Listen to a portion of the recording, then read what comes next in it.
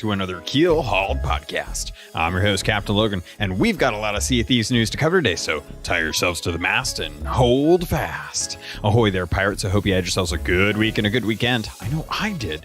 This week, it is the update that gave us the quality of life fixes as well as some bug fixes and a couple new events for us to work on in the coming months. So get ready. Sit back, relax. I got a lot of information to cover for you. Most of it I'm going to deep dive into, but I'm going to leave out a little bit. So let's get going.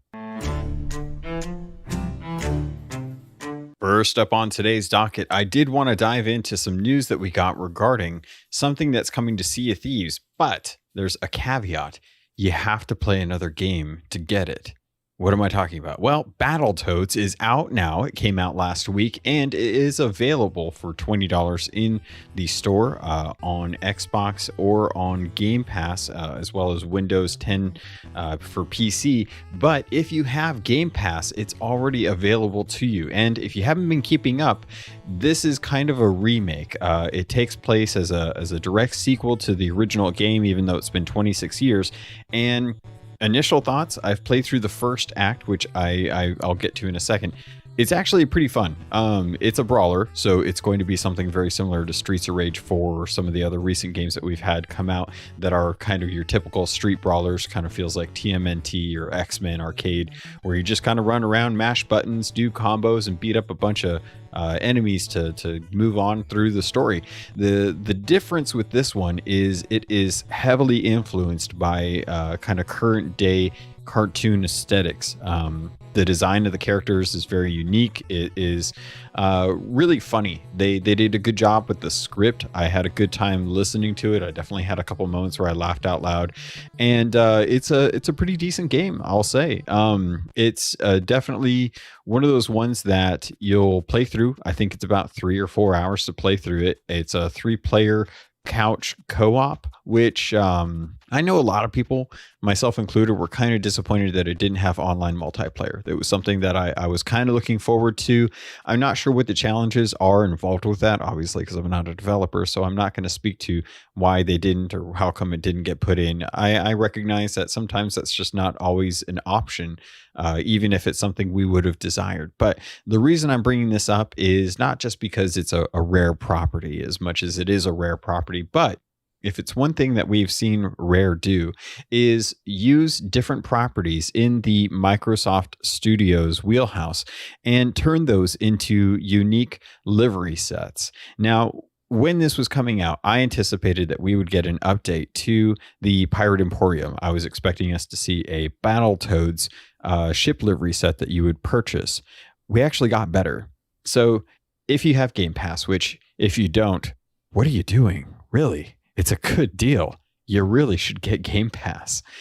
Pick up Game Pass, play through the first act. There's 7 chapters in the first act. I think it took me about an hour to get through, and the last fight was intense. A lot more than I was expecting. In fact, there's a few moments in that game where you really have to pay attention and prioritize who you're fighting, because if you don't, it's real easy to lose your health pretty quickly.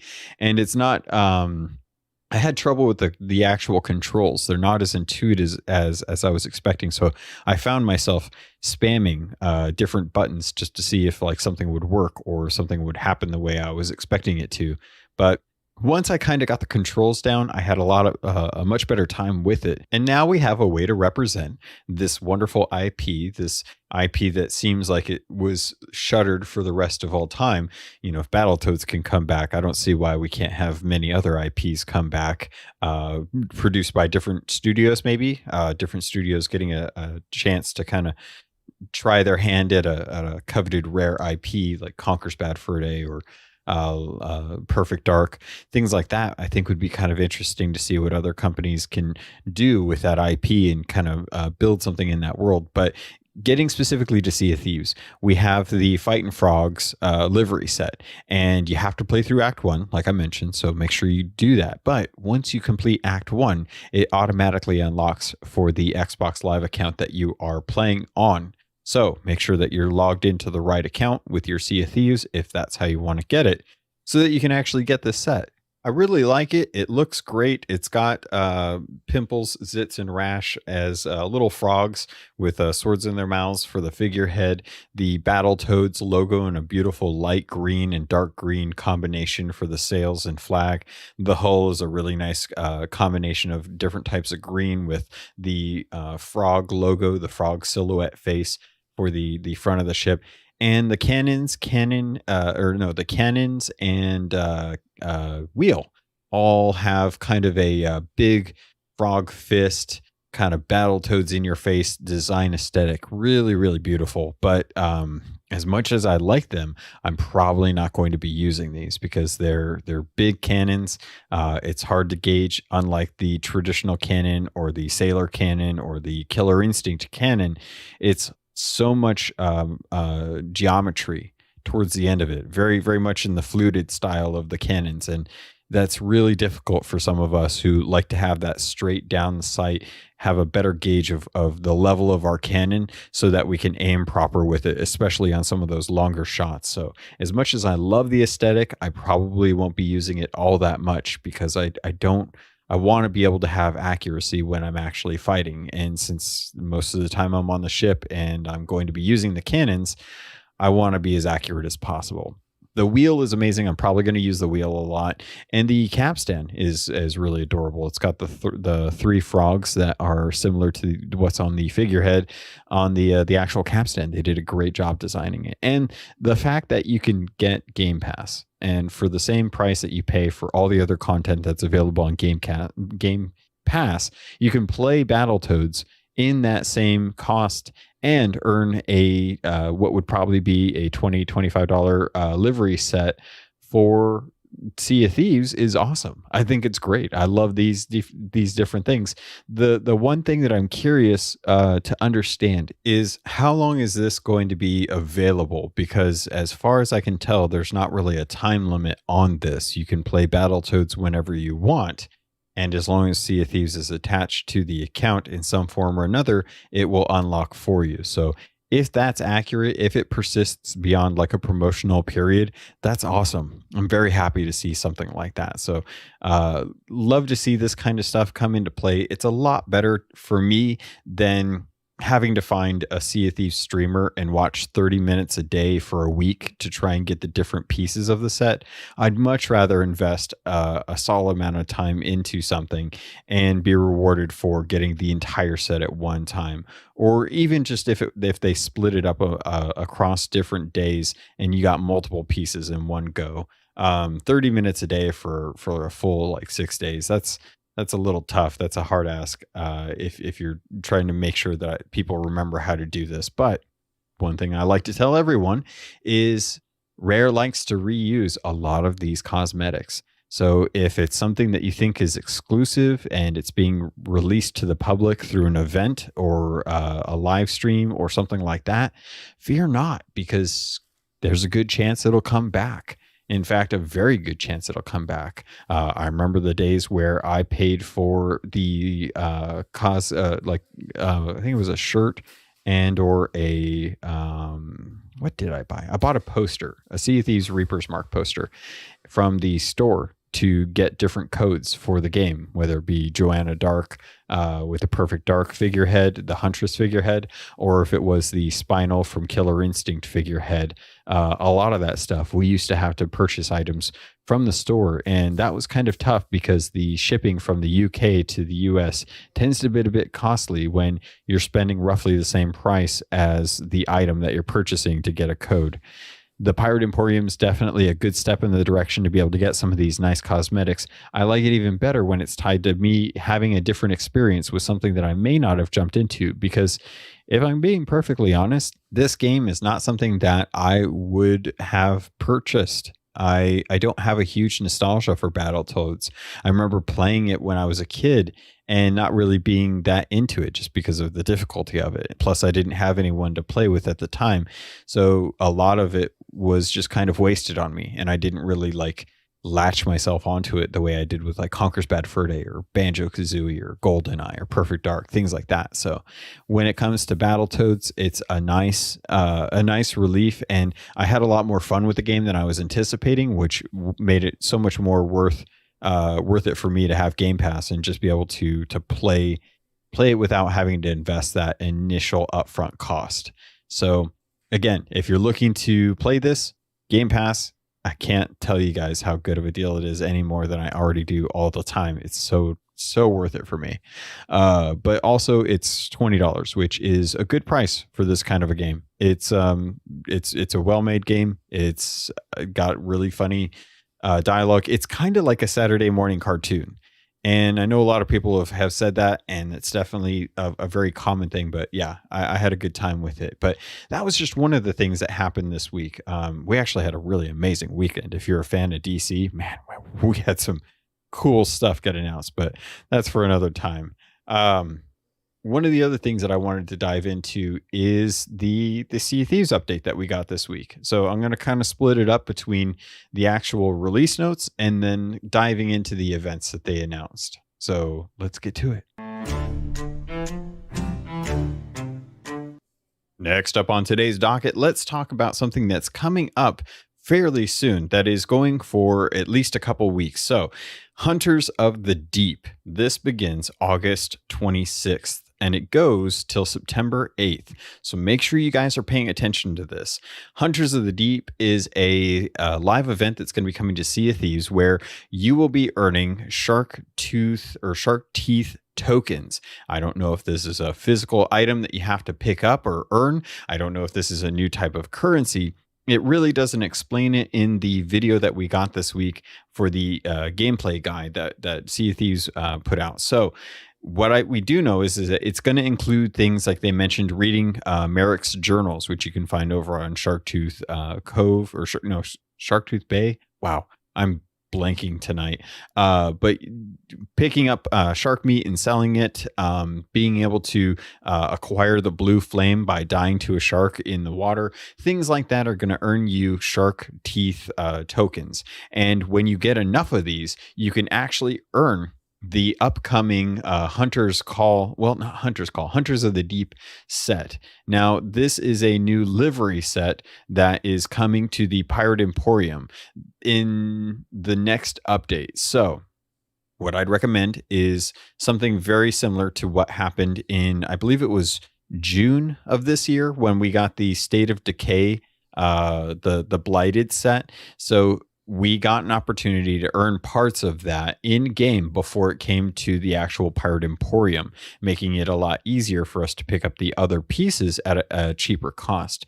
This is a pretty cool set. You have really tattered sails with two spears or two harpoons crossing behind a megalodon's head on a white, blue, and red figure, or a cosmetic theme for the actual sails.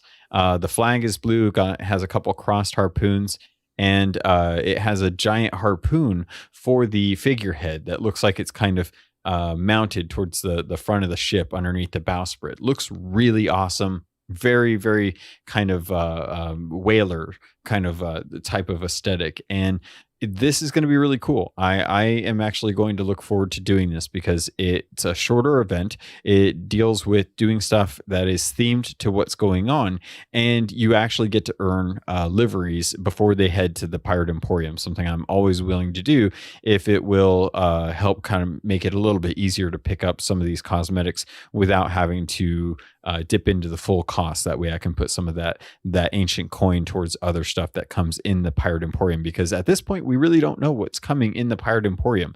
This seems like it is a very detached type of theme set. You know, typically some of the sets that we get tend to revolve around different types of games or things that are coming to the pets tend to be very, very themed around the type of event that we're going to be getting. And unfortunately, at this moment, we don't know what's coming in September. We know that it was intended for August, but that has been pushed back due to trouble keeping up with the cadency, something that kind of goes back to something I was worried about a fairly long time ago. Now, Rare has definitely proven that they can keep up the cadence of doing updates every month. The trouble comes when they have to start working from home, when they aren't able to work at the studio, where it's a lot easier to collaborate and transfer files, keep things centralized, and make sure that version updates are transferring properly, that people have time to work on assets without being bogged down in Zoom meetings. It's a common thing that we've noticed this whole year. It's been a huge workaround and has definitely affected the game industry as a whole, and not just any one particular studio. Everyone has been impacted by this. That being said, the fact that we are getting these quality of life fixes, the last one was back in May, and the June update was pushed back. We got July, and I still feel that the update for July was all right. It didn't feel as full fledged as the Skeleton Fleets, the Flame Horde event. It didn't feel as fleshed out, ironically, as that did with the Ashen Lords. Now, I'm not detracting from the design of the encounter. I still have my grievances with the amount of damage you have to put into the Ashen Lord to actually do the event. It's been the biggest detractor for me and for a few people who've gone out to go do it. I'm glad that the commendations aren't time limited, because I'm going to relax about that and not focus so heavily on it, and focus on something that I think I actually do want to do, which is this Hunters of the Deep event. I really, really want this harpoon figurehead. I love the livery set. It looks natural for a very piratey style. It looks like something you'd see out on the actual seas, compared to like a Viva Pinata or a Ruby Splashtail. Feels way more grounded in the world, and it feels more natural and tied to the actual game, as opposed to something that is just really out there. Not to say that, I'm not happy to have some of the weird stuff that we get in Sea of Thieves, but this is definitely one of the sets that we've gotten in recent months that feels like it belongs in a pirate world, if that makes sense. I hope I'm conveying that properly, but I'm looking forward to this. Again, starts the 26th, ends on the 8th. So it's not going to be as long as the Summer of Sea of Thieves event, which I think we should get into. I think we'll dive into that now. All right, pirates. So I have a lot to cover. We got the Sea of Thieves update this month. It's not a full kind of fledged update. They said that this was mostly going to be quality of life, as well as bug fixes, things like that. Every time they say bug fixes nowadays, I just kind of assume that they're tweaking things, and I probably won't notice what they actually are. Most of the time when they say that something has been fixed, you're going to find instances where it doesn't work. And sometimes when they do fix things, it tends to break other things. In fact, I was talking with Super Pack CJ, who was playing with his daughter the other day, and he and his daughter actually ran into an old bug. Now this, to me, seems like it's an old bug, but I'm sure people out there will probably say that they see this a lot. So from my perspective, seeing another pirate as a green skeleton has been something that has not come around all that often in my experience. I haven't seen it very lately. And to hear that this was something that came back was kind of surprising, to be honest. So really surprised that some of the things that I thought were definitely gone are now back. So I really don't know what to say in this instance with when it comes to bug fixes. I want to tell people about them, but in all honesty, I don't have as much faith that these are getting fixed properly. I don't know if it comes down to the testing team being able to recreate them, to be able to get the information to the dev team to be able to work on, or if the pirates in the insiders aren't doing an accurate enough job or testing enough. It's really hard to know what's going on with the bugs, but as always, one of the topics on the bug list is hit registration. I'm not even going to touch it, because I guarantee you anything I say is probably going to have proof and negated online by the community. And that's fine, because I would rather people point that stuff out, rather say, hey, this stuff isn't working like this. Here's an example. Please look into it. So let's kind of move into some of the positive stuff that we got out of this. There were some quality of life fixes that came in with this beyond just the actual bug list, and I'm kind of excited about this. So, just to start off, the Pirate Emporium that has extended with the stuff that is currently in there. You'll find discounts on all the ship collections, pets, and their outfits, as well as emotes and even the Fruity Crunch weapons. They're entertaining. They're silly, but kind of goes against the whole idea of the whole piratey world. Something again, I feel like I kind of want a little bit more. I think I want a little more realism with some of the cosmetics that are coming. I'm happy to see some of the silliness come in, but I don't know. I kind of like the grounded feel that we had in the first year. It really felt interesting to see some scary stuff on the seas as opposed to some of the goofy stuff that we see nowadays. They dived into some of the stuff as far as skeleton ship fleet rewards. Apparently now you're going to be getting 2 Ashen Keys spawn after defeating the final captain ship in the Skeleton Fleet encounter. And the final captain ship will now spawn 2 extra skeleton captain chests and 2 extra skeleton captain's skulls. The skeleton captain's chests have also had their minimum value increased. That is verbatim. So it's going to be a lot more rewarding to actually do those. Not only have they knocked out the number of ships in the fleet, they've also increased the drops and the value of them. And they still offer those storage crates with the food, planks, and cannonballs once you actually sink them. So it's a little bit easier to get back up on your feet after going through a bout with the skeleton fleet. You're not going to be quite so hindered and left vulnerable at the end of one of those encounters, which is good because those encounters are fun and help out, especially if you're looking to get some of those cannon ship to ship battle skills honed in. They're increasing the frequency of the Ashen Lord encounters in the worlds, which is good because they were already pretty tough to actually find. And I still don't like the health on them. They didn't mention anything about that. Kind of bums me out. Not a big deal. The Ghost Fleet battles. This was kind of funny. Apparently, they have made it so that they will not activate on a island that has a pirate crew near the island, which kind of cracks me up because that was something that I liked to do as kind of it was a mean thing to do. I'll be honest. It was a trolley thing to do. I loved popping one on to the fleet or onto the actual voyage table when I saw a ship sail over to like Crook's Hollow. I would love just popping one on there and see if it would spawn there. And there would be a crew panicking because a whole bunch of ghost ships spawned out of nowhere and are trying to sink their ship. And then I'd disable the voyage. I'd cancel the voyage and I'd go over and see if there was anything that was left over. It was a fun way for me to sink a ship without having to put any effort into it. I just let all the ghost ships do it. And if they didn't sink, kudos. I'd go and I'd actually fight the ghost ships. But it was a fun kind of mean thing to do, but I mean, it's Sea of Thieves. You never know when those PvE events are going to come out there. They're deadly. You don't want to deal with those. Who knows when you have to deal with them? They spawn at the best times when you're trying to get away from someone, and they spawn at the worst times when you're trying to go after someone. And sometimes it flips. That's the RNGesus for you right there. You never know what's going to happen out there, but that's kind of the fun of it. One of the cool things that I thought was nice, and I hope this extends to beyond just joining from invites. The cutscene in the intro, that cutscene that always kind of zooms across the map and shows you like, hey, these are the gold hoarders, or hey, these are the Order of Souls, or hey, this is a Merchant of Light, and if you're really lucky, you're going to get an Athena Fortune.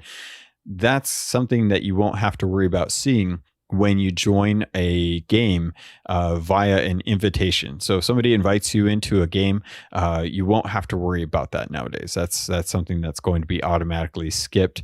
I would just like the ability to have it skip no matter what. I've already seen it. I've been seeing it for 2.5 years. I'm good. It hasn't changed. I would like to just skip that.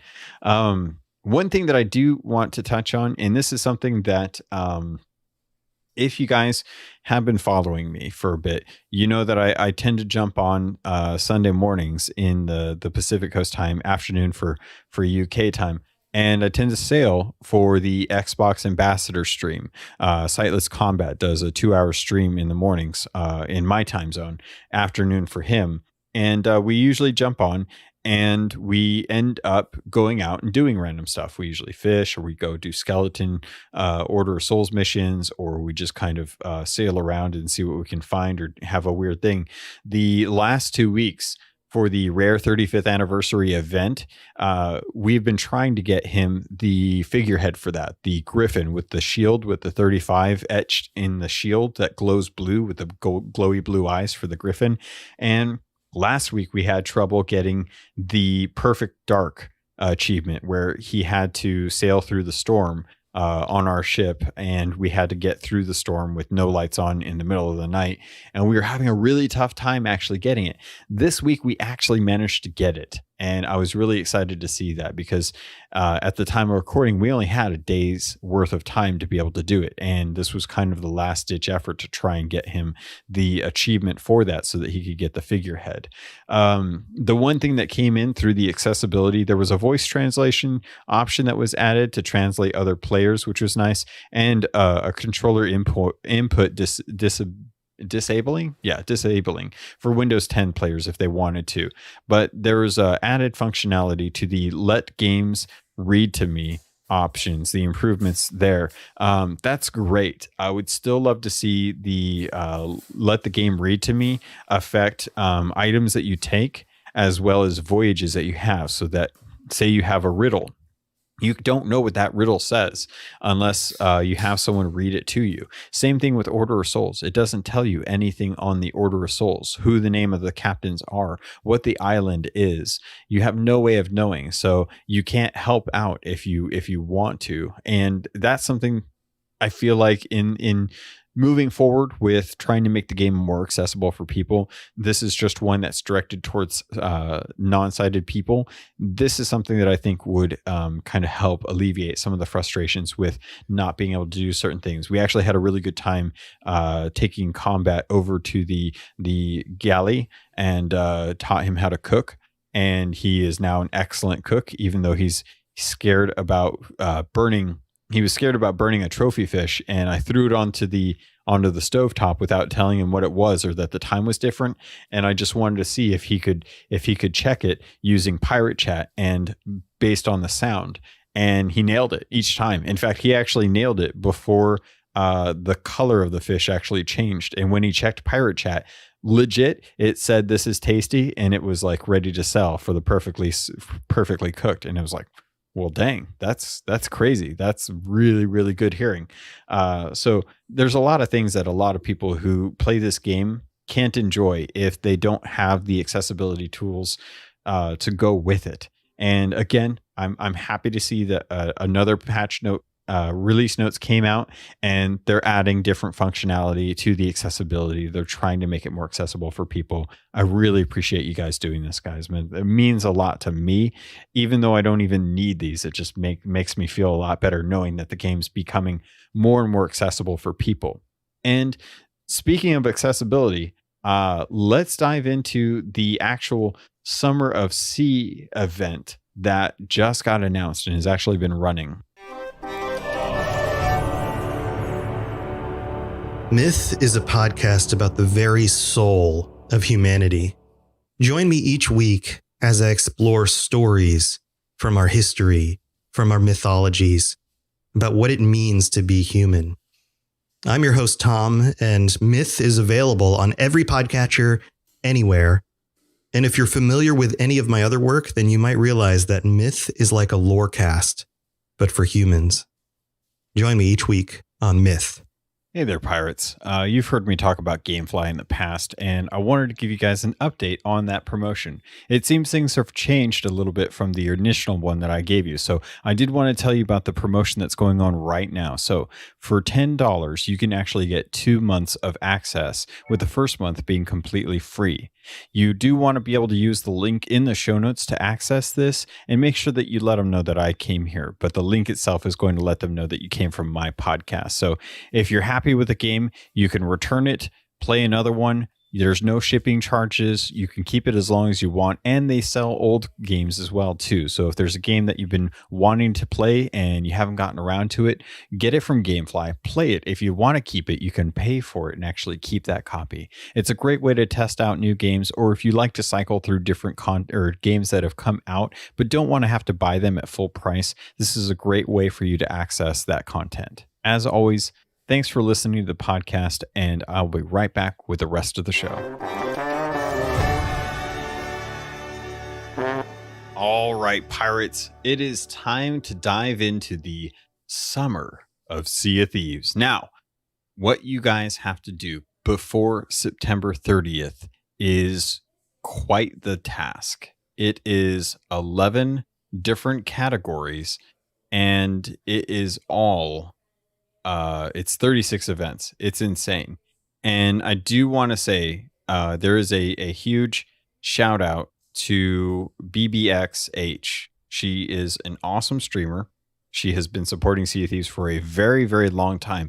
And I would highly recommend, if you don't follow her on Twitch and you do watch Twitch for streamers, she's a great character. She is an awesome personality. She's a real benefit to just streaming in general. She's a great person. I actually love watching her, but she did something for everyone that I think is amazing. It's absolutely amazing. So she made up a Google Doc, a spreadsheet for everyone that dives into the Summer of Sea of Thieves. Now, if you don't know, Summer of Sea of Thieves is a month-long event, or a little bit more than a month-long event, where there are 11 categories, 4 items in each category, 36, 36, roughly 36. Technically, it would be like 44, I guess, but some of these kind of cross over. So there's at least 11 different things, and there's different cosmetics that kind of build up over time. So if you guys are familiar with the latest round of cosmetics that came as a result of the Reaper's Bones, the Reaper's Bones items have all increased in, what's a good way of putting this? Not quality, but intricacy. The higher and higher you get with Reaper's Bones, the more intricate, the more designed, the more flamboyant their cosmetics get, till you get to like the end state of the actual cosmetic. And I actually really love this design, because it shows someone who's worked hard on a different type of reputation to make sure that they get the best of the best as far as the actual cosmetics go. We had this when we were working on the original 3 trading companies, but it was tied to the equipment, which was fine because it had very unique equipment, and each different item was a specific look, and just kept getting better and better the higher level you got. So I like that they're applying this to actual cosmetics. So to look at some of the stuff that we are going to be getting with these different items, there is a Sea Dog lantern. It's called the Lantern of Courage, and it's adorable because it has the little lion for the Sea Dog stuff, the Courage stuff. You remember the Courage figurehead? That's kind of back. I think it's a different one specifically, because I haven't unlocked this yet. But what you have to do to get this is you have to be able to complete 3 goals from the challenges below to get the actual lantern. You have to complete 6 goals from the challenges below to get the lowly figurehead of courage. To get the bucket of courage, which is kind of a Sea Dog lion aesthetic bucket, you have to complete 9 goals of the ones that are down below in the different categories. There's a prominent figurehead of courage. This is kind of where I'm getting into the idea of you're getting a little bit better of a version of the figurehead of courage. And this is like, you have to get 12 now instead of just 6. So it's twice as many goals completed to get the better version. Once you get 15, you get a Let's Go emote, which I haven't seen, but I'm sure is entertaining. Once you hit 18, that's when you'll actually get the famed figurehead of courage. When you hit 21, that's when you're going to get the Boots of Courage. Now, this was something where you actually had to go out and get 20 arena wins to get the cutlass, the boots, and the figurehead, if I recall correctly. 20 wins a while ago to actually do this. So they're bringing it back for people that, like I said earlier, they bring these things back. They're bringing these back to make sure that if you missed out on it beforehand, here's another way that you can actually do it. And this is actually something that's going to be tied to PvE in adventure. Well, actually, no, I take that back. I don't want to label it as PvE, but there's going to be adventure stuff and arena stuff and a little bit of crossover on that stuff. Once you hit 24 goals completed out of all the challenges that are in this list, you'll get the revered figurehead of courage. Once you hit 27, you'll get the intrigue emote, which I have yet to see. I definitely kind of want that one, actually. Now we're talking 30 goals completed will earn you the Cutlass of Courage, the one sword that actually looks really cool and was restricted to hitting like the 20 arena wins. Now we're getting into 33 goals will get you the legendary figurehead of courage. And if you hit 36, you'll get the pay respect emote. Now, this is actually something that, as far as I can recall, I bought this in the Pirate Emporium. So this is actually something you can earn from the Pirate Emporium just by completing some of the different, 36 of the actual items on the list that we're going to be covering tonight. The Lantern of Courage is where you start out, and you have 36 of the 44 that you have to do. So there's even some in here that if you're thinking to yourself, I am not a pirate legend, I can't earn all of these things, that's where you're going to be best off, because one of them is kind of specific to being an actual pirate legend. So of the 11 categories, one of them is called Reignite Legend. And that is where you have to be a pirate legend. There's 4 items in there to do as a legend. And if you aren't, then that's 4 out of the 44 that you won't be able to do. That gives you 4 more that you can skip out on and still earn all of the different rewards available in the Summer of Sea of Thieves. So you only need 36 out of the 44. And if you're a pirate legend, that gives you 40 to work with. So let me see how I'm doing on time here. We are doing pretty good. I'm going to dive into my thoughts on this because at the moment, looking at the list, and it's definitely pretty apparent that the rewards that they're giving to us here. So I'm kind of shifting in my seat because I want to get a little more comfortable while I reminisce about what it's like to talk about Arena. As most of you probably know, I'm not a huge fan of Arena. Never really have been. I feel like it still detracts from adventure. Adventure's where it's at for me. I love playing in a PvE world. It's just a lot more intriguing to me. There's a lot more islands. There's a lot more to do, and its spontaneity really lends itself to the kind of craziness that you can come to expect on living on the seas.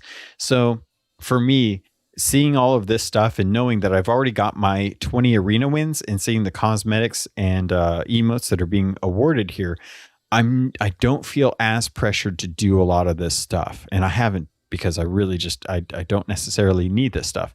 Kind of why I'm leaning towards the Hunter's Call stuff, the Hunters of the Deep. I don't know. Where that's something that I don't have and I want. With the different categories, these are kind of split up into different things. So there's like Reignite the Legend, which is kind of focused on doing some stuff with being a pirate legend, and Arena, they Be More Darling, where that is a little bit of a split between Arena and Adventure. Spread the Mischief, again, looks like it's split between Arena and Adventure evenly. Of the 4 items per category, it looks like most of these are going to be 2 for Arena and 2 for Adventure. So you have some play with what you can and can't do.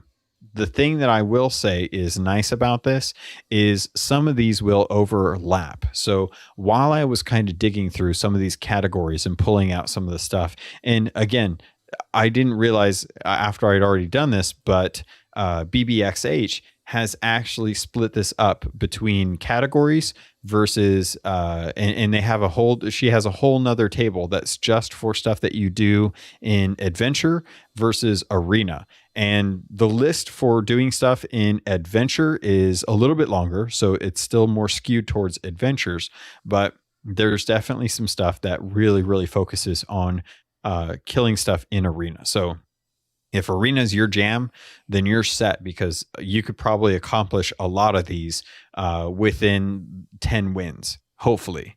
So I wanted to dive into arena, since that's the one where a lot of people are going to have the easier time getting most of these done. Because when you're looking at the adventure stuff, we're talking about completing a Fort of the Damned, or talking to Grace Morrow over at Morrow's Outpost, or performing an anchor turn, or delivering 20 trophy fish. It tends to be easier stuff that you might do as you're kind of going in and out while you're actually playing Sea of Thieves, like killing 2 exploding barrel skeletons at once, which is something that each of you have to do per crew member. Same thing with cooking food at a campfire at night. That's individual. So some of these you have to do on your own. Some of these you can just do while you're actually with your crew.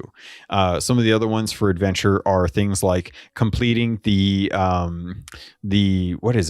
parkour kind of traversal game at the Sea Dog Tavern and ringing the bell at the top. That's kind of one of those things where you hit the bell, you run around the spire, and then when you get done, you hit the bell. I don't think there's a time limit on that. I think you just actually have to complete it once around. So that's going to be a little bit tough for some people. It's not going to be tough for others. I know a lot of people that have done it. Speak to a guy on the Ferry of the Damned. Speak to Madame Olivia at Plunder Outpost. Speak to the Reaper at Reaper's Hideout. Sell any level 5 flag from another crew, reach Athena emissary grade 5, defeat Nash and Lord, defeat a Kraken Megalodon skeleton ship and or ghost ship, drink grog to vomit. A lot of these in adventure are going to be fairly easy to come by. So you could get probably the 25 of the adventure ones knocked out fairly easily within the time limit. Here's the thing with adventure. And actually, I'm going to take a quick break because I want to get a drink. All right, pirates. Thanks for bearing with me. I just had to get something down to drink.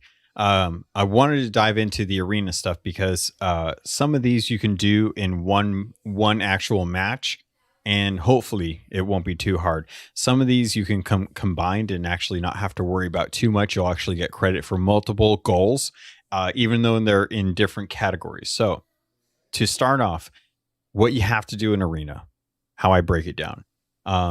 Arena, you have to finish in the top 3 at least 10 times. And that'll actually work for 2, because there's one where you have to finish top 5 for 3 times. And there's another one where you have to finish top 3 times in a row, or not 3 times in a row, but just 3 times in general. You have to finish in the top 3. And then you have to do that, but 10 times. So that's easy. Hit top 3 10 times, you get 2 knocked out right away. If you win one of these contests as a pirate legend, that knocks off one of the checkboxes as well. And then one of them is just to complete the arena, period. So hitting one arena, done. Getting 10 of them in the top 3, especially for pirate legend, that's 4 already done right there. These are some of the things that you can expect to have to do in arena anyway. So these will help kind of knock out some of the actual goals that you need to do in arena. So when you're in arena, cannon onto an enemy crew's ship deck. That's going to be a little bit harder to do. Definitely just do it, because if you can do it, then you can knock out the board an enemy ship and drop their anchor, kill someone with a blunderbuss, and defeat 20 pirates. Those are 3 that you can do if you happen to land on another enemy crew's ship deck. One of the other things you have to do, fire cannonballs 50 times. Easy. Just there's a ton of cannonballs. Just start unloading cannonballs. It doesn't matter. Just start trying to shoot cannonballs. You'll hit 50 real quick. Things that deal with the chest. Cash in a chest while drunk. Dig up 3 chests. Sell a stolen Sea Dog chest. So if you dig up 3, and you turn in one of them that's stolen while you're drunk, boom, there's 3 done right there. The other one that you have to do is you have to defeat someone who's boarded your ship. So everyone's going to be trying to shoot onto each other's deck. You just have to kill them. If you kill them with a blunderbuss, that's 2. Good job. And it works towards your 20 pirates as well, too. The other 2, the last 2 for this, cash in a Sea Dog's chest within the first 5 minutes and cash in a Sea Dog's chest. So if you hit it within the first 5 minutes, boom, you just knocked out 2. And you're working towards the cash in a chest while drunk thing as well too. So if you get drunk and you cash in a stolen chest in the first 5 minutes, you knocked out 4 right there. So it seems like there's a lot of these there's a lot to get through. It seems like arena is going to be tough. It's only 10 matches at most if you win in the top 3 each and every single time, and you pay attention to what you're doing in all of the matches. Especially if you work on what you need to do in one match. Say one match, all you want to do is just kill pirates. You don't even necessarily need to win first. You just need to win second or third. Then cool. Just worry about shooting another ship and killing pirates and getting on their deck and dropping their anchor and killing them with a blunderbuss. Then next game, work on chests. Try and get the chests done. Try and dig one up, sell it, wait for someone else to dig one up and go try and steal it. Try and work on that as you're getting through the 10 that you need to get through if you hit top 3 in those. Some of the things that you need to do in arena, but not actually in the game. Raise a glorious Sea Dog tavern. It has to be that tankard. It has to be the glorious Sea Dog tankard with 3 other people in the hot tub. You have to get at least 1 member of each crew into the hot tub at once. That'll knock out 2 right there. Then you need to speak to Lissetti, DeMarco, and Dimitri. That'll get rid of another one. Then you have to play a shanty on your ship with your 4 pirate crew. So jump into a galleon, even if it's an open crew, and just start playing music and hope that everyone starts playing music with you. That'll be the last 4 of the arena that you have to knock out. That doesn't feel too bad. It's definitely not as bad as winning 20 games to get these cosmetics the first round that they came through. So at most, at bare minimum, you have to play at least 10 matches. Once you hit 10 top 3 matches, anything you do outside of that, it can be totally focused on really specific stuff like dropping an anchor, blunderbussing another pirate, selling a stolen Sea Dog chest, those things. So hopefully this helps you guys kind of narrow your focus in on what you have to do for those arena matches. If you're not a fan of arena, because I myself am not, these aren't too bad when I broke it down by what was going on. And again, shout out to BBXH for putting together the list and pulling these all off of the Sea of Thieves website, because it would have taken me some time to piece this all together. She was really awesome and put it all together in a Google Doc. The Google Doc is in the link. If you look at the bottom of the actual spreadsheet, you'll see by category, by adventure versus arena, and then completed. And don't mess with any of that stuff, because she put in the work to actually do most of the stuff. So pirates, next week, depending on how things go, I will probably dive into the adventure stuff and give an update on this. Thinking right now, like at the after having this for the time that we have, how I feel about this, I really wish this would have been the scenario if 2020 or not 2020, that's a bad thing to bring up, if past was able to be changed and I was able to go back into like April and be like, all right, Rare, here's what we need to do. You are shooting to have the Steam client launch in June. Here's what you need to do. You need to start off the summer right. You need to start off the Steam client proper. Hold back on all of the lore stuff, the skeleton fleets, the Ashen Winds, whatever next month's is, September's. Take all of that and shove it back 2 months. That's what you need to do. First off. Next, put in the quality of life fixes, put in the bug fixes before the Steam client goes live. Fix all this stuff before the client goes live. Next, as soon as the Steam client goes live, kick off at the end of June, beginning of summer of Sea of Thieves, and give us 3 months to work on this, the whole summer to work on this, so that people don't feel pressured to have to try and get this all done by September 30th and feel like it was a piece together thing that had to get tossed together because content had to get pushed back because of Coconut Fever. And give us a reason to go out and spend time with another crew, to play a shanty with them, to do the make friends emote with someone, to give them another chest, to give them a chest of legends, to form an alliance, to sit with another crew on the skeleton thrones, to drink with another crew in the tavern. Give us a reason to do this, because there's a ton of new players in the game. They bought the Steam version for $40 and they were thrown into the middle of a story arc that they know absolutely nothing about, because they have missed the last 10 months worth of content that has been leading us up to this Flameheart story. That's what should have happened. That would have been the best way to introduce an entire new community of players to the game and take some of the old Sea Dogs like myself who've been playing since beta and alpha and give us an opportunity to socialize with the new crews instead of just seeing the white liveries and the sailor suits and murdering them and making them feel bad because they have no way of knowing how to play the game. And now if they see a ship and it sails up and it has the Alliance flag and they join the Alliance, the old crew can sit there and be like, hey, this is an Alliance. It's a benefit to you if you want gold, but we could probably betray you and take the gold. So just be cautious. Here's some chests. We might be back for them later. We might not. You never know. Welcome to Sea of Thieves. I think that would have been amazing. I think it would have really helped with the whole summer. It would have bought Rare 2 months worth of time to work on Ashen Winds and the Skelly fleets to make sure that that stuff was locked in. It was solid. The event felt right. It had plenty of time in the insiders to test it. And it sucks because at this point, this is all hindsight. And had I known that this was going to be a thing, and I had heard that they were pushing this back and we're just going to toss it in there. It's August, guys. It's August. The fall begins. Winter begins, or fall begins at the end of September, at the end of the summer. Like, we should have had all summer to be able to work on this stuff.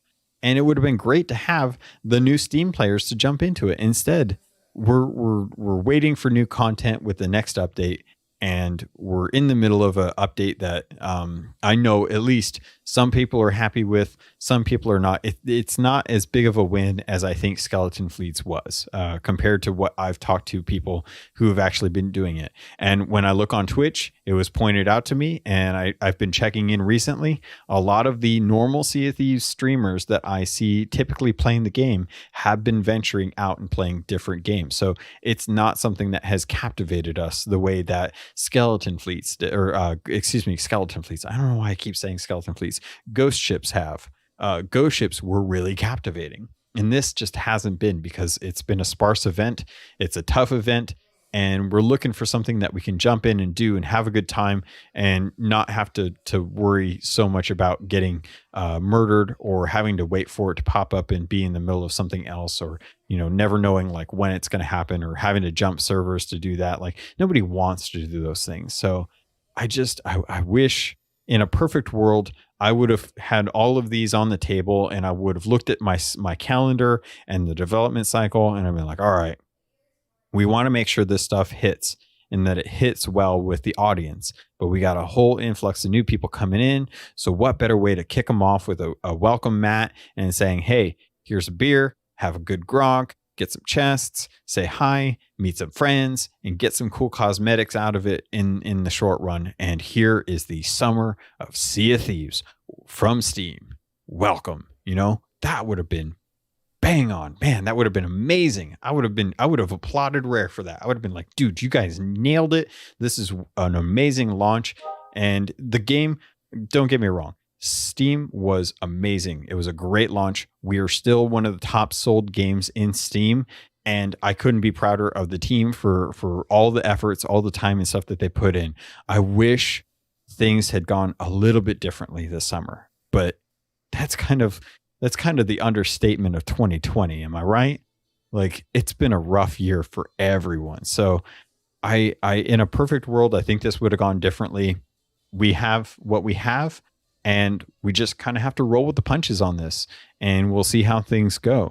I'm excited to see what's coming down the line. I'm definitely excited to jump into the hunger or hunters of the deep, because I love megalodons. I think they're one of the best additions to the game. They're the first, though, the OG. Well, no, they're not the OG. I take that back. Kraken, Karen's the OG. Let's not confuse that. But I don't know, man. Merrick always hit it for me. I always love the drum. I love the event. It's still one of the best memories I have in the game.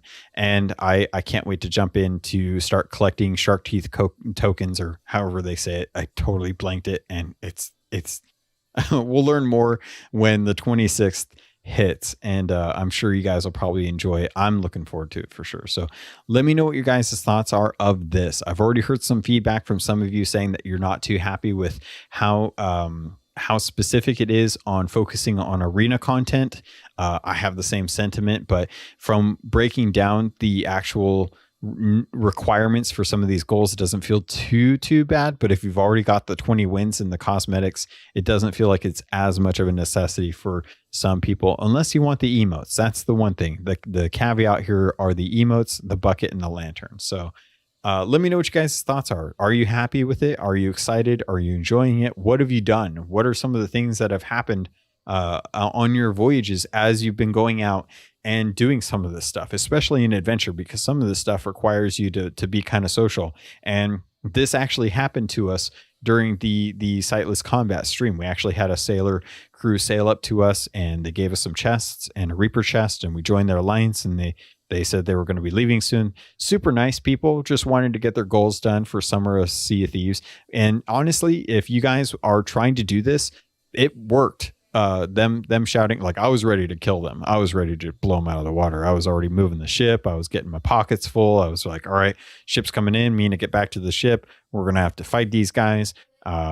Used to that. I've already had to sink a couple people while sailing with combat, and it's been a good time. It's been really, really invigorating to actually get some combat in while we're sailing around catching fish and stuff.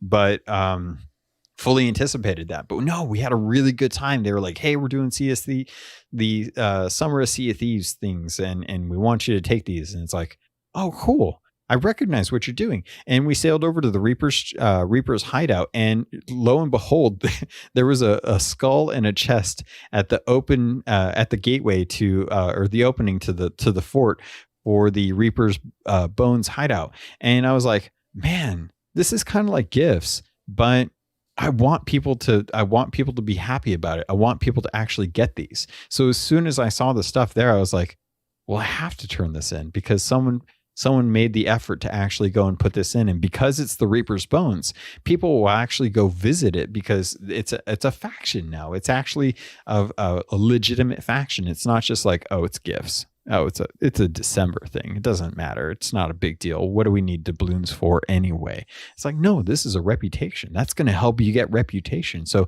sticking your stuff out front of the Reaper's hideout, if you're going to be on the server for a while, even if it's a couple chests, that's a good way to go, man. That's a solid thing, because it's a one focal point. There's only one place you can turn stuff into the Reaper's Bones. So, if anyone goes there, they're probably going to turn it in, especially if they just want the reputation. So kudos to that crew for coming up to us. Guys, I can't tell you how much I appreciate you all spending time with me on Sea of Thieves, as well as in other games. I've been having a good time with the Keel Hall crew. We've been playing Destiny 2 lately. There's a guild that we've been doing raids on, and it's been a lot of fun. I've had a good time maxing out my Warlock, but I wanted to at least let you guys know, because I appreciate how much you support the podcast. And I wanted to shout out Insipid Ghost. I'm getting close to the end of the episode here, but I wanted to shout out Insipid Ghost. If you don't know who Insipid Ghost is, he does the Xbox Expansion Pass podcast. He is a genuinely nice dude. He makes an amazing Xbox podcast. If I were to do Shore Leave with a host, he would be a guy that I would want to do the show with, because he covers the news eloquently.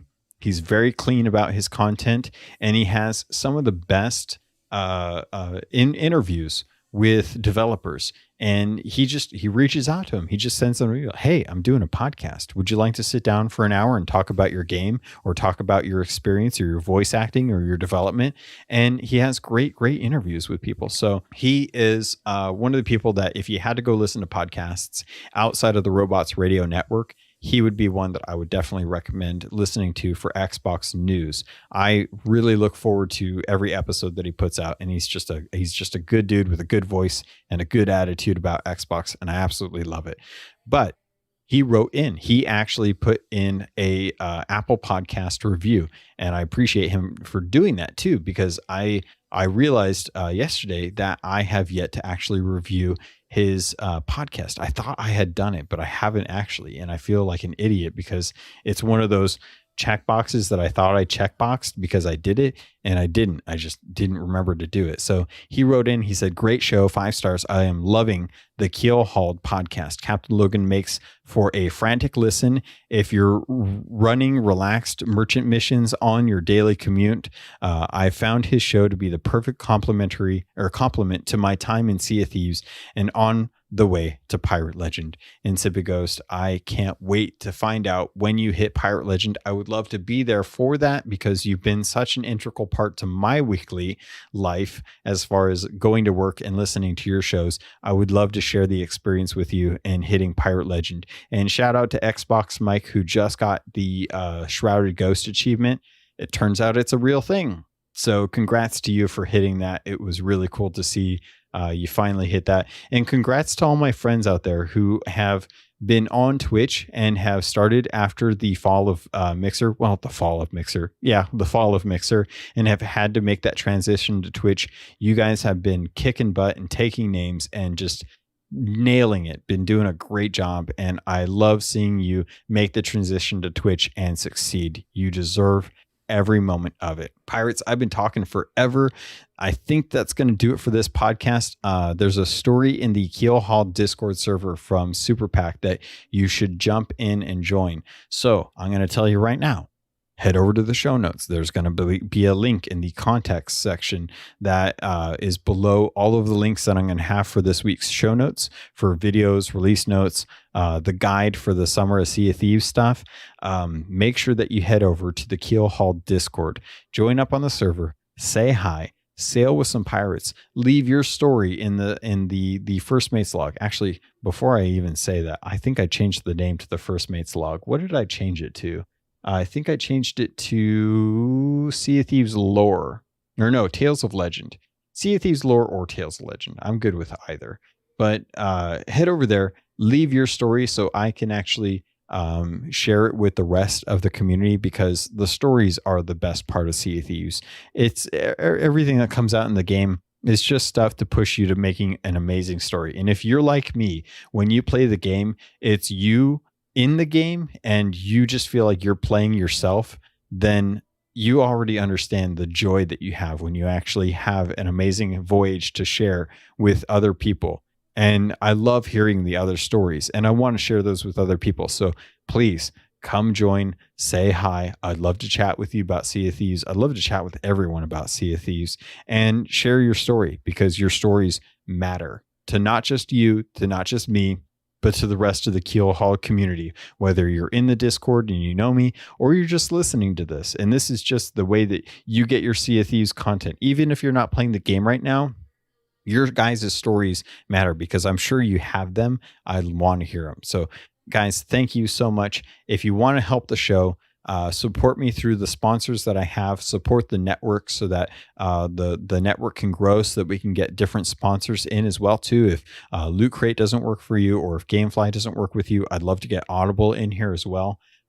Especially because I've been listening to Audible all the time. I go every Warcraft book that comes out, I listen to through Audible.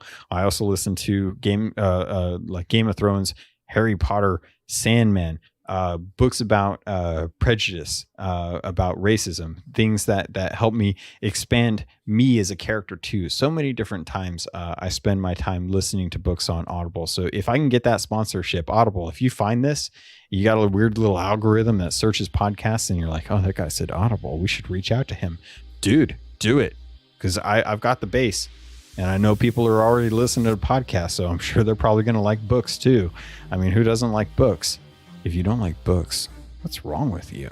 They're great. They're amazing. You should pick them up and smell them.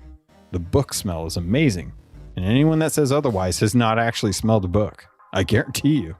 So, Pirates, leave me a review if you can, like Insipid Ghost. It helps with the algorithms on Apple iTunes. Most of you listen on Spotify, and I appreciate that too, because I do a lot of listening through Spotify as well. It's a great service as well. So that's going to do it for this episode.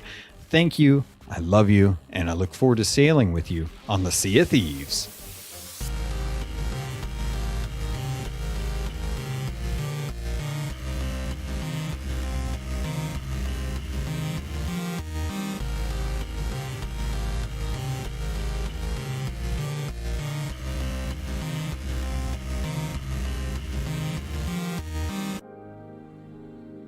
You've been listening to a Robots Radio podcast. Smart shows for interesting people.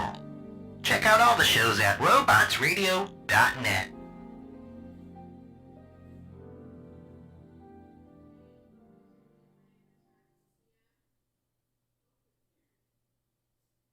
Robots Radio presents Rated M for mature.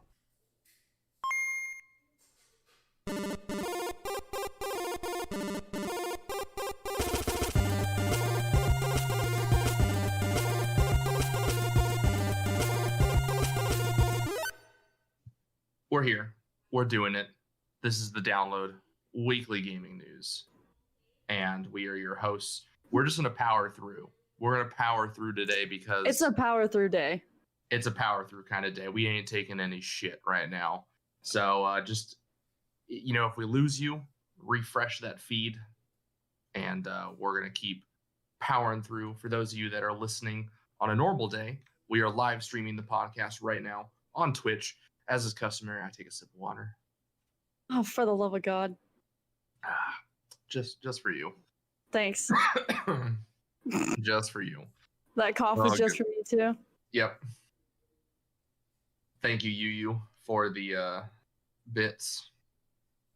All right. We got a fun show. Jesus. What is wrong? God, hot mess already. Power through kind of day. This is why we don't do live. All the bits coming in. So yeah, we doing it. Yeah. What are you doing? Dude? Just start the. I keep getting alerts. It's distracting. So this is the Download Weekly Gaming News. I'm your glorious host, Jameson. And I am your glorious host as well, Brenna. And this nice little green otter-looking bear box is our dear friend Craig, who will be moderating the chat. There is no chat room this week because we are live streaming. So you guys are the actual chat room. Heyo. Actually, that works out way better than I thought it would. Yeah. Big brain. Big brain? Big brain over here. Let's hurry up and use it before it starts to fade away. Thank you, Yu, for all the bits. We got a hype train going now. Oh, good. I know. So with that, we are sponsored by Loot Crate. Loot Crate is a monthly mystery subscription box service. You get all sorts of cool pop culture stuffs. You can get anime, Fallout, Elder Scrolls, horror, pop culture. I thought you were just going to say horror stuff. And I was like, that's an interesting box. I wonder what's in it. Yeah, you know what? It is a pretty interesting box. So we're just going to keep powering away. But there's all sorts of good stuff in there. And you use the link and use the code. You get a cool box of full merch, and it helps us out as well. We are also sponsored by GameFly. GameFly is a monthly video game rental subscription service. Jesus Christ. Sir. The alerts are still going. GameFly is a monthly alert subscription service, and you can get all sorts of fun games from there. You can help us out as well. You sign up for a month, you get a month free. Use the link in the description. With that, we're going to dive on in. We got some spicy topics today. Yeah. The first one comes from E3. So E3 on like Monday or Tuesday retweeted a article about, hold on. Retweeted an article about games for women, and it came from Parade. But good lord, E3, The list. like you should have like looked at this and said no. So the article talked about good games for women to play. Number one was like Sudoku. Other games on the list were things like Solitaire. No, I think my favorite is the Kim Kardashian Hollywood Adventure. That one was up there too. That one was right up there too. I'm not gonna lie though, Sims does seem to be more of like a female fan-based game. It does. You know, they had Overwatch, they had Animal Crossing. Those are legit games. But you notice that none of them are shooters and none of them are aggressive games. There was no League of Legends on there. League of Legends has a huge female audience. Like, there's tons of games out there that should have been on there, but definitely were not. So that was just, wow. It was up for like 4 hours too before it came down. You know, I just in general, I don't know what they were thinking about retweeting this, and then to not even look at it and see what's on there.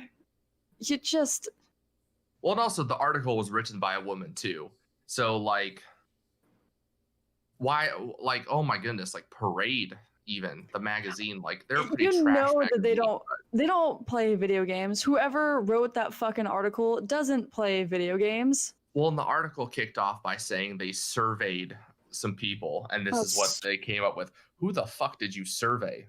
Yeah, Like- I mean, honestly, the people that play Parade or watch, good lord, read. The people that read Parade, I'm sure. Yeah. So, I mean, just what is going on? Bunch of ladies in their 40s to 60s playing Sudoku on their phones and stuff. I really cracked up that thought. Anyway, we're gonna brush past that because that was just an absolute hot mess. So many sheep in the chat says, Brenna, do you hate me too? You left me on red. I don't have read receipts on, so you don't know if I left you on red or not. Maybe you're blocked. You don't know. Yeah, I could have blocked you. I didn't. Oh goodness, Brenna hates a lot of people. A lot You of know, people. just everyone. Just put them all in the same bracket. Oh goodness. Anyway, Rocksteady Games, responsible for the Batman Arkham series and rumored to be working on, I believe this is the company that's working on the Suicide Squad video game. Well, they have now sent 2 years ago, they sent a letter to their bosses talking about the prevailing sexual harassment within the company and inappropriate behavior. And 2 years later, they are finally not dealing with it. Finally not dealing with it. Yep. You know, you love to see studios when they know about persistent and consistent sexual harassment and stuff in gaming. They just ignore Do it. nothing. Yeah, I mean, and this is November 2018. So I guess of the company's 16 female staff at the time, 10 of them signed this thing saying that they're complaining about, slurs about transgender community, just about women in general being, in a derogatory manner, being sexual with them. So that's a good percentage of your workers. That's a high percentage. I'd love to know how big that studio is. Like, if they have 16 female employees, how many total employees do they have? They could still have a lot of male employees. I feel like they do. I feel like they're probably at least 100-person studio. They're pretty big. There's some BM going on right now in the chat room, and I'm not liking it. God. I'm not liking it. Okay, that's it. Nobody gets alive anymore. I will turn the stream off. I mean, Twitch is doing it for me right now. There we go. I'm actually gonna hit. Now I don't even know if I can deal with it at this point. I've changed server locations for the stream input to see if it would alleviate, but my internet is flying flawlessly over here, but yeah, the Twitch is just not having it. So COD, Black Ops, Cold War, we got the leak, but now it has been we got official teaser trailer. Pretty much they cut together a whole bunch of footage. They cut together a whole bunch of footage from history during the Cold War and whatnot, and it looks pretty cool. Like it's a decent trailer teaser. God, I can't speak tonight. And I know. So the official trailer will be revealed on August 26th next week. So then we'll get to really see what. This is stupid. This is a teaser to a trailer to a game that isn't going to be out for a little while. It's just ridiculous. Yeah. So, a game will probably drop in October again, but do we really need another Call of Duty right now? The answer is big no. No, but I'd like a better Call of Duty. Modern Warfare is a good Call of Duty. It's like the first good Call of Duty in years. Yeah, maybe I'm just not a fan of the Call of Duty community anymore. I mean, it's just... You can do nothing about it. It's so toxic, and I don't enjoy the play style sometimes. Most of the time, I feel like I don't enjoy the play style anymore. Yeah, so apparently something's going on with apparently they're saying my chat box isn't working, which is, I don't know. I think it's because the stream keeps starting and ending, but who knows? Miller, you'll have to wait a long time for Crusader Kings 3, unfortunately.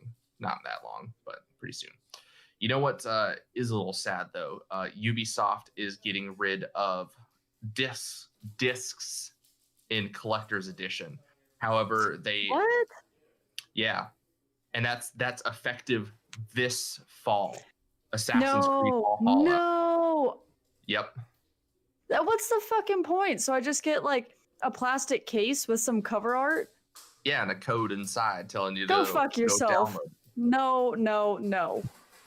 They have since revised this announcement, because originally it said all collector's editions. They revised it to say North America will still contain discs. This is only for Europe, outside of the US. And then additionally, they said that PlayStation collector's editions will still receive physical game discs. Well, no shit. I mean, yeah, that makes sense. Why would PlayStation not have a disc? Xbox isn't getting a disc. That's so stupid. I like discs. Discs are nice to have. But, well, yeah, because you have it. It's not ones and zeros. It's true. It's just a sign that everything's pretty much going digital. So, yeah. All right. It's obligatory time. It's time for a update on Epic versus Apple and Google. Oh, goodness gracious me. So Apple, in a legal filing in response to Epic's complaint today. I love how these are just legal bitches. They're just bitching at each other with legal paperwork. I mean, Apple just said hey, fix your shit and we'll restore your rights. And then Epic was like, here's a fucking lawsuit. And Apple's like, all right, two can play at that fucking game. God. I mean, your Epic is, this is Epic. Epic is my fingernail.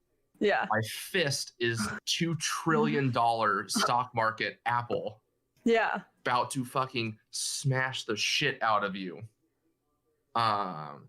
So in response to Epic's complaint, Apple filed their legal response today. And in their legal response, they included several emails from Tim Sweeney. One such email specifically was asking for a side deal with Apple, in which Epic would get special privileges. This follows a tweet last week of Tim Sweeney saying, "Today, Apple said Epic is seeking a special deal, but that's not true. We're fighting for open platforms and policy changes equally benefiting all developers." No, Epic, you're not. You are just a bunch of greedy fucks fighting for yourself.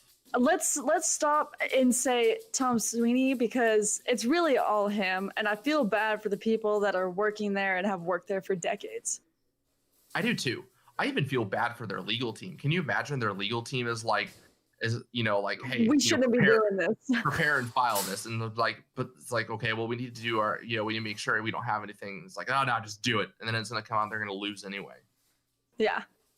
So it's yes, Tim Sweeney is special. That is a good way. To put it. God, his picture. Dude, just go look at his tweet picture. He's a creepy looking dude. Like, that's a terrible photo, man. Like, come on. I don't. Like, I don't want to sound mean, but that looks like he's about to molest small children. I honestly, yeah, and he's all of looks like he's all of 90 pounds. Yeah, he's a weird dude. They included several other emails in there, in which at certain points Tim Sweeney emailed saying that they were going to go ahead and bypass Apple's rules and other things like that. So this definitely means Epic is now officially on the losing side. I just don't know what it's going to take. I don't know how Epic is still standing, to be honest.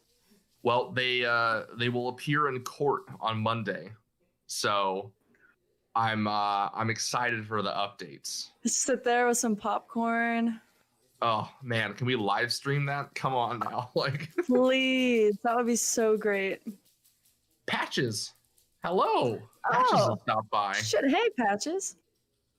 So we'll keep on plugging away. Patches was our guest last week. If you haven't listened to the episode yet with her, go listen now. Not right now because we're live streaming, or you're listening to this episode. So go listen after this. There you go. Thank you. Additionally, Fortnite has also announced today that they are hosting a free Fortnite Cup on August 23rd, which is Sunday. And the free Fortnite Cup will contain all sorts of anti-Apple merchandise. So you can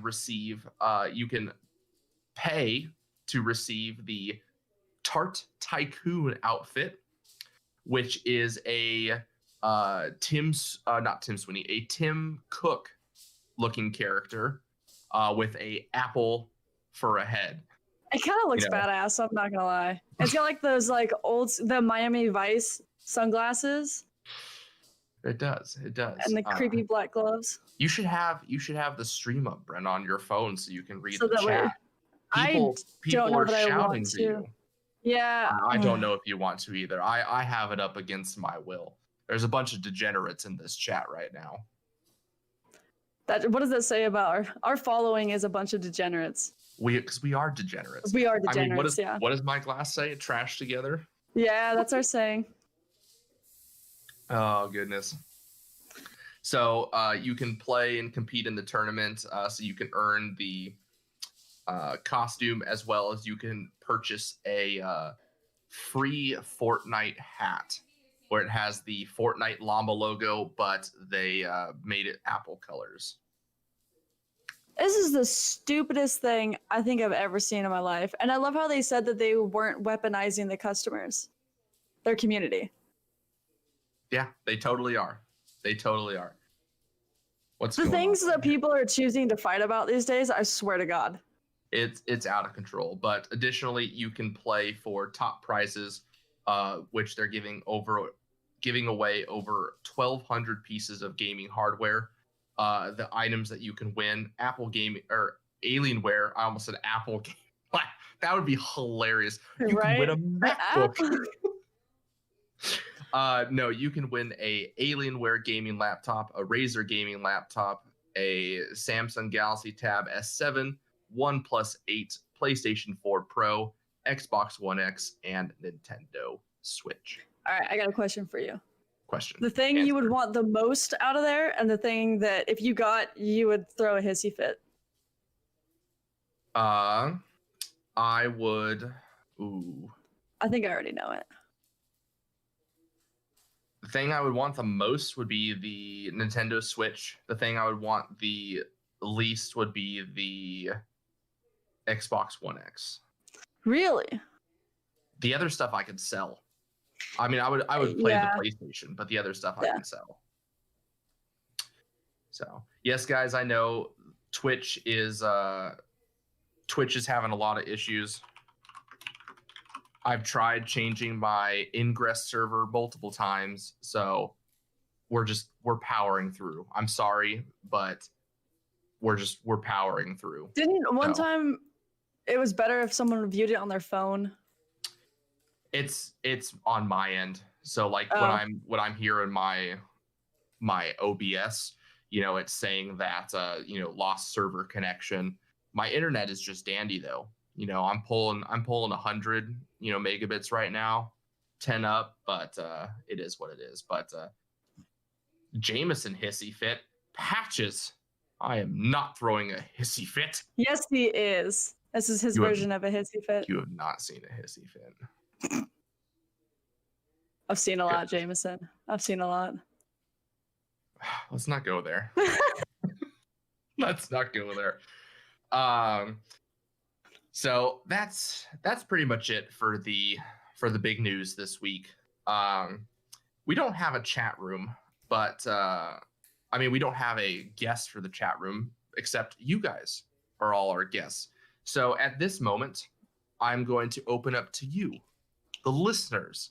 If you have some things you'd like to hear us discuss about, we'll give you a minute to pop back in and drop us a message. We'll discuss some stuff for you. I'm super fucked. Why? What do you mean, why? I feel like there's going to be a lot of questions aimed at me. Maybe. Thanks for stopping by, Patches. Thanks for stopping by, Sheep. They're on their way out. Oh, I see. I can't believe that Patches gets up at 4 to do the stuff on Saturday and Sunday. Like, no. That makes it's a big me fat no. It makes me tired just thinking about it right now. I also envy people, and I feel like a shitty human being because I'm not a morning person. And so it just seems to me that morning people have their shit together. I would love, they do. Like if you ever ask anyone who's rich and famous, they're always like, yeah, I get up at like 4 a.m. every day. And then I like work out and I like read. And then, I'm doing stuff by 6. I'm like, holy fuck. Like, who are you? Yeah, no. So. And I've tried to be a morning person, but my body just will not allow it to happen. Yeah. The first question in the chat is why I haven't moved to an area with better internet. They're just... I love it. I have excellent internet. I have Spectrum Fiber, 100 plus megabits. So it's Twitch. And you're plugged into the router, aren't you? Yes. So it's Twitch. Brenna, do you have anything that you've seen gaming related lately that you want to talk about or anything? Oh, anything in general? Yeah, this is the chat room time. Oh. The only thing that I can really think about these days is Cyberpunk and Assassin's Creed and just how badly I want to get my hands on it. So, dude, I don't know. I've got September. We have Tony Hawk Pro Skater. I gotta change my shipping because it's gonna go to my old place. Oh, yeah. You should get in and do that quick. We got Tony Hawk Pro Skater. That's in like 3 weeks. Like enough. Like maybe 2 weeks. I think it's 2 weeks. I think it's the first week of September. I might even get that on a PlayStation. How dare you? I know, but my PlayStation can run it. Well, yeah, but you could play it in 4K on your PC with me. I can play it in 4K on my new TV. Your PlayStation can't do 4K. I know. I'd have to get the new one. Yeah. Which PlayStation 5 may or may not be right around the corner. So who knows? I'm not getting it when it first comes out. That's like $1,000. We'll see. We'll see. Then we got Star Wars Squadrons the first week of October. I'm very excited for that. That'll be good. I'm going to do some fun stuff for that. I bet. Some costumes. Yeah, maybe some costumes. I need to do start working on a stream overlay. Yeah, it's gonna be. I want it to be good. I really want it to be like really good. Yep, developers have still not really done anything on Elder Scrolls 6. That is true. Who knows? Hold on. For the people live. What's she going to get? Oh, here it is. There you go. There you go. Elder Scrolls blanket. Yep. Elder Scrolls Skyrim blanket. How are you not hot sitting on that? Well, like felt and warm. It is very felty and warm, but also my chair, the foam in it has now disintegrated to nothing. So I'm just sitting on like straight bolts. And I don't weigh that much, and I've only had this chair for like 2 years. Yeah. It should not be as bad as it is. No, it's supposed to be a nice chair. Anyways. It is. So at Star Wars Squadrons, and then November, can you believe this? Assassin's Creed and Cyberpunk in the same week. I don't know what I'm gonna do. I don't know what I want to play. Like, I don't know. Assassin's Creed comes out 2 days before Cyberpunk. So I'm going 48 hours straight so I can get as much playing done before I get my hands on Cyberpunk. My God, how disappointing is it going to be if Cyberpunk isn't everything that we want it to be? I don't know. It might still just be enough. Because it's the hype. Yeah, but even it's just the so setting. Pretty. It's the setting. It's the options. Like, yeah. I honestly think we've seen so much gameplay. They've had so many developer conferences. They've given the game to so many media outlets to test. Like, I don't think it's going to be a letdown. I think at this point it's like impossible. Knock on wood. Right. Seriously. But yeah, I'm thinking 36 hours of Assassin's Creed, and then I can sleep for 12 hours. Right. And then I can get up and I can start again with Cyberpunk. I'll get up early as fuck to play video games. See, now I am a morning person when it's like snowboarding. Yeah, when it's like snowboarding or something similar to that. Yeah, once I get going in the morning, I'm fine. It's just that initial feeling myself out of bed. Mm-hmm. Yeah. Where you're just like, what is this unheavenly, ungodly thing I'm doing? 5-minute timer is my watch being connected to me and being able to just quickly hit snooze is the worst thing that ever happened to me. I definitely need one of those alarms that you have to like stand on. I had one that was you had to shoot a gun into a bullseye from across the room. Have you heard of Hello Rooster? No, but it sounds terrible. It's a coochie alarm.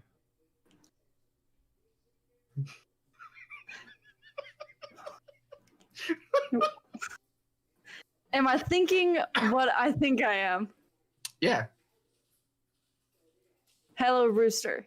Yeah. I'm pretty sure that's what it's called. That's the interesting. Yeah, so you slip it in when you go to sleep and then it vibrates you awake in the morning. No, I don't want to be woken up like that. That seems like very abrupt. Probably is. I will have a heart attack if that happens to me and just start flailing and punching like frantically. Probably. What a tangent there. Seriously. So Cyberpunk. We're now sponsored by Coochie Toys. No, I'm just kidding. So Cyberpunk comes out on Thursday. I'm thinking that Thursday I might skip some class. Ooh. Friday I might call up sick at work. Yeah, too bad that like a bunch of your coworkers also play video games. They're gonna be like, Jameson, really? And I'll be streaming the whole time I'm playing it. Yeah. So anyway, all right, we're gonna move on. Thank you, Yu, by the way, for all the bits. We greatly appreciate it. We're gonna move on to news you might have missed. Australia has added microtransactions to their equivalent of ESRB ratings. So There you we know go. how like here it says, you know, rated E for everyone, T for teen, M for mature. Well, they've now added, and it will list like, you know, violence and that kind of stuff. Well, it will now list things like microtransactions on there, which honestly is a nice thing. It's nice, but does anyone look at those things? No, not at all.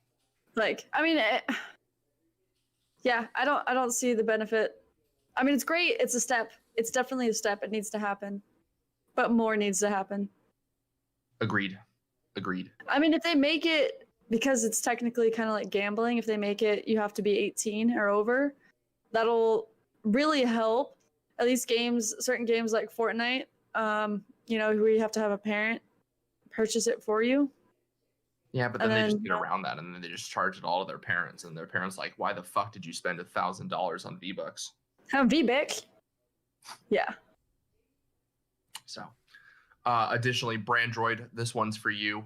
Baldur's Gate 3 will begin early access on September 30th. If you are not familiar with Baldur's Gate, it is probably the closest thing to a Dungeons and Dragons video game. There's some other similar ones out there like Divinity Original Sin, but Baldur's Gate is like the OG. And so the third one's coming out soon, and they'll be starting it off with early access with 5 playable characters, as well as player customized characters. So at launch, you will have access to Astorian, an elf vampire rogue. Ooh, Love it. love it. Gale, a human wizard. I don't like the sound of the name Gale. Gale.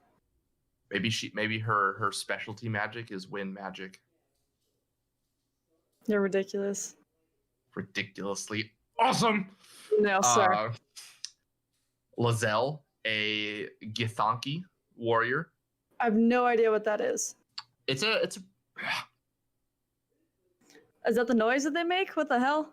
no, that was a fur ball. Because you're the big cat. Yeah. See, I'm funny. So there's honestly, you got half of it going right now. What do you mean? Half your brain. It's really starting to go. Oh, fuck you. that was a sick burn. It's a relatively new class. They kind of look like a cross between like elves and orcs. I'd have to pull up the D&D stuff to explain them. You can play as Shadowheart, a half elf cleric. That sounds super edgelord. Shadowheart.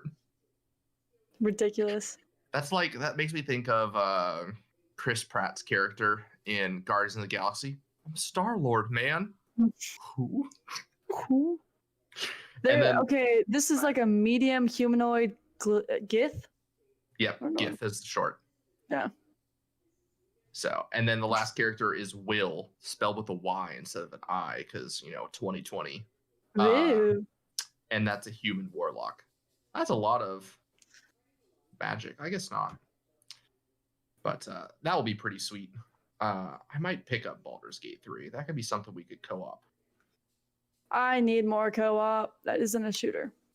Yeah, this would be like fantasy. We should totally get into this. Yeah. Totally. Additionally, the greatest game ever made, Fall Guys, which has come out recently, has just immense popularity lately.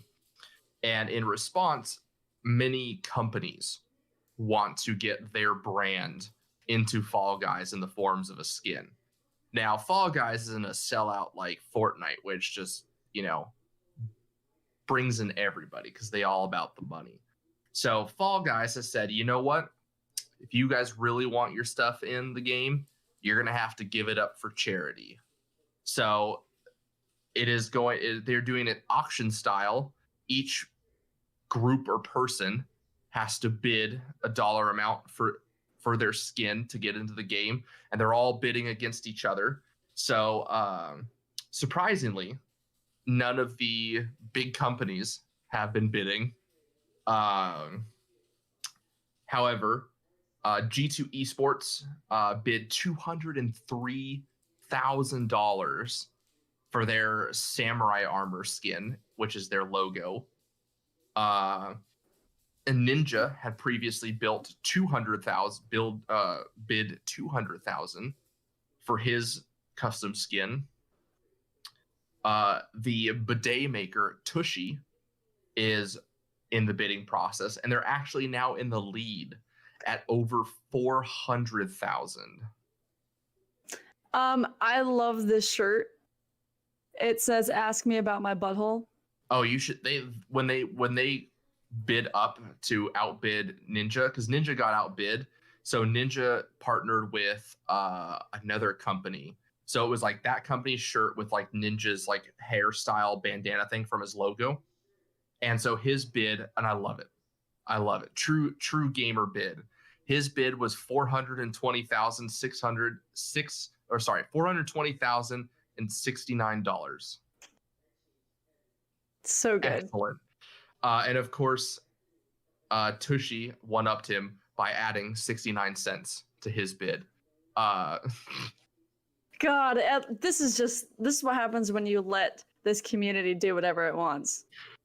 Fantastic things happen. So we'll eagerly wait to see who wins the Fall Guys skin battles.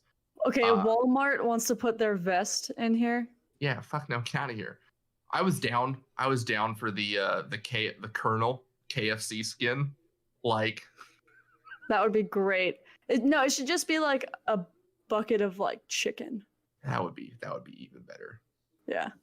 That would be even better. Additionally, today they teased that all the new content that will be coming in season 2 of Fall Guys. So they do battle passes as well, but everything is easily earned by just playing the game. And the current battle pass, I think, has got another 20-something days. So it's got a little while. But next week, on August 25th, on Gamescom Digital opening night, they will be showing a new trailer for Fall Guys, which will include costumes and other potential new game modes and things coming to the game. So exciting stuff. I hope Fall Guys replaces Fortnite. Like, that would be so great. wholesome. Yeah, I really would. I'm genuinely happy for the dev team at Fall Guys. They're like a group of 30 people. Like, this is their like hopes and dreams right here. And it's just blown up. Absolutely blown up. Such a good story. Really is. Probably one of the most important announcements tonight. The Untitled Goose Game is coming to Steam. And it's also getting co-op with a second goose. The Goose Lords are happy. September 29th, it will be available on Steam. This is a good day for all my geeslings to rain havoc. I love it. Are we going to be playing it? Are you kidding me? What kind of question is that? We just said we needed a co-op game, and this is gold. Oh, it's going to be so good. I'm so excited after a year of waiting. Right. I'm so ready. So ready. Additionally, Oculus this fall will now require you to have a Facebook account to use their headsets. That's some big brother shit right there. Like, no longer can you be anonymous internet boy just plugging in your headset and playing. That doesn't even make any sense either. Like, Facebook? you have to... Well, like, no, you're just trying to keep Facebook alive? I guess. Like, it's weird. So they're merging Oculus accounts with Facebook accounts. That's just... Why would anyone ever do that? I know. And I mean, Oculus is a decent VR headset too, out of all the ones that are out there.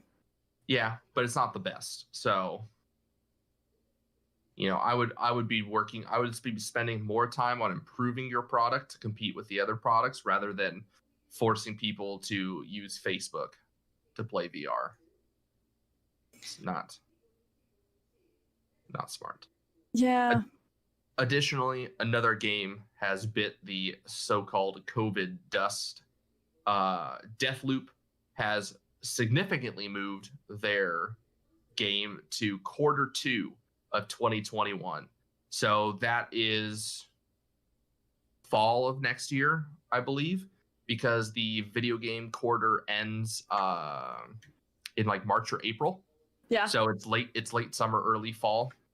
So that's a significant delay for that game, which was set to come out this fall. It's the same stuff as always. They highlight the health, they cite the health and safety of their employees. However, their employees will probably be working crunch for the next year. So it's not really about the employees. It's about the dollars, which is always sad to see. Thank you, Brandroid, for stopping by. Have a good night. Thank you for the resub. Peace out, Boy Scout. And Brenna, this one's all you. Why do you just chuck things on me like this? Because it's fun for me. You're such a dick. Okay. Oh no. All right, there we go. Minecraft is getting a DLC, Jurassic World, which I gotta say seems pretty fucking badass. Like, out of all the things, and we were just talking about, what Minecraft needs to do, what they can do, because it's a 10-year-old game. They updated the Nether with Nether update, and that was good. I added literally anything to do in the Nether besides the end. So that's nice. But yeah, I mean, there's like flying block pterodactyls that are just like in the sky and roaming around. So they're going to have locations from the film. So 12 skins and over 60 dinosaurs. 60 dinosaurs? Oh, 60. Dinosaurs. That's a lot of dinosaurs. That's crazy. So it'll be kind of like a Jurassic World sim. I like that. It is going to be like a Jurassic World sim because they're just loose in the park and you're just trying to survive. I mean, they're loose in the world. You're trying to live in the world. Make your own park. Can you imagine trying to tame a T-Rex? No, not even a little bit. Which you play the... I play the Evolutions, so the actual Jurassic Park game, it's actually a lot of fun. It's almost like it's a world builder built in with like a sort of like park emulator type thing. So if you combine city skylines and what am I just lost all of my train of thought. Planet Zoo. Yes. Good Lord, it was in my head and then it fell right out. So if you combine those two and then simplify it a fuck ton, that is exactly what it is. So it's pretty cool. Yeah, I'm excited to see how it plays out. We might have to jump in. It's just insane. So I'm trying to. Yeah, this is crazy, and it's only going to be $7.99. Love it. Damn, that's pretty cheap. Right? It's and also interesting that they're charging money for it. That's the first time they've ever charged money for anything in Minecraft. Yeah, it's probably because they have to buy the rights to use Jurassic World. So, but you can also redeem a blue hoodie for free from the character creator. That's kind of cool. Very nice. Very nice. Well, Steam and Valve have clarified their rules on promoting games on Steam that are on other storefronts. So because Epic Games is such absolute trash and does not have things like forums or any sort of community features, games that are only available on Epic, people have been using the Steam forums to talk about the game on Epic. And Steam's like, no, you can't do that anymore. So the biggest instance was the Unknown Worlds was using the Subnautica Steam page to support and promote their game on Epic Games Store because Epic Games doesn't have any forums. So Steam has since revised that and say, no. If you want to do that, you got to go do it on your own platform, which, who knows if Epic will ever get forums anytime soon. They're still working on cloud gaming. Yeah. And who knows if they're even going to be a company after Apple smashes the shit out of them for trying to talk up. Apple could totally just buy out Epic. Yeah, that's the funny part. I mean, fuck trying to make a whole new, because they're trying to do their own gaming thing. Why not just like buy Epic and then change it and use everything with that? They'd have to buy out Tencent though. Tencent has a They don't know- strong interest. That would be the big boy play, is Apple just to be like, they're a $2 trillion company and they have hundreds of billions of dollars in cash. That's crazy. They don't spend it. They literally just have that money on the books. It's insane. They could buy out many companies over and over and over. Internet Explorer is finally coming to an end after 25 years. Thank God. Seriously, you know what? It was like, you did so well, and then it's just you needed to go away. And it was time for you to leave a long time ago, and you could have gone out gracefully. But Microsoft Edge is still here, so you know. It's Sweet not really- Jesus! That whenever it's like, are you sure you don't want to make Edge your homepage? I'm all, no, the fuck, get out of here. Yeah. Additionally, Control and Remedy /505 Games has published a little statement explaining why they won't be doing upgrades for next-gen consoles. It's just a lot of bullshit. They're just not being very thoughtful to their community, especially when they're releasing basically a brand new version of the game with all the DLC right before next-gen comes out. So it's dumb. What's also dumb is Hitman 3 will be an Epic exclusive. You know, that's... Why are companies making deals with Epic? Because Epic offers a lot of money up front, and But they no only one's gonna take buy 12%. your game. I know, especially when Hitman has been on the Steam franchise since like 2007, like the beginning. Yeah, ever. And additionally, Hitman, the original Hitman, will be free to play or free to get download from August 27th to the 3rd. So it'll probably come out a year later on Steam, and at which point it will outsell in days what it did on a year on Epic, because that's just how it goes. The classic game Tales of Mana recently exceeded all of Square Enix's expectations for one of their core IPs, so they were absolutely thrilled about that. They say they have high expectations of Marvel's Avengers, but Marvel's Avengers is getting pretty terrible reviews. It's getting absolutely trashed. They say the game looks great and it gets you hyped because if you're a superhero Marvel fan, but they say the gameplay is not there. And that's what I'm worried about for Suicide. It's gonna be evil.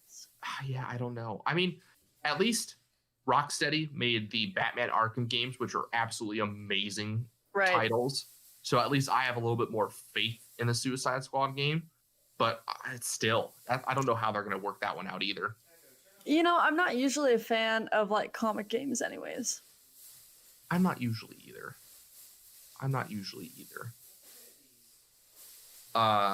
Just because it's such a well-established universe and it's so tricky and it feels weird to do it in a video game. And if you did do it, like, it would be cool to do it where it intermixes with the series, but that's just a lot of coordinating between different companies. So, yeah.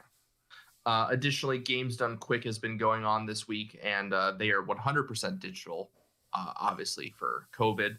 So, you can always tune into that. Crysis Remastered coming out in September.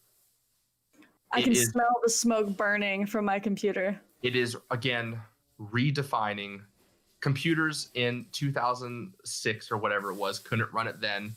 Computers now in 2020 still won't be able to. High quality textures up to 8K with ray tracing and more. Good Lord, this game looks pretty. Like, I'm looking at the little clip video. The sand looks like I could touch it and it would fall through my fingers. Which is this the first one on there? Yes, the first one on there. It has just a little clips comparing Oh, the yeah. two side by side. Wow. I mean, I would love. Good Lord, the water texture. Yeah. So that is coming on September 18th. Unfortunately, that is also now a Epic exclusive. That So sucks. that will upset a lot of people. This is a game that would have absolutely broken the Steam store. Yes. But instead it will probably still sell really well on Epic because it's fucking Crysis Remastered. People are gonna play it. I mean, I don't know. I'm not gonna get it. People are just not. I'm gonna wait. They have no announced date for Steam, but people will not be happy. Yeah, I'm just gonna wait. And again, it just makes Epic look like colossal assholes the whole time. Just, you know. I don't like your company and they're games that I want, and you're buying them out, and I can't play them. So fuck you. While they're railing about open platforms, free for all developers. Yeah, not gonna happen. Additionally, Destiny Beyond Light, that we're starting to get some idea of things that will be coming and going within that. We're not going to dive too much into that because it's a lot of stuff, especially for us since we're not super big on Destiny, but it's something we'll probably dive into soon with some of our other Destiny hosts on the network when we have them on. So you should go look that up if you are a big Destiny fan. Second to lastly, the Vampire Masquerade Bloodlines 2 lead writer and the creative director have both been let go this week. So that does not bode well for this game. After about a week and a half ago, it was delayed again for like the fourth time. You know, Like, this might be better for the game, though. This 'Cause game it was might supposed be to come out in 2019. It might be that these idiots have been holding up the game. I don't know. Like, but they're people that have been with the franchise since the beginning. Like they created the Bloodlines series. So it's pretty much they're not getting anything done, and it's not the way that they want it to, and so they just. So the company Hardsuit Labs cited organizational changes to achieve their goal of finally launching the game in 2021. So yeah, it sounds like there's some conflict between the company and the dev team, and so they booted. Fired them. Wow, that's crazy. Yep. And then lastly, Metal Gear Solid board game is delayed. So I didn't even know I there was a didn't know Metal Gear either, Solid board but game. that sounds so good. But I am sold now. Yeah, Like 2021. Like, let's bring it. I'm ready. So apparently they announced it in 2019. I don't know where I was when they announced Yeah, that. seriously. And so they unfortunately estimate that they're going to have to push it back by a full year. So we're looking at late 2021. But, That sucks. Man, I have a feeling that's going to be such a good game. Yeah. I mean, it's gonna be like $100-ish plus dollars. Yeah, but think about the miniatures. Oh. See, that's where it gets you. You don't give a shit about anything, and then you're like, the miniatures. Miniatures. God, the Cyberpunk game that I want to play so bad that you have. It's a lot of fun. I knew you played it without me, you son of a bitch. I haven't yet, but I might just have to. Yeah, so I'm all board for video game board games. I kind of want to try the Dark Souls one at some point, but I just don't know. I need to purchase it. Actually, there's another one. What was it? Drunk Tavern or something like that I had sent you. Magic. Oh wait. Oh yeah. And it's like a D&D based drinking game. So Yeah. I need to get that. Definitely. That would be fun.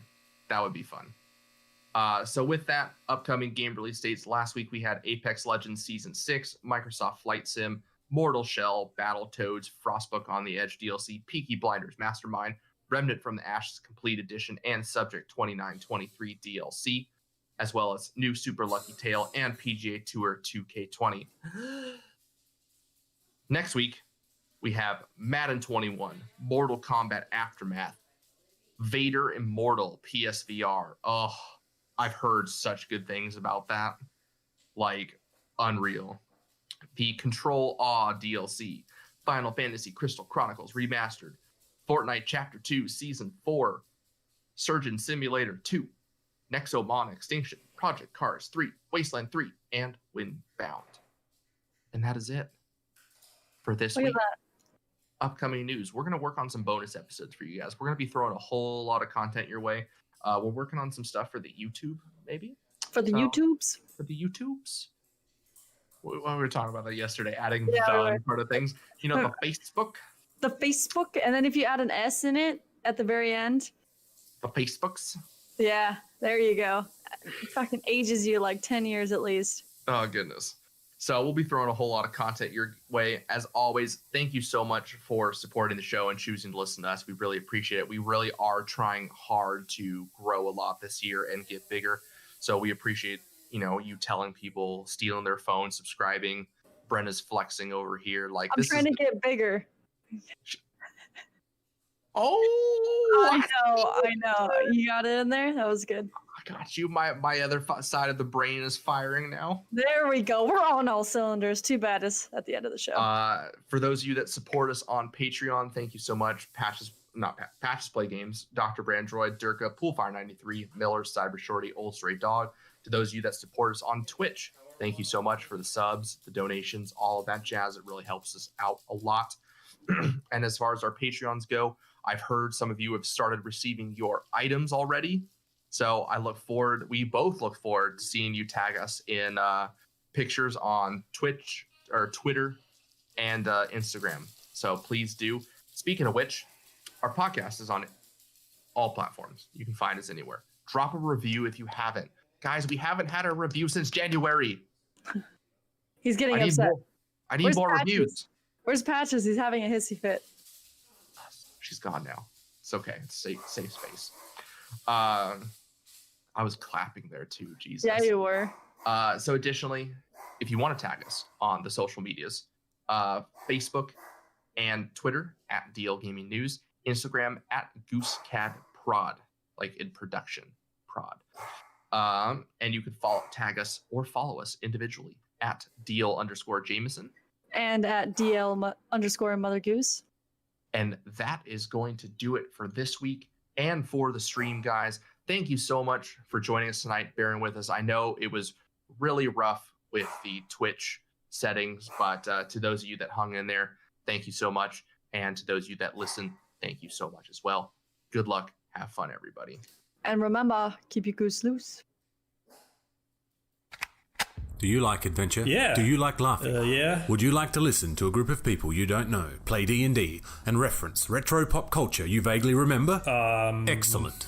You're going to love Committee Quest. We play D&D in the world of Amarin. We use adventure modules and supplements made by people in the community. We also have a sweet synthwave backing track. Come and join us on our adventure.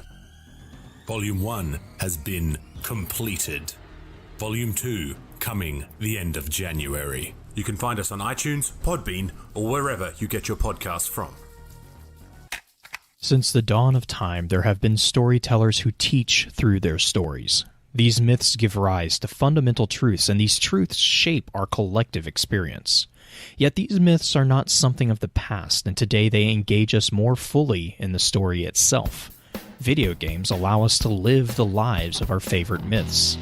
My name is Blue Crew 86, host of Focus Fire Chat, and I want to invite you to explore our modern-day myths with us. Join with us as we explore the stories, the mythologies of the Destiny franchise, as well as other games. Let's explore together. This podcast is brought to you by Anchor.fm, the absolute best and easiest way to host your podcast and get paid for it by running ads just like these. And take it from me, I've hosted at least 7 of my podcasts on Anchor.fm. I recommend it to every show on our network, and other hosts are going to charge you upwards of $100 every year just to run your podcast on their host. Anchor.fm does it for free. So go check out Anchor.fm for more information. This show is brought to you by our patrons at patreon.com/Elder Scrolls Lorecast. Robots Radio presents The Elder Scrolls Lorecast. Welcome to the Elder Scrolls Lorecast, a place where the Elder Scrolls community can come together to discuss the boundaries of our knowledge about the universe of the Elder Scrolls.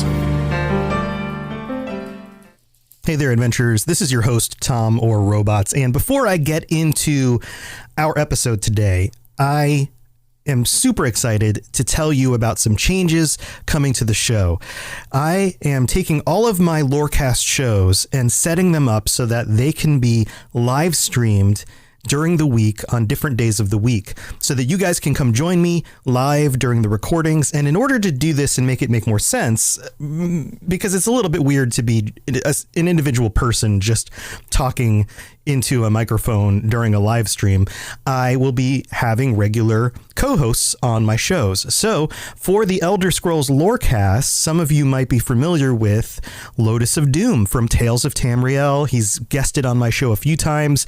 We talked about Hermaeus Mora a while back, and that's where the funny why not Hermaeus Mora meme came from, all of that stuff. So Lotus of Doom will be joining me regularly on Thursday nights at 10 p.m. Eastern, 7 p.m. Pacific on the Robots Radio Twitch channel, twitch.tv/robotsradio. And on Thursday nights, that's going to be Elder Scrolls night. We're going to talk lore. He and I will be discussing the same fun, interesting topics, but now you're getting the perspective of somebody who honestly has really spent a lot more time than I have in a lot of these games, especially the older ones, who is going to bring a new and interesting perspective to what's going on here. So I hope you guys will join us if you can on the live stream. And if not, you can always still get the podcast as you normally do. It will come out just as it usually has. And of course, everything else will be the same, other than the fact that on Thursday nights, we will also be playing games. So I'm going to have a regular gaming schedule as well. So whether that's before or after the roughly hour-long live show that we do, then you can come join me in Elder Scrolls Online, and I'll be doing some of that stuff as well. So lots of fun stuff coming. So stay tuned for that. And let's go ahead with the episode.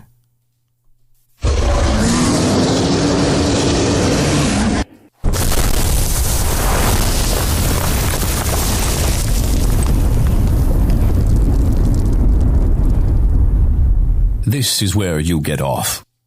Come with me. So I have a question for you. What does it mean to be a person? What is personhood? And how do you determine if something or somebody is or is not a person? In the context of the real world, we have a pretty slim perspective on this. If you are a human being, then you are a person. And unless you are an extremely bigoted, racist type individual who believes that people of different races or even women are not actual people, which I hope you are not, because that is absolutely not the truth, then for the most part, human being means person. It doesn't matter what level of intelligence you have, what abilities you're born with or aren't born with. Any of those details don't matter. All that matters is that you are a human being and you have personhood.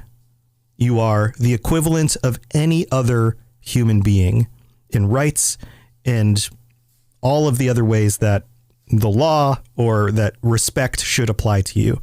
This is something I believe very firmly. It doesn't matter the differences between us. If you are human, then you're a person. Now, let's take this into the context of the Elder Scrolls, because in the Elder Scrolls, we have a variety of actually legitimate different races of beings on a planet together. We don't have that on Earth, or at least we currently don't have that on Earth. One of the things that we did have in our past were different types of humans, or at least different types of intelligent species. We had Homo sapiens, which we are, and then we had Neanderthals, I believe is the actual pronunciation of that. And then we even had other races as well that were legitimately biologically and genetically different from ourselves. The Denisovians, and then the Hobbit people found on what was the little island somewhere. But anyway, we have multiple examples of genetically different types of people who lived on our planet, but we don't have that anymore. So it's not something that we really have to consider. As a human being, it doesn't matter where you come from. It doesn't matter what color hair you have, your eyes, your skin, what language you speak, any of those things. If you are a human being, you're a human being and you are a person. But if you are living in the world of the Elder Scrolls, then there is a very big difference between, say, the mannish races and the elvish races or the beast races.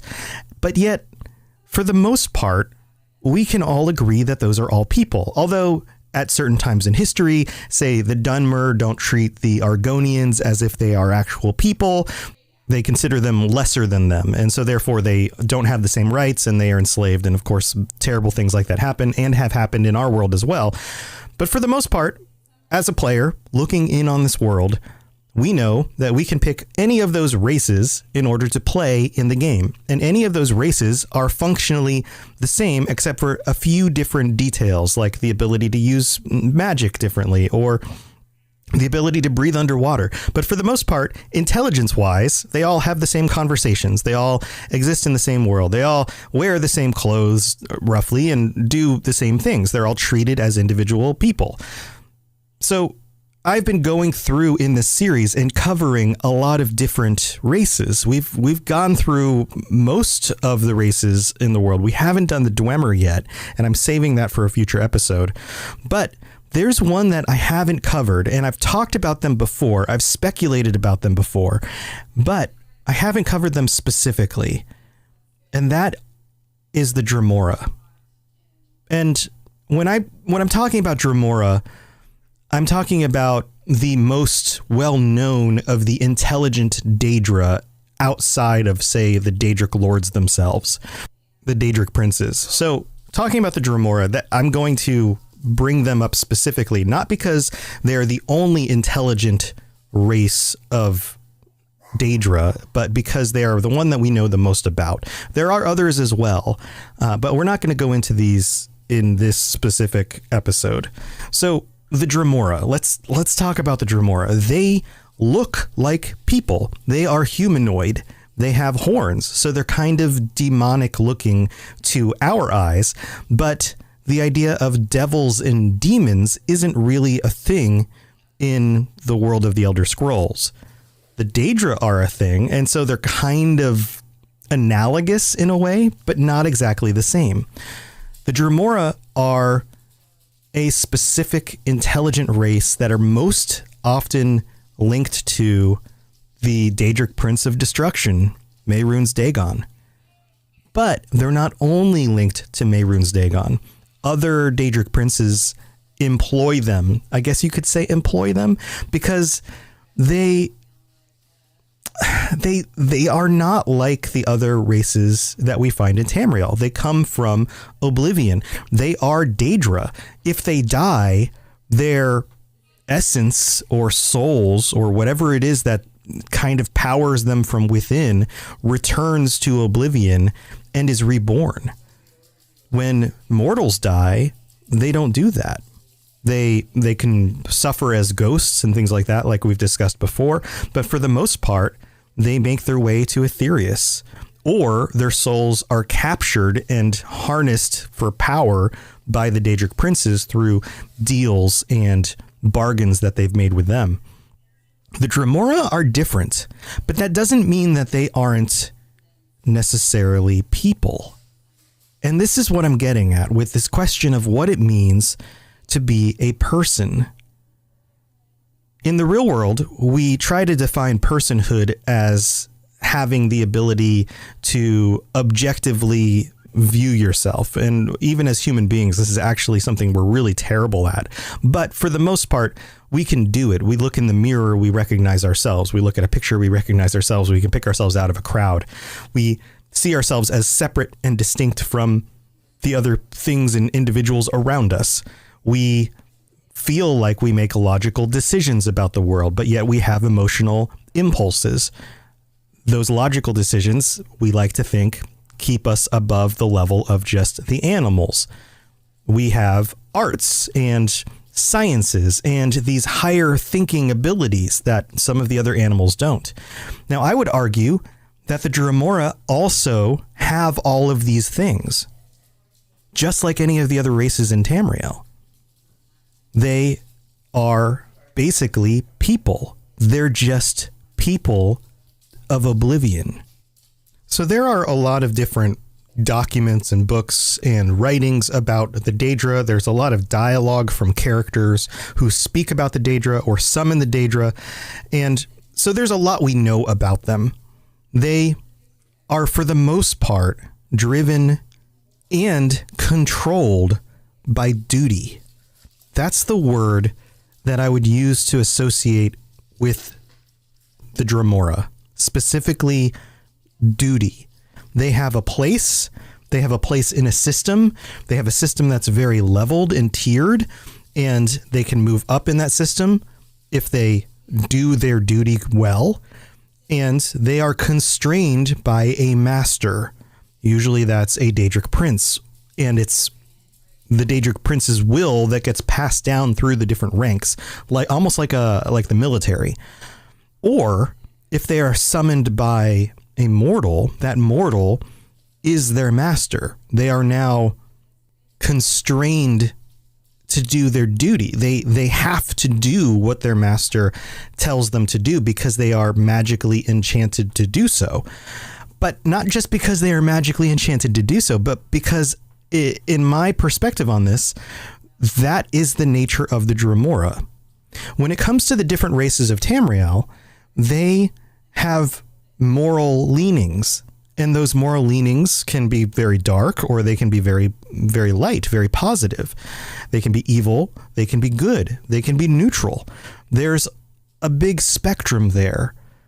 But whereas, say, the Nords or the High Elves or the Khajiit have feelings about morality and what is right and what is wrong and how to treat each other or not treat each other, the Dromora are only constrained by duty. There is no good, there is no bad. There is only what you must do, what you are told to do, and how well you accomplish that goal. That is it. So in that way, they are different than the other peoples. They don't have a feeling of should. You can't say you should have done that other than if you didn't do your duty. You can't use the word should in the perspective of that would have been the good thing to do. No, there was just that was the thing you should have done because that was your duty. Does that make sense? So I think the best way to explain this is through a document, a letter, basically, written by Kinval Zedenkathik of Clan Deathbringer. This is a writing from a Dromora themselves in Elder Scrolls Online, and it is called I Was Summoned by a Mortal. And I think that this is great because it gives us direct insight into the thinking and the perspective of a Dromora, not from the outside, not from another race that doesn't understand them, but from them themselves. So let's read some passages from this, because this is going to give you more information than I could possibly give you by just telling you about what happened in game or what some high elf scholar thinks. So it starts out like this. It's called I Was Summoned by a Mortal. For as long as I can remember, and like all Dromora, my memory is keen, especially for grievances, I have faithfully served the officers of my clan, and through them, my lord Molag Bal. So immediately from the beginning, structure, duty, and also a keen and long memory. And yet not always, for once to my shame, I was compelled to serve another. I was on guard duty at the Endless Stair, an assignment I always enjoy. Now, pause there. Enjoyment, emotion. This is something that is contained within personhood. For I can mock and torment the passing soul-shriven without being held responsible for them meeting their quotas. Okay.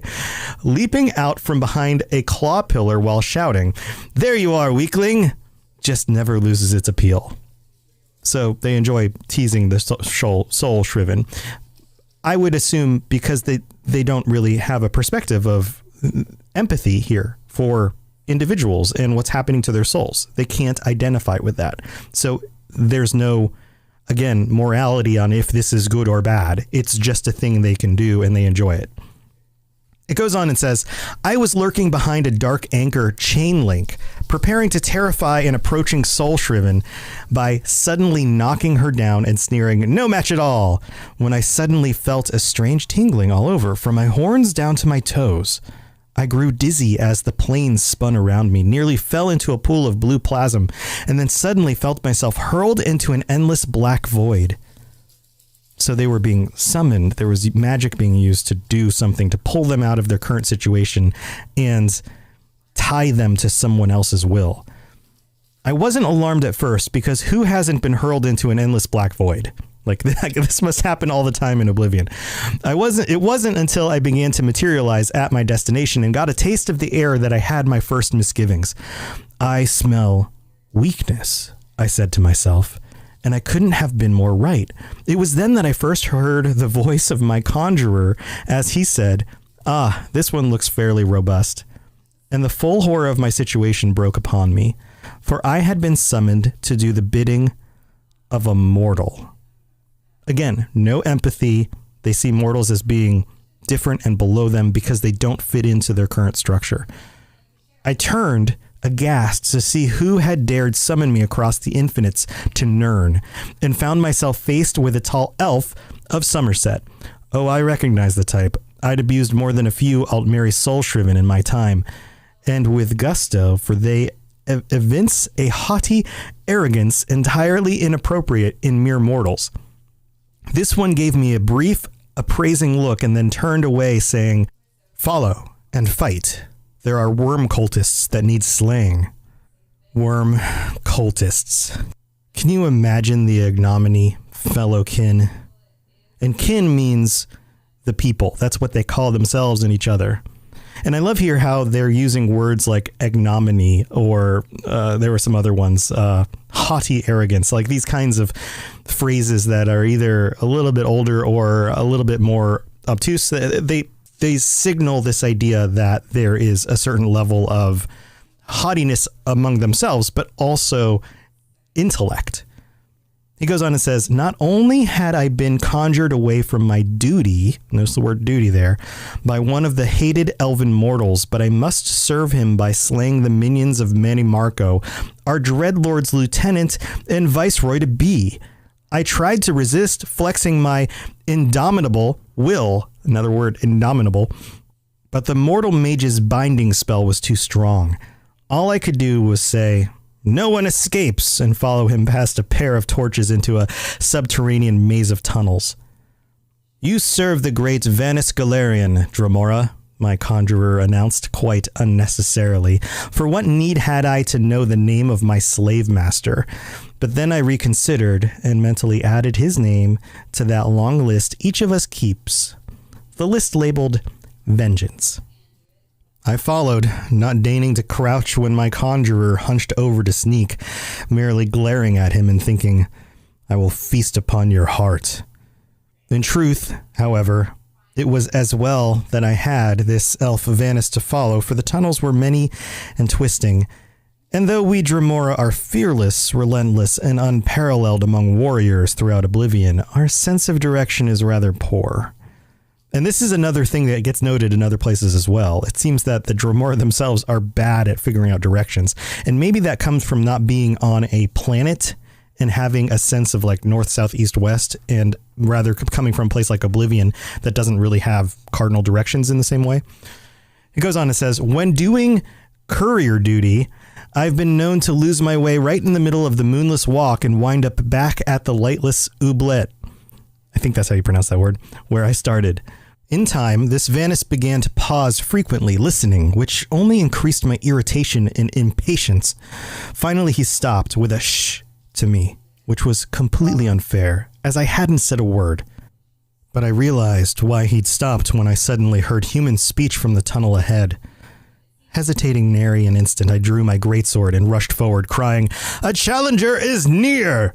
The elf cursed and followed, but he had only himself to blame. I was following his orders exactly. Notice the whole doing the duty thing? Yep. The next minute passed in the red fury that all true Dremora feel when they enter battle. Now, pause there. One of the things that we definitely know about the Dremora is that they were either created or bred to most likely be warriors. Now, they have been used in other ways as well, but for the most part, their society structure and identity is based around being part of a military group. Goes on and says, but my usual enjoyment of bloody slaughter was tainted by the knowledge that I was killing those my dreadlord would prefer I didn't. And frankly, that just ruined the whole experience for me. A conflict of duty. It goes on and says, as I lopped off the limbs and heads of the worm cultists, I was aware of the energies of the elf's powerful magics crackling past me, incinerating the more distant enemies. But I was too mortified to enjoy the orgy of destruction. The elf came striding up as I subdivided the final worm anchorite, gloating, "So much for them. Take that, Manny Marco." "There could be no other end," I replied sourly. Then I felt the strange tingling again as the conjuration that had brought me to Nirn began to weaken. As the bonds dissolved, I took one menacing step toward the elf, but then the plane spun around me again, and it was back into the endless black void. When I came to my senses, I was lying in a pool of turquoise slime, looking up at the smiling face of my superior, Kinreeve. Zalzorkig, I think is how you say his last name. "So, Zedin Kathik," he snarled, "straying from your post when on duty, huh?" "It's the scatherings for you, my lad." "But Kinreeve," I cried, leaping to attention. "I couldn't help it. I was conjured, summoned to Nirn by a mortal." Zalzorkig smiled even wider. "And that'll be an extra shift scathing for telling such a hornless lie. Now march, Zedin Kathik," he shouted, thumping me with his truncheon. "Left, right, left, right, left, right." I hate it when Zalzorkig smiles, Kinreeve or not, his name's going on my list. So this is a comedic representation of this, but I think that there are some truths, quote unquote truths, about the nature of Dremora. One, there's always a conflict. Two, notice even though he was angry at his superior, he didn't lash out at him, even though we think of Dremora and Daedra as being violent and crazy or, you know, whatever. They still fit within that structure. So what is that structure and how does it actually work? Well, we'll get into that after the break.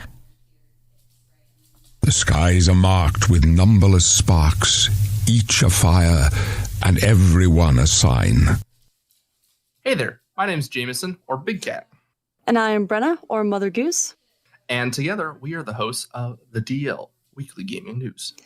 Each week, we bring you the top stories from last week, as well as something you might have missed. Our goal is to start a conversation about what's going on in the world of gaming. And every week, we have a special guest join us in the chat room, where we discuss a different gaming-related topic and learn more about our guests in the 60-second download. And if that isn't enough, we also have Slim Jims. So come and hang out with us every week and join in on the conversation. Good luck and have fun, everybody. And remember, keep your goose loose.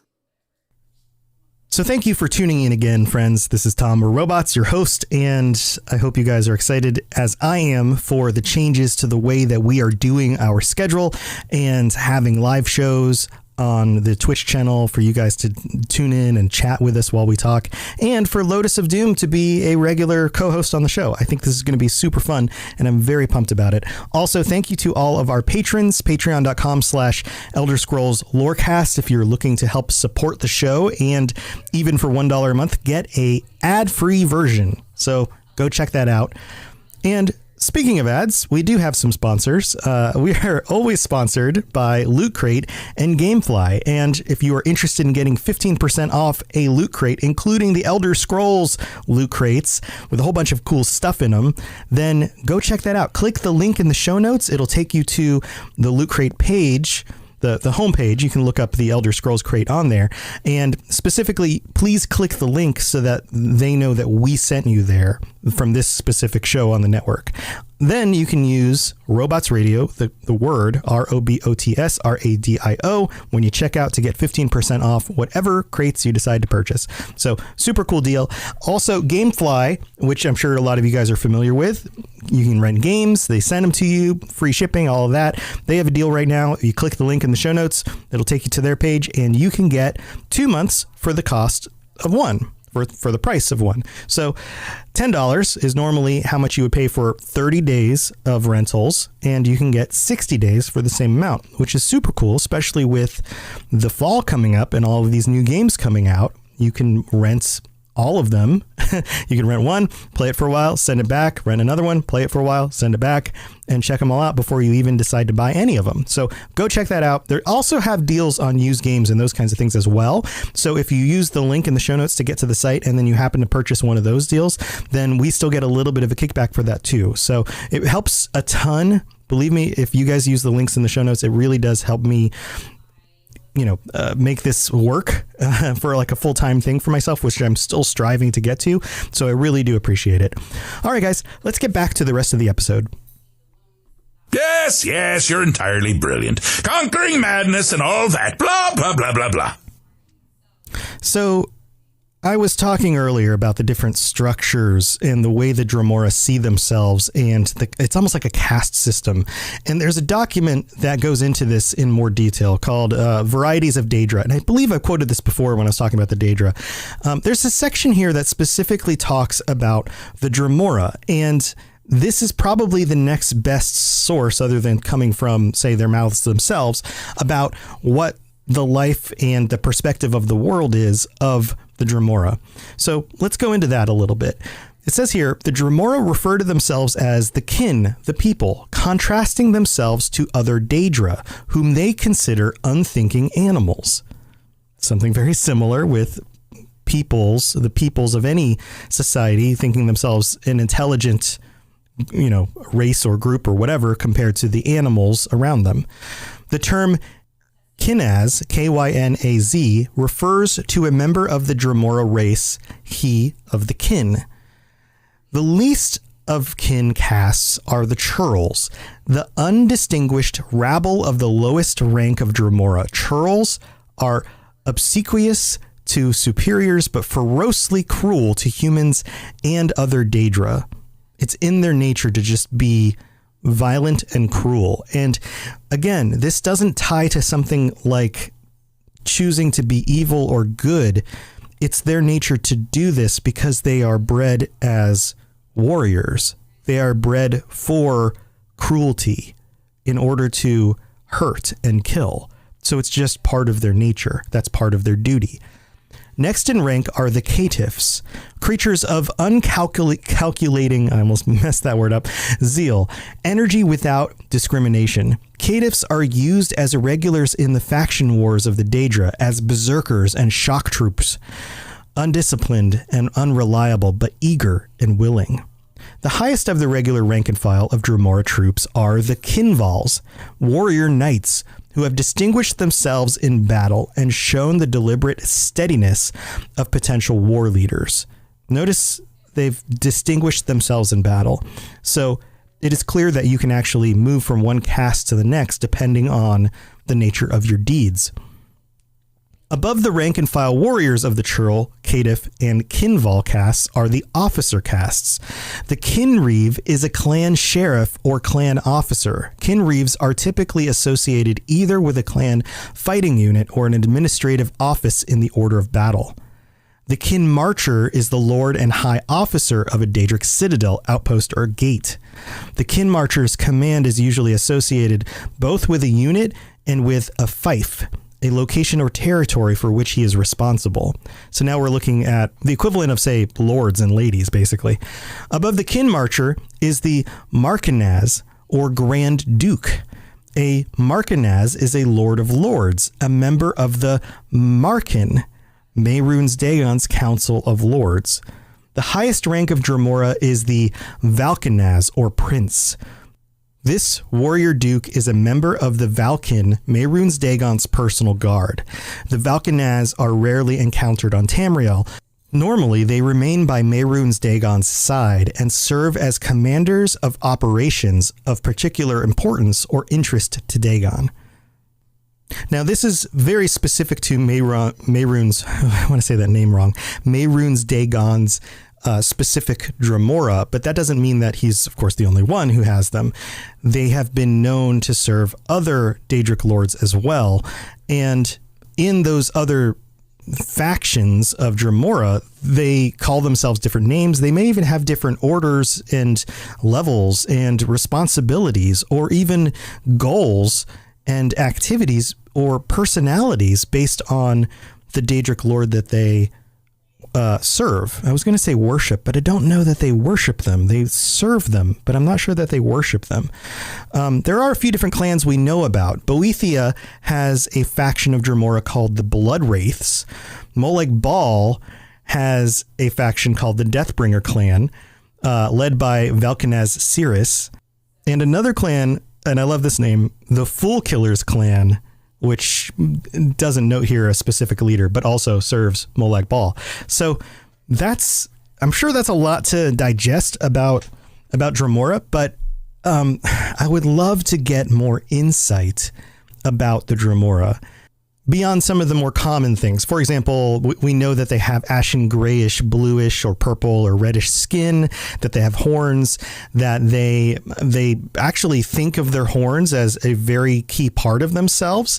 And if something is shameful or dishonorable, it is called hornless, which I wonder if that means that sometimes they are punished by the removing of their horns.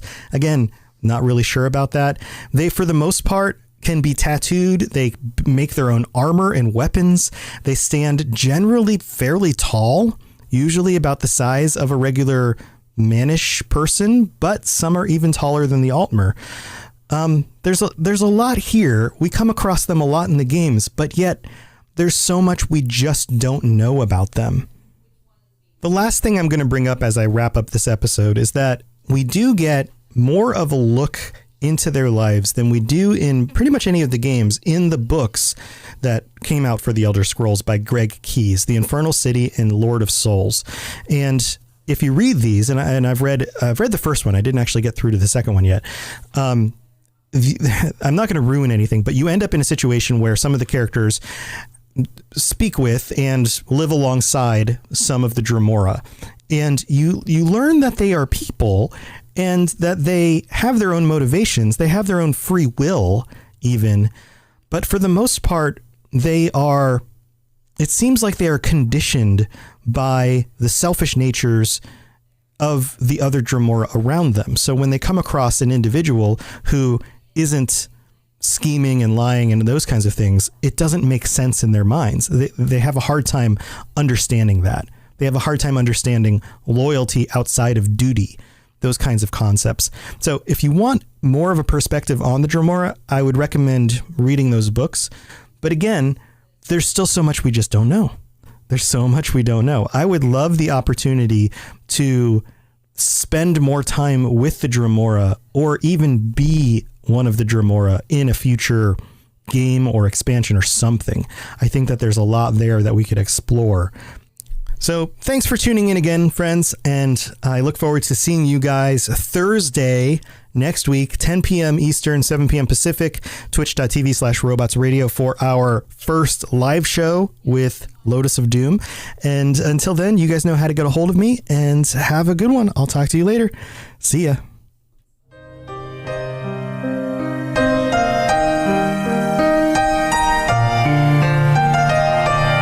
Thanks for listening to the Elder Scrolls Lorecast. All sounds and music are owned by Bethesda Softworks or ZeniMax Studios, and no copyright infringement is intended.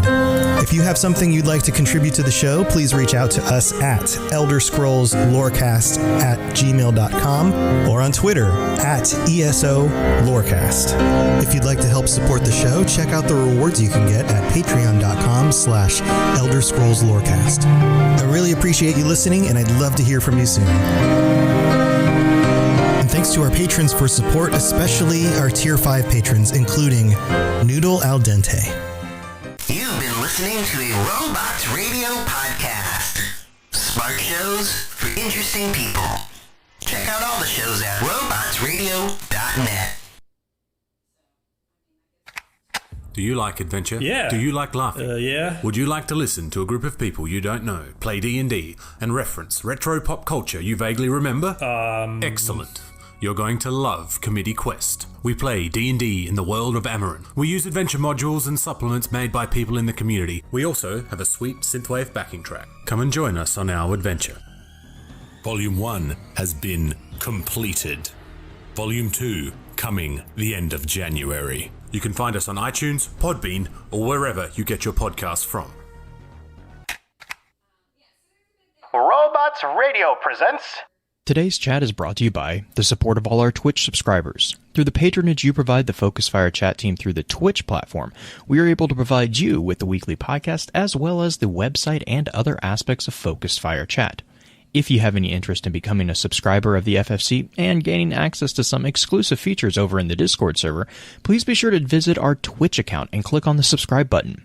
If you're an Amazon Prime member, remember that you do have a free subscription to Twitch every month that can be used for this. And for those of you who are already subscribers, thank you again for your generosity. Welcome to Focus Fire Chat. Explore together. Welcome to Focus Fire Chat, recorded live on August 7th, 2020 over on twitch.tv/FocusFireChat as we continue our discussion over the information leading up to Halo Infinite. This particular episode will serve as what we have come to call the advanced session of the week's exploration. Congratulations to those who signed up for a deeper dive. Before we go any further, however, let's run through a quick introduction of who all we have with us on the show. As always, this is your host, Blue Crew 86. And this is the now educated about dust dogs, green-eyed zombie dust dogs. Zombie dust dogs. I now know that catnip is bad for dogs. It's bad for dogs. Hold on to your butts. Can't take you anywhere. And nope, you can't. And last but definitely not in the least is the hot seat guest host. I can't even give criticism. He's broken. Oh gosh. We have our good friend Vince Halo. Vince, how are you doing? You make it okay. sound like So, anyways, drinking. moving on. We're not drinking. No, we're all naturally like this. To be fair, this is pretty much a standard Halo night for us. So. Oh my goodness. Anyone who's, for all you poor that have listened to all 5 of them, I'm sorry. But yeah. Sorry, not sorry. So, who are the banished, Pens? Okay. The banished are, as we found in the trailer, or the game demo for Halo Infinite, the banished are going to be the primary antagonists that we're going to fight against. The banished were actually introduced in Halo Wars 2.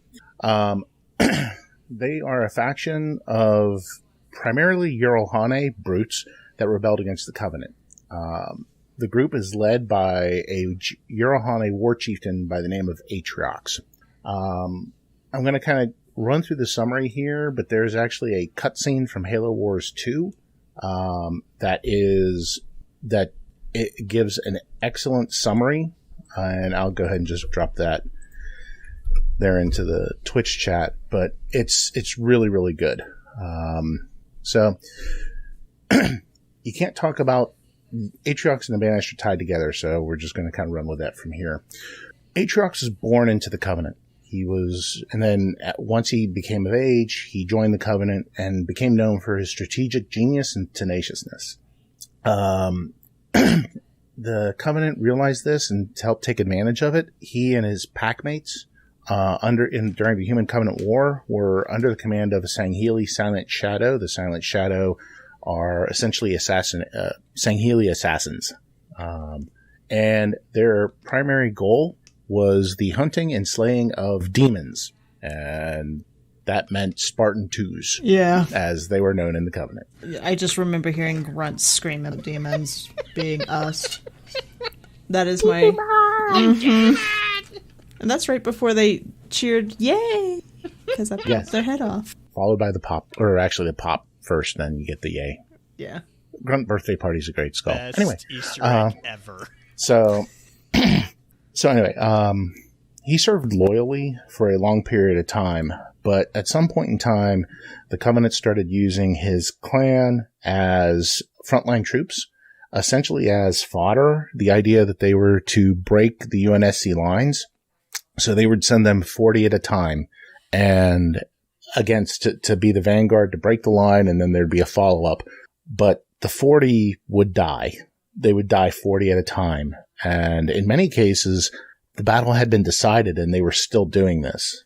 This happened time and time and time again until the thing is, Atriox was the only one who started coming back from these. He would go out with 39 other of his packmates. He's the only one who'd come back. Again, this happened so many times that eventually he lost faith in the Great Journey, which was the whole religious basis of the Covenant. At the same time, though, because he kept coming back, he kept surviving, his legend started to grow, specifically among the Yorohane, but among other members of the Covenant as well.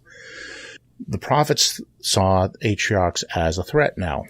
So, on a planet named Algolis, they sent 40 of them out. He came back. At this point in time, he came across a single wounded Marine. He let him try to get away from him, but the Marine was wounded, couldn't make it.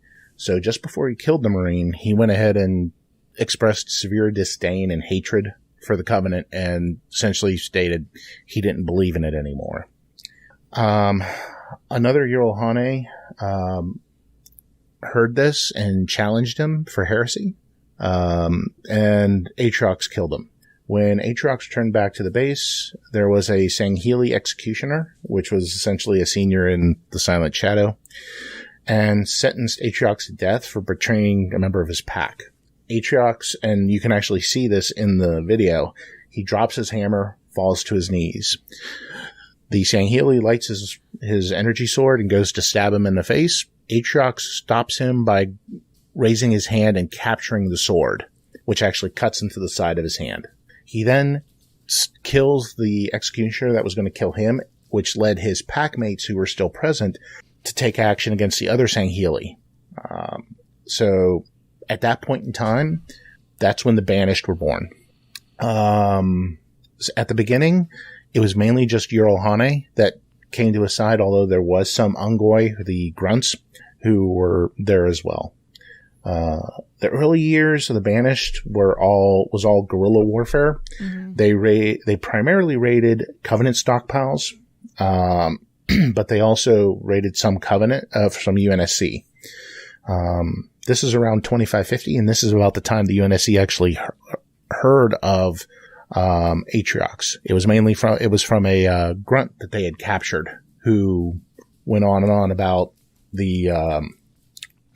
essentially this war leader who didn't have any religious fervor, but he led because troops knew what he wanted and what he stood for, rather than, and that inspired the loyalty. That's just, I'm sorry, the whole idea of a grunt being the chatterbox is so surprising. So surprising. Isn't it though?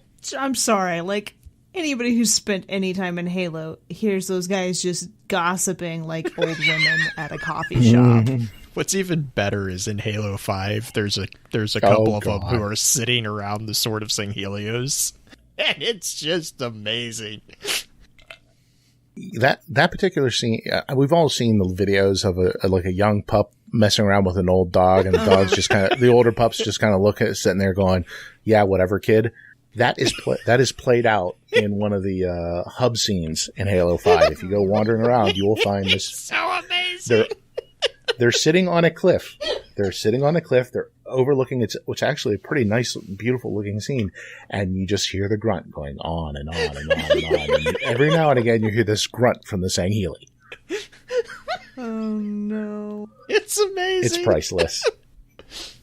So the grunt basically gives up the information a little bit about it, going on and on and saying, there's this guy, he's not tied to the religion like everybody else is, but he stands for something, he has a belief, and he's got purpose, he's got drive. So we're going to do this kind of thing with him. That's where they kind of start banding up, or? Yeah, pretty much. That's pretty much where it kind of started. Like I said, the UNSC at that point in time was more concerned with defeating the Covenant. They weren't interested in a faction. They actually would have probably been more saying, okay, fine, internal division in the Covenant. Sure. Great. That helps us. Right. They kind of did that with the Arbiter. Yeah. So once the Covenant actually fell apart in 2553, this actually allowed a lot of remaining Covenant to come to Atriox's side. This gave him a huge fleet. This gave him a large number of troops. This included a Covenant, a Sangheili assault carrier, which is one of the largest ships in the Covenant, was one of the largest ships in the Covenant fleet, and named the Enduring Conviction, along with its experienced Sangheili crew. Over the next 8 years, through raiding and pillaging and whatnot, and stealing, they became an extremely large power. This all came to 8 years later, where they went ahead and attacked the Lesser Ark. Now, when you're talking about Halo, the Lesser Ark are the places where are the forges by which where the Halos are made. Okay. The idea was Atriox wanted to go there and create a Halo ring so he could use that in his conquests. He didn't have any luck with this, and then in 2559, that's when the Spirit of Fire arrives at the Ark and fight the Banished, and end up fighting, and they beat him to the Halo ring, like I mentioned in the intro episode. Along this time, as most people, if you've played Halo 3, you know that on the Lesser Ark, the city of High Charity crash landed on it, and when it was infected by the Flood. So the Lesser Ark had a Flood infection that had been isolated. Well, because of a couple of mistaken Yolohane, a flood outbreak occurred, but they were able to contain that and stop it from going through. And then also at this time, the Banished had to deal with an Ungoi rebellion led by Yap Yap. So yeah, okay. Yeah. So the Yap Yap, is that Yap Yap. the giant grunt that we fight that's in the mech? No. In Warzone? I think there is one that is Yap Yap. I believe so, but this was Yap Yap the Destroyer. It's like, okay. He was a low-ranking deacon in the Covenant's Ministry of Sanitation before being kidnapped by the Banished. So he dealt with all the time. Got it. Okay, so Yes. he's just He was an a sewer Ungoi. grunt. God, Was this okay, was this the rebellion that was because they were shorted breathing methane, or was that was under the Covenant? No, that was under the Covenant that occurred. Okay, because I remember there was that one. They were deliberately shorting them breathing methane because they were like, it's got population control, and the Ungois understandably got a little pissed about that. Sure. Yeah. I'm just thinking like, okay, Yap Yap. My first thought was Jub Jub from Star Wars. You're not wrong. But if Jub Jub actually led a rebellion. I mean, he kind of did. Kind of, but like he didn't talk all the time. No, he didn't. Yap Yap probably talked all the time, as says his name, because he's a Yap Yapper. I mean, she's not wrong. No, she's not. But it's not just Yap Yap. It's Yap Yap the Destroyer. The Destroyer. This is all I can picture is a gnome barbarian. I just and right. or a I just halfling want barbarian. somebody. I want a 5th grader who hears the name Yap Yap the Destroyer to draw it, because you're gonna get the strangest. Whip Squad, go! Right. Oh, and of course, he is also the impetus behind Yappening, which is. And green's broken. It's an in-game kind of thing where essentially, for a period of time, Yap Yap makes inroads to the game and wreaks havoc in-game with like silly game types and game functionality. The Yappening, Yes. He's a You can't say that Halo multiplayer doesn't take itself super seriously. That is brilliant. I threw the link to the Yappening in Halopedia. And I'll give it to Blue so he can go ahead and put it in the show notes. Please go read it and just know that I'm sorry. Halo does not take itself seriously on this, and it is great. The best part is the Master image. Chief Collection. The Master Chief Collection screen when it happens. It's a giant that's what I'm grunt in looking the at. Like, that's the first thing that constellation. caught my eye. Is just this, like, glorious shadow grunt kind of thing. Just arms out, like, and it's So the only thing I remember, because I play SWAT all the time with Halo. So when you play on Yappening, last year at least, they have what's called the Head Pop Party. It's SWAT. But it's got the grunt birthday party Easter egg on it. Oh, nice. So all you hear is pop, yay! The entire game. It was like everyone's KD dropped because everyone is just dying laughing the entire That's time. awesome. It's just... I'm sorry. Oh, and by the way, in the Master Chief Collection, it is called the Yappening 2 Yaps this time. Oh, no. Yes. Okay. That's clever. Okay. I like that one. Mm-hmm. Crisscross. Back to the thing. Okay, so that's kind of back on target here. So that's really the summary of Atriox and the Banished there. Essentially, it is... they're pretty much at this point in time nearly as powerful as the Covenant was, except, like I said, they're not religiously motivated. They're motivated by a charismatic leader, which actually makes them more dangerous in some ways. Mm-hmm.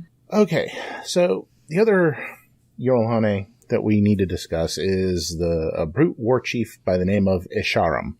This is the one that gets introduced to us in the Halo Infinite trailer. Mm-hmm. The one set a fire in your heart, Spartan, is that the last line is actually really, really good.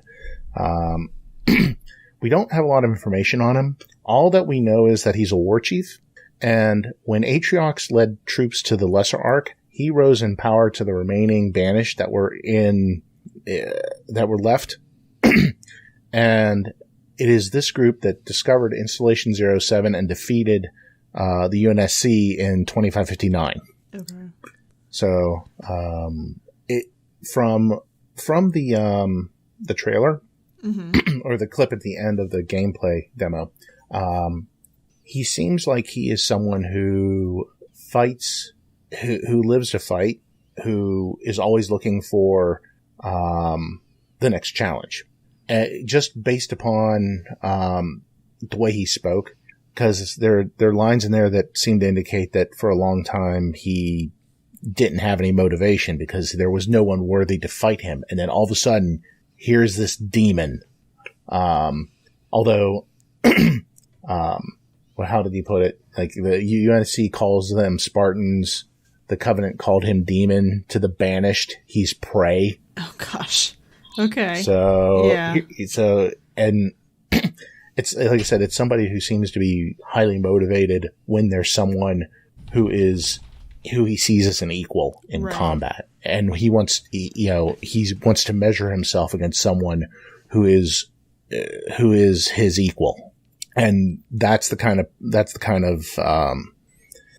what I kind of see from him cool in there. So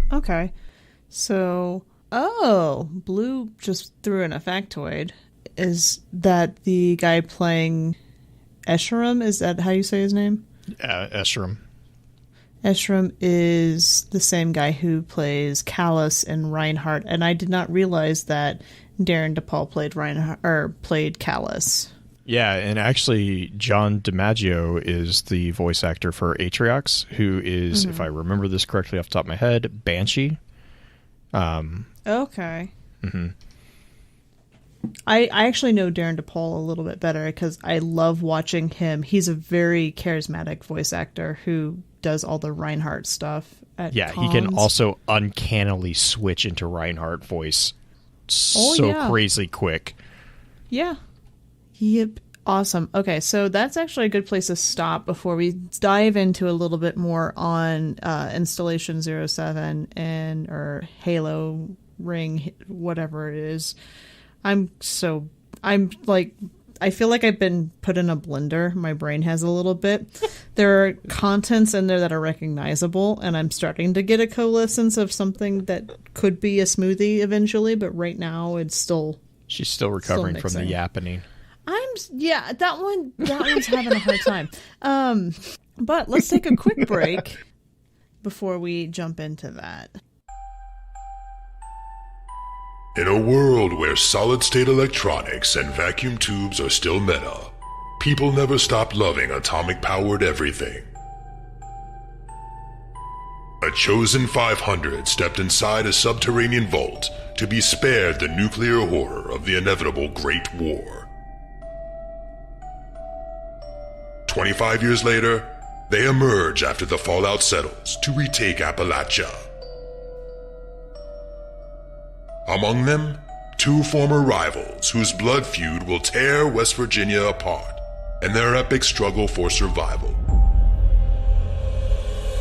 Chad, a vault bro who has a strength of 15, an intelligence of 2, and is a complete wasteland head.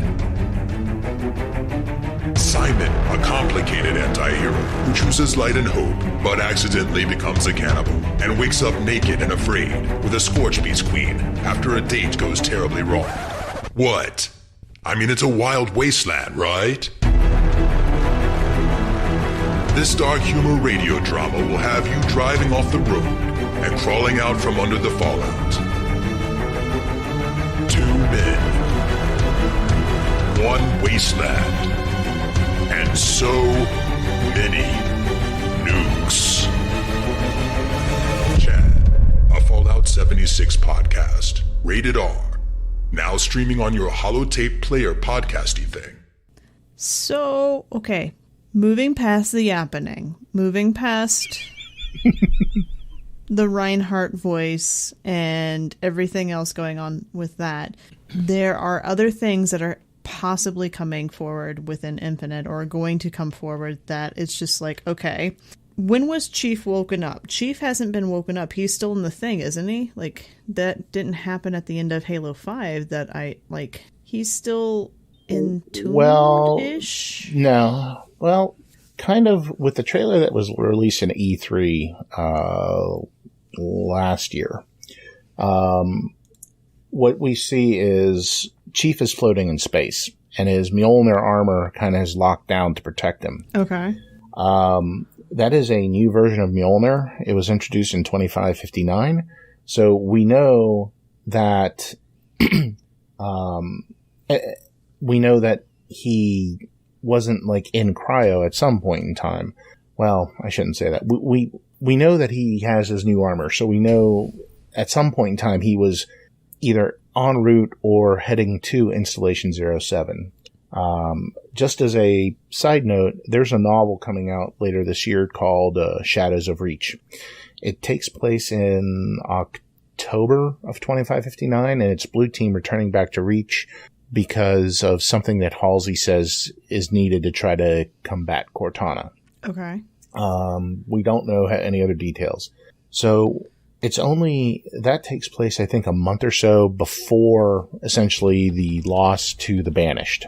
So we don't, I'm kind of what my hope is that, and the novel will be written by Troy Denning, who's done a great job in the other two novels with Master Chief that he's done.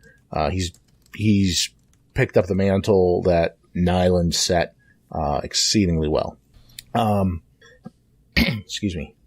So what I'm hoping is that and the other thing is that mission, we know it's not at the beginning. They said that it's about 3 to 4 hours into gameplay. Okay. Where that particular mission happens. So there's definitely something more ahead of it. And part of it, I would assume what I'm hoping is we have information of how Chief got there. Was he on a ship that was destroyed? It seems like he was en route to 07, and not 07, and not on the ring itself, because he's unaware of the loss that occurred. So, and also in one of the other cutscenes at the end of the gameplay trailer, you see him in the Pelican with the pilot, who all of the Halo community has affectionately called Brohammer. Okay. I still wish that was Mashak. I'm not gonna lie. I was hoping, when I first heard him, I was like, and then it was like, no, it's not him. But no, back in Halo 1, the name of the pilot of the Pelican who always shuttled you all over the place was Foehammer. Oh, gotcha. And as a side note, in the script for the Halo movie, and yes, there was an actual script for a Halo movie, it was implied that Chief and Foehammer had some type of relationship. Oh, really? Yep. Fanfiction.net. What? All right then. Well, I mean, it was very loosely, or they were very close friends at the very least. I mean, considering how Chief doesn't really. Anyway, I'm gonna move on from that. Yes. Okay. So, in any event, the Halo community started because we didn't have the pilot's name. Mm-hmm. So they started calling him Brohammer. As you do. Yeah, as you do. So, that's kind of where, and I totally lost my train of thought. Sorry. Okay. No, it's okay. You have possibility of Brohammer shuttling Chief to the installation, but if that's just a theory at the moment, or do we, like you said, that wasn't kind of sort of in the trailer that everyone at E3? Yes. Yeah, at the E3 trailer, you see the pilot kind of clean shaven. You figure he's kind of drifting in space. He's fairly clean, so you figure this probably isn't that long after, I guess, the initial battle. Okay. And then the way the scene goes is you see there's like a little holographic thing that's, I guess, his wife and his kid talking, and it kind of circles it, and you can kind of see that it has a ring that shows how much charge is in the battery, and it's draining. Mm-hmm. And when it goes all the way back around, you see him with a full beard, and like he looks like he hasn't had a shave and a haircut in probably a couple of months. Sure. There's an alert, a beeping outside of it detecting something. He thinks it's someone coming to save him, and he starts trying to call out. He wipes the frost off the window, and that's when you see Chief floating outside. Mm-hmm. He brings him in, charges the suit back up. We also get, and the other thing in the boot screen that appears, there's if you stop it and you look, there's something called Spider, SPDR. That is actually a reference to something that occurred in I Love Bees, which was the ARG for Halo 3. Yeah, Halo 3 was the ARG for I Love Bees. Essentially, it is a program used to recompile an AI that has been damaged. Okay, then. And also in that particular, in what someone else found in that boot sequence was a barcode, or a QR code, I should say, that when you scan, took you to a piece of audio that was Jen Taylor as Cortana saying, "This is a piece of me, but, you know, this is familiar. It's a piece of me." And it sounds much younger than what you were used to Cortana being. So some people believe that we have either Halsey creates another Cortana clone from her brain. Right. Or, and we're going to harken back to the 2 Halo ones ago when we talked about Halsey's journal. Right. The reason Cortana is so different from other smart AI is that normally when you create a smart AI, it is from a human brain, but it's someone who's deceased. Right. Halsey created Cortana by cloning her own brain and then mapping all of her, like the brain patterns over, and then generated it. Now, the thing is, she didn't just generate one. I think she generated a dozen clone brains. So it's possible that what Chief and Blue Team do is they go to Reach to recover one of the brains to allow another Cortana to be created. So where is Halsey at this point? Her last position would have been on the would have been on Sanghelios. At the end of Halo 5, as I mentioned before, the final cutscene is Team Osiris and Blue Team coming off of a Pelican and meeting up with the Arbiter, Sarah Palmer, and Halsey. And the final line is a line from Halsey. It says, "Took you long enough," when she's speaking directly to John. Because this would have been the first time in, let's see, 2552, 8 years. This would have been the first time in 8 years that Halsey and John have been together. Okay. And I so want a story of that meeting. Like when they meet back up for the first time? That's kind of just left out there. There's nothing specific. It's touched on in the book Bad Blood, which focuses mainly on Buck. All he says is they kind of, like, Blue Team went off with Halsey and they talked about something, but there's nothing specific. But, okay.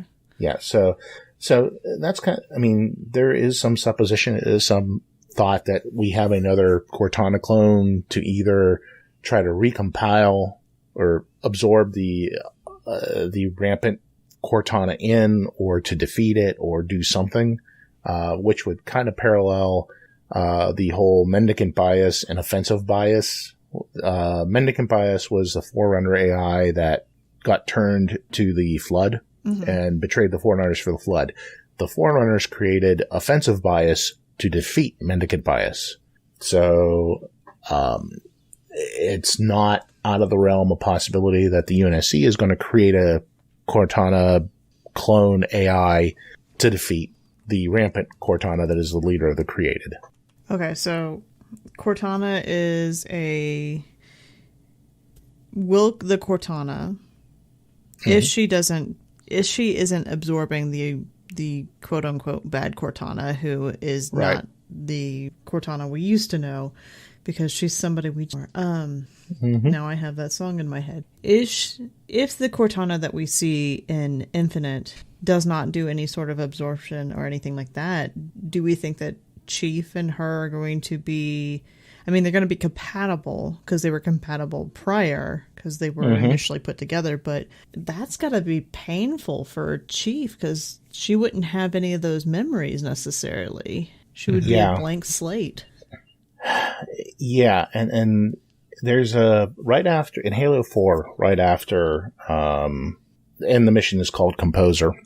At the end of it, after Chief survives, you see Cortana, like, crouched on the pedestal with essentially her head in her arms, and Chief wakes up, and she says in there, you know, they'll pair you with another AI.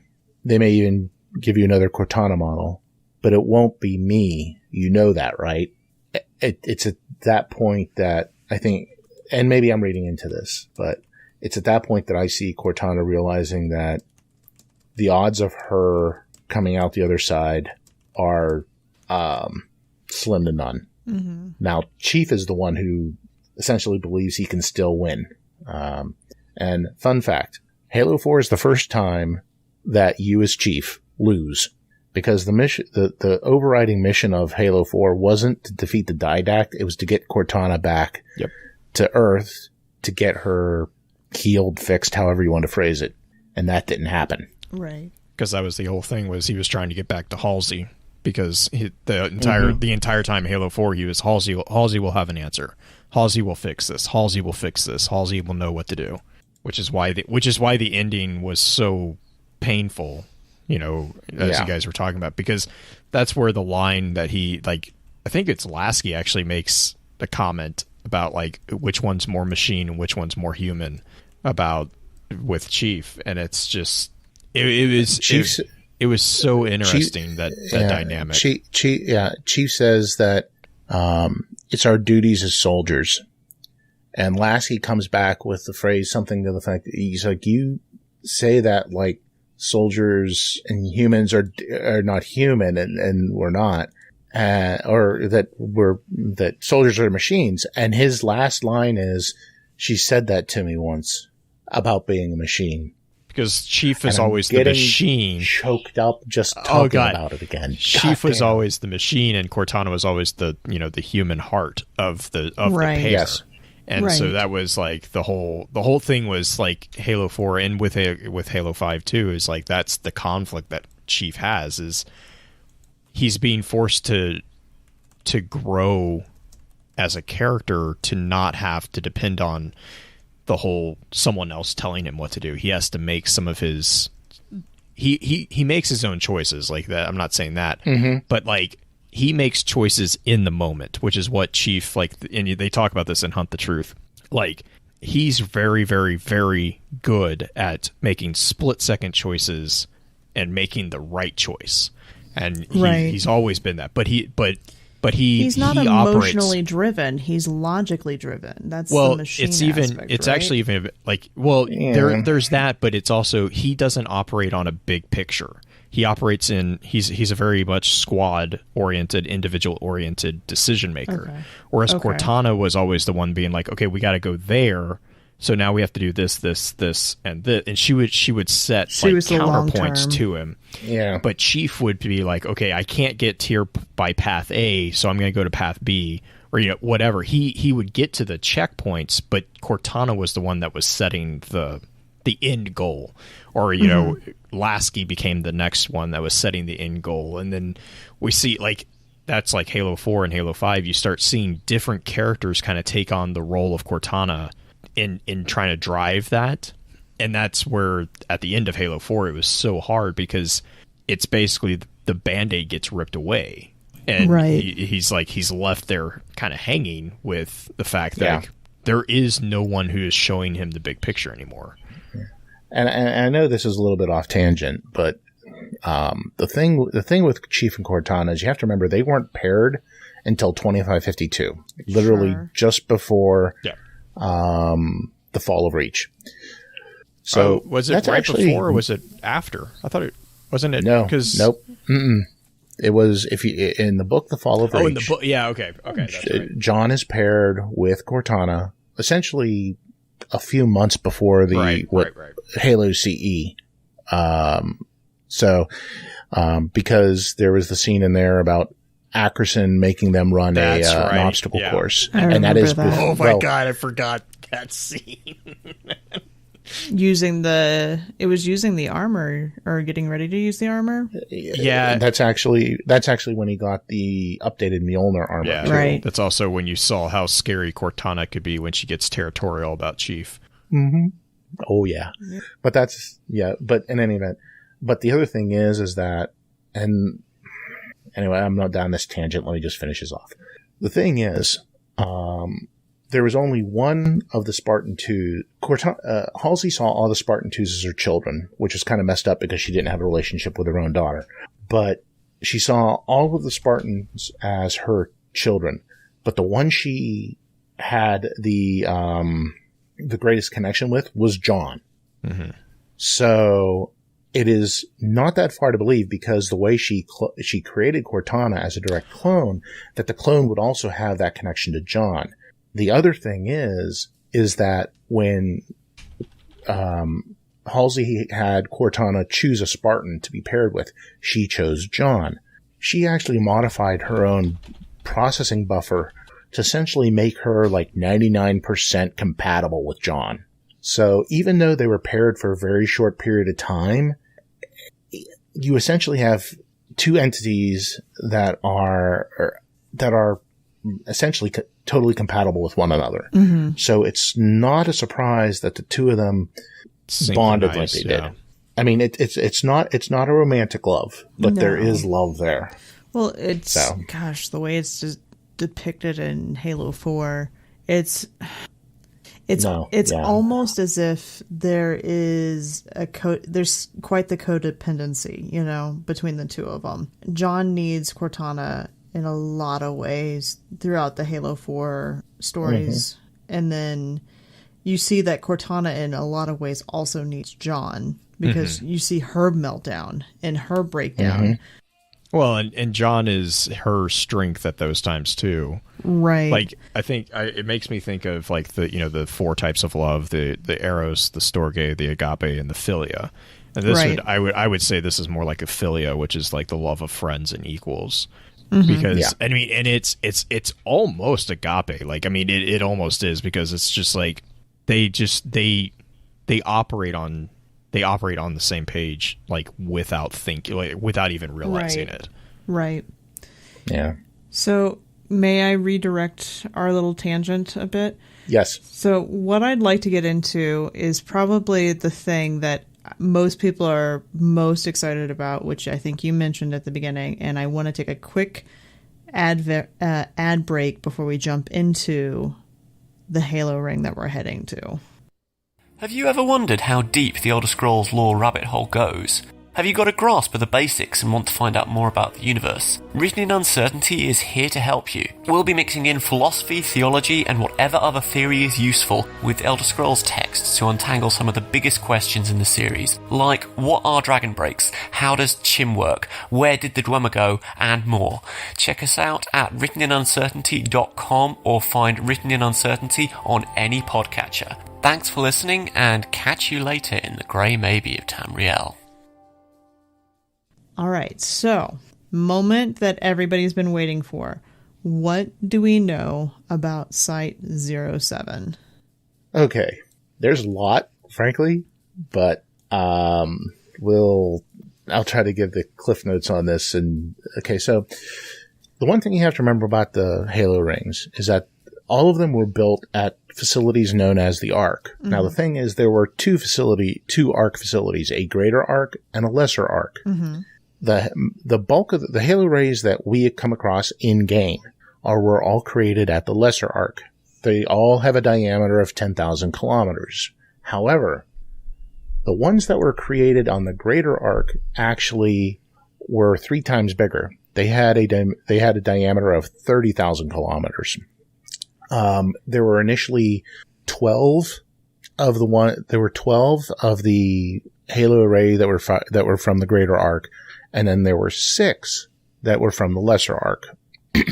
The other difference is the lesser Ark pulses, when they fired, were omnidirectional. They would go in all directions.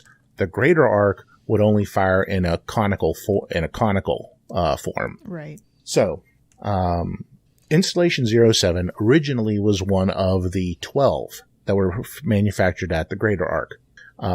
So it fires one direction only? Originally, yes. Yeah. Yes.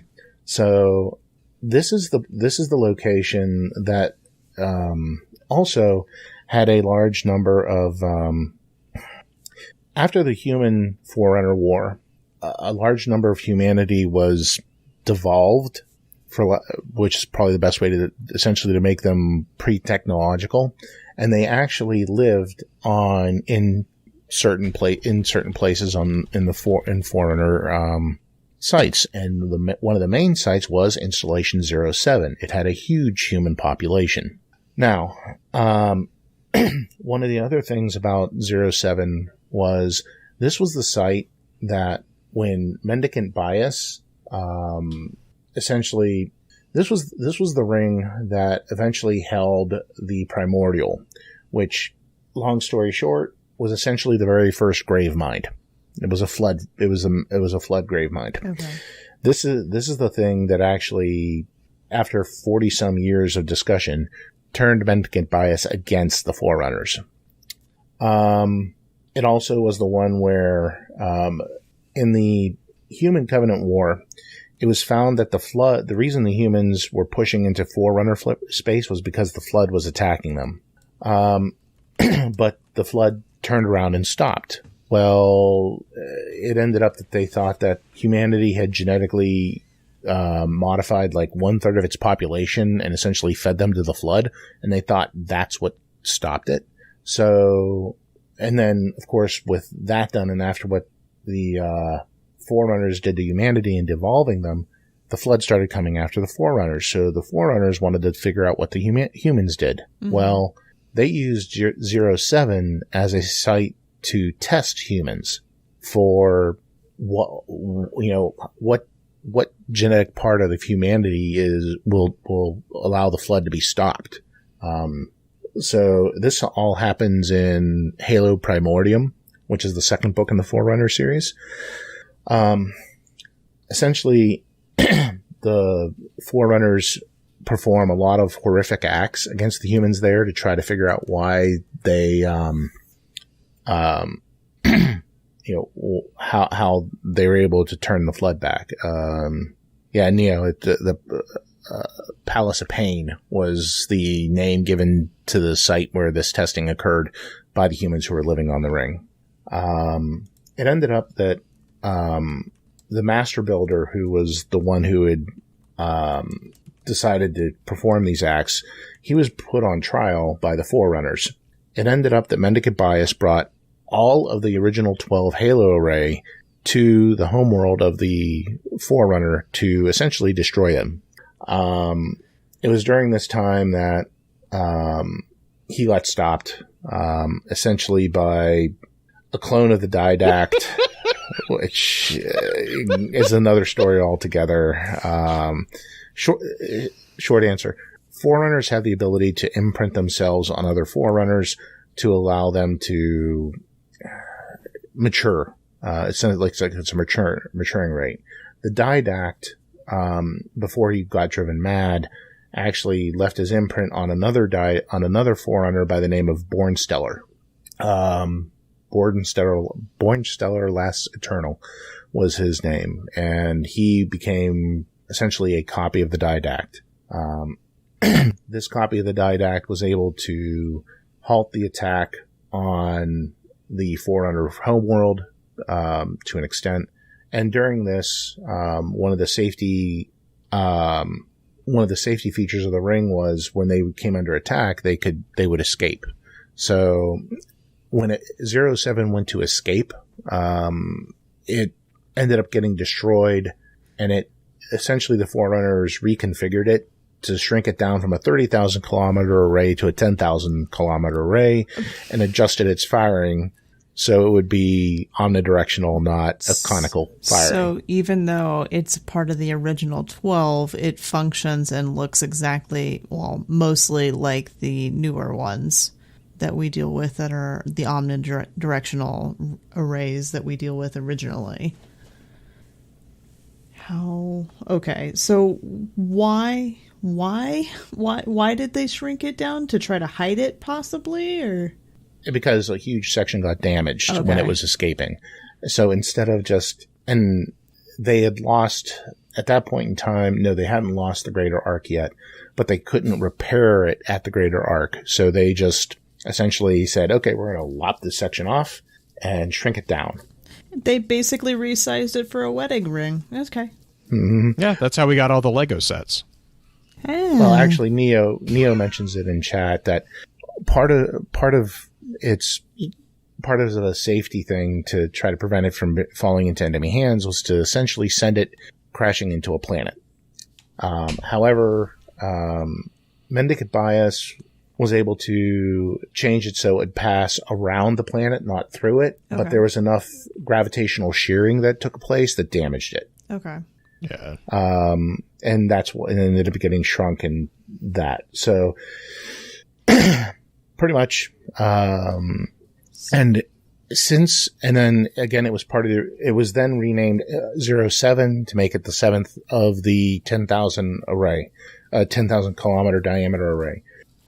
It went through its firing sequence whenever when the copy Didact fired. The ISO Didact. Actually, his ISO Didact the Ore Didact was the one that was driven mad by the flood. That's the one we came across in Halo 4. The ISO Didact was the good one, his copy. Okay.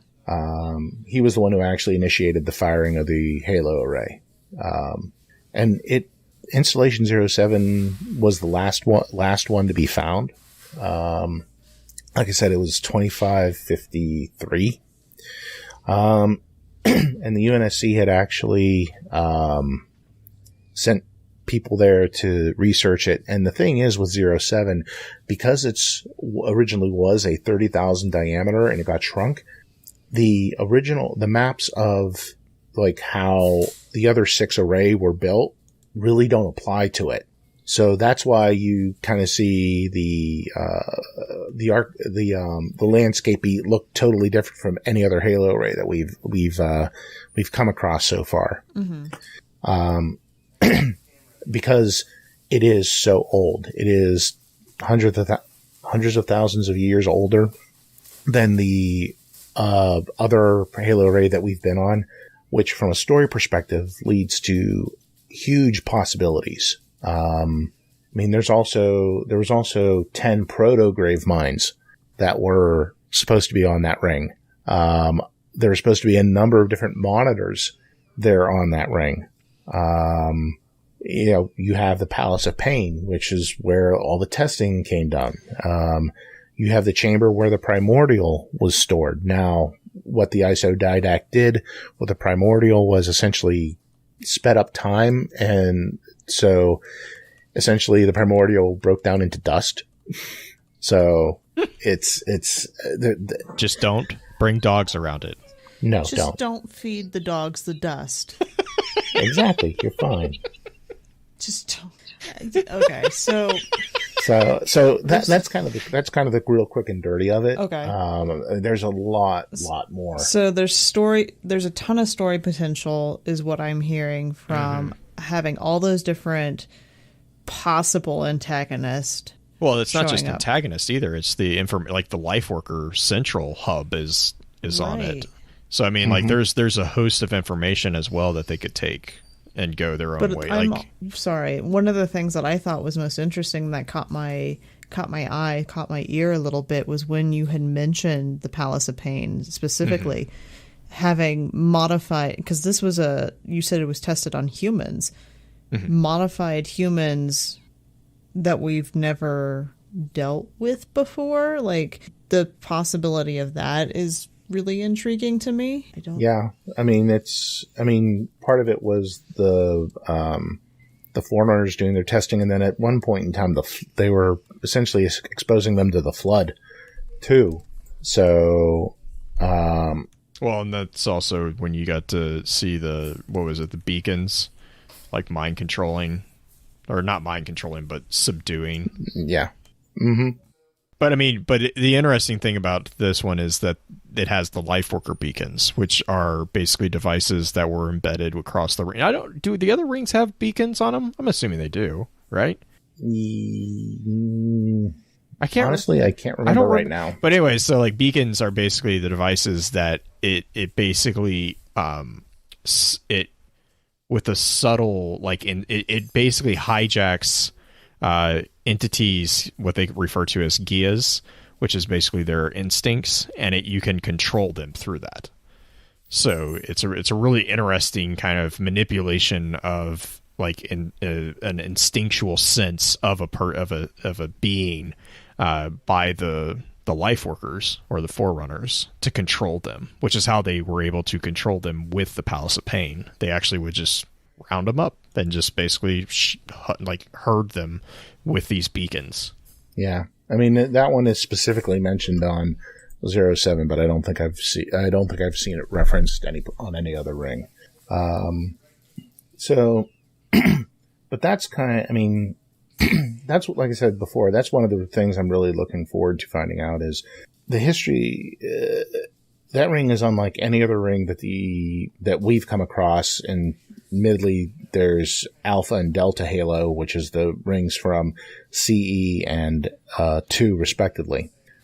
This ring is totally different, which, like I said, brings up so many different possibilities. And that's really one of the really neat things that I'm really looking forward to on that. So I'm out of questions. I don't know where to go with this. I'm excited to know like the concept of the oldest ring that we have ever experienced is really cool. Like that I'm excited to go see. I'm excited to see the stories that they're going to draw out of it. The fact that there's so many different tie-ins between the flood, even like you mentioned that the one got turned to dust, which is like, okay, are we going to start that thing all over again?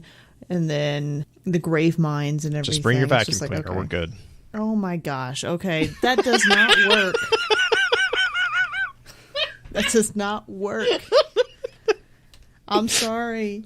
I like anybody who cleans on a regular basis knows that you're not going to get rid of all the dust with a vacuum. Get rid of most of it, though. Well, then what you could potentially do is just evacuate the atmosphere and let it all go into space. Swiffer it. Of course, Chat's like, I mean, that's what we do. But then again, you eject it into space and all of a sudden you'll end up with key mines. Yeah. So, yeah. That's not how the Force works. I just, my mind goes to, okay, you vacuum it all up, right? Like, where are you going to put the canister? You can't just throw it in the garbage. In the sun. You can't just jettison it. Just jettison it into worked the on sun. zombie dust dogs. Then it turns into like a rabbit embryo and strikes somebody on the head, killing them, kicking off the whole awoken, like Mara's like trauma as a child. Nope. Then we dip into Star Wars and get the Sun Crusher. Yes, all of this. Kip Durin, let's go. All right. There is a lot of streams being crossed right now. That's when the fun starts. So anyway, shout outs. Marshmallow Man. Oh. Tasty. Yes. Okay, shout outs for the advanced episode. Shout outs to live chat. Shout out also to Miss Reyes, who is in chat, as well as Wicked. Raz in particular, who is back home feeling much better. And then shout out to Wicked, who got a shout out during the episode without even being here, because you're getting blamed for something you didn't even do, but you're still getting blamed for it. So shout out. Exactly. I love how she told on us. Yep, absolutely, because they're here now to hear it. I was going to tell him anyway. Oh, okay. Fair enough. Besides, he knows he's always at fault. That's true. Pins, what about you? What you have any shout outs for the advanced session?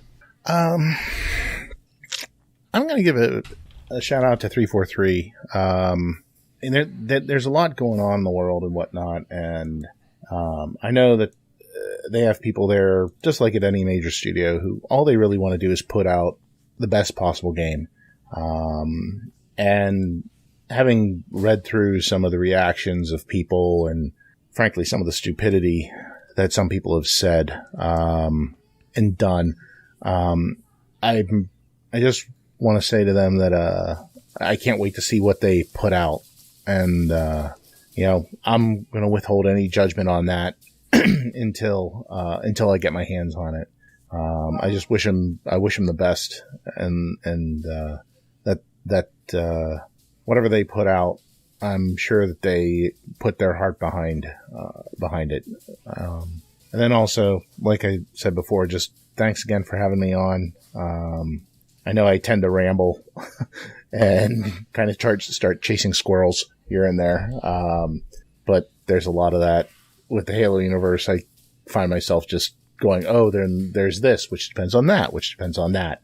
And just thanks everyone for being patient, for everyone who came out to listen, and who does listen to this.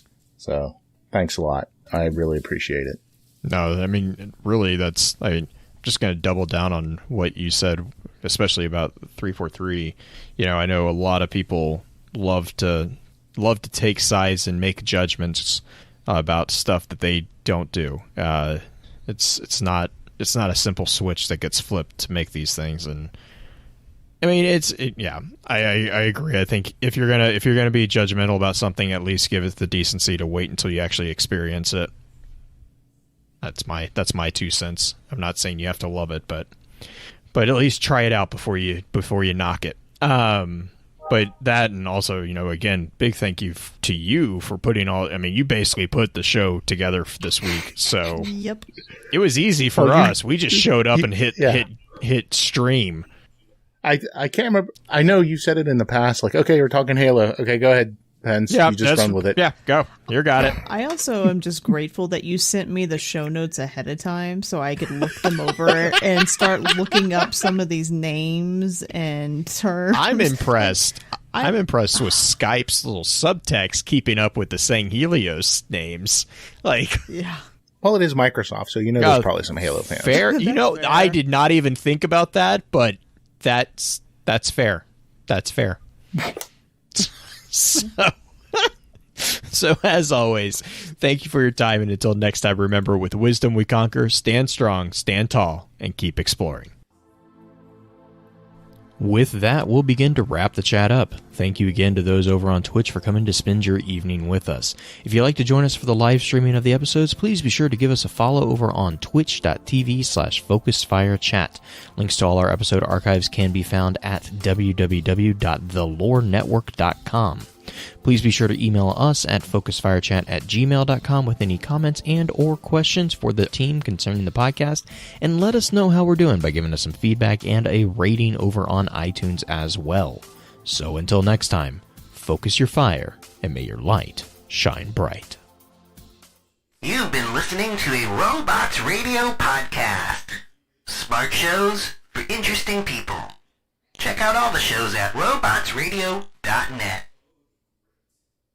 This podcast is brought to you by Anchor.fm, the best and easiest way to host your podcast and get paid for running ads just like these. I've started multiple podcasts, and Anchor has been my go-to host to get my podcast onto platforms like Spotify and Apple without having to spend hundreds of dollars on hosting each year. Anchor.fm does it all for free, and you can get started today by visiting Anchor.fm. Robots Radio presents...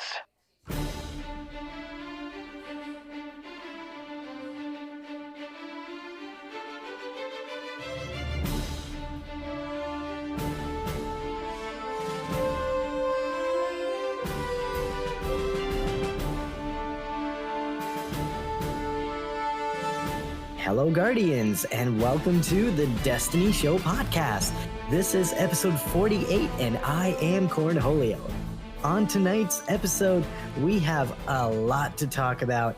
We welcome Sin from Clan Nocturnal, from Destiny Tracker, and from the most respected group in the Destiny community, Planet Destiny. We're going to put Sin on the hot seat tonight for our discussion with the Guardians. We're going to talk about Solstice of Heroes. We're going to talk about Destiny Content Vault and all of the new information that we just got from This Week at Bungie. And we're going to talk about how to level up your Season Pass this season with Season of Arrivals. And also Shadow Price returns from vacation. This is the Countdown to 50. And you're listening to the Destiny Show podcast. We also have another special returning guest host, and he is our former clan member, I guess, compadre, the guardian of all trades, the master of crushing the ranks of Seasons in Destiny. He is the member of IGN's Destiny clan and one of the nicest and most genuine guardians in the community. He is a Warlock main, and we welcome back to the show, I Love Your Movies. Welcome back, my friend. It's so great to have you. It's great to be here. Yeah, and you're just always crushing it in the world of Destiny. You play so much of Destiny, and you are the most optimal man when it comes to everything in Destiny, whether it be your leveling, whether it be the loadouts that you have. So excited to have you back on the show to talk about so many things that are happening in the world of Destiny today. And also, Shadow Price returns. Welcome back, Shadow Price. How are you doing tonight, my friend? Hey, yeah, I'm back. Back from my mini excursion. I wouldn't call it so much a vacation. I was just in Connecticut for a few days. I needed to unplug my brain a little bit, just kind of get away. And it was great. I had an awesome time. I went kayaking. I was able to just visit this city where I was at in Connecticut and just go to the ocean.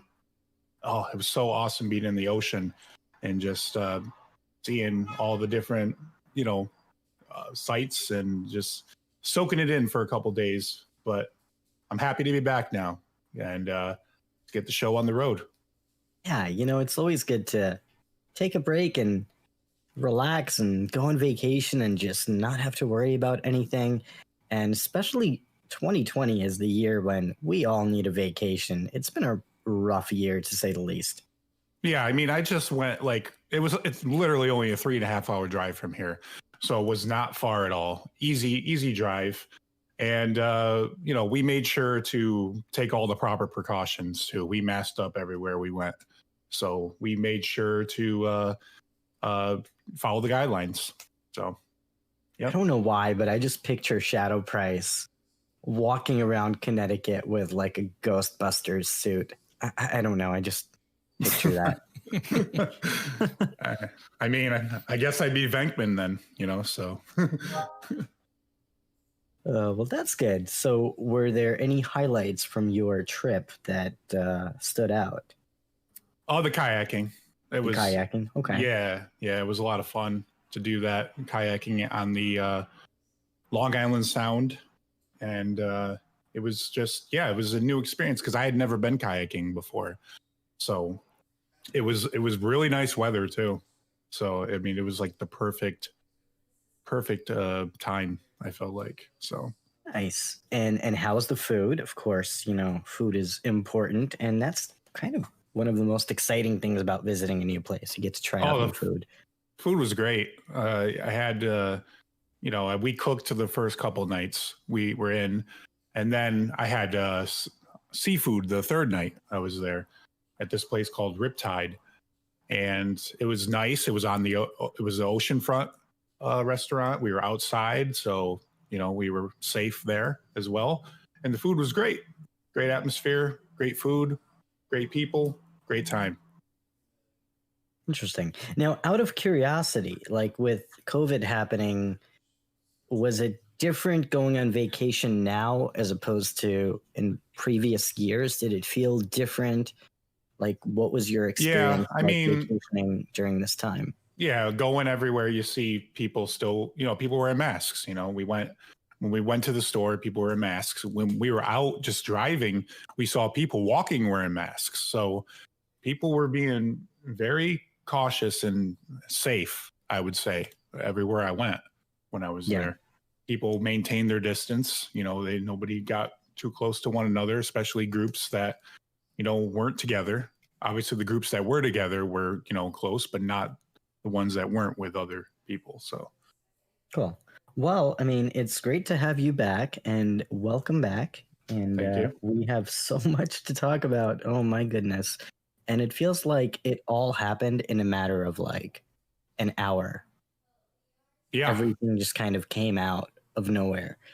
And tonight we welcome a very special guest on the show.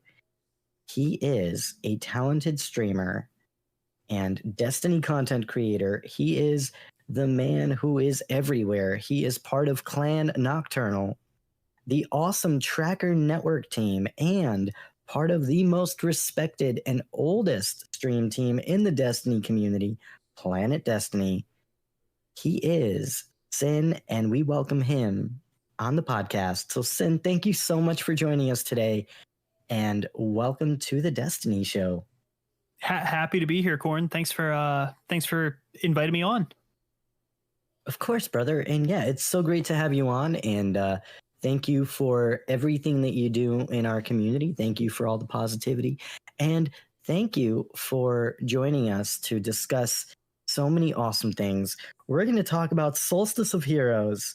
We're going to give our impressions and our final review. We're going to talk about Destiny Content Vault and all of the newest information that just came out. We're going to talk about Destiny, and we're going to put Sin on the hot seat for our discussion with the Guardians. And we're going to get started right now. So I hope you're ready. As ready as I'll ever be. All right, so let's do this. So the first question we have for you is, who is Sin, for anyone who does not know you? So for anybody that doesn't know me, as Corn was mentioning, my name is Sin. I'm an admin for Clan Nocturnal. We're a Destiny 2 endgame clan. We like to help new players or returning players catch up on the game.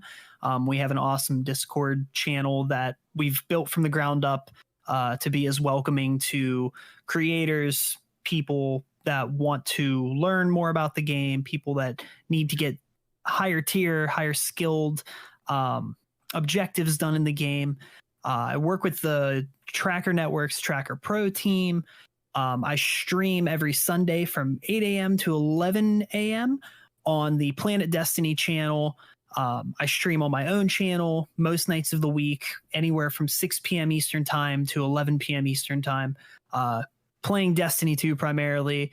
And I'm just, I use this a lot, and I just kind of say, like, I'm just a guy that likes to game, and I've just been playing games my whole life, like playing video games my entire life. And I, started streaming just because a friend of mine said, "Hey, you really like Destiny 2. You're pretty good at it. Why don't you start streaming it?" And, eventually over time, I just kind of built up, and I built up, and I built up, and I started streaming playing Borderlands about a year or so ago. I was primarily a Borderlands streamer back then, but I had always played Destiny on the side. And it wasn't until Season of Opulence came around that I kind of put my nose to the grind wheel and just started working primarily in the Destiny community. And I'm really happy here. I feel like Destiny has easily one of the most unique community dynamics out of any gaming community there is out there. I mean, when you look at a gaming community, you see people that are so tight knit and so welcoming of new people, but also everybody kind of knows everybody. And that was a dynamic I really like to be around. So I'm happy where I'm at here. I want to, continue going on and providing positivity wherever I can, and helping people wherever I can, because, I mean, you can't get good at the game if nobody's willing to help. That's a good point. That's a really good point for sure. Destiny's like Cheers. It's like Cheers. You want to go where everybody knows your name, Mm-hmm. So it's a social game to me, and that's what I take most at face value. I mean, there's good times, there's bad times, but at the end of the day, most of the time, a lot of us are just having fun playing with each other. Yeah, that's very true. It's just like you said, there's good times, there's bad times. We're very critical of the game sometimes. It's just kind of like we've kind of taken ownership. We've been in the community, we've been in the game, and just playing this game for as long as we have, we kind of feel like we have a kind of a piece of it. It's kind of like a part of it. Yeah. So. I mean, I have have so many memories just tied to Destiny. Like, I can't recall. I think the last game that I had played growing up where I can say that I've had as many memories of Destiny as I've had was probably like World of Warcraft or something like that, you know?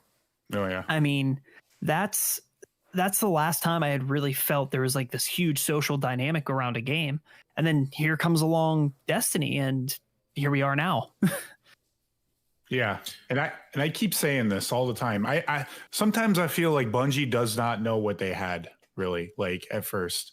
You know, they didn't. I don't think they even knew that it was going to blow up as big as it did, and people were going to devour content that the way that they do. You know, No. Yeah. And it's crazy because the game just, as the game goes on and with where we're heading with it, it seems like it's only getting larger. It's only growing in popularity, and which is odd to see because you know, we've been around to see it kind of hit those dips and hit those turns along the way, and we've seen it bounce back how many times. Right. And you know, like for instance, I'm not sure if anybody here knows this, but Loot Crate, the subscription like loot box service that like every month they send you like nerdy memorabilia, like geek memorabilia, stuff like that. I've gotten some of those. They are explicitly changing one of their boxes from Loot Gaming Equip to Loot Gaming Destiny. Every 3 months, it will be a Loot Crate box that is full of items relating to the Destiny universe. Might have to jump on when that. Yeah, like they like I've followed Loot Crate for years, and they don't just do that for any game. Like the other games that have their own specific crates are games like Fallout and the Elder Scrolls. Like, so to think that it's on the same level or getting to the same level of popularity as that is kind of really cool to be a part of. That's awesome, actually. Yeah, I definitely picked up one of those specialty boxes back when I Loot Crated all the time. Yep. I think it's one of those few, games and communities that, because it has such a deep lore attached to it and deep community behind it, that it almost lends itself to something like that, where they can make so much different, things that you can purchase. I mean, how many things does the Bungie store have on it that people just snatch up all the time? So it's a surprisingly rich community behind it, and I think that's what really pushes it out there to things like Loot Crate.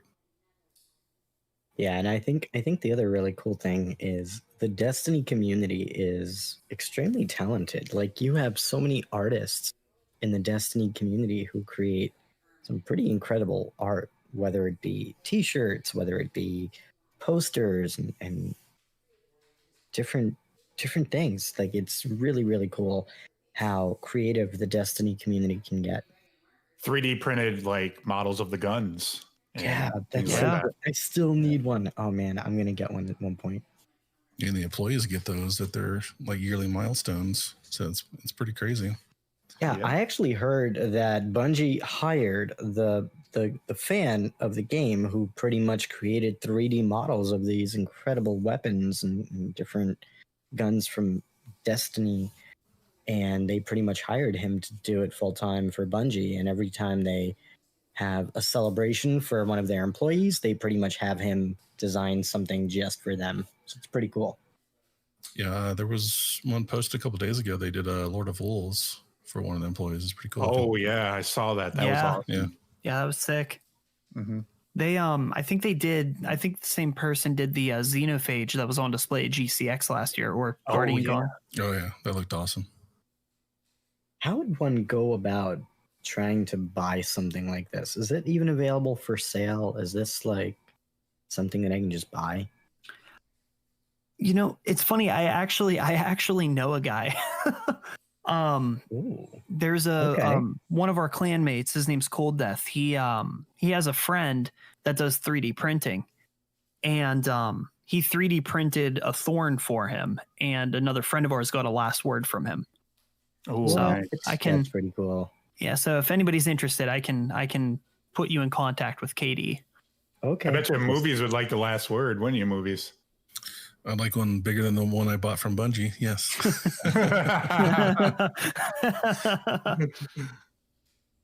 That's awesome. Yeah, I missed out on all of the Bungie model replica weapons, and I wish I picked them up when they were available. How small are they? That's what she said. Yeah, right. They're like yeah, they're like 5-6 inches length, maybe. Yeah, they're not very big. She said. Still bigger than I thought, though. So This is getting better and better. Man. Welcome to That's What She Said episode. Right. Yeah, I got the Thorn and the Ace as well, and so. Oh, nice. Yeah, but yeah, there were, when I was looking at the picture on the website and everything, and I had an impression they were larger, and then when they came, I was like, oh, well, they're still cool, but no. I want a 3D printed Hawkmoon like that. Now that it's coming back in the fall, I freaking love Hawkmoon. Oh my god. Yeah. So real quick, on the subject of Destiny art, I have to give a shout out to our good friend Brian Monkis, who celebrated 3,000 subscribers. You want to give him a shout out. He is extremely talented, super talented artist, and he creates incredible, incredible art. You can check him out at brianmonkisart.com.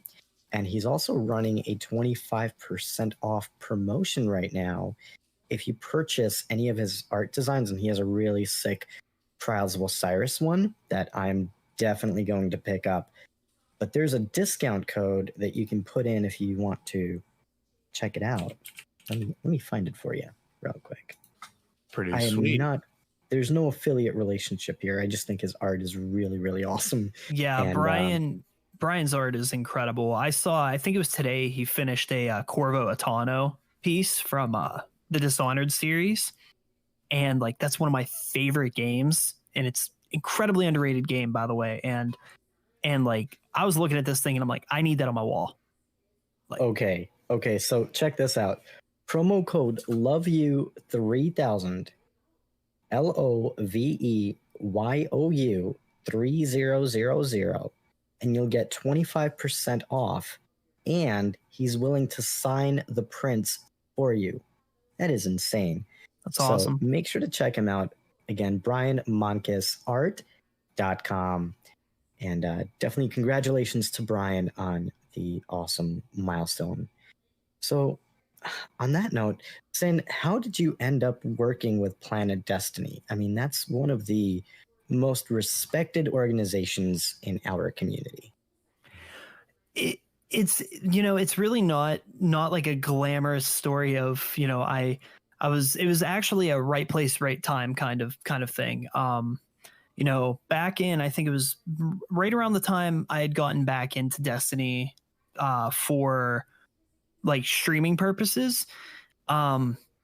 They had done an open application type of thing, and even though I like didn't meet their requirements, because there are requirements naturally, and I didn't meet the requirements, and I kind of applied anyways. I actually got denied my first attempt at it, and I just kind of kept with the mentality of like, all right, well, it'll come around again.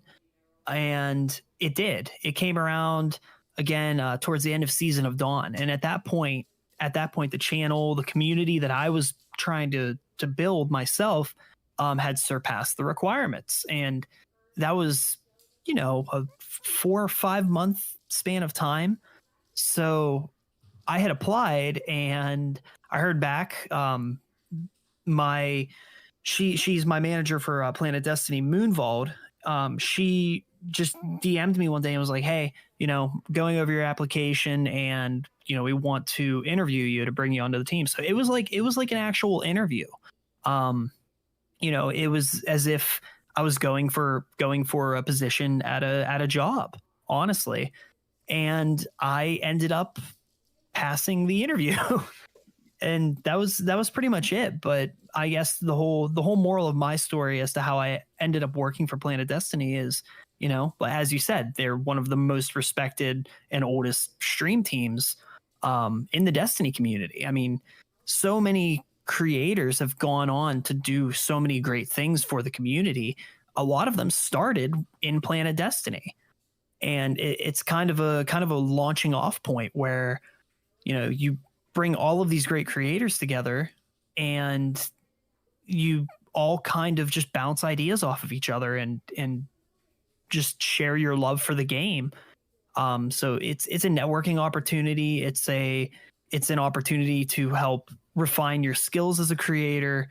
And having a place, you know, that is that respected to kind of encourage you to be as creative as you can be with their content, which in turn is your content.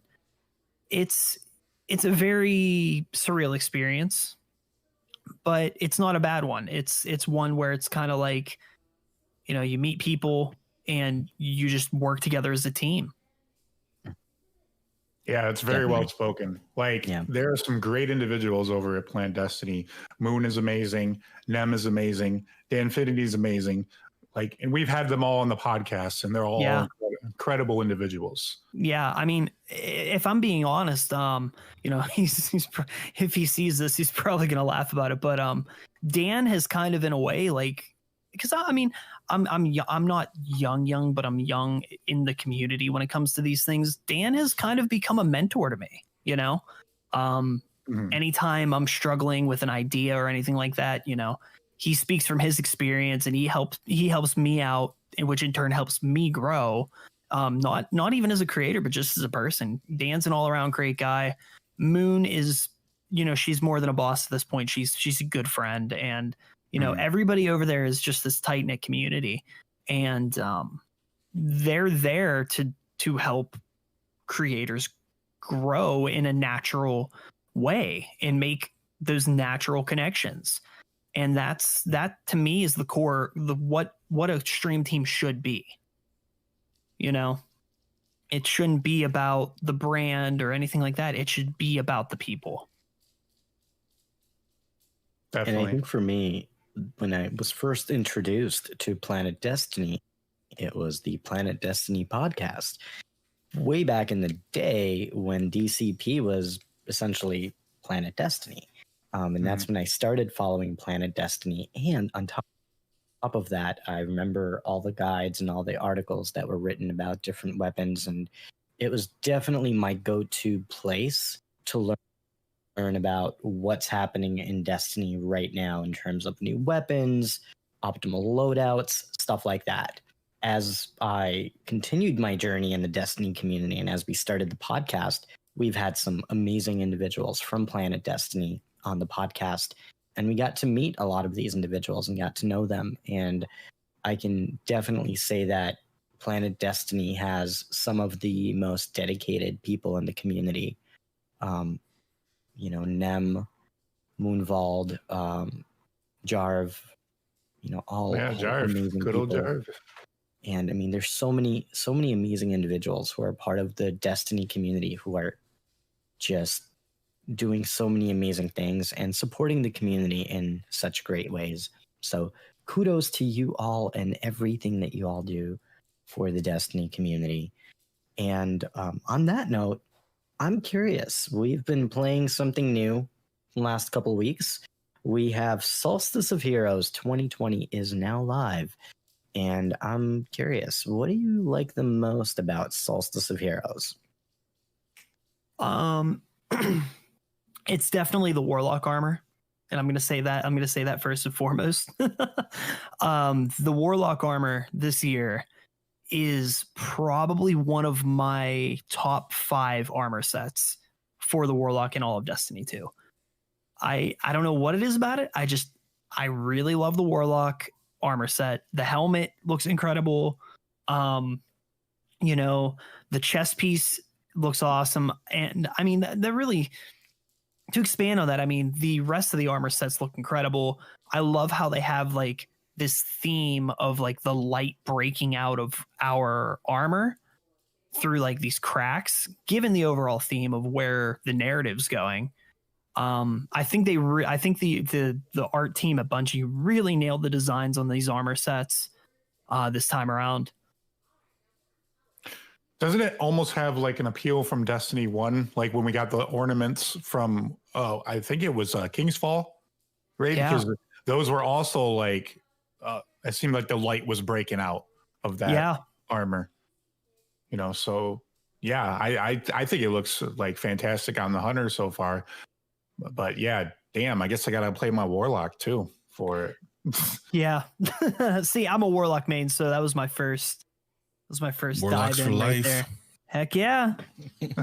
Floaty boys. Floaty right. boy life. We might never be able to stand on a ledge, but otherwise we're awesome. No, bro. Hunter main for life. Forever. Forever Hunter main. Right, We Shadow are Price? the Destiny community's only AC 130. So, I mean.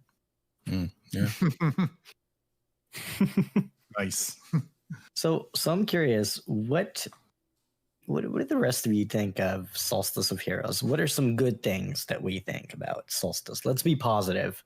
We're going to talk about some negatives later on in the show, but for now, we're going to stick to some positivity. What do you think, Shadow Price? Well, I finished one blue set so far, so I'm on Look to at you go. You already finished your first blue set? You Yeah, were so- like just getting started yesterday.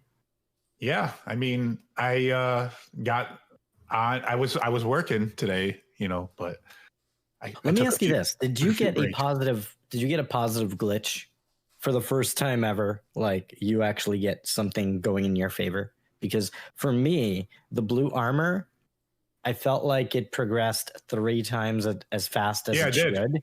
It did. Okay. Yeah. Okay. 3.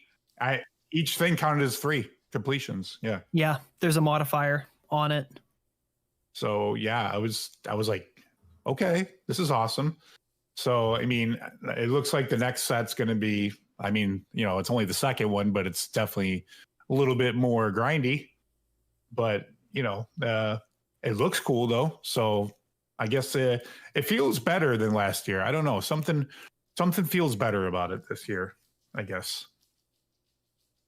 Not sure what though. Yeah, I think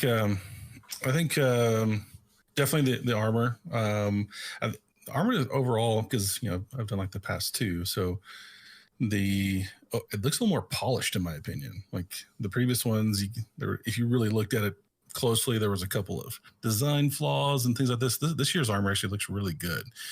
As far as the actual grind itself, there's definitely been improvements this time around.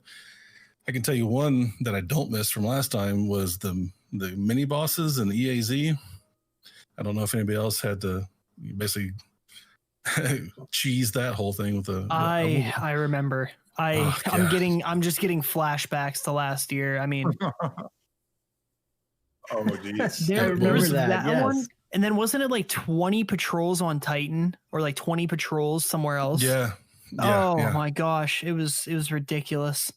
Did you have to get invader kills or something too, or something too? Yep, you did. Yeah. You did actually. Yeah. So the actual grind is definitely easier this time around. And I'm on.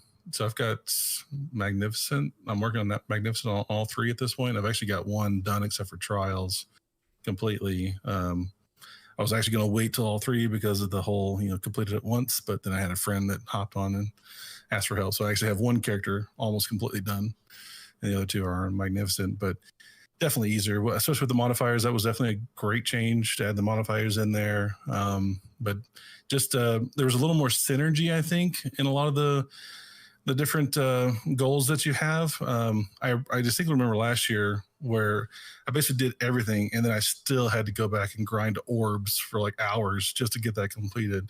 It feels like this time around, you kind of naturally get them all completed as you go through the different activities. So just a lot easier and more synergy to it for sure.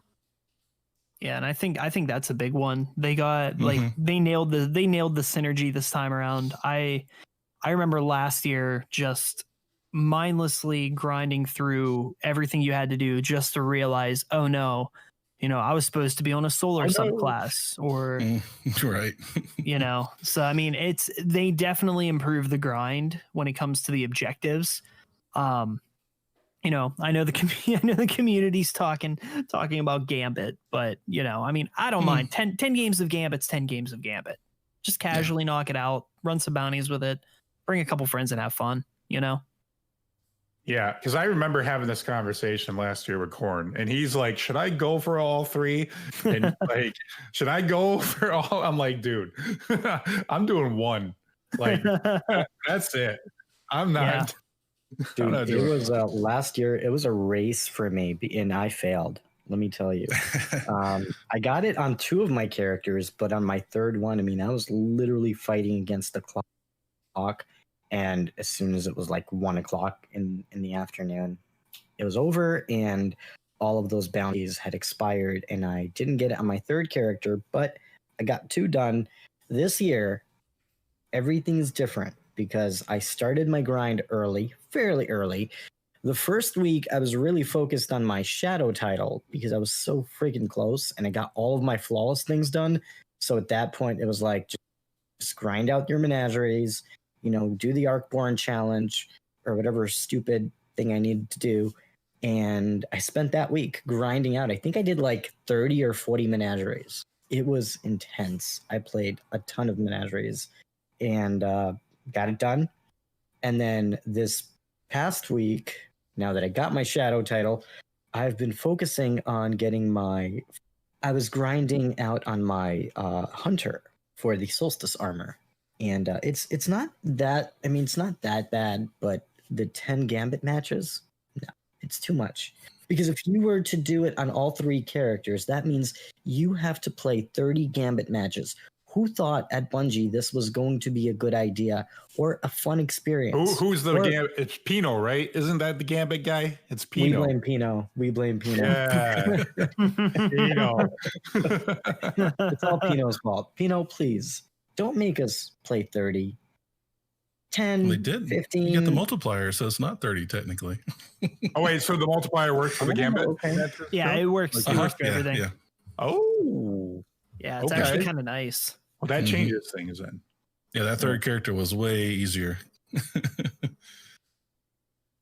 We take it back. Only 4. Sorry, yeah, I'm it's going only to take 4. that back and I'm going to eat my own words. Next season, before you even start Beyond Light, you have to play 30 Gambit matches. Separate the strong from the weak. Just because I said something. And that's going to be like a special package for Cornholio from Pino. The Cornholio is going to be a new version, so they might require that. You know, I wouldn't be surprised. Yeah, I mean, that's a thing. Yeah. So to segue just a little bit, Sin, if Destiny did not exist, I know it's hard to believe, what would you be playing right now? See, that's actually kind of easy for me. I mean, I mentioned earlier that I was a pretty big World of Warcraft player back in like the mid 2000s, but I don't know. Right now, I've been falling pretty deep into Digital Extremes' free-to-play game Warframe. I don't know if anybody's familiar.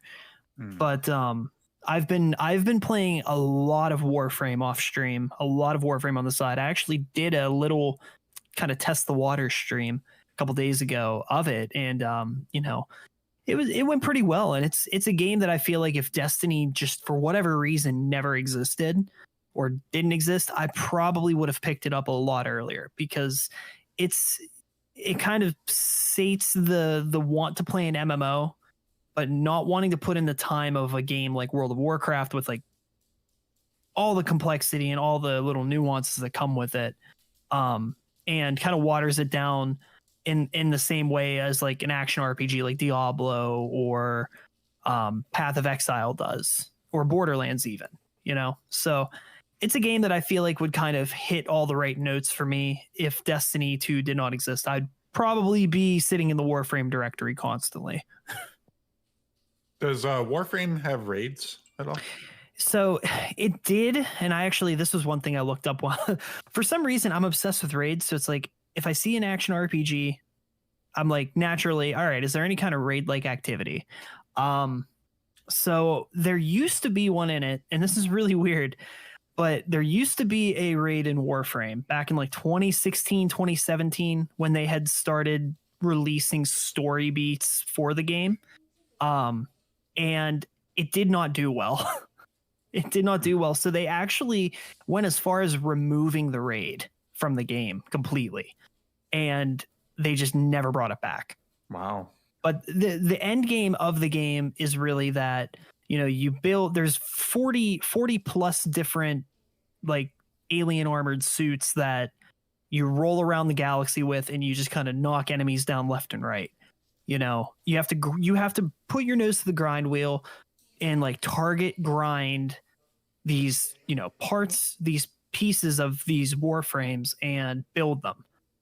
So, I mean, there is an end game. There's 3 open world areas, which are massive, and just different objectives to do on those in those environments. And I think once again, it's the social aspect. You know, there's a social piece of it that's like, all right, well, you know, we're gonna go spend the night running this mission 1,000 times over, trying to get, you know, the super rare part for this super rare thing. So I feel like that would be the game that would occupy my time the most, if Destiny had never been created.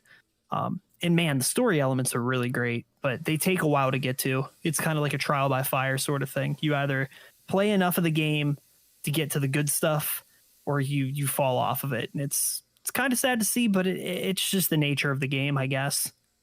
It's an older game too. Yeah, it came out a year before Destiny. Yeah, if I'm not mistaken. Yeah. So it has a lot of horizontal progression in it. Sounds like.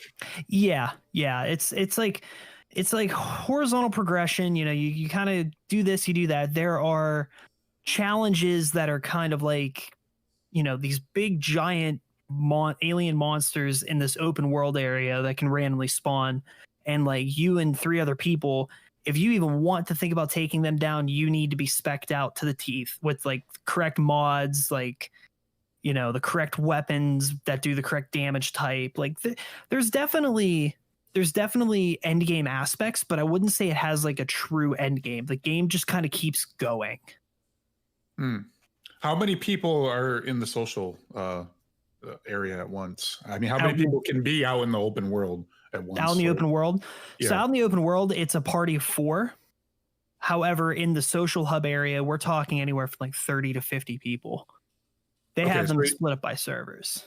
So you know how like Destiny 2 has like 9 people that can be like out in the world at once? Is it like the same like that, or can there be more than that? It is not. It's instanced. So like you would go to the main social hub of the area, and then you basically walk up to a door. It opens up. You walk in. That door closes, and then it instances you into your own like instance of that open world area. Okay, so you won't see others from outside your instance. Okay, so that's what differs from Destiny. Yeah. Warframe. There's a lot of differences too. You know, Warframe is more akin to a game like Diablo or Borderlands, I would say, where you're just searching. You're basically grinding different procedurally generated levels. You know, where Destiny is more of like a hub and spoke, like. It's a grind, but it's not a grind in the sense of like a game like Diablo or Borderlands where you get all this loot dropping constantly. It's more of a, I don't even know how to put it. Like, trying to think of and that's just it. I can't even think of a game to compare Destiny to. Like, that's the thing. Like, that's the thing. It's like a hybrid of all these games. It really is, and that's part of why I love the game. Honestly, I mean, it takes the best pieces of various genres and says, "All right, well, what if we just put it all together? What would happen?" And this is what we have, and you know, it's awesome. Yeah. I mean, and I kind of wish. I mean, I don't know. Some people will tell me I'm wrong. I kind of wish that they did have more loot drops, that kind of like how Borderlands is. Like it would have a lot different, various kinds of, you know, weapons, like more weapons. You know, just you get tired of seeing the same, like Go Figure or, you know, Dire Promise, or, you know, just you want to see some new stuff. Like, and I know it's like it's hard to create that stuff. I get it. It takes time to, you know, create the weapons, write the lore for them too. You know, Yeah. they seem to have lore and everything as well.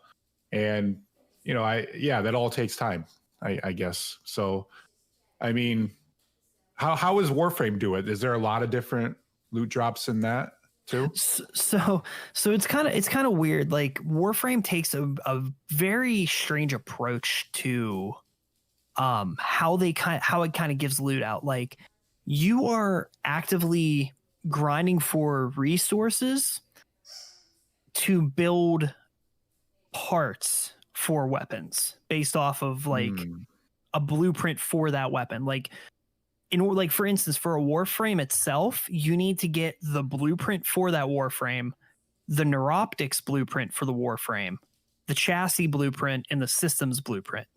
All of those take any variation of random for like of a random 4 resources that you can grind throughout the different levels. And then you have to build those 3 pieces. Once those 3 pieces are done building, then you can build the Warframe. Like, so it's a game that you don't have to play every single day if you have the ball rolling and you just have a bunch of items cooking. But the goal is to craft these really rare weapons, build those weapons, and then level the weapons up to their max rank.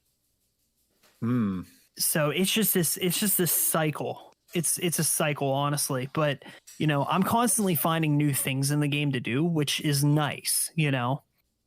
Right. So you become attached to those weapons. It's like a synergy, basically. Yeah. And every weapon type, there's various weapon types. Every weapon type has different mods that can go on them.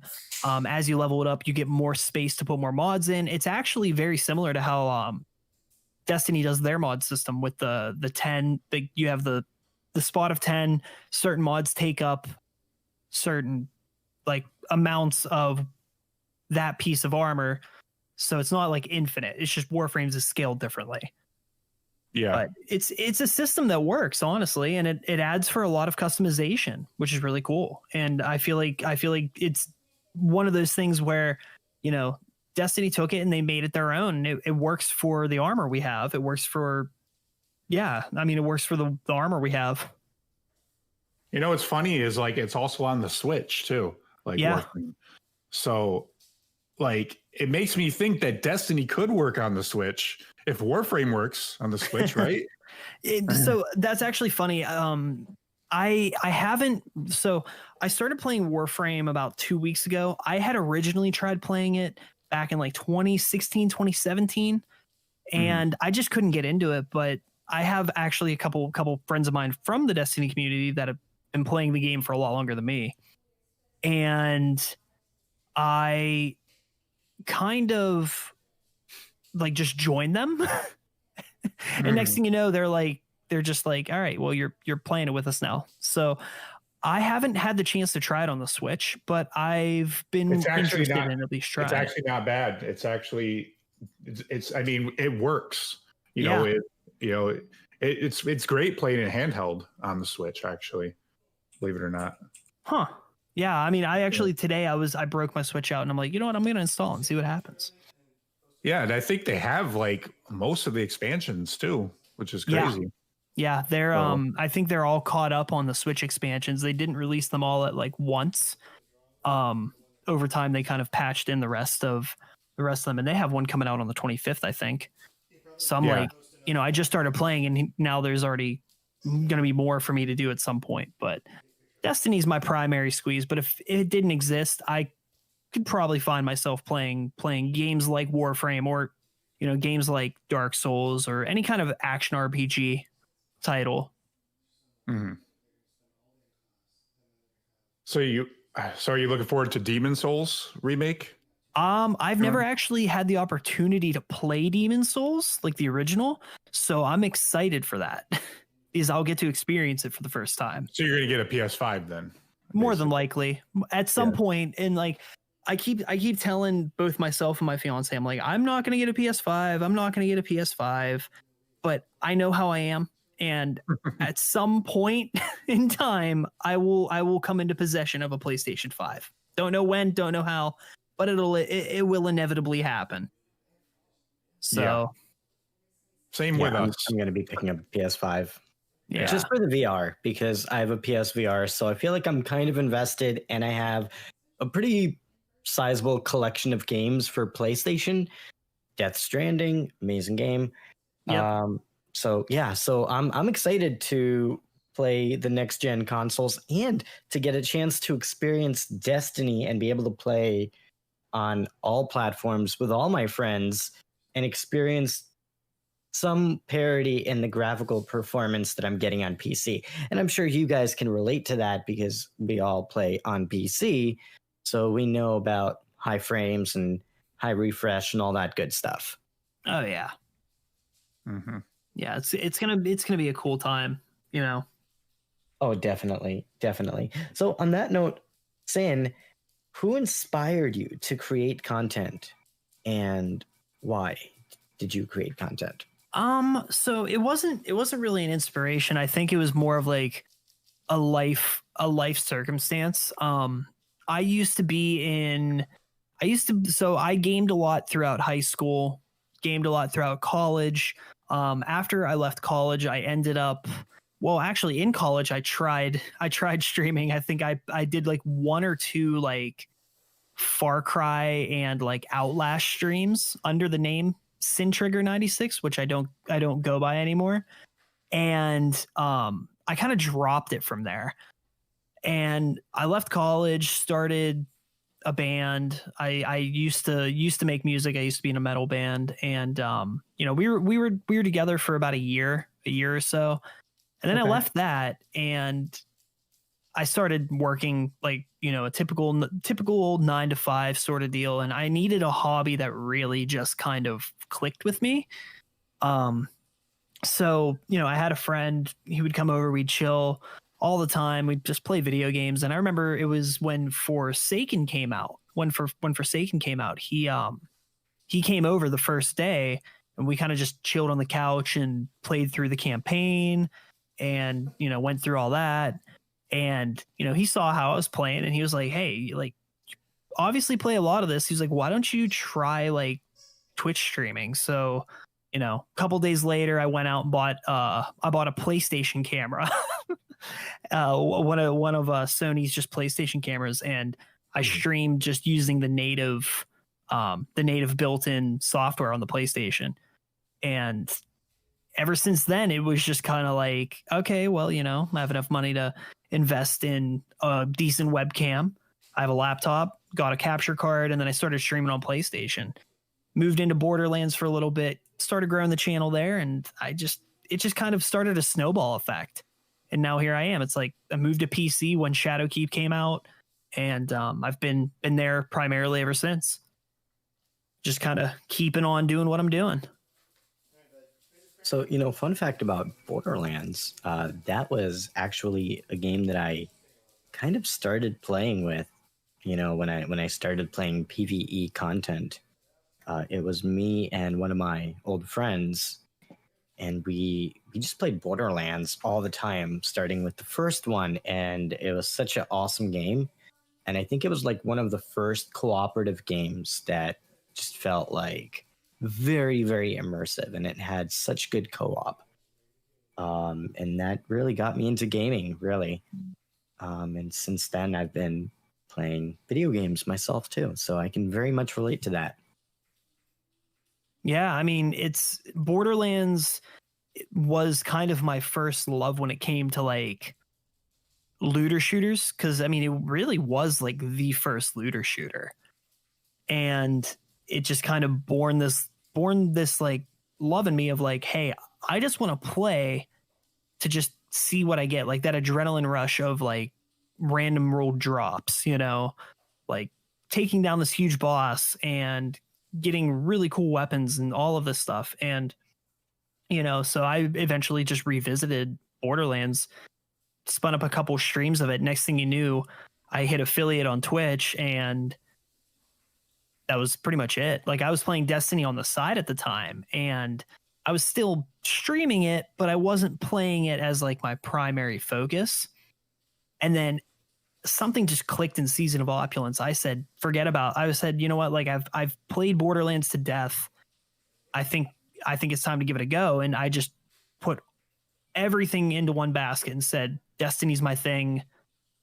This is what we're doing from now on. And yeah, I met through mutual friends, like mutual, like real life friends. I met I see he's in chat, Tyler McMuffin.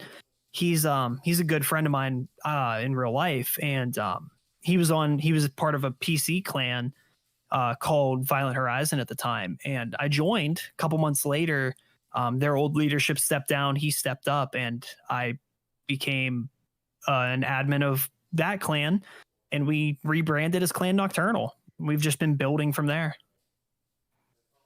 So a lot of story. There's a lot of background there. But yeah, Clan Nocturnal is really it's unique because it was pretty much made by people that don't just game together but know each other like outside of gaming.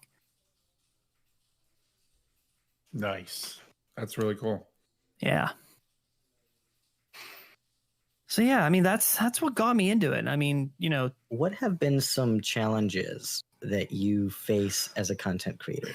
You know, I wouldn't say like, so that's where I feel like a lot of people kind of, I wouldn't say get it wrong, but they just, so content, like for me, and I even said this in one of the tracker interviews that I did, you know, it's not really a race. And a lot of people treat it like it's this race for relevancy, this race for, you know, staying on top as on some kind of status. And like challenging for me is trying to break away from that mentality.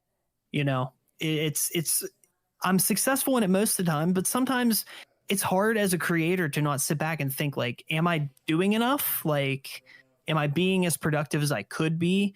And I think that's my big drawback is I kind of psych myself out, you know? So it's challenging to overcome that. It's challenging to, you know, some days it's like you just don't feel like streaming or you don't feel like making a video or something. And personally, I sometimes tend to feel guilty for feeling that way when really, I mean, we're all human and you shouldn't feel guilty about that, but it happens. You know, and I think that's the biggest challenge is, you know, sometimes feeling that guilt of letting people down for not streaming or not being active when really you're just taking care of yourself sometimes. That's a really good point. I was thinking the exact same thing. You gotta take care of yourself. You know, that's why I needed that just mini excursion. I had to unplug my brain, like I said, for a few days, you know, just to kind of get away from it, you know, just to enjoy what the outside had to offer from what I could enjoy in the midst of a pandemic. Yeah, exactly. I mean, it's, you know, I even said, I'm like, man, I need a break, not just from the 9 to 5, but a break from, you know, I wouldn't say creation, but yeah, I'm going to enjoy, like I'm going to Massachusetts here in at the end of September. So, you know, honestly, it's the first weekend getaway I've had since I was in college, like 4 years ago.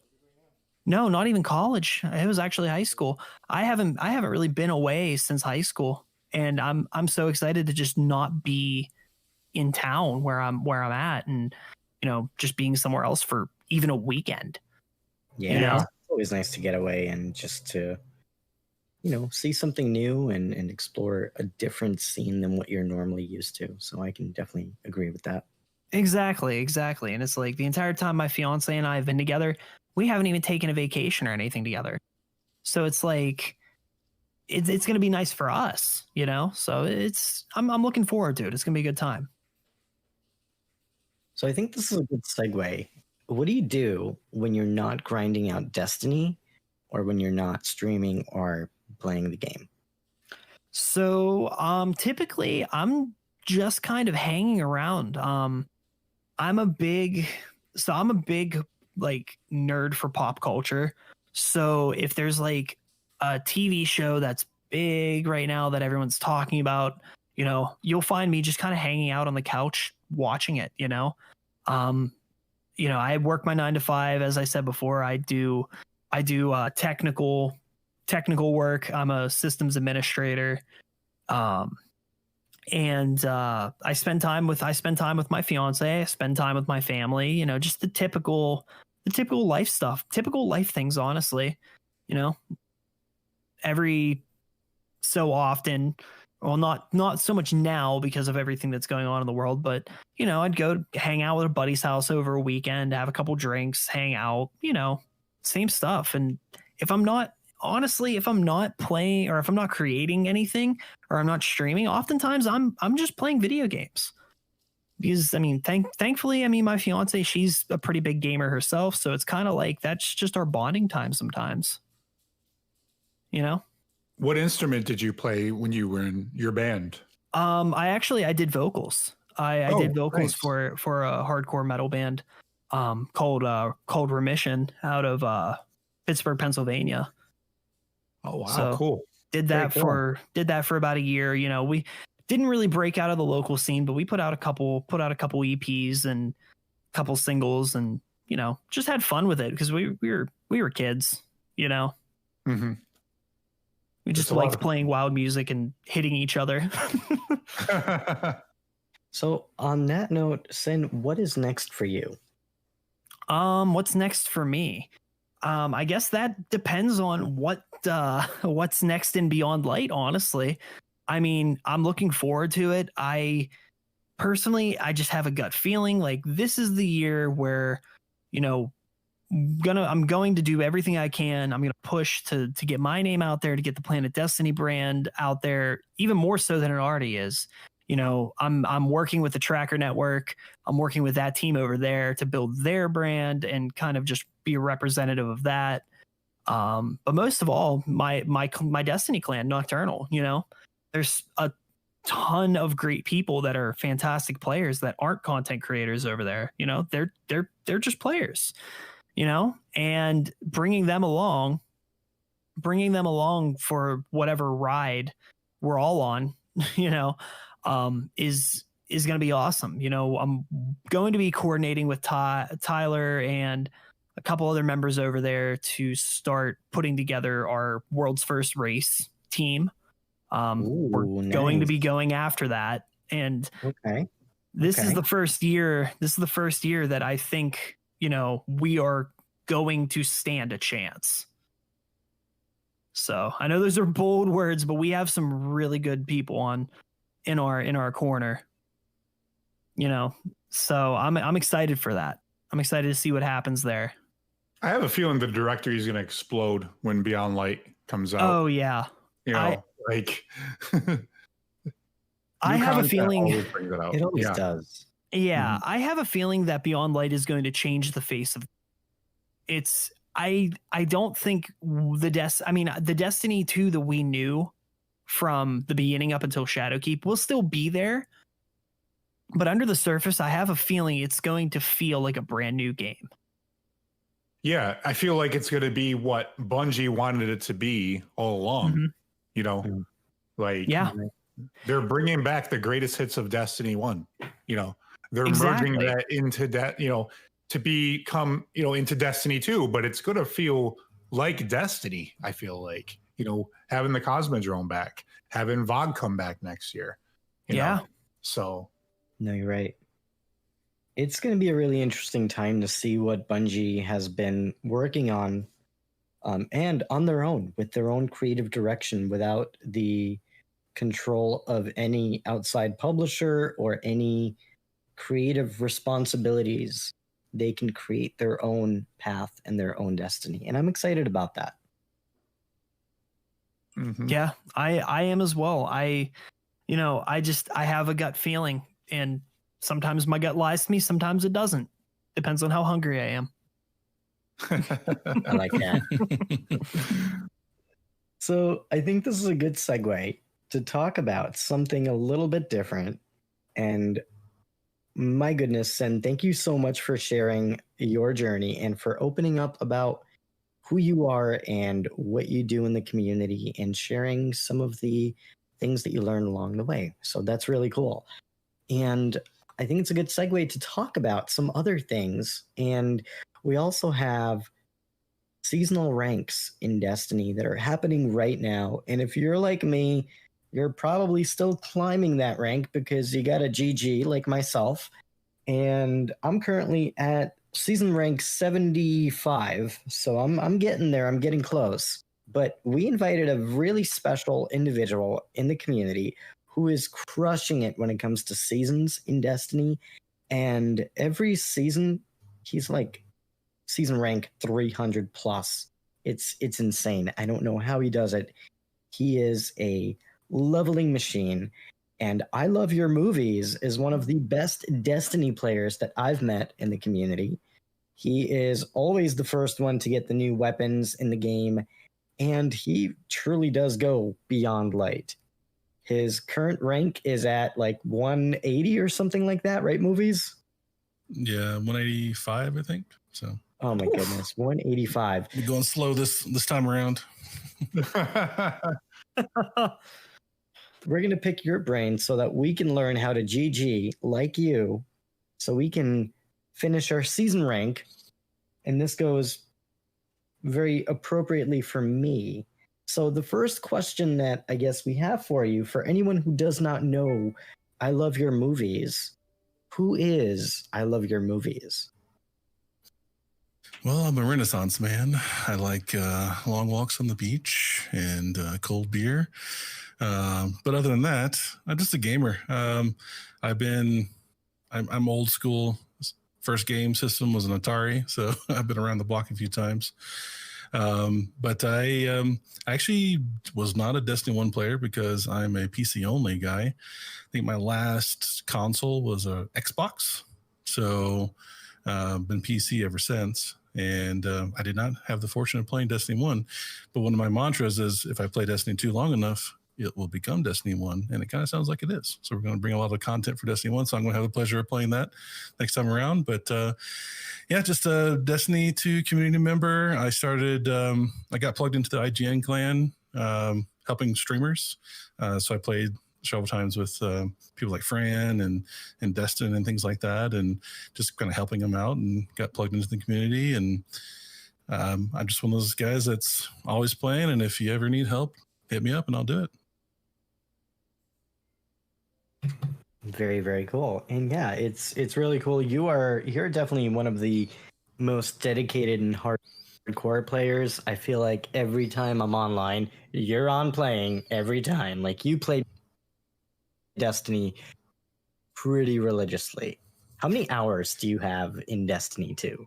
I'm curious. I was actually curious, and I looked right before we joined the stream, and I'm at over 2,700 hours at this point on Destiny 2. 2,700? Oh my goodness.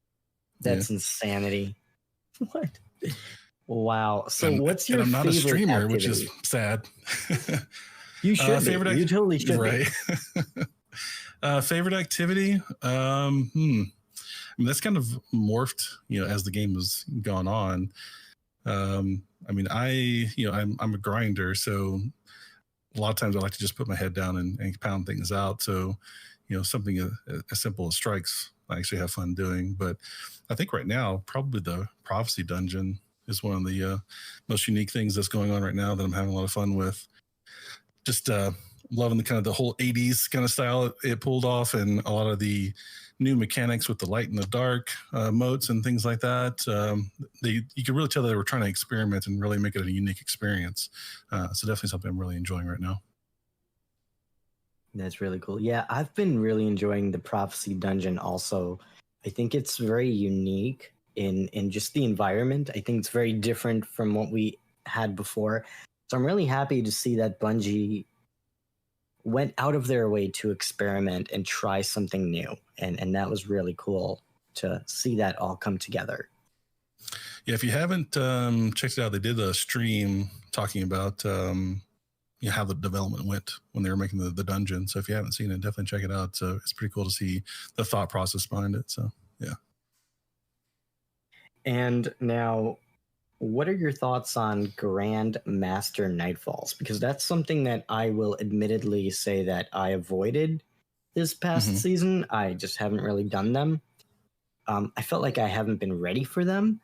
So have you done any of the Grand Master Nightfalls? And if so, what's your experience like with those activities? It's one that I haven't really dove into much. I do like the master ones quite a bit, but the grandmasters, it hasn't been a big drive for me to do them, mostly because of the rewards and things like that, the time investment, and actually getting people together that high enough level and skilled enough to do them is a little tougher. Yeah, it's I think it's a good idea. I think the reward structure probably needs to be looked at a little bit for it. But it does do one thing really well. It really kind of changes the play style, because it almost becomes like a cover shooter because you are quite weak when you go into those things. So you have to be much more measured, and you have to really concentrate on your loadouts a lot more.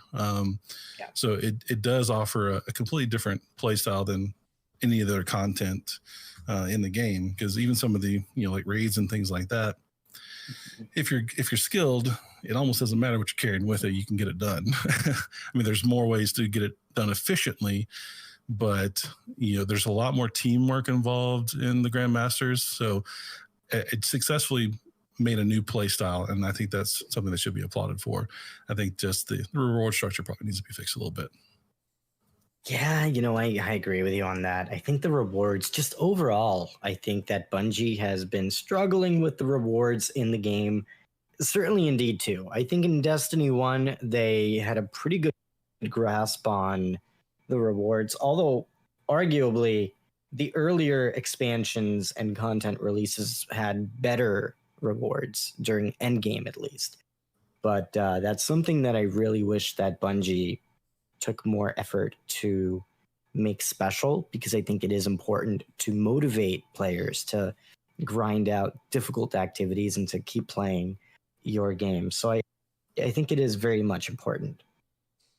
Yeah, they had elemental primaries in D1. Yeah, remember that? Yeah. And then what happened? During Rise of Iron, they came back, but they were exotic because they were just way too powerful for them to be legendary. Yeah.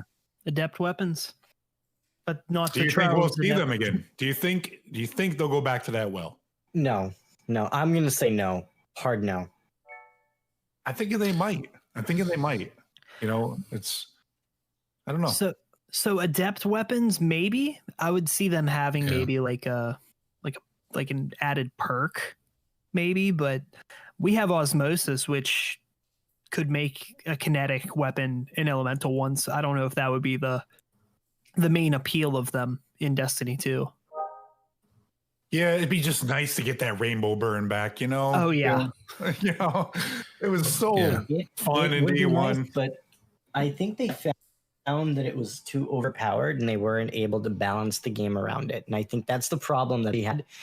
And I think that's part of the reason why the rewards are so kind of lackluster, because when you went from the weapons that we had in vanilla D1 going to what we have now, it's like they can't make something that powerful, because one, they learned a lot during that time as to what can work and what will break the game. So there's a lot of things that they just kind of can't do, and that burn function, I just don't think they can do that because of that game breaking element.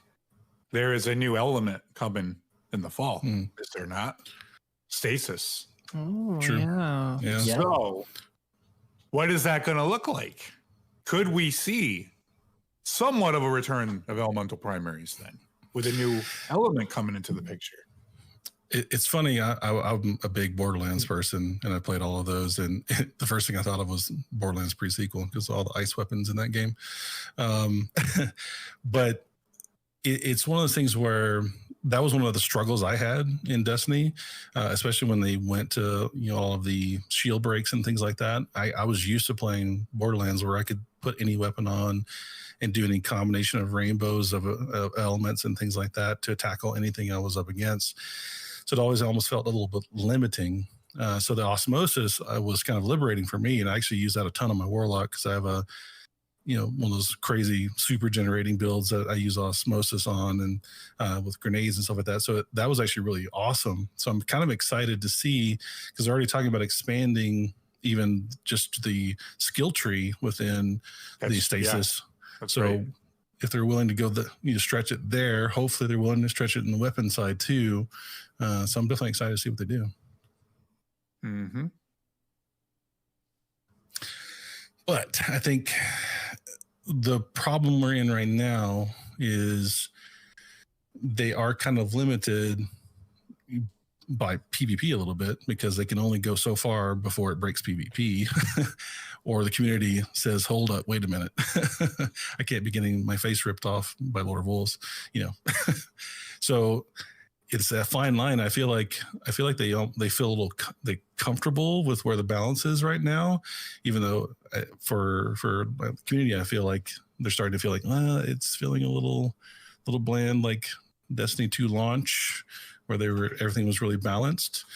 So I think that I'm excited to see what they do, but it's cautious optimism, I think. Mm-hmm. Yeah, I see what Tyler's saying in the chat. He's saying we already have energy primaries. Yes, that's true, but it's not true elemental primaries like we had in D1. It's not like in your first slot you can have a void weapon, or you can have arc or solar. I miss that. I don't know. There's just something about I don't know. It's the nostalgia, I guess. No, I get you. I think, like I said, we already have it in some capacity. If adept weapons even just came with osmosis, intrinsically on them, it would be the same thing, realistically. The drawback would throw just a grenade, though, don't you? You gotta yeah. The drawback would just be you would need to use a grenade. Yeah, but I don't know. It'd be interesting to see what they would do. Yeah. Oh yeah, the demolition. Yeah, to get your grenade back quicker, right? Yep. Yeah. And I will say one thing.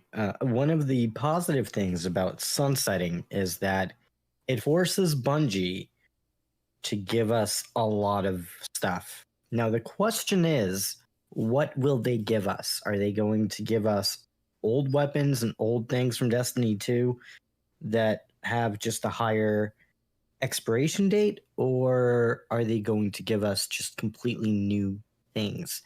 And I hope that why they're taking the extra time, revamp of the weapon system, possibly? Weapons 2.0, maybe? Is that a possibility? You think it's on the table? Mm-hmm.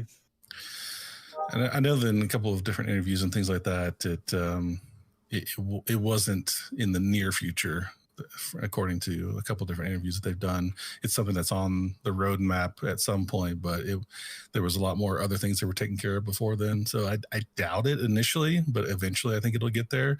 It'll probably almost have to with a whole new stasis and a whole new element to work with. There's probably going to be a lot of different changes that happen, but I don't think at launch. I'm going to make a guess, and I'm going to say that with Beyond Light, more than likely, it's not going to be a large and substantial content piece.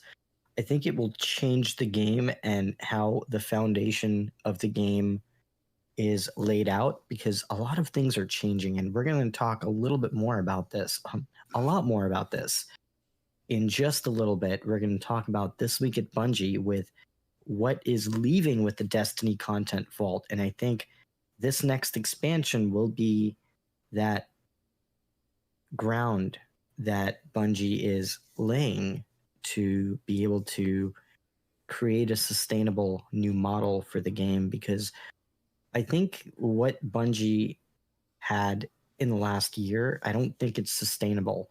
I just think too much of the game was just free of charge.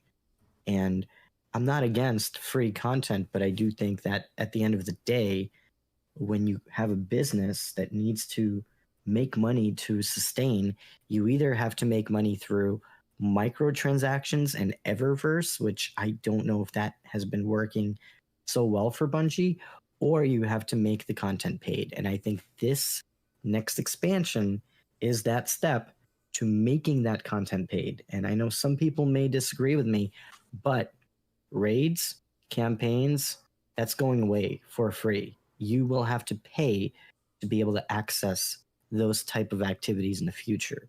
You'll have access to destinations, for free. You'll be able to play things like PvP, which is becoming kind of a standard. I mean, look at Halo. Halo just announced recently that Halo Infinite PvP is going free to play as well. So it's going to be interesting.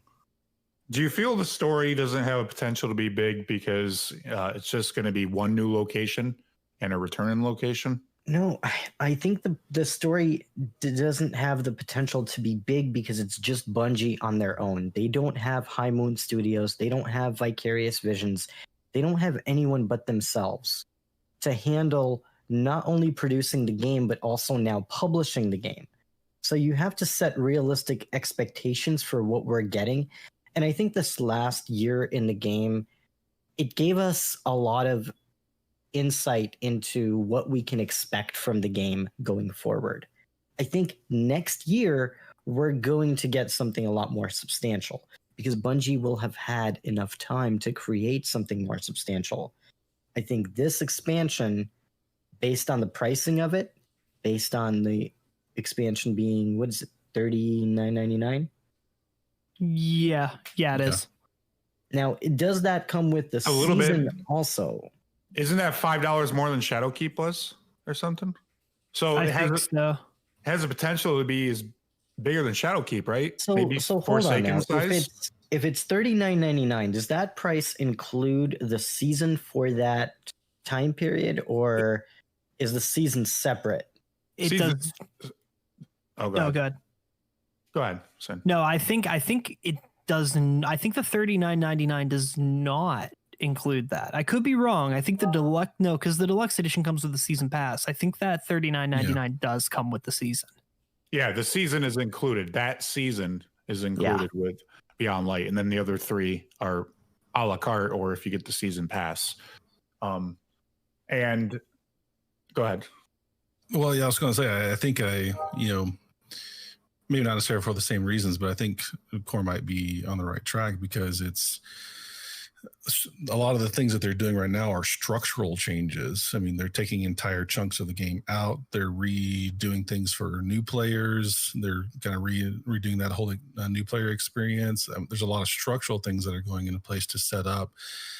And they have said multiple times that they're going to stick with the 3-month cadence. So for it to be something similar to Shadowkeep actually makes sense because it's going to be that big chunk of new structure, new location, and then going to keep adding to it every 3 months. So it would make sense that's that kind of size of thing.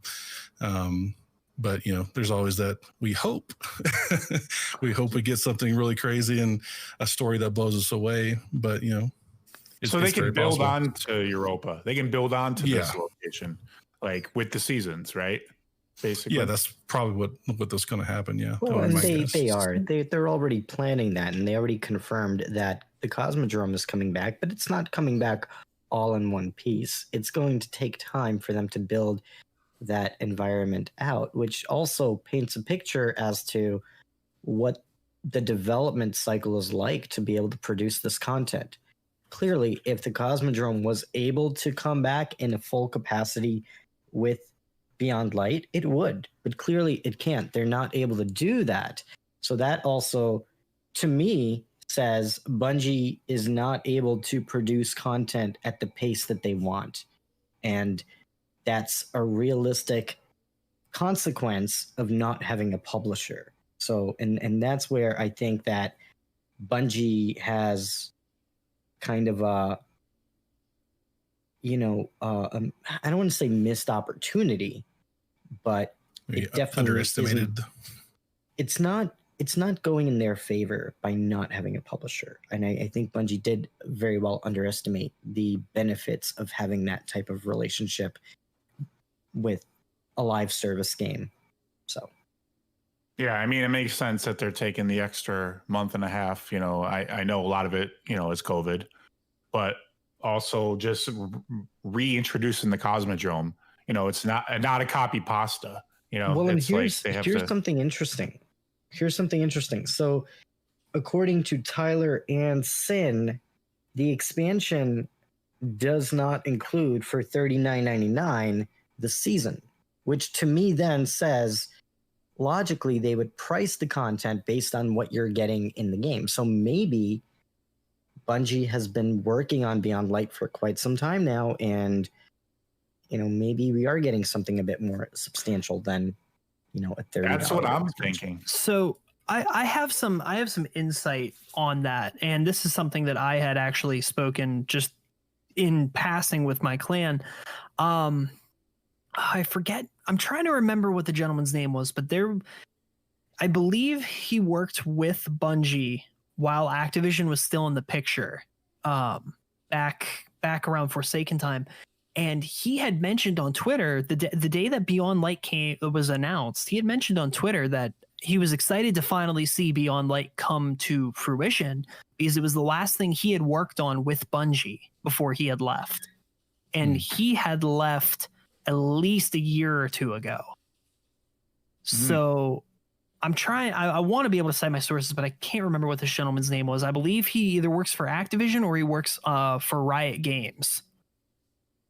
Trying to remember what the gentleman's name was, but I vaguely remember that interview, but I don't remember who it was either. Yeah, but so it tells me that at the very core of it, Beyond Light has been a concept that's been in the tubes for a while. Oh yeah, Europa has been a concept since Destiny. Since Destiny 1, yeah.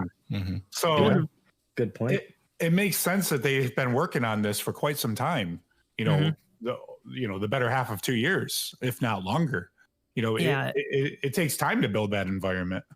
Yeah, and by no means do I think this is going to be like some big bang experience with Destiny 2, but there is in some ways it feels to me like this is where Bungie says, okay, Destiny 2 kind of needs a soft reset. We need a soft training reset. Wheels. Yeah, we got to take off the training wheels a little bit. We're going to add some things that are, I wouldn't say quality of life, but natural progression.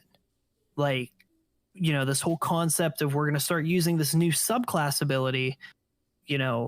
Destiny's been around for, over half a decade now. And just now are we getting a fourth subclass element. Yeah. Like, that's not like a small decision to make. That's not a small change. That changes fundamentally everything we have ever done in Destiny 2.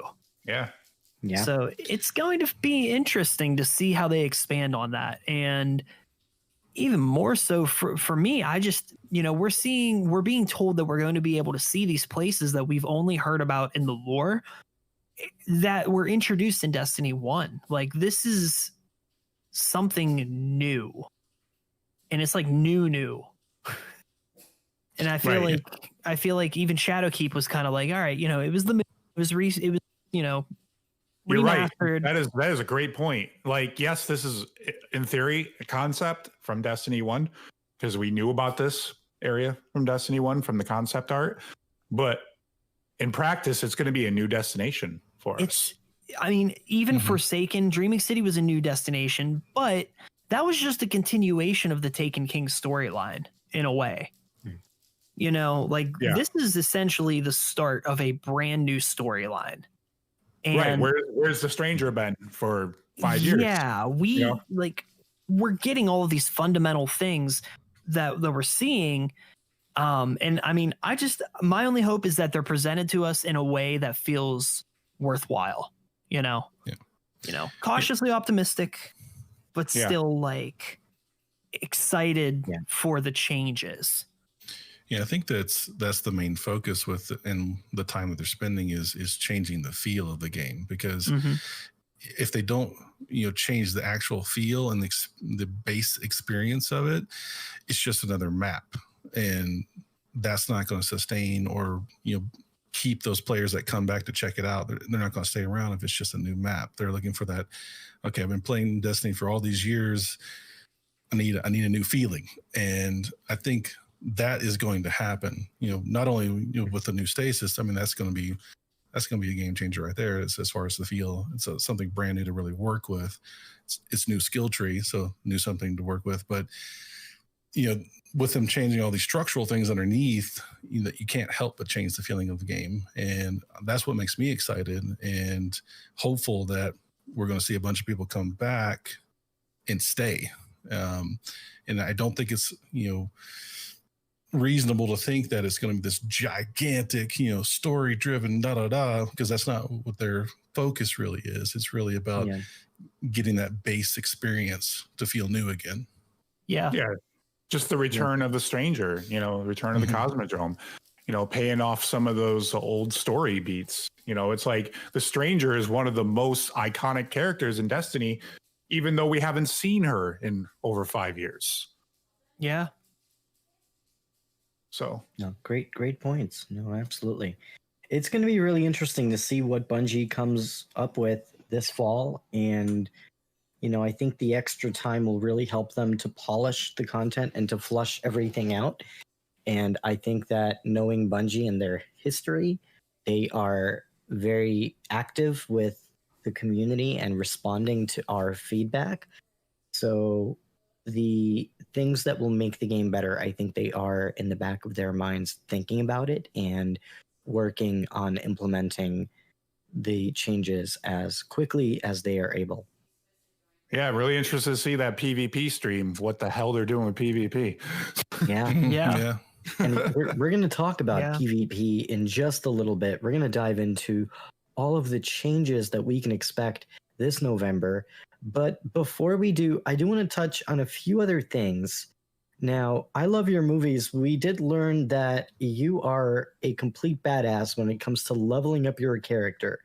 So on that note, I'm curious, do you have any tips that you can share with our listeners as far as how we can level up? Because I'm 75 right now and I don't have too much time. I have a few months. Right. What can a scrub like me do to level up and get good? All right. So kind of top 5 it, I guess. Well, I mean, it's a little too late for you to do this trick, but one of the biggest things and, was divisive things in the community is stacking bounties. So the season pass has multiple XP boosts spread out throughout the season pass. And one of the first ones you get is the fire team boost, which is at level 5. And kind of your goal is to get there as quickly as possible. So one of the easiest ways to do that is to stack bounties in the previous season. Because typically I get to 200 and then it just kind of coast to 300 after that. And because I'm not too concerned at that point. So I spend that last 100 actually stacking bounties typically and getting prepared for the next season. So unfortunately that's not going to help you because you're already in the middle of the season, but those XP boosts are something that is very important. So some of the things in the season pass, you've got, you actually have 6 like 2% boosts just for XP boosts as you go through the season pass, and you have 4 fire team boosts. Now the fire team boost is the one that you definitely want to look at and make sure you're treating that one correctly. So the fire team boost, you need to be in a fire team, as it says. Okay. Now, where do you get those? So that's just as you rank up through the season pass. So there's one at level 5, one at 26, one at 56, and one at 86, and they're 2% each. So the key that everybody messes up on is you have to be in the fire team, boots on the ground for it to actually count. So you have to look for the little, when you look at in the interface, you'll see the little actual bonus next to your guns. It'll actually have it sitting there. Make sure that pops up before you turn in your bounties. But that's an easy extra bit of experience that you can get from that. The other easy tip is gear. Make sure that you're optimizing everything you're doing with your gear. You've got ghosts with guiding light on them. Make sure you've got one on at all times. That's a 10% XP boost. You want to do these things as fast and as efficiently as possible. So you want to look at having some specialized builds that are meant for that grinding. So things that are going to get you your super back fast, get your grenade back fast, get your melee back fast. So things like certain exotics like Nezarec Sin, Shards Galanor, things like that are all things that are centered around getting your super back faster. weapons, you've got, osmosis and demolitionist. Those are gonna be things that get your grenades and melees back as quick as possible. You've got mods like hands-on and ashes to assets. So get a good build that's specifically for that grinding, which luckily those builds will help you out in other activities too. They're great for strikes, great for raids, things like that, because getting your super and all that stuff back quickly is good anywhere in the game. But the elephant in the room and the necessary evil is bounties. We love to hate them at this point, but that is really the biggest key to getting your level up as fast as possible.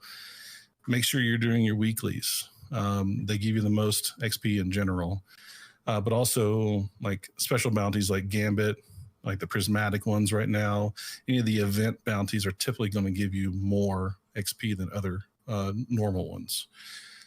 But just want to be efficient. Always multitasking. If you're doing an activity, have bounties on you. Make sure you've got all the repeatables picked up every time you do it, and keep getting repeatables. So if you're doing, if you're just running strikes for, like I like to run the masters trying to get exotic drops and things like that. And I'm constantly just taking a quick break, going and grabbing some bounties and coming back and just kind of keep doing that. One of the key things that I find that a lot of people make a mistake of is if it takes too long, don't do it. There are so many bounties that are just a pain to do, and just it's not worth it for the XP you're getting out of them, especially like daily ones.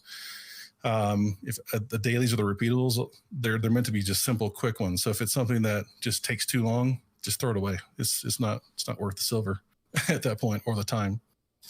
But and the other, probably the last thing I would say is 3 characters.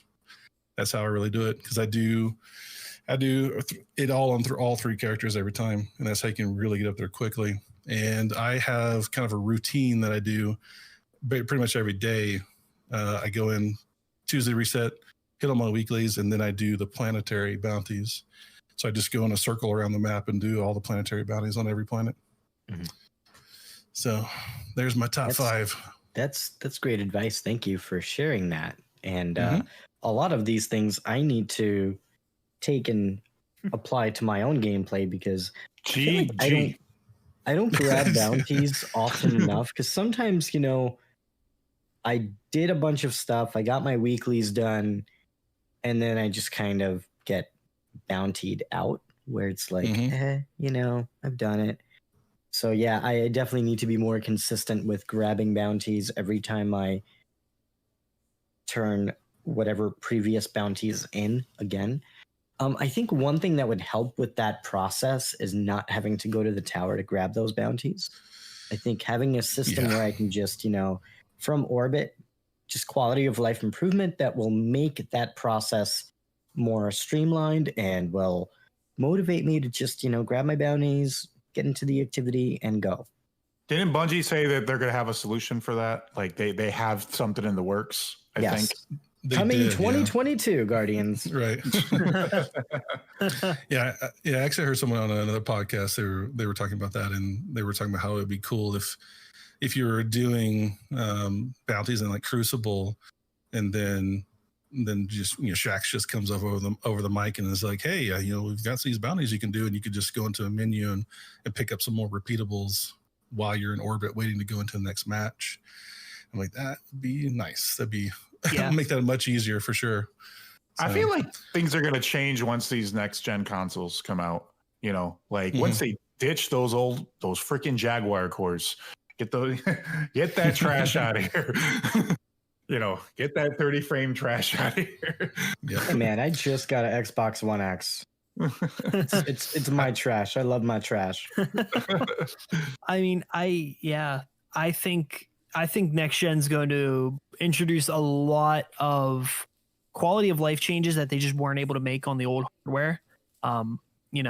So like, for instance, I don't know if anybody noticed, but in the Stasis trailer, like, did you see that the snow around the Guardian's feet actually gets displaced? Like, I don't think we've really had that in the game ever.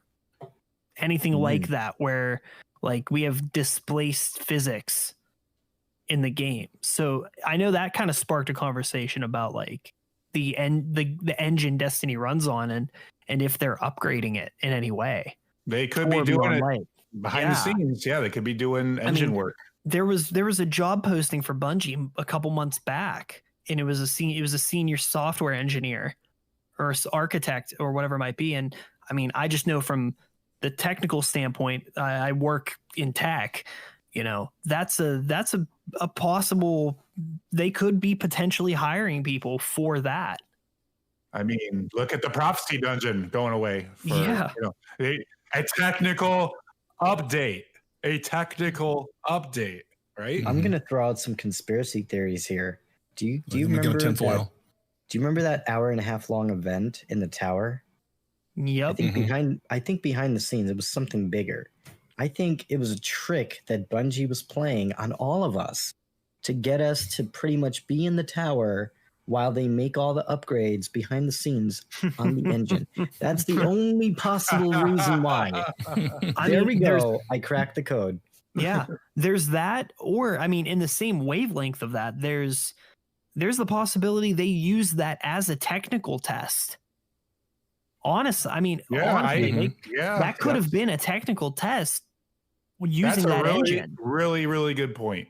Like they could have just been secretly testing things in the background to see what if we, like, because let's be honest. I mean, they have never done something like that before in the history of Destiny.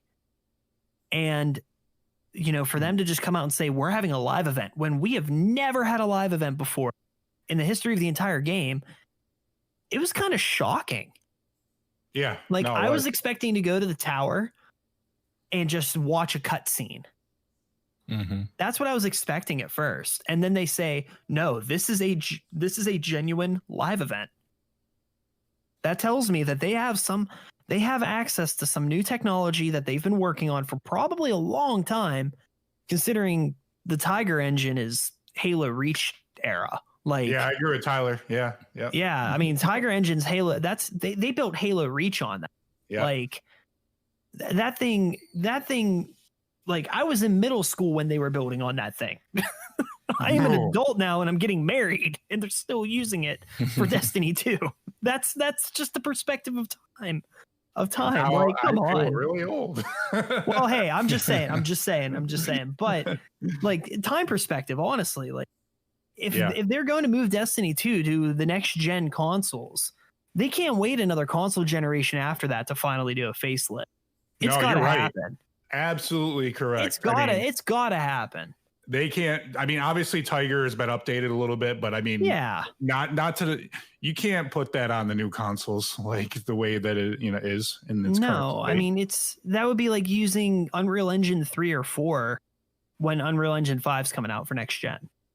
Like, you know, I think they're definitely. It's just not something that I feel like that they would do if they had the resources to make it so they didn't have to. Like, if the resources are there, I see that as something that they would be like, it's time. No, definitely agree with you on that. It's interesting because, I mean, they're definitely working on something under the hood. I mean, especially with new consoles on the horizon, they have to be working on some kind of upgrades, even if the upgrades won't be coming out right away, right? Maybe it will take some time for them to roll out those updates, but I'm sure they're working on something to upgrade the aging Tiger engine. So great points. I think it's going to also be able to allow more people in the environments at once too. Like once they do. I think that's what they're really testing. Yeah. See how many people they can get an instance. Yeah, and crossplay. Like, are we gonna get a battle royale in Destiny? Guardian, the Guardian Royale. The Guardian Royale. We're gonna have to talk to James Work about that one. I don't know. He'll let Bungie use that. It's already trademarked by James. Trademarked by James.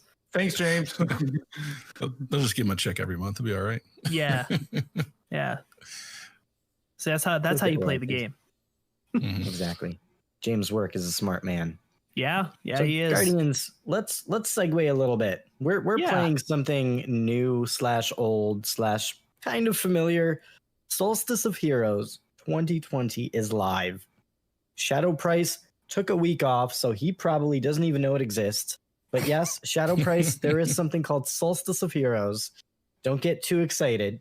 Don't get too excited because you might remember it from last year. And for anyone who does not remember, Solstice of Heroes is the seasonal event to celebrate our guardians and everything that we have accomplished. And we have the European Aerial Zone that is back in the game, where we pretty much feel like Indiana Jones, pretty much going from roof to roof, collecting different items and killing bosses. And then finally, lastly, we get to farm a ton of chests based on how many enemies you killed. And then you get a grindy set of activities that you have to complete on a set of given armor, and you get rewarded for your time. Possibly. Potentially. We're gonna talk more about that to see if it is worth our time for the rewards that we get. So, on that note, what do we all think about Solstice of Heroes 2020? And Sin, as our guest, do you want to kick things off and share your thoughts? I'm neutral. I'm neutral on my feelings for it. You know, I don't speak for everyone. Obviously, it's more of an opinion. It's like I like what they did with the armor, where, you know, the armor looks good and the armor is not getting kind of sunset or pushed to the side, you know, a couple months after Solstice is over. You know, you have the option to purchase the glows through the I don't want to call it transmog, but like the ornament system through Eververse. I feel like it's great. I would have liked to see a little more incentive on like getting 3 characters to like the fully maxed out. Some, even if it was a sparrow or a ghost or something that's just like to show, hey, I did this. You know, I feel like the incentive, you know, was there last year. I think it was the Void Streak that you got if you you know, leveled up all three of them. But you know, it's weird to me. It's weird to me that you're able to purchase the Eververse ornaments immediately after the blue set.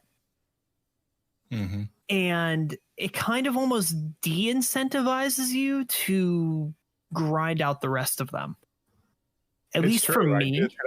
I purchased it.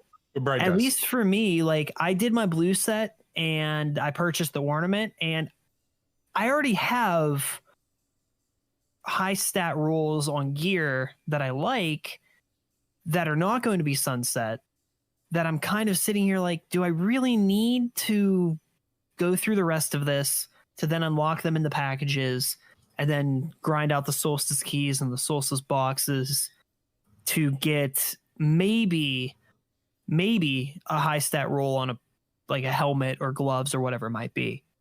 You know, I just feel like it's a weird. It works for everyone. It's kind of like if you want to do it, you can. But at the same time, it's like if you don't want to do it, then there's really not much for you there.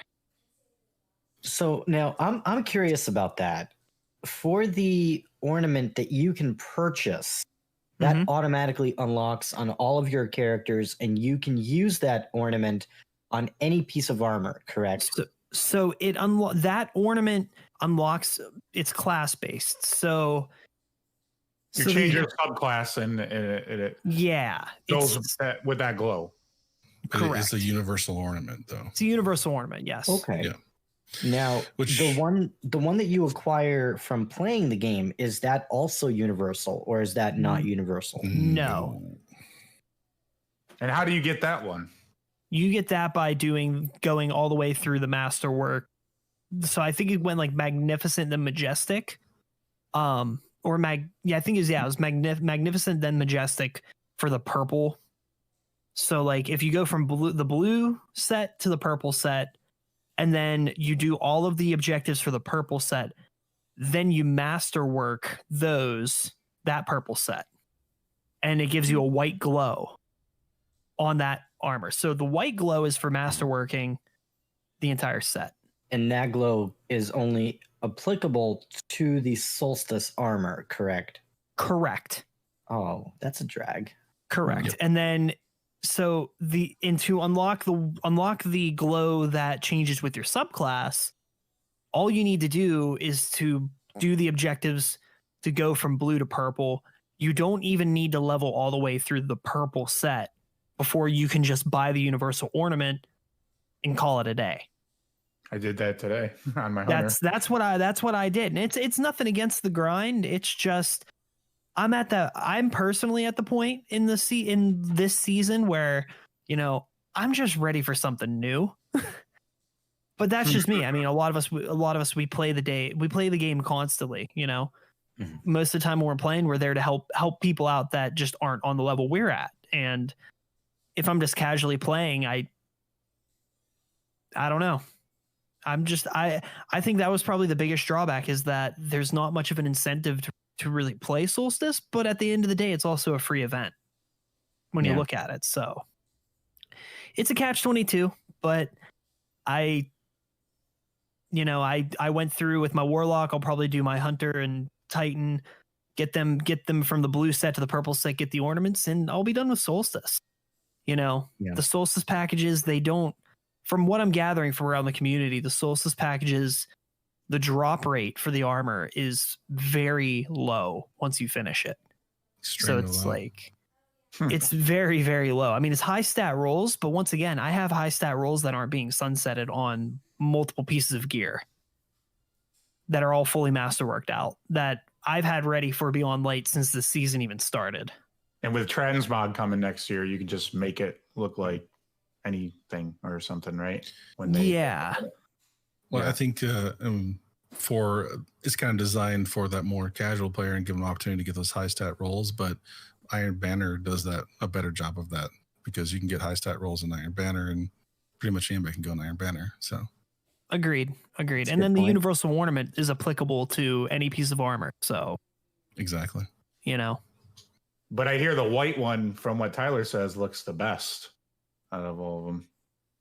Yeah, it does. And I think Bungie even said that they were going to investigate the elemental glows, because if you look at the trailers for those glows, they're a lot brighter than they are in the actual game right now. yeah, they mentioned it in the TWAB. They actually said that it's not working as intended. Yeah, it's very faint. Yeah.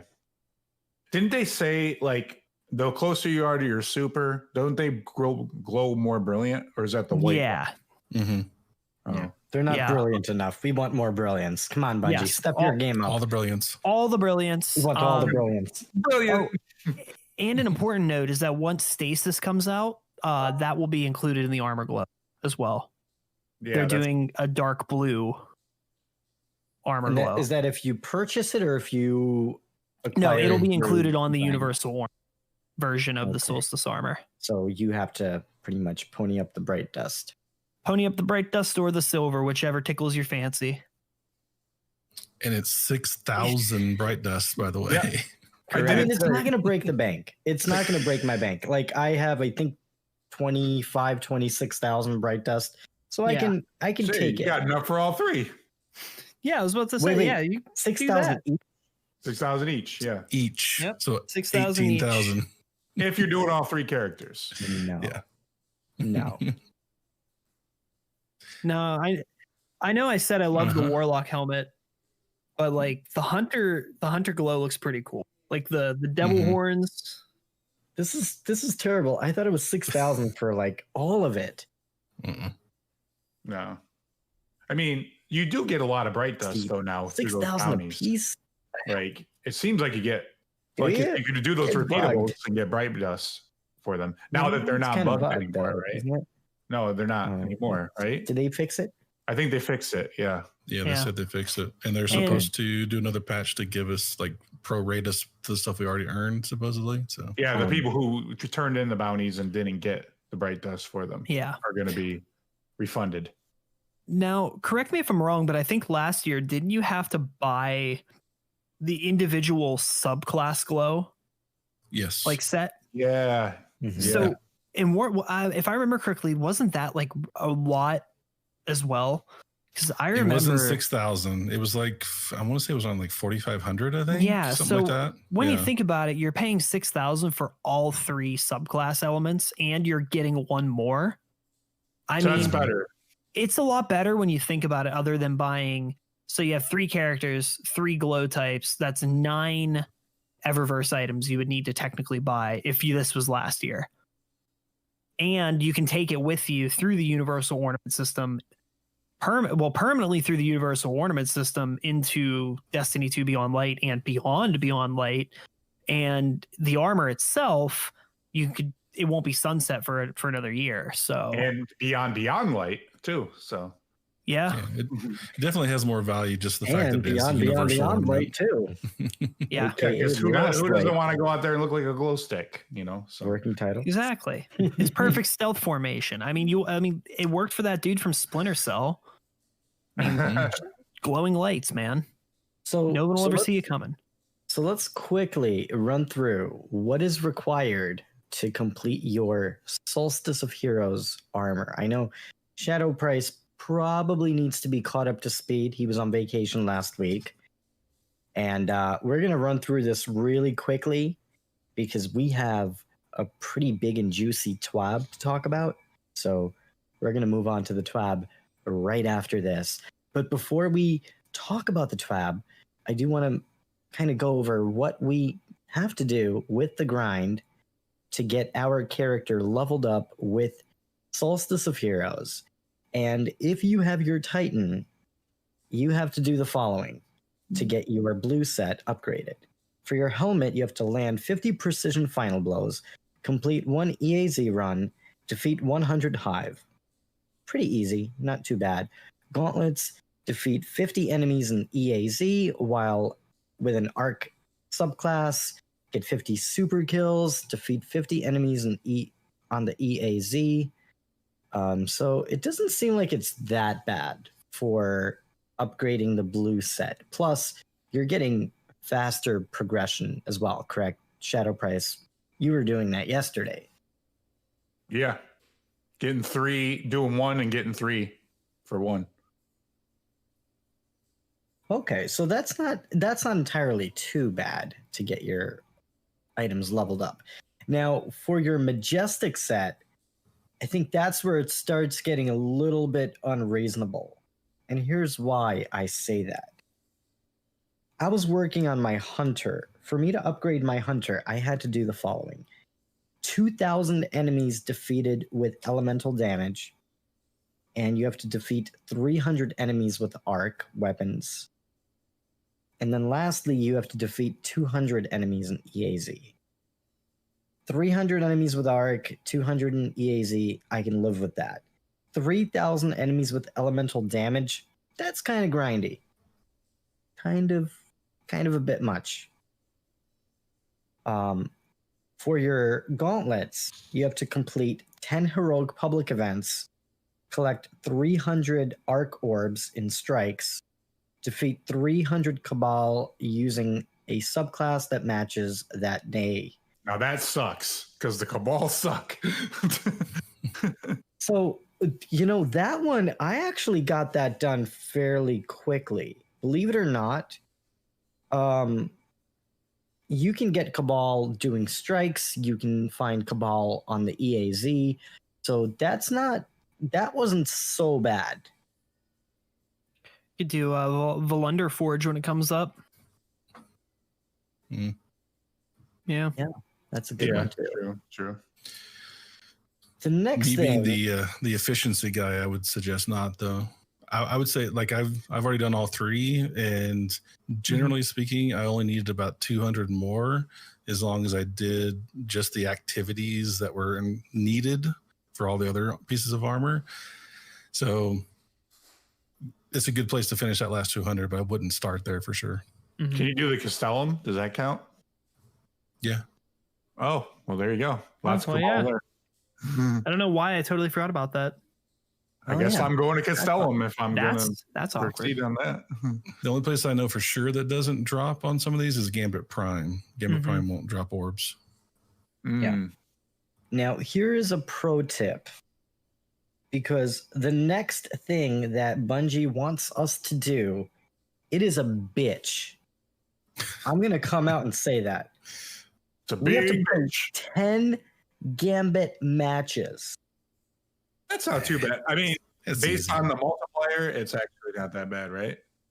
So here's the thing. The first time that you do it, it is a drag. It is not a fun experience because here's the thing about Gambit.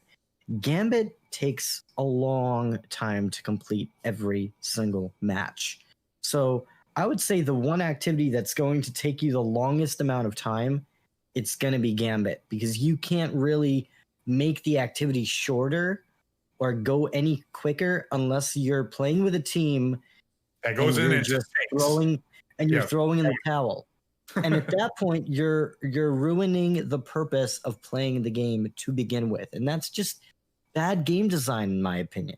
And to force, even if it's not 30 Gambit matches, maybe it's like 15, 16, 17. Even then, think about the process of having to go through that.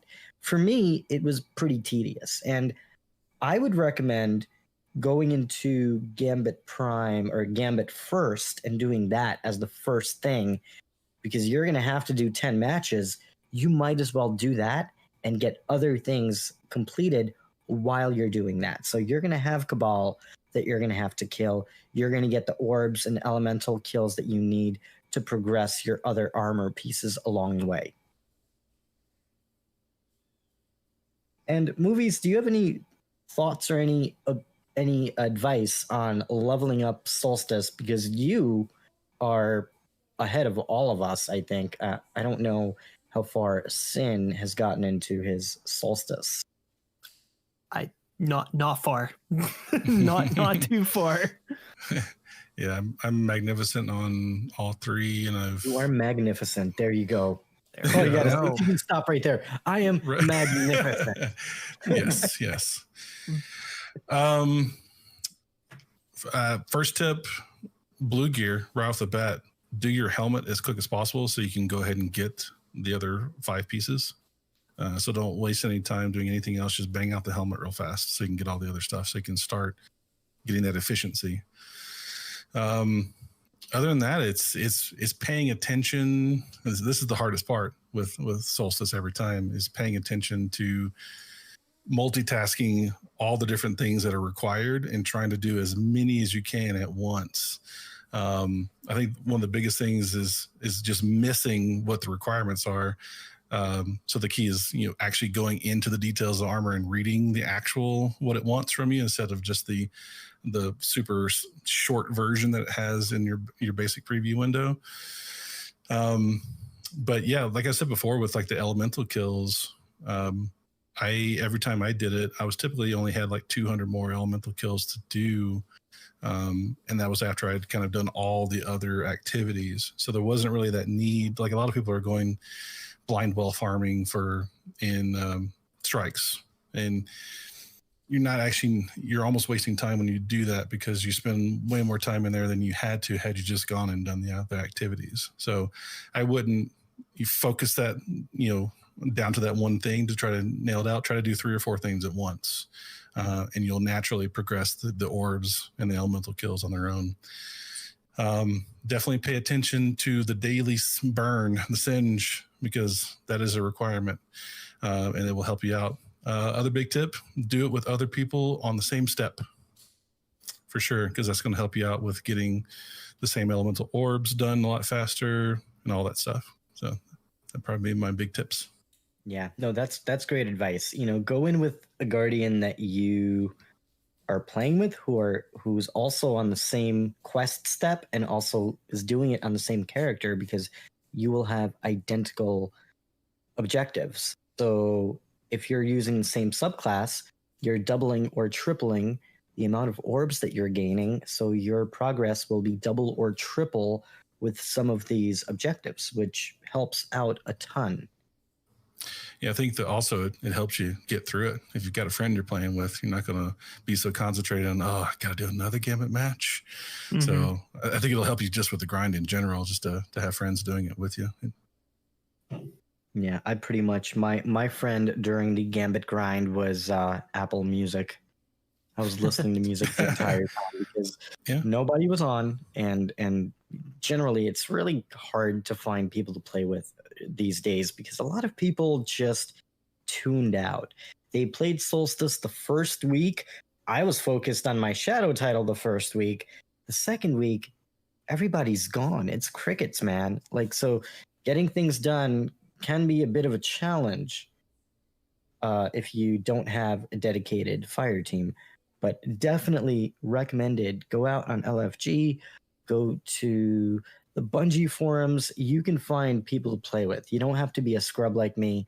You can find people to play with if you put some effort in. And that is some great advice.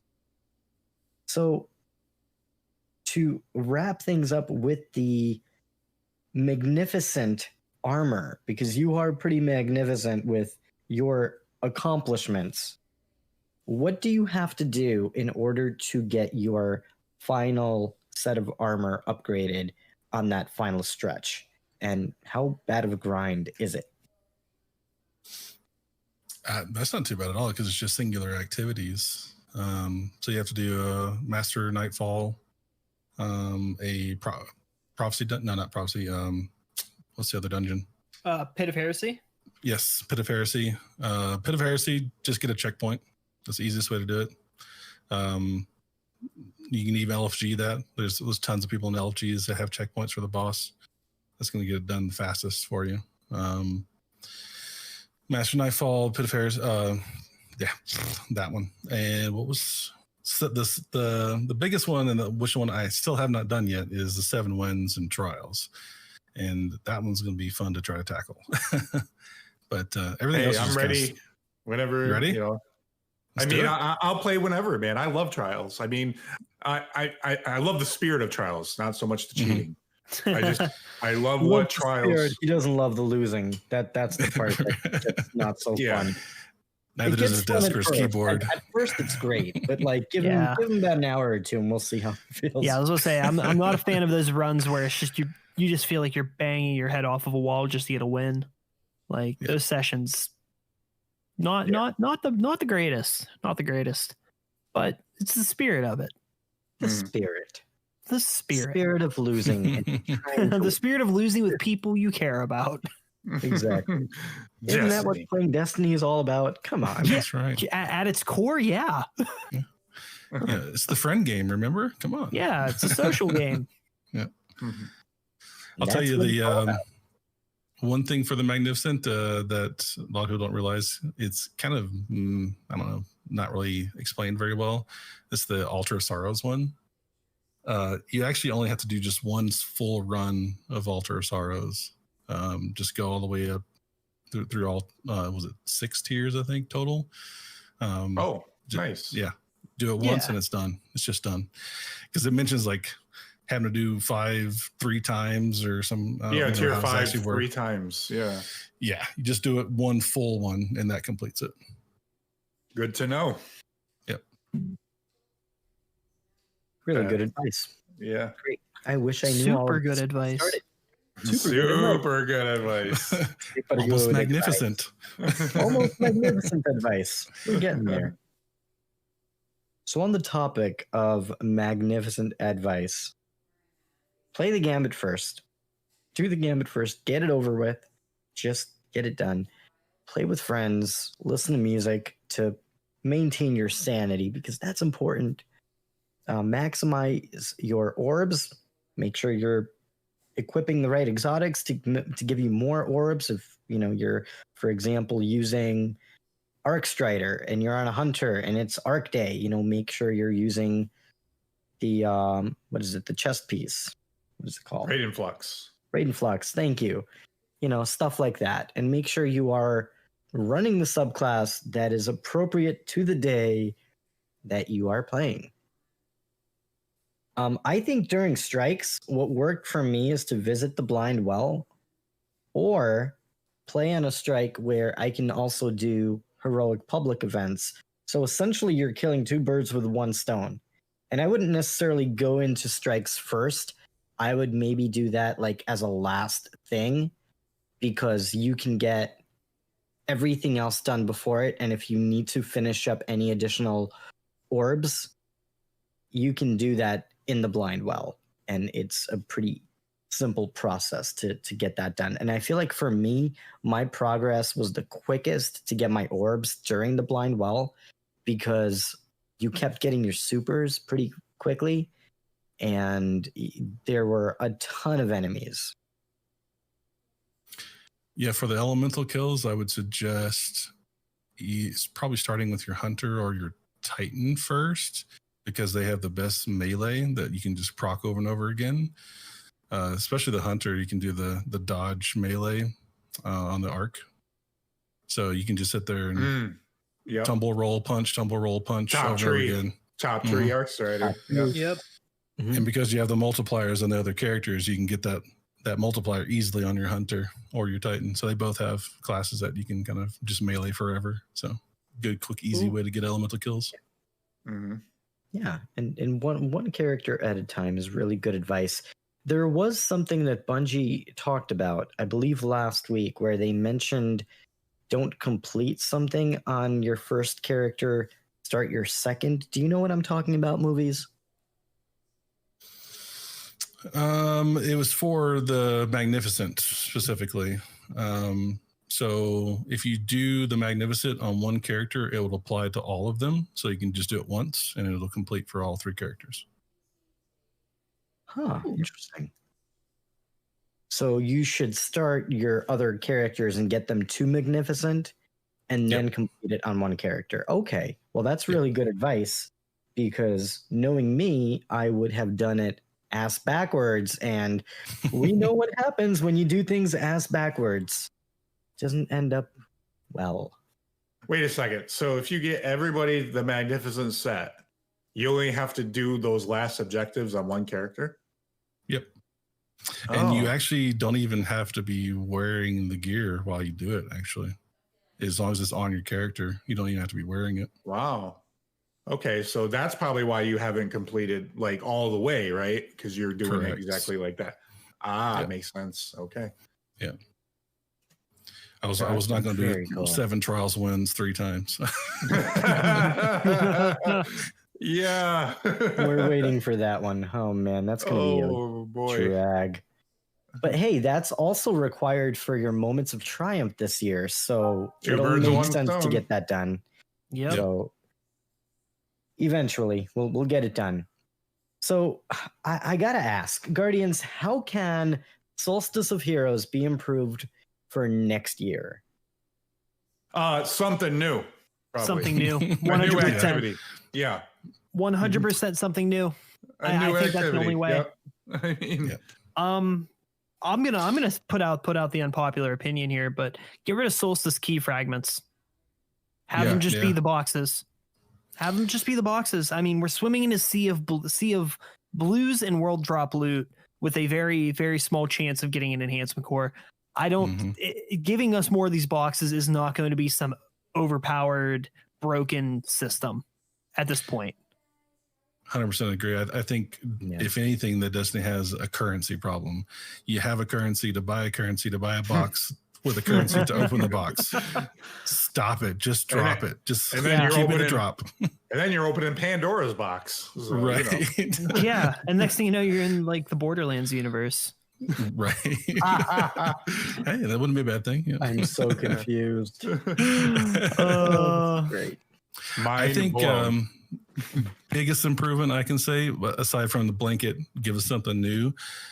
Give us activities that are outside of the crap we do on a daily basis. Yeah. Stop sending me to Lost Sectors. Stop sending me to strikes. Give me something new to do. I think that was what was successful with last year with EAZ. It was at least a new environment and a new activity. We still had to do all the old crap on top of it, but we had something that was a new activity. So that would be my big win if they do that. Or something that's like, new to Destiny 2 that we haven't seen in it. Like maybe like bring back Prison of Elders for next Solstice. That would be pretty cool. I would like that. Something. I mean, what was it? Oh man, I was going to say something. I can't remember what it was.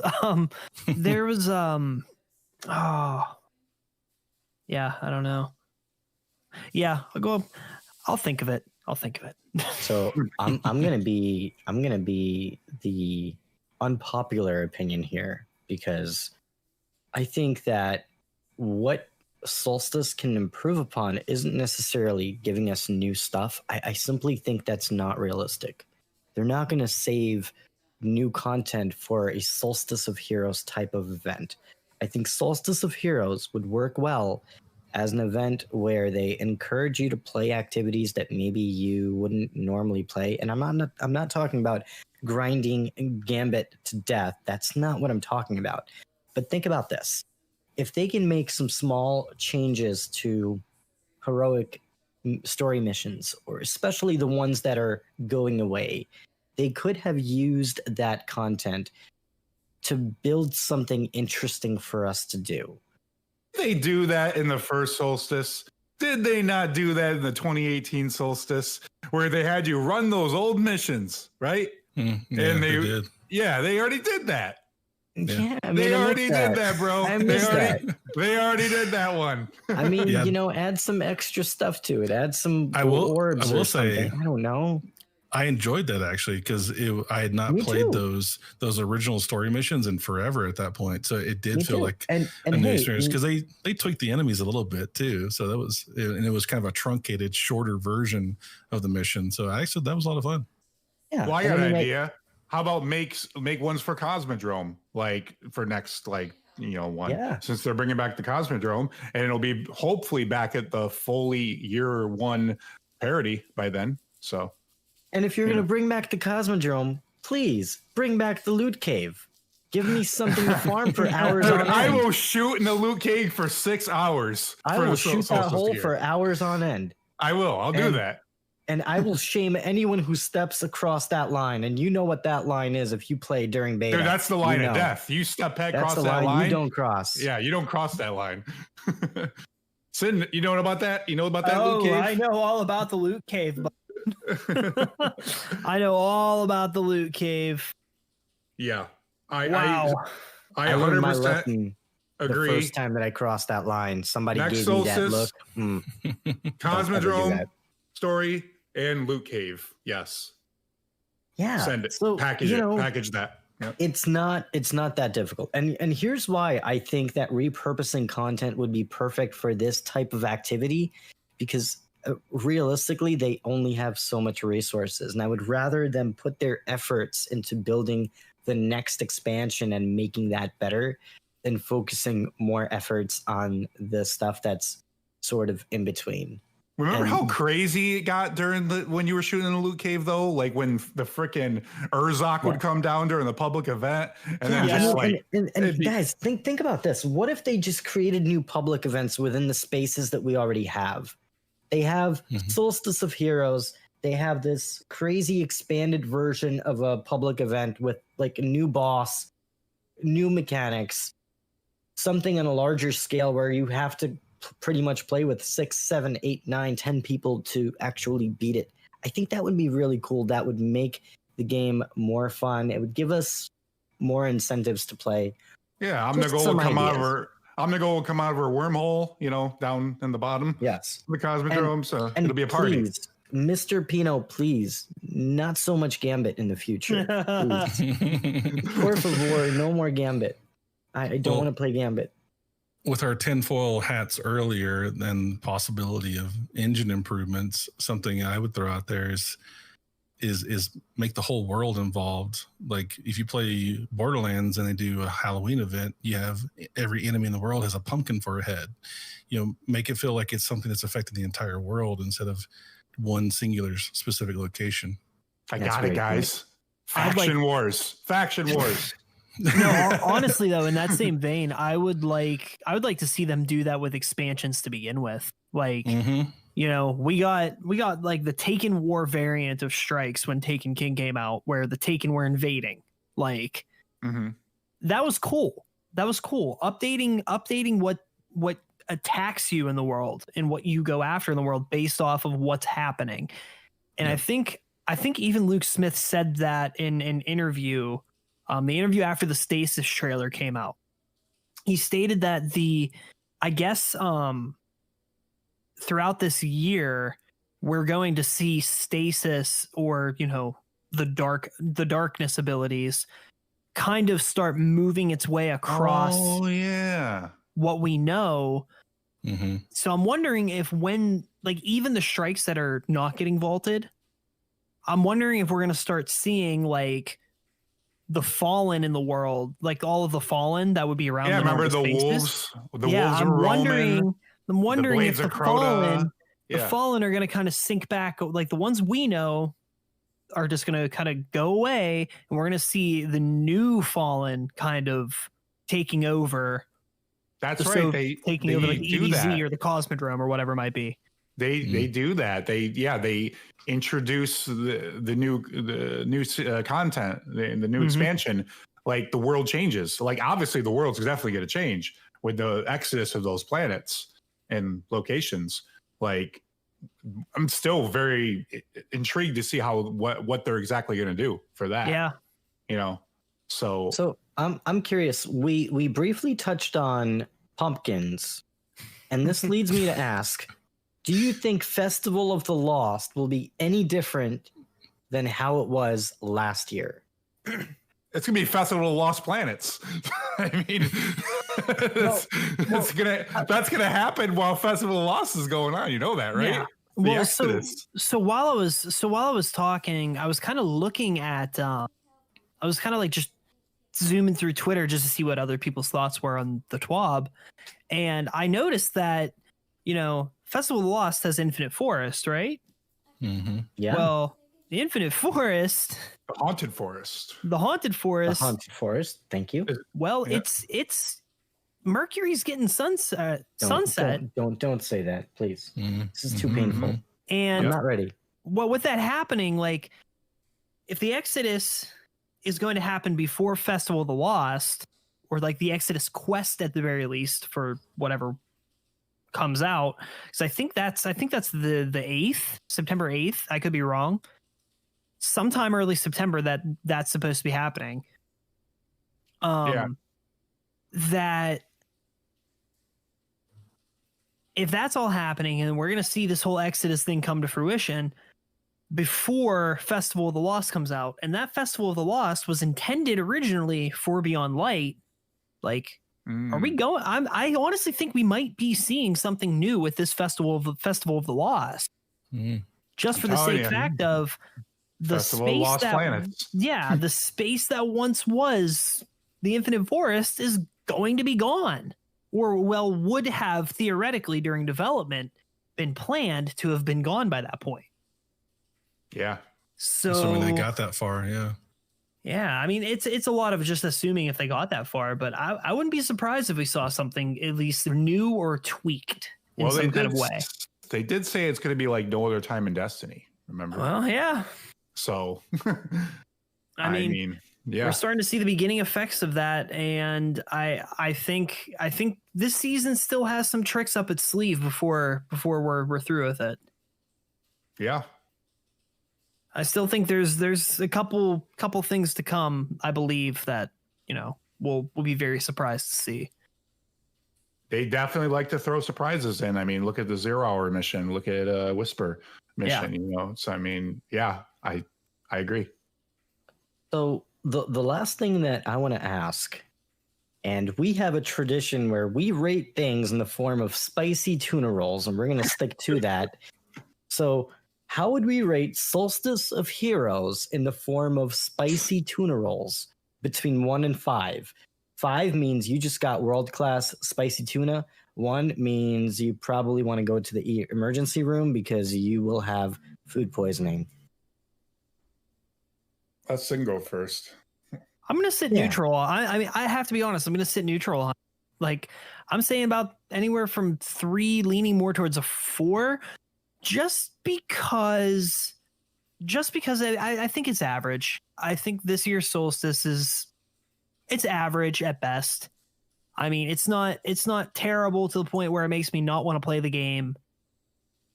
And it's not great to the point where I'm going to explicitly go out of my way to do it. Does that make sense? Like, it's kind of sitting in between. It's a casual grind for a free event. And I think Bungie did the best they could while trying to just focus on the future. Well said. Movies, what do you think? I will probably land very similarly. 3.5 we'll go with. 3.5 spicy tuna rolls.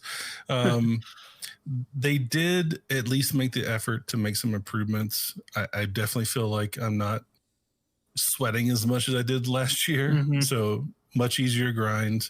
So that's helpful. I think they realize if they tried to put in a grind like last year, people would just revolt and just not do it at this point.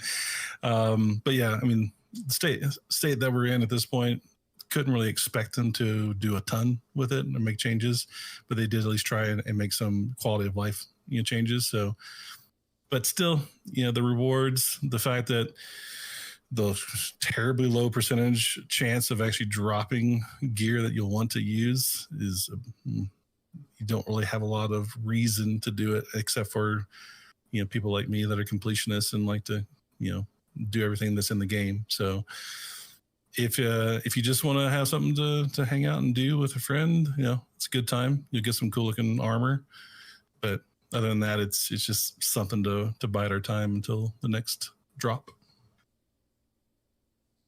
Definitely. And Shadow Price, what are you saying? I think Nightbot needs a little timeout. He's being a dick right now to sit on. I saw that. So I think Nightbot needs to have a seat. I saw that. Oh man. Yeah. But as far as Solstice goes, I'm going to land very similarly as well. I'm thinking also 3.5 because I actually might complete one character all the way this time. So I'm only going to dock it for not having new activity. I mean, like movies said, they did the best they could with the time they have allotted while they were still working with Beyond Light and working within their means and, the pandemic. And so, yeah, definitely improvements. Would like to see it improve further, hopefully next year. But yeah, 3.5. Okay. So I was going to give it a 3.5, but Gambit. So I'm going to give it 3 out of 5 spicy tuna rolls because Gambit. 10, not necessary. Too much. But other than that, not Gambit. Gambit did not bring me back to the game. Solstice got me back into Destiny, and it got me playing a lot more consistently. So in that respect, Bungie gave me enough incentives to make me play the activity. And considering that it's a month-long activity in between the next thing, I think this is the best that we can expect from Bungie for what it is and for the time that they had to produce the content. I wish they changed the path to achieving the armor. I wish it was a little bit different. I wish we played more story activities rather than just play Gambit. But other than that, I'm enjoying it, and I'm excited to get my Solstice armor. What is it? Majestic or magnificent on all 3 characters. And I will be grinding out later this weekend, and hopefully I'll get my alt characters finished up. So I'm going to give it a 3 out of 5 spicy tuna rolls. Again, Gambit. But other than that, it was great. So that's my take. And Guardians, on that note, we're going to talk about something really hot and juicy, hot off the presses. This week at Bungie was released earlier today, a few hours before our rambling began on the Destiny show. And this week at Bungie, we learn more about the Destiny Content Vault, aka an approach to evolving the game that will allow us to add new content, bring back some Destiny's greatest hits from the past, and support Destiny 2 for years to come. And this is a really big TWAB. We learned so much about what's staying, what's going, and we got a lot of clarity about what Guardians can expect this November.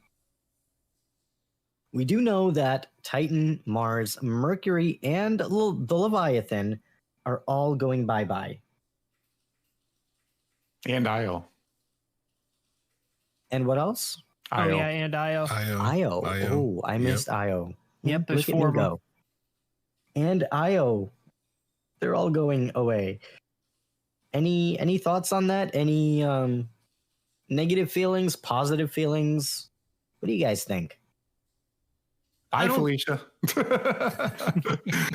Yeah, I mean, I don't have negative feelings per se. I think I have more or less like, I don't know, like that nostalgic, like saying goodbye to an old friend kind of feeling, but knowing like you'll one day cross paths with them again, like that kind of feeling. I wish I had nostalgia for these areas, but I really don't. Yeah, I mean when they came in, they were in a part of Destiny that wasn't, the hottest. And I think I've played Savathun's song. I've got my fill of that strike, I would say. So if I have to hear Caliban like one more time, I'm just gonna Taliban? Operation Taliban. Operation Taliban. Yeah. So we know that new locations are coming this November with Europa and bits and pieces of the Cosmodrome slowly and surely coming to life. And we're gonna dive in a little bit further into what Destiny 2 will look like this November. So let's dig in. The core activities that will be changing are as follows: strikes, Crucible, Gambit, raids, and dungeons. For strikes, the following strikes are pretty much going away. On Io, we have the Pyramidion, the Festering Core. On Titan, Savathun's Song. On Mars, Strange Terrain, Will of the Thousands, and A Garden's World.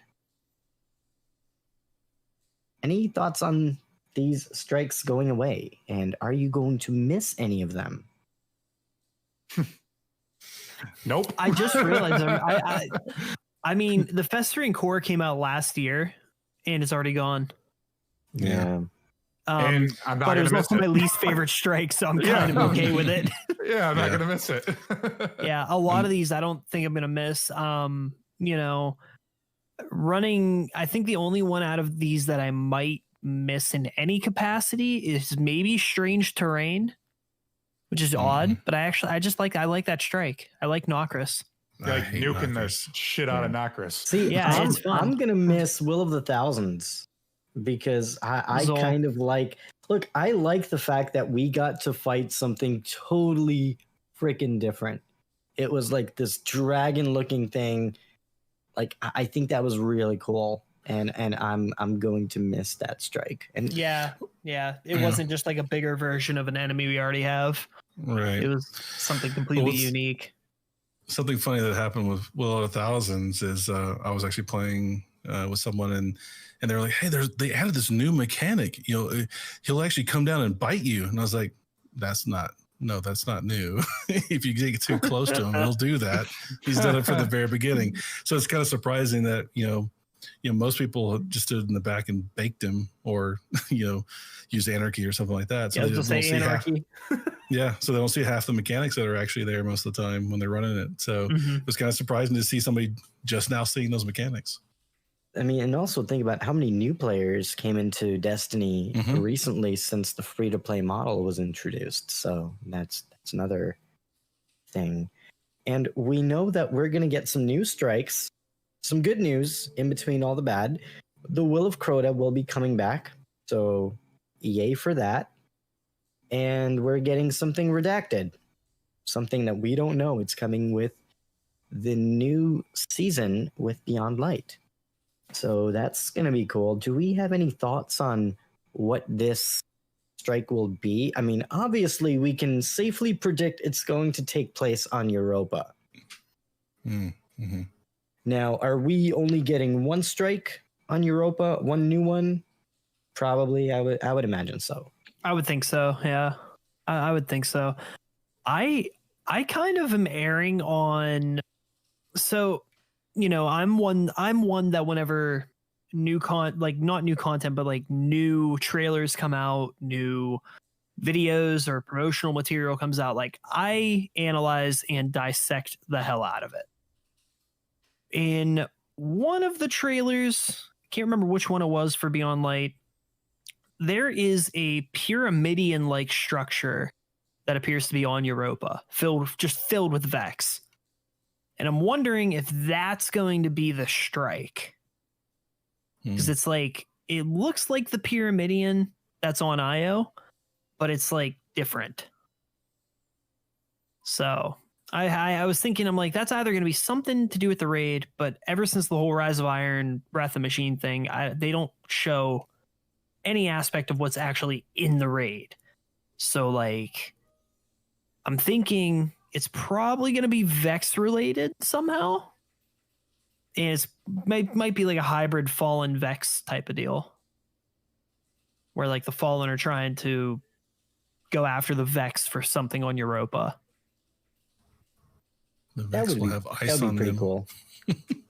Yeah. So, $1 million question: Are we getting a raid specific weapon and armor, or is that too much to ask for? What do you guys think? Do you mean like a raid exotic? Oh, I'm sorry, not raid. Strike Strike. specific armor or weapon. I think it would be a good. I definitely wouldn't not want them to. I think that would be. I still think that's the logical next step for grinding. Like if you're going to remove all of this from the game, right? Like if you're going to sunset a lot of what we have in the game that gives us armor, that gives us all of this, and you want to focus on the core gameplay playlists like Crucible, Gambit, Strikes, you know, there needs to be some type of actual incentive there to completely rerun those over and over again. And I feel like that's the natural progression of where this is going. I mean, I could be wrong. I could be way off. It might be a fever dream, but I feel like that would be something that I could see happening. I could see them doing at least maybe weapon specific for Strike. The armor, just because of what they've talked about, you know, the changes to kind of the singular armor that has the different stickers you put on it per vendor and that type of thing, and how they're kind of trying to streamline the different armors that are available, would almost make me think that they probably wouldn't go that far to do a whole armor set for the Strike. But weapon, I could see them doing that because that's something that the community has been asking for a while. And since they're sunsetting a lot of the previously Strike specific weapons, it would make sense for them to try to replace that. Definitely. And lastly, we do know that eventually the Devil's Lair and the Fallen Saber Strikes are both coming back. And I know Shadow Price will be excited about getting to replay those on PC. Oh, yeah, absolutely. Yeah, I mean, Sepix on, you know, with high frame rates, and, you know, that's gonna feel really, really, really cool. Yeah, I'm excited for that. Now, do we have any hint as to when those strikes are going to be coming to Destiny 2? Sometime in season 13, I think. Because season 12 is the fall, right? I mean, that's Beyond Light. That's season 12, if I'm not mistaken. I think, yeah. Yeah, I think season 13. I think the season after. So this is actually pretty interesting because it almost makes me feel like the new approach that Bungie is taking on with seasons is to give us some new strikes during the seasons rather than the approach that they had in the past that they kind of confirmed wasn't quite hitting the mark the way they expected. Yeah, And- hopefully Yeah. Hopefully be on a So- more quick cadence as well. Like they'll keep adding them. Definitely. And then also we have some other stuff that was discussed during the Bungie weekly update, and I'm kind of boycotting this next one. So Shadow Price, do you want to talk about this next thing that I don't want to talk about? Oh yeah, would that be Gambit and Gambit Prime? Yes, that would be the one. Your favorite thing in the world? my new favorite thing to not ever talk about. Yeah, they go on to say that as a reminder, Gambit and Gambit Prime will be merging into a single experience. So when Year 4 kicks off on November 10th, a new version of Gambit will be similar to Gambit Prime, and it'll be a single round face-off with tweaked blockers, heavier remote drain, and some changes to Primeval Fight. And they'll give more details and updates before the revamped mode goes live this season. They said, unlike strikes and other PvE content, the Year 4 Gambit playlist map selection is the best of lists and is one of those edge cases we mentioned before. And then they felt that it was important to keep the select Gambit maps in rotation for the best competitive play, regardless of their destination's fictional state. So on November 10th, the available Gambit maps that will be in on Beyond Light will be the Emerald Coast on the EDZ, Legion's Folly on Nessus, Deep Six on Titan, and New Arcadia on Mars. And the ones going into the DCV are Cathedral of Scars from the Dreaming City and the Kel's Grave on the Tangled Shore. And they go on to say there's a note, as we perform maintenance on the activity, Gambit Prime armor will be deprecated. We are exploring ways to rebalance and introduce some of these perks as the armor mods in the future.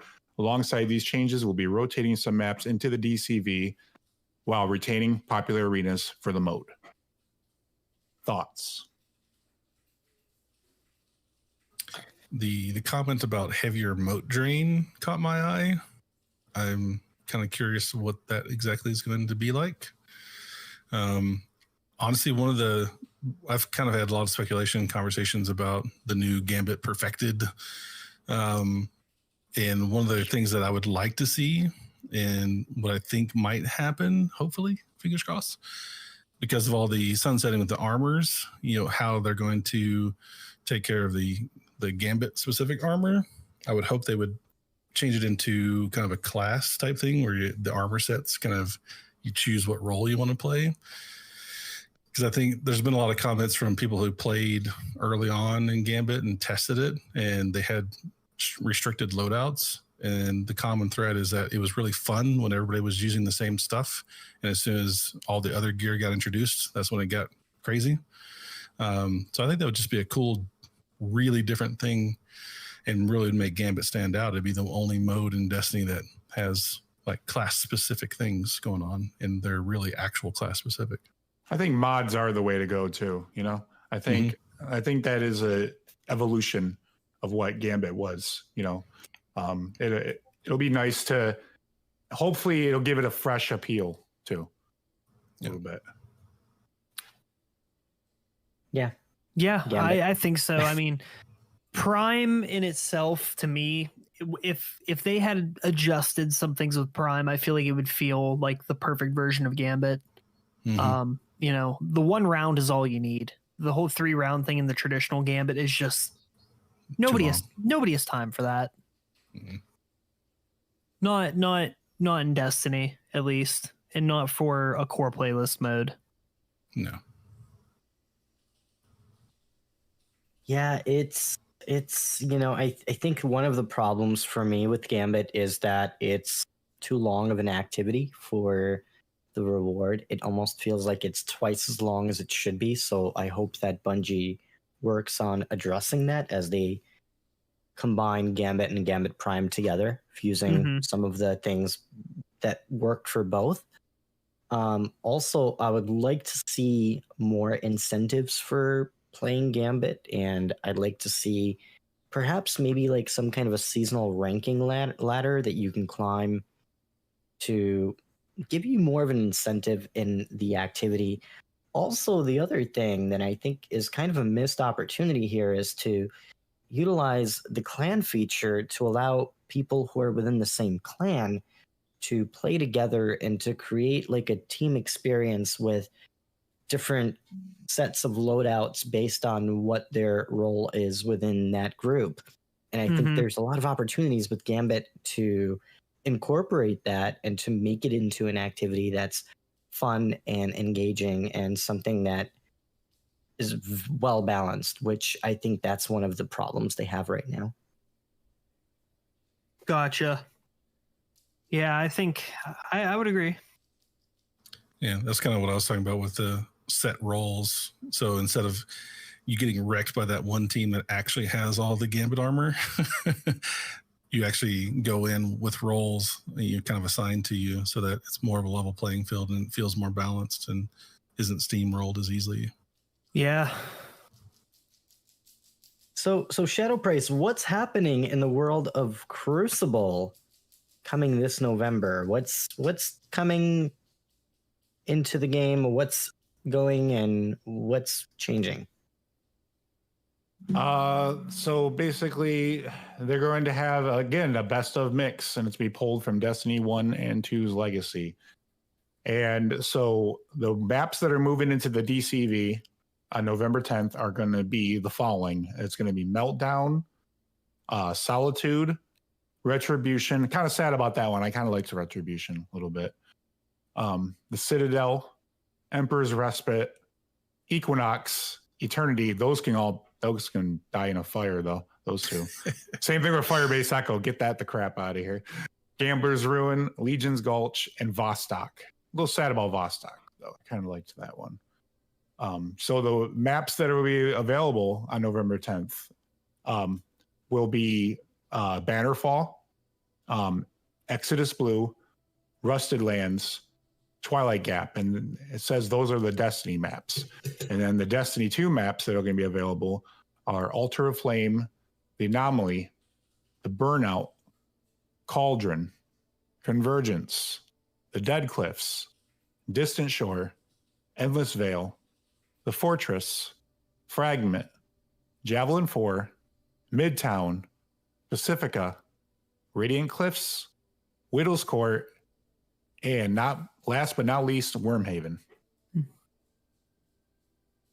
So, still quite a bit of maps, you know. Yeah. And as someone that plays a good deal of PvP, aside from all of my PvE escapades, I think that they took out pretty much every single map that I did not really care about. Facts. So the only Except one Vostok. that I liked Vostok. Vostok was fun. The problem with Vostok is that it gets very weighted. Like there's points in it where the spawns are wonky in that map, and they just don't play well in D2, if you ask me. But the one map, and I rant about this all the time, and everybody disagrees with me, but I cannot stand Bannerfall. I was kind of hoping it would just go into the vault for now. I love Bannerfall. Oh man, I'm with you. I'm with you. I hate Bannerfall. I can't stand it. Oh, there's so many lanes, and I love the snipe. I love the snipe, so it suits my play style. Yeah, like, I don't know. Maybe I'm just bad. You know, you never really want to think that way, but you know, maybe I'm just bad at it, and that's why I don't like it. I don't think it's that, because I am not the best Crucible player in the world. Just ask Shadow Price, and I love Bannerfall. It's one of my favorite maps, so I'm going to squash that theory right now. Well, there we go. Yeah, it's a map I'm not down with. Yeah, same for me. I think for me it's a variable. Like you like to have a plan and you know what you're going to do and how to kind of bounce back and things like that. And I feel like that map there's so many lanes, there's so many places you can get shot from. It's just chaos, and you can't really go in with a plan. You'll go in one match and kill 40, you'll go to the next map and get wrecked on the same exact map, and you don't know what happened that was different from one match to the other. I think that's what it is for me, because you've got those specific things that everybody goes to, like you've got the balcony with the snipe, and then you've got B sitting right in the middle. It's like a fishbowl where everybody just shoots you from 12 different directions. And I can't stand B on that map. B's toxic for sure. Yeah. And then you have guardians like me who run around like a headless chicken who does not know what the hell he's doing and just trying to get kills. Trying to keep my head above water. Just trying to stay alive, keep my KD positive. That's all I want. Yeah, I'm kind of agree. I think my top 10 of maps to get rid of, they pretty much hit those. I'm glad to see Citadel go. That's a oh map my god! It's just a choke points. It's a map of choke points. That map going away makes me happy. So happy. So am I the only one who's gonna miss Firebase Echo? Yeah, because I hated that map. Probably. I'm Absolutely. not. Look, Corn. I'm just verifying with you, but probably, yeah. Okay, I think that's the worst one. I think that was that's safe to assume. That was the worst one. I hated that map with a passion. Hated it. Okay, well, good to know. Good to know. So, what's changing with the playlists? What's going away? What's staying? Shadow Price. What's happening with that? So their goal here with the way they're changing the PvP modes come November 10th, Beyond Light. So they go on to say, as year 4 starts, we're also taking the opportunity to focus the Crucible experience by reducing the number of PvP playlists and modes to those that receive the most play. It will increase the matchmaking pools for the remaining playlists and make it easier to find matches with better connections. And they'll have a full preview of Crucible changes later this season. Can't wait for that. But here's a preview of the modes that will be active and modes we will be transitioned into the DCV. So what will be going into the DCV, you ask?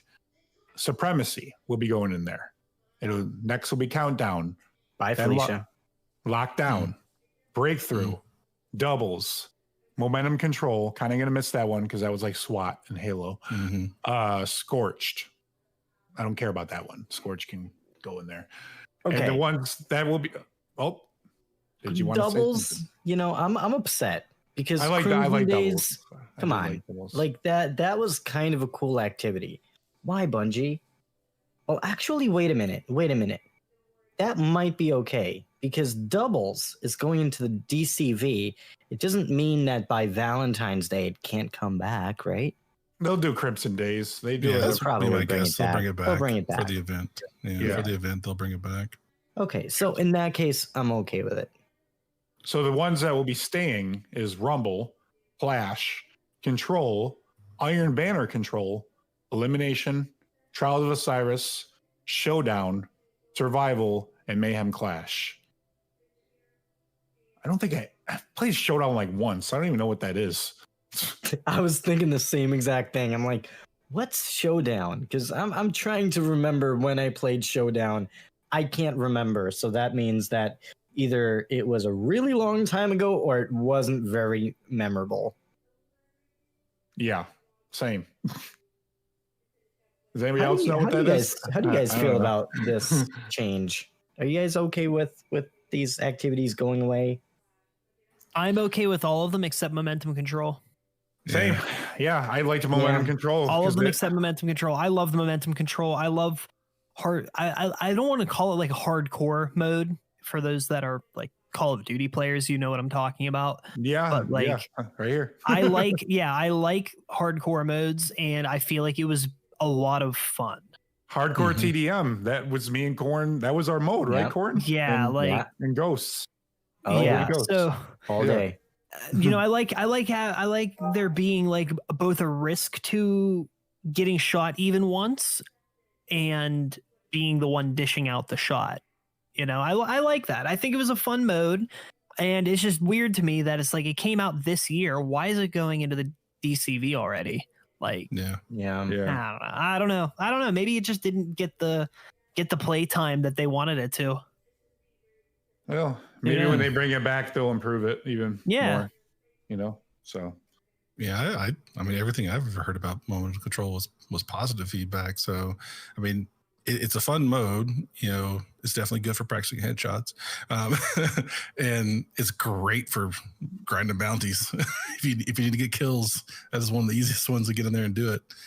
Yeah, I'm kind of sad to see that one go for sure. Maybe they'll bring it back when they change some of the map structures, when they introduce some new PvP maps, you know, along the way to be more like was suited for Destiny, like, because it seemed like so many of the maps were suited for Destiny 2, you know, and they brought some of the D1 maps back and things like that, you know.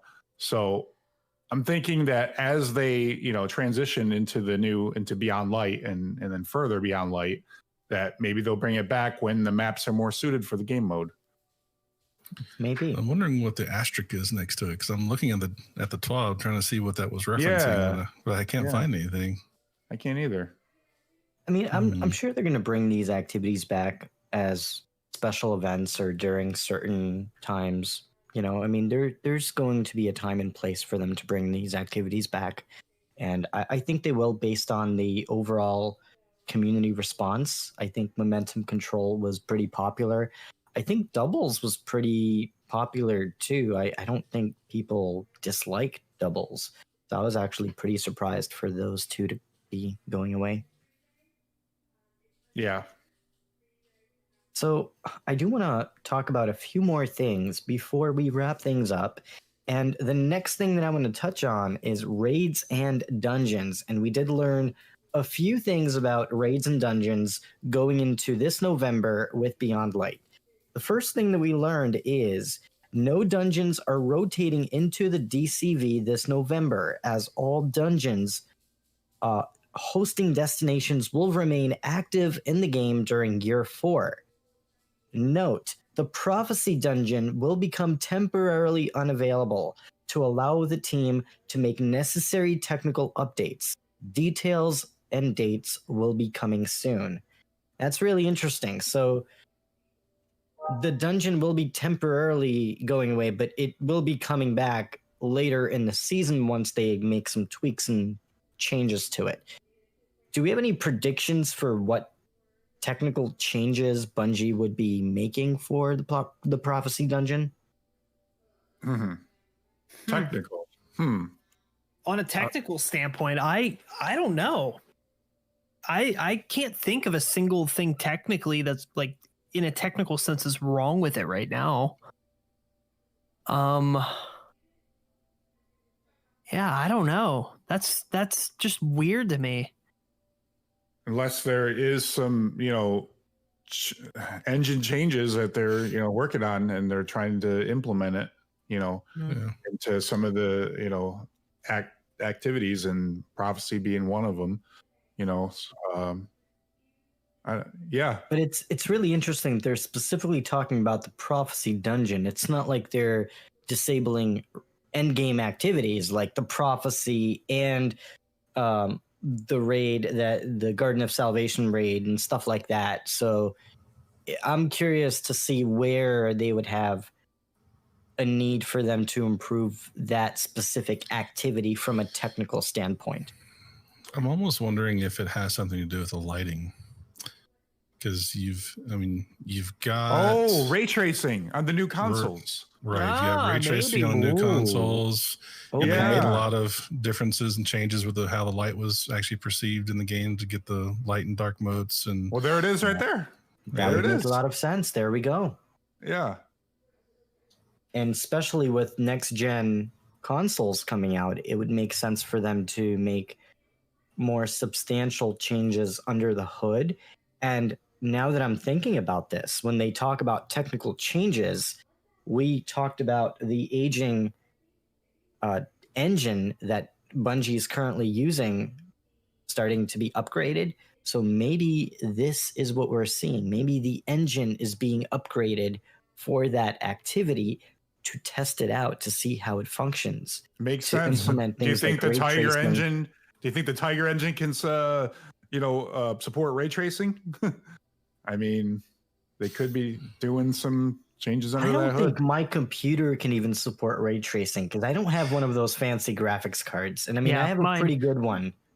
Mine definitely can't. Mine can't either. Mine can. It's not as much about the engine itself. I mean, it's mostly going to be on the hardware side. Even with the software-based ray tracing ones, those are mostly taken care of by the GPU. It's more about communicating and translating that information to the GPU. So I can see them easily making some changes to the engine to accommodate that. But yeah, I've got the 2080 Ti's, so I think it's doable because it's more about the hardware you're running instead. And the last thing I'm going to say about graphics cards is 3080 graphics cards are coming soon, and just sigh. I don't know. We'll see. We'll see. Is it time to trade it in? Is it time to do the old? I don't know. I don't know. Well, we'll talk about it. Yeah, we'll talk about it. In addition to the craziness that we talked about, we also know that raids will follow the same vaulting principle as the previous activities like strikes. And with destinations that are leaving, so do the strikes that come with that destination. And with that, moving into the Destiny Community Vault, the Destiny Content Vault, we have the Leviathan Raid. So please send me there to the Destiny Community Vault. Yeah. Sunset Sin, please. Tired of this. I know. I need a bigger vault. Yes, let's do it. So we have, going into the DCV, the Leviathan Raid, the Eater of Worlds, the Spire of Stars, Scourge of the Past, and Crown of Sorrow. Good thing we got that last hurrah with those. Yeah. Yeah. Yeah. Yeah, really. Do we have any thoughts on this? Is anyone going to miss any of these raids? I think I'm going to miss Leviathan, honestly, because I do really like the mechanics in that raid. Mm-hmm. I don't like how the weapons in it weren't Weapon 2.0. Oh, excuse me. Yeah. How they I agree. Yeah, I do like how they gave us a chance to get those armor pieces at like a non-sunsettable rate. You know, like we'll have them for another year. So like it was cool to be able to go back and fill out armor sets that I haven't like filled out and just had no reason to. So it's like my raid count went up like 20 plus in a week just from people needing to run it and people wanting to run the old raids again. So it was cool. It was cool, but I think I'm going to miss Leviathan the most. Yeah, I think there's definitely some nostalgia for me with Leviathan because that's probably the one I've done the most. I had one of the worst experiences ever with doing the guided games, and even though it was terrible, it was still a memory. Yeah, and like I mean, you got to think that first year of Destiny 2, that's all there really was. Yeah, like there was Leviathan and then beyond that, Eater Worlds and Spire. But most of the time, it was just people running Levy or Prestige Levy, you know? So getting Prestige Levy done the first time. And those are those moments where you audibly go like, yes. Yep. It's like, we got them. Yep. And I still have not yet to this date completed a Prestige Levy. Oh, really? Oh man, we're going to do this. We're going to get that change bread. That? We're going to change this ASAP. I mean, we have to. It's honestly, it might have been daunting. Rite of passage. It might have been daunting in year one, but it's nothing now, really. Yeah. Until you've heard cover left and cross shoot, you haven't lived yet. I remember first time running it, I was the void swap guy. Yeah. Horror and they story, were like, man. Horror stories. Trial by fire, man. And I'm like, oh, I hate this. I got real good at it real quick. Otherwise, I was probably gonna get yelled at. Right. I would get actual like migraines playing that. Like seriously, no joke. Yeah. So some good news that we have not everything is just going away. We are getting something new, something redacted with a new raid that's coming on November 10th. And we still get to play on the Last Wish raid in the Dreaming City. And we have the Garden of Salvation that hopefully will be upgraded with new higher tier armor, but we'll see. Wishful thinking, perhaps. We'll see. Heavy. Yeah. Yeah, heavy. An actual heavy drop. An actual heavy drop. Yeah, a heavy weapon would What be is pretty that? cool. What is a heavy weapon? I don't even know what that Something is Garden anymore. of Salvation doesn't have. And Last Wish has too many of. Right. Here's your 50th Apex Predator in 3 weeks. Oh, God. Thank you. May I have another? May I have another? And we have more news. I told you this was going to be a really juicy and really big twab. You didn't believe me? Well, here it is. We have more stuff to talk about. And this is a 3-hour podcast already. So we're going to wrap things up pretty soon. We're going to talk about exotic quests. They're going to be changing pretty substantially. Fundamentally, the following quest lines will be changing in terms of how you acquire the bread. Sturm, Might of Multitool, Rat King, Legend of Acreus, Sleeper Simulant, Polaris Lance, World Line Zero, Ace of Spades, The Last Word, Lamanarch, Jotun, Izanagi's Burden, Thorn, Lumina, Truth, and Bad Juju. Some notes from the developers as follows. We still want new and existing players to be able to earn these legacy exotics. So starting in year 4, any exotic tied to a quest that has been vaulted, like those listed above, will become available through a new memorial kiosk situated amongst the vault kiosk in the tower.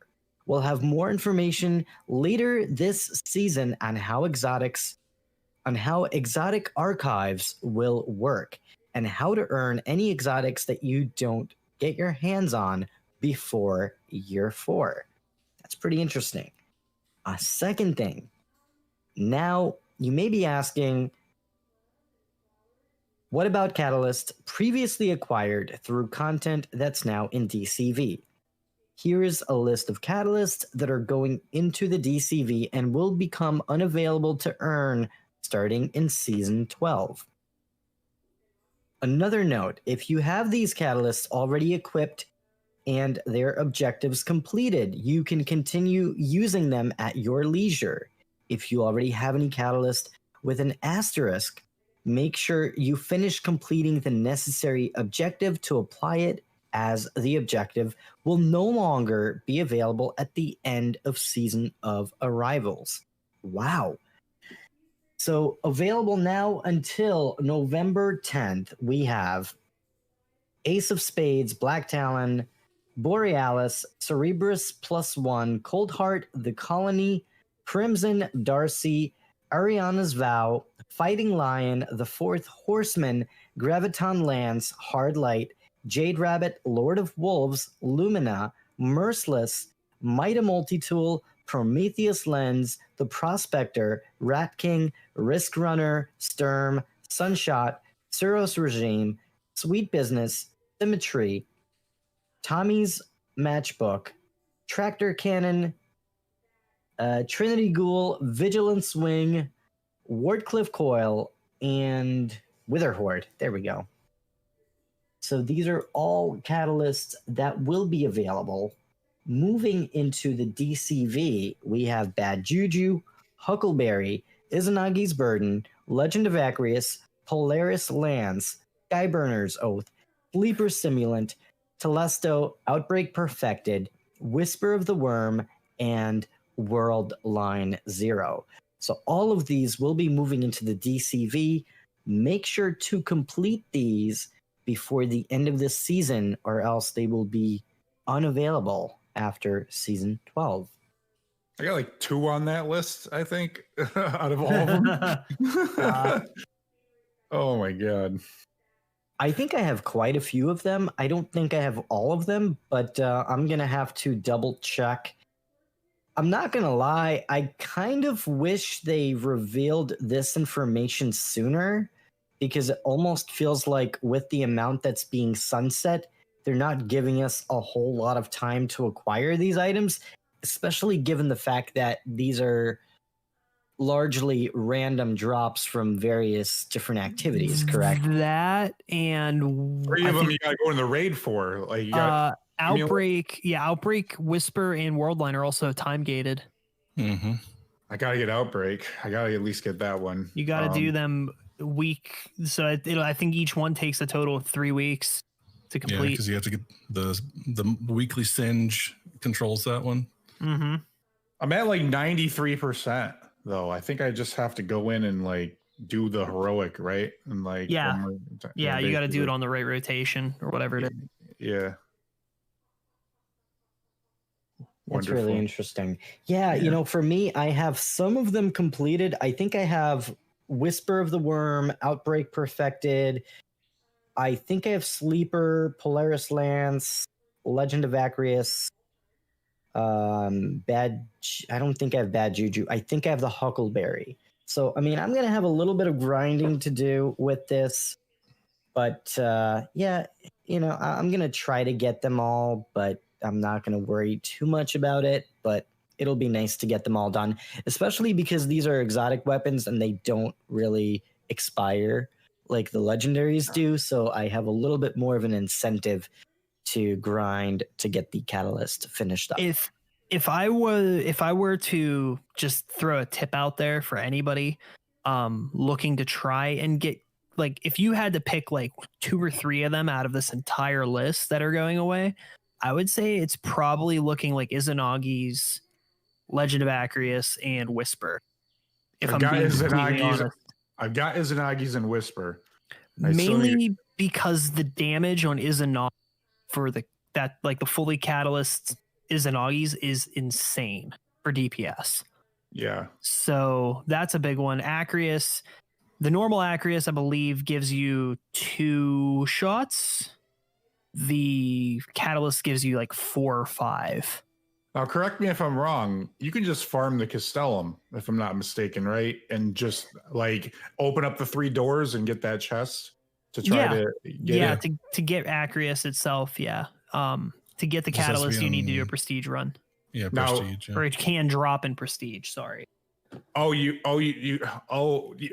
So you don't have to complete it all the way. You just it just gets dropped somewhere in there. Yeah. Right? From what I believe. At the end, chest at each encounter has a chance to drop it. Okay. So yes, Castellum, you could do like 3 characters and just run the Castellum 3 times and you'd have 3 chances to get it. Gotcha. Okay. Yeah, I mean, we have a little bit of time. I mean, I'm kind of glad we have until until November to get it all done. So we do have a little bit of time left. If this was announced now and we had until September, that would have been a little rough. How in the world do you get Skyburner's Oath? Where does that drop?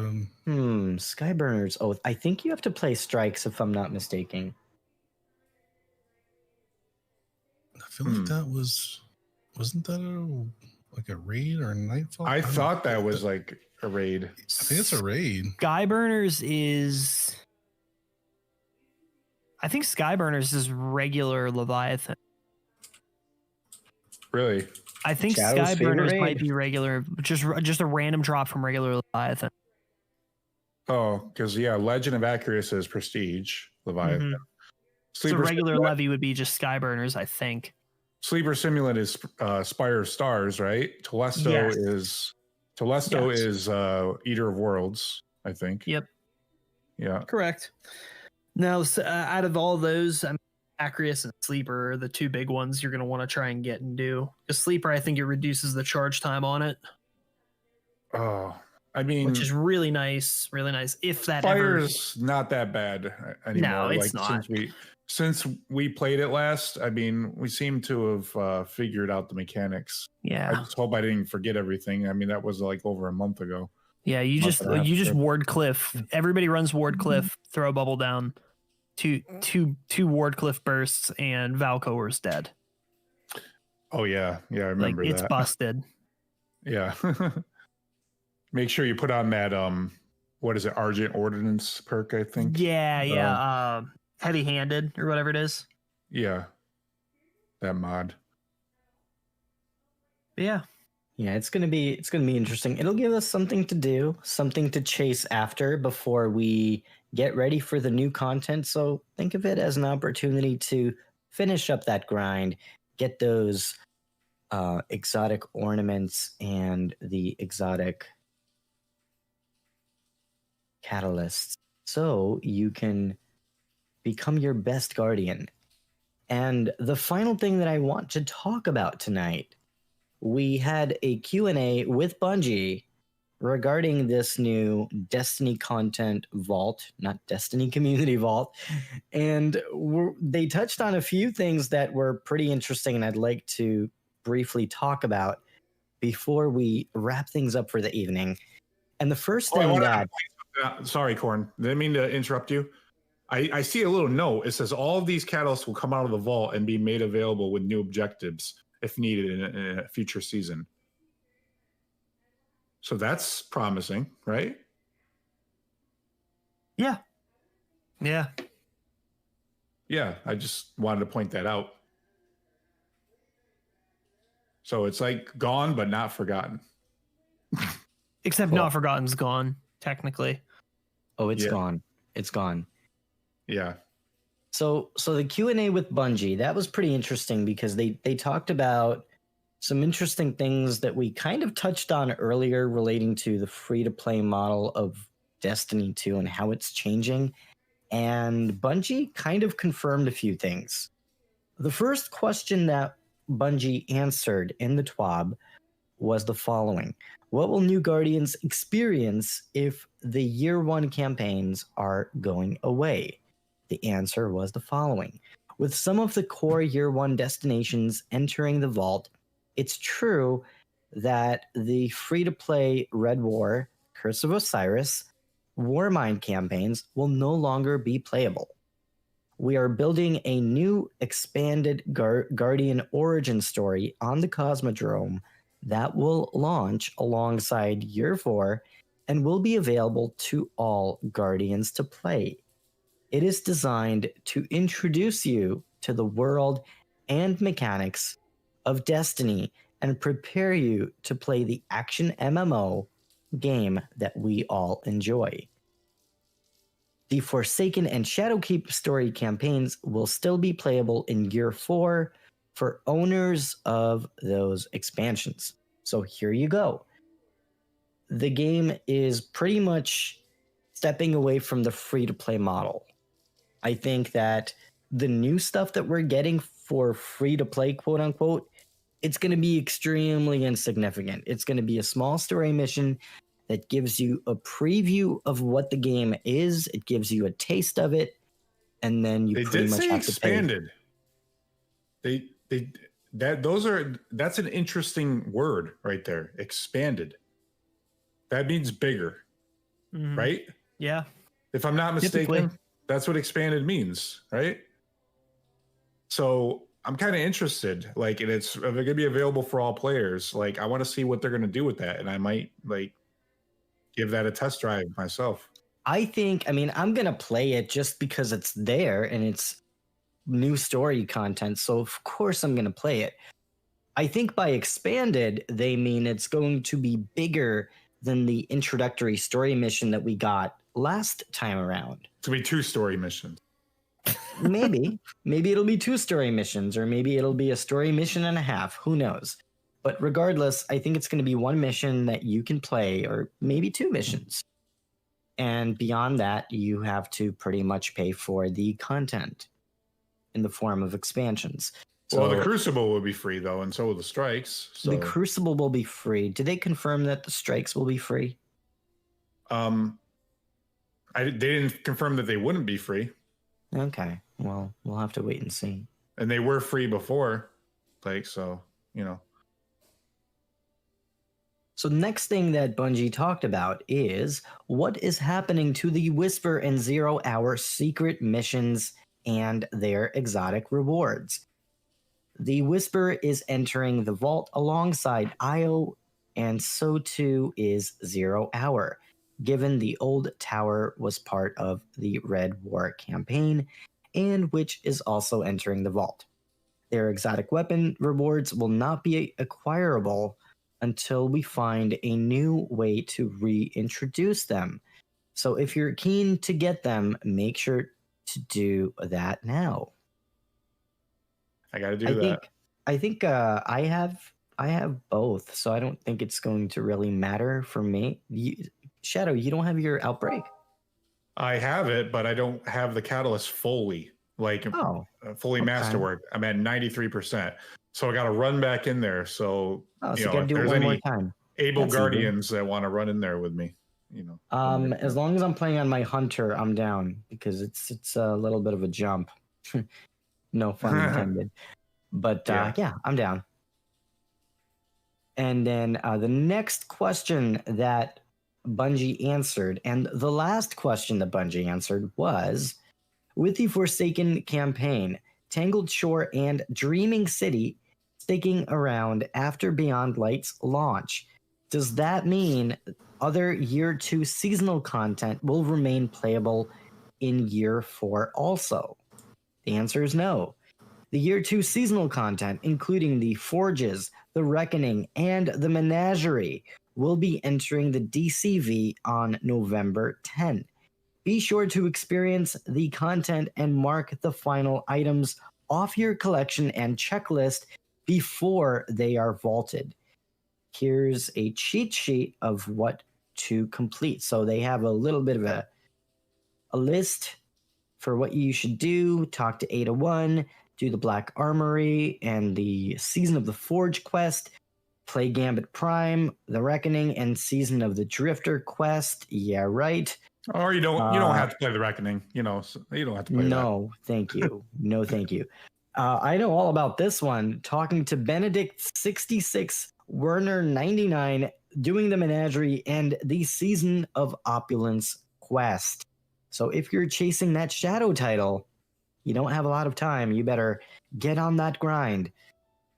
And Pinnacle Pursuits and Weapon Quests are also going away. So that's another thing to look forward to. And beyond the bad news of what's going away, we have one more thing to talk about, and that is Twitch Prime.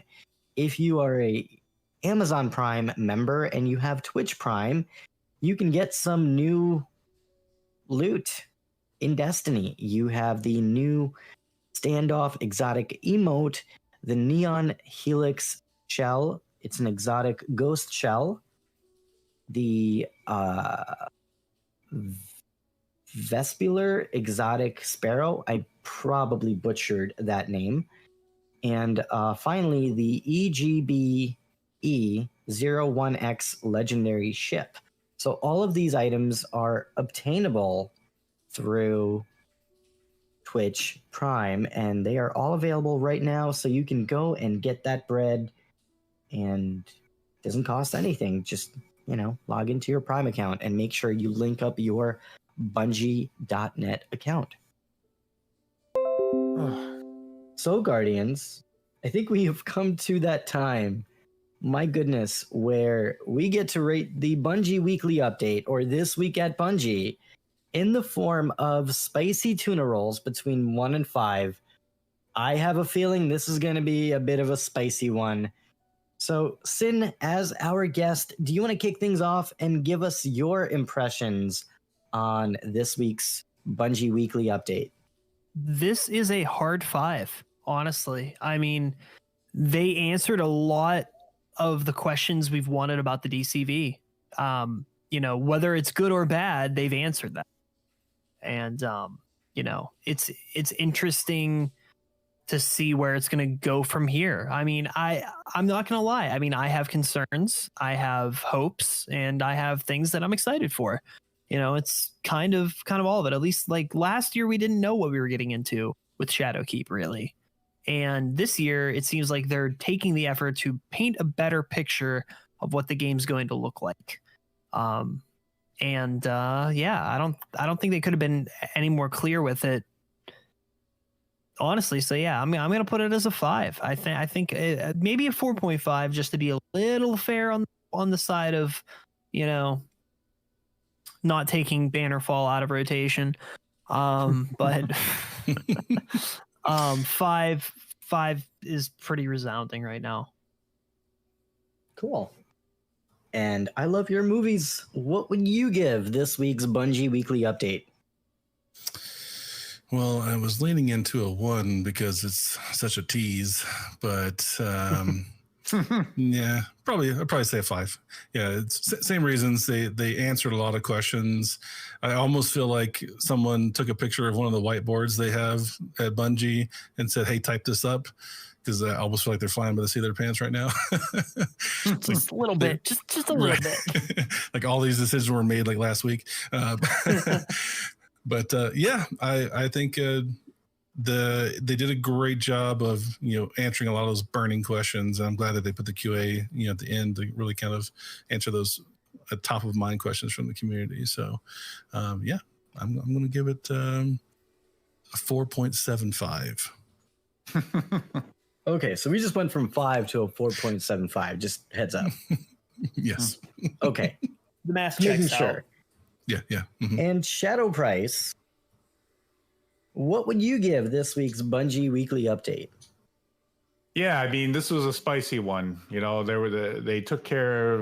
answered a lot of the questions that we were having, the hot button questions and the items that we were, inquiring about, the things where we're going, the things that we're staying, like how is the game gonna look come November 10th when we log in and play Beyond Light, the things we're behind on that we need to like GG and try to acquire. Do I go for my Not Forgotten still, knowing that it's going to be sunset? It's all these questions were answered. So yeah, I gotta go 5 just because it's really, really informational, and it was really juicy twab. So yeah, 5. Swab. Yeah. All right, so I'm gonna be generous this week, and I'm gonna give this week's Bungie Weekly Update a 5 out of 5 spicy tuna rolls. And here's why. I think that Bungie was extremely transparent with everything that is coming in November, and I'm glad they finally gave us all of this information. It's something that we need to know ahead of time so we can better plan and prepare with some of the activities that are going away and some of the catalysts that are going away. I also like the fact that we got some new Twitch Prime rewards, which is kind of nice. They touched on a lot of different things this week. They talked about every facet of the game that will be changing, and they outlined how it will be changing. So just for that alone, I got to give them a 5 out of 5 spicy tuna rolls this week. No deductions for the new Prime. Yeah. New Gambit. No deductions. Yeah, and also, well, in Gambit, and also we did get some fashion show things that we did not talk about because it's a 3-hour podcast. We can't add more stuff to the show. And there's some small updates that you can read about at bungie.net. But Guardians, we're going to wrap things up for the evening. But before we do, we're going to learn a little bit more about where we can find our guests for the evening. And Sin, do you want to share with our audience where we can learn more about you? Well, everybody out there, you can find me streaming most weeknights over on twitch.tv / whatever slash it is, Sin on Twitch _ I tried getting Sin on Twitch. Twitch didn't like me for it, so had to suffice. But you can find me streaming there. I primarily stream Destiny 2, obviously. But recently I have been tempted to explore beyond that. So, we'll throw some variety in there between now and Beyond Light, and we'll get back into it, back to normal kind of right before that. But you can find me there on Twitch. You can find me on Twitter at Sin on Twitch. I post my schedule there almost weekly. You can find me on YouTube, Sin on Twitch. I don't upload there as much, but I am there. And yeah, just stop by sometime if you see them live, and we'll chat, we'll hang, we'll play some games together. Very cool. And I love your movies. Where can we learn more about you and what you do? Well, I don't really stream, so you can find me in the tower. I love your movies. I'm going to specifically look for you now. I hope you realize that. I welcome it, and I appreciate the effort too. I'm gonna find you. I'll be standing in the corner with my swing in the rain. Can we get a shower in the tower? Like, seriously, we spend so much time in the tower. The tower shower. Yeah. The shower of tower. Yeah. New event coming to Destiny 2, Beyond Light. I like it. So Shadow Price, where can we learn more about you and what you do? You could follow me on the Twitter at ShadowPrice79, and also here on the Destiny Show every Thursday night.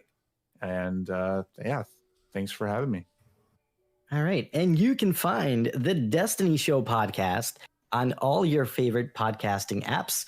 We are available on Apple, Spotify, Stitcher, Podbean, and the list goes on. We're also on the web at destinyshow.com. We're on Twitter at The Destiny Show. And if you Google Destiny Podcast, you might find us all the way at the top. And next week, Guardians, we have another amazing episode planned for you. We're going to be hanging out with LR Enigma and a very special guest host that I'm kind of keeping on the hush-hush. That's right, Shadow Price doesn't know. Nobody knows.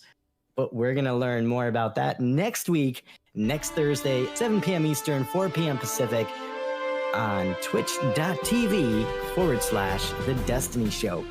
You can also find me at OMG Cornholio for all the Destiny news and rants. And Guardians, thank you so much for joining us for another episode of the Destiny Show podcast. And we will see you all next week. Good night, everyone. Bye-bye. See you. Awesome, guys. Sweet.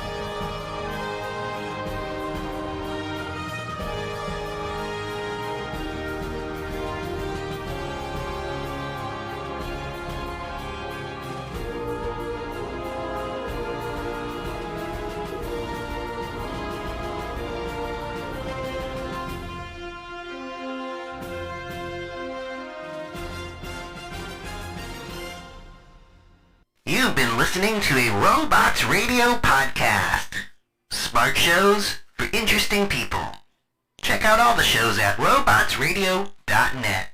Hey! Hi! Do you enjoy being optimistic about bad movies? Or do you enjoy at least trying to figure out where someone worked really hard on a bad movie? Well, we've got the podcast for you. New to Robots Radio, we represent Fresh Tomatoes, the movie podcast. Each week, we look at 2 movies that did really badly critically, but we try to find the good in them. And we have segments such as What Could Have Saved It, and Would You Watch It Again? If you're there on a Saturday night, you want to watch a bad movie, but you're not sure if it's like good bad, or bad bad, or if you should even bother, give us a listen. You can find us on Robots Radio, Spotify, Apple Podcasts, and wherever else you listen to podcasts. Please come and say hi. We love you already. Goodbye. Robots Radio presents. You're listening to the Dungeons & Dragons Lorecast, the best way for everyone from experienced dungeon masters to those curious about D&D to learn more about the worlds, creatures, and lore of Dungeons & Dragons.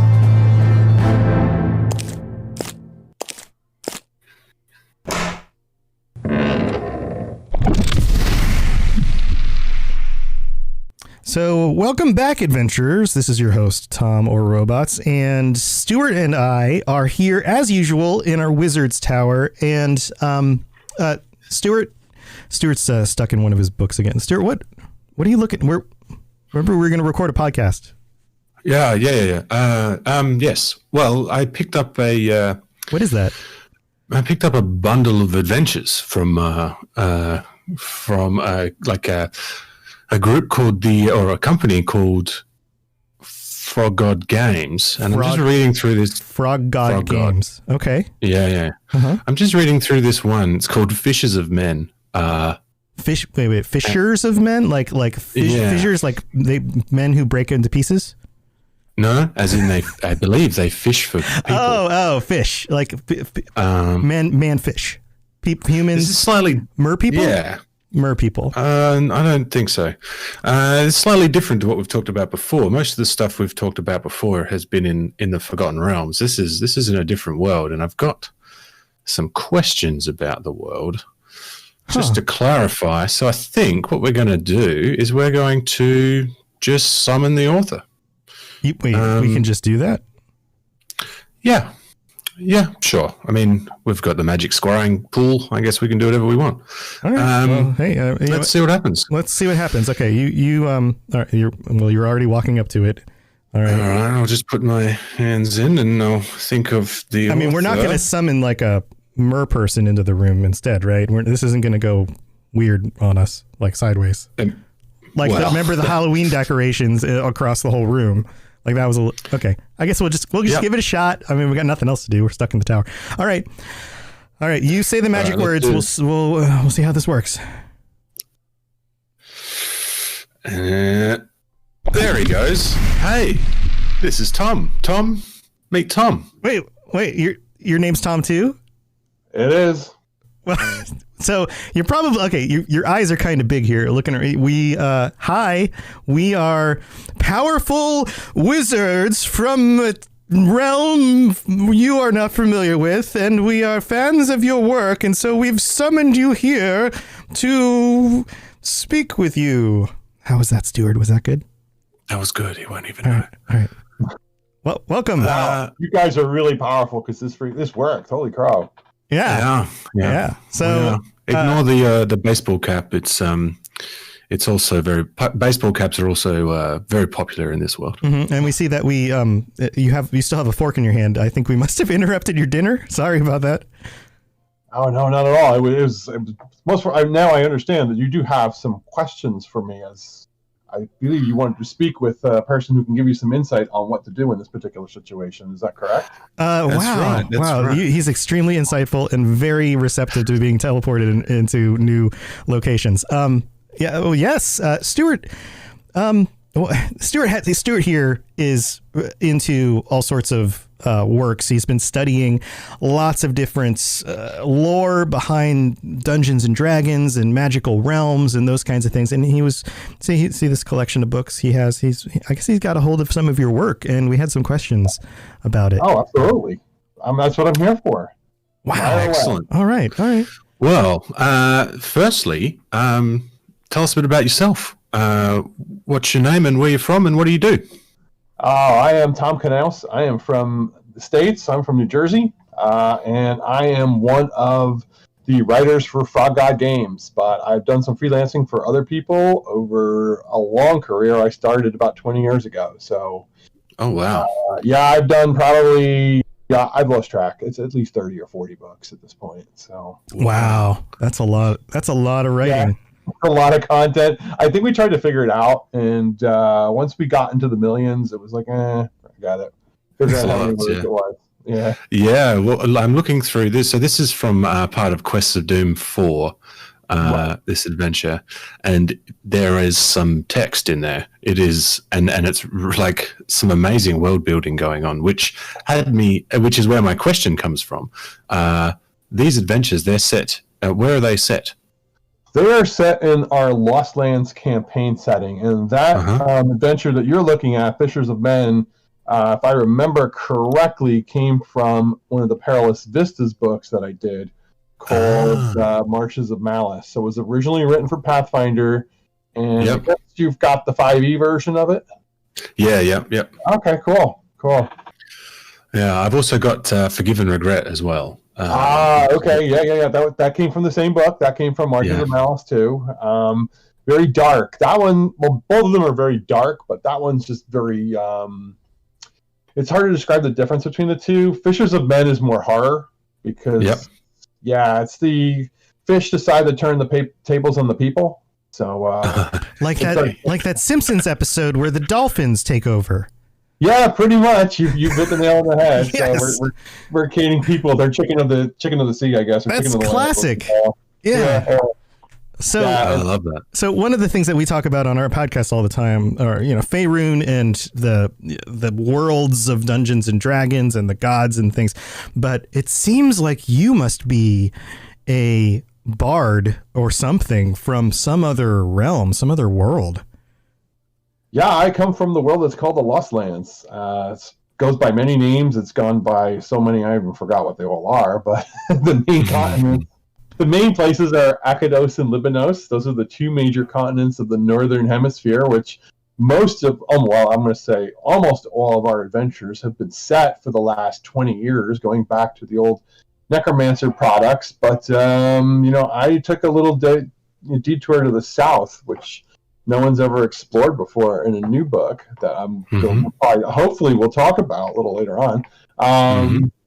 And, we just created this world. Really came from, if you're familiar with Paizo and Pathfinder, Greg Vaughan was really the one who put this whole thing together. It was really not a cohesive idea at the beginning. No one said when Necromancer Games started producing adventures that, well, we're setting them in this campaign setting called the Lost Lands. It was just individual authors just rattled off whatever idea came in their head.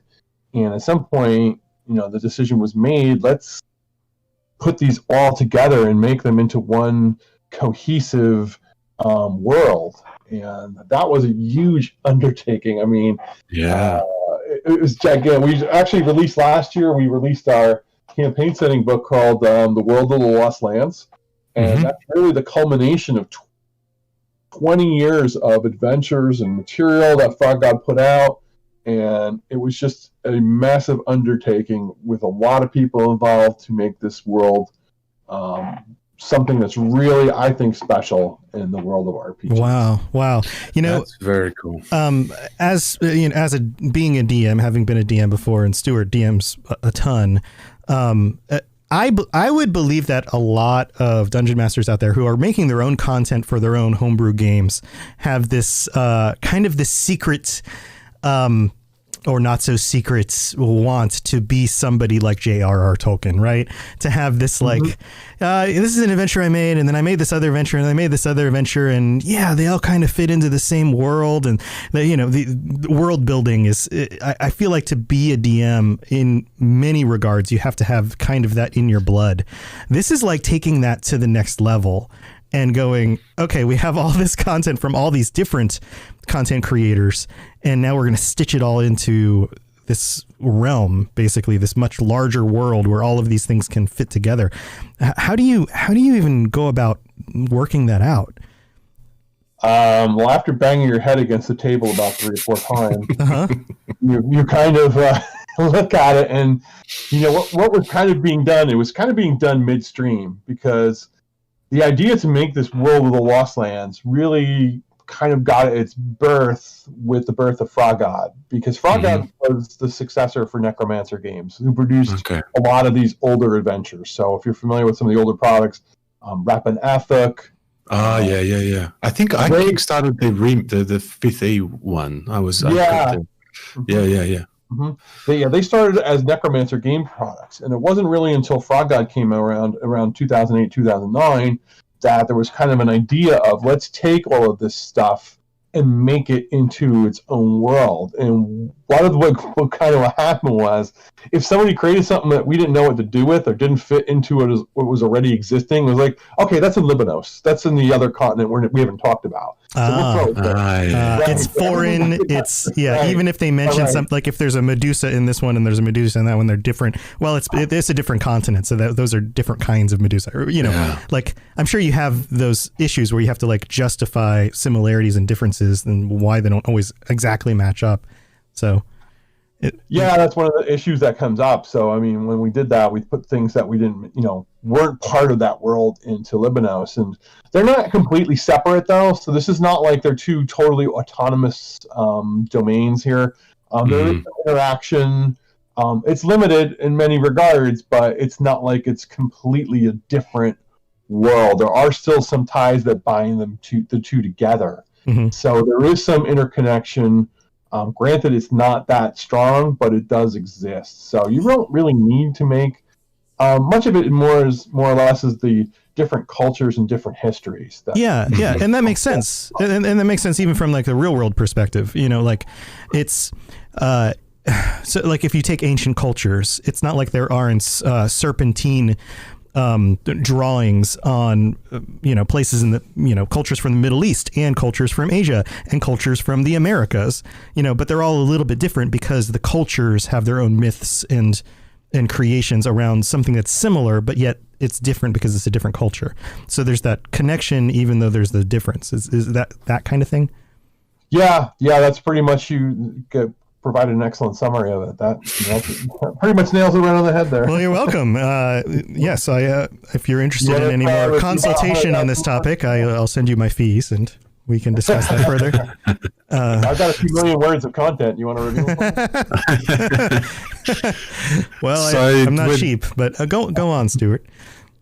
These adventures and were they initially for D&D or were they for Pathfinder, or was there some sort of shift as the game sort of changed? They were initially for Pathfinder, so they were done in what were called the Perilous Vistas books, which Pathfinder being a very crunch heavy kind of system. They were designed to bring environments to life and flesh them out more. So they gave us rules and that sort of thing. Yeah, then, real quick for our for anyone out there who isn't super familiar with Pathfinder, not myself, of course, who is way more into Dungeons and Dragons than Pathfinder. What do you mean by crunch heavy? Pathfinder has more, for lack of a better word, more rules, I think is really the best. Yeah, it's really so. Pathfinder. So a lot of our listeners are new to D&D or have never played D&D and listen to our lore stories. So Pathfinder is kind of like D&D, and it's from what I understand, it was created after fourth edition D&D was made, and it was sort of a splinter that used similar rules as third edition. Is that correct? I think you did an excellent job of capturing that, Stuart. Yeah, that's pretty much what happened. And so Pathfinder is by crunchy. There's a lot of rules. There's a lot of maths, and just a lot more options. That it can be daunting to some people when they first if they jump into Pathfinder or D&D 3.5 edition because of that, because 5th edition is very simple, right? Yeah, that's right. Okay. So it's more like it is really fun though, because you have so many options and you can create these characters that do all sorts of crazy stuff. Gotcha. So it's more like, well, it's not really old school D&D, because that would be like advanced D&D, but it's like mid school D&D. More like with the rule sets and things. Yeah, a lot more tactical, I think. Okay. Gotcha. Anyway, sorry. So I wanted to clarify that if people had any questions. So go on. Where was I? I don't know.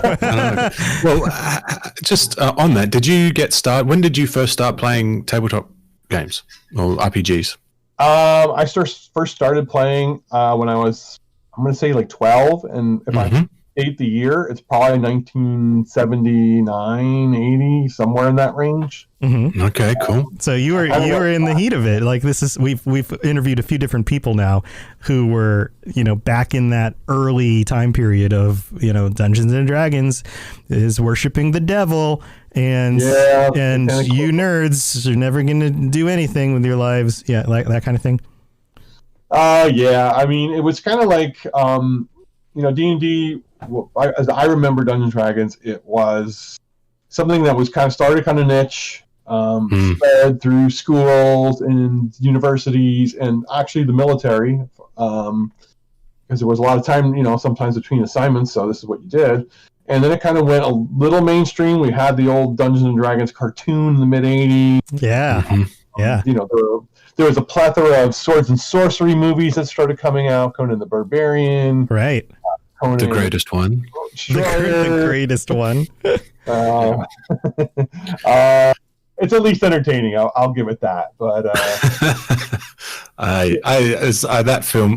When I was 18, I moved into a house with my brother, and we had an Xbox and no sort of connection to TV. So we had a copy of Conan the Barbarian and a copy of Halo 1, and that was what we did every night. Was either watch that or play that. So I have a very strong connection to Conan the Barbarian. Yeah. So we had a plethora of those kind of movies come out, and D&D in the States at least became, I don't want to say huge, but everyone was familiar with it. So if you said Dungeons and Dragons, most people could tell you, oh, it's a game. They wouldn't be able to give you details. And then kind of that backlash started, and by like the mid 80s and late 80s, second edition came out, and second edition kind of did a little bit of a revival, but TSR had some financial problems, had some other issues, internal organization issues, and things kind of went by the wayside. And then, products started coming out less and less frequently. And those that did were either really amazing. Like, I loved the Planescape materials that came out in second edition. I mean, those were freaking awesome.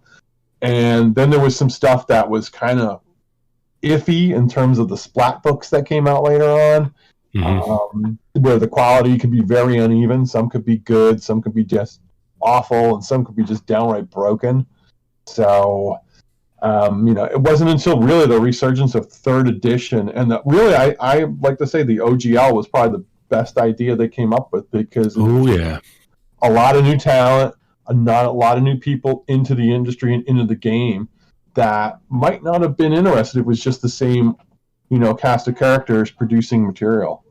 Yeah, so the OGL is the Open Gaming License, which allowed pretty much anyone to create content for D&D using this Open Gaming License. And there were some restrictions about what you couldn't use, but essentially it just opened the doors to other writers and creators and designers to dive in and create their own stuff, which is, I guess, where the Necromancer games and Frog God sort of come into play. Yeah, definitely. Necromancer was one of the early ones that came on the scene in 2000.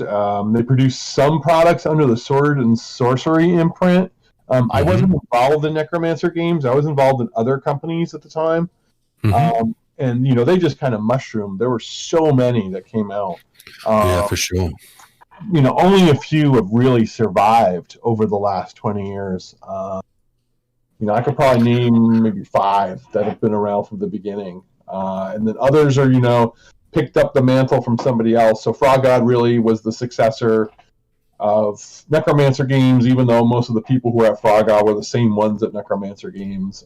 And there's a couple others were that in that same boat, but it really, I think, really created this whole new resurgence of the game, because you introduced so many fresh new ideas that new people can bring to the game, and that made it different and interesting and exciting. And there's people who are doing this, and there's people who are doing that, and there's this one company that specializes in this type of product, and another one that specializes in that type of product, whereas you just had one kind of like size fits all when you had TSR. And yeah, that's right. And so were you gaming throughout that whole period?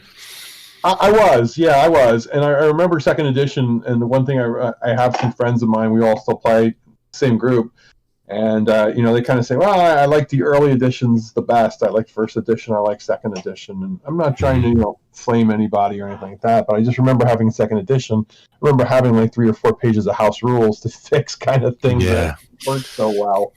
So yeah, I picked up a couple of the reprints of second edition and read through them, and it's they're pretty tough.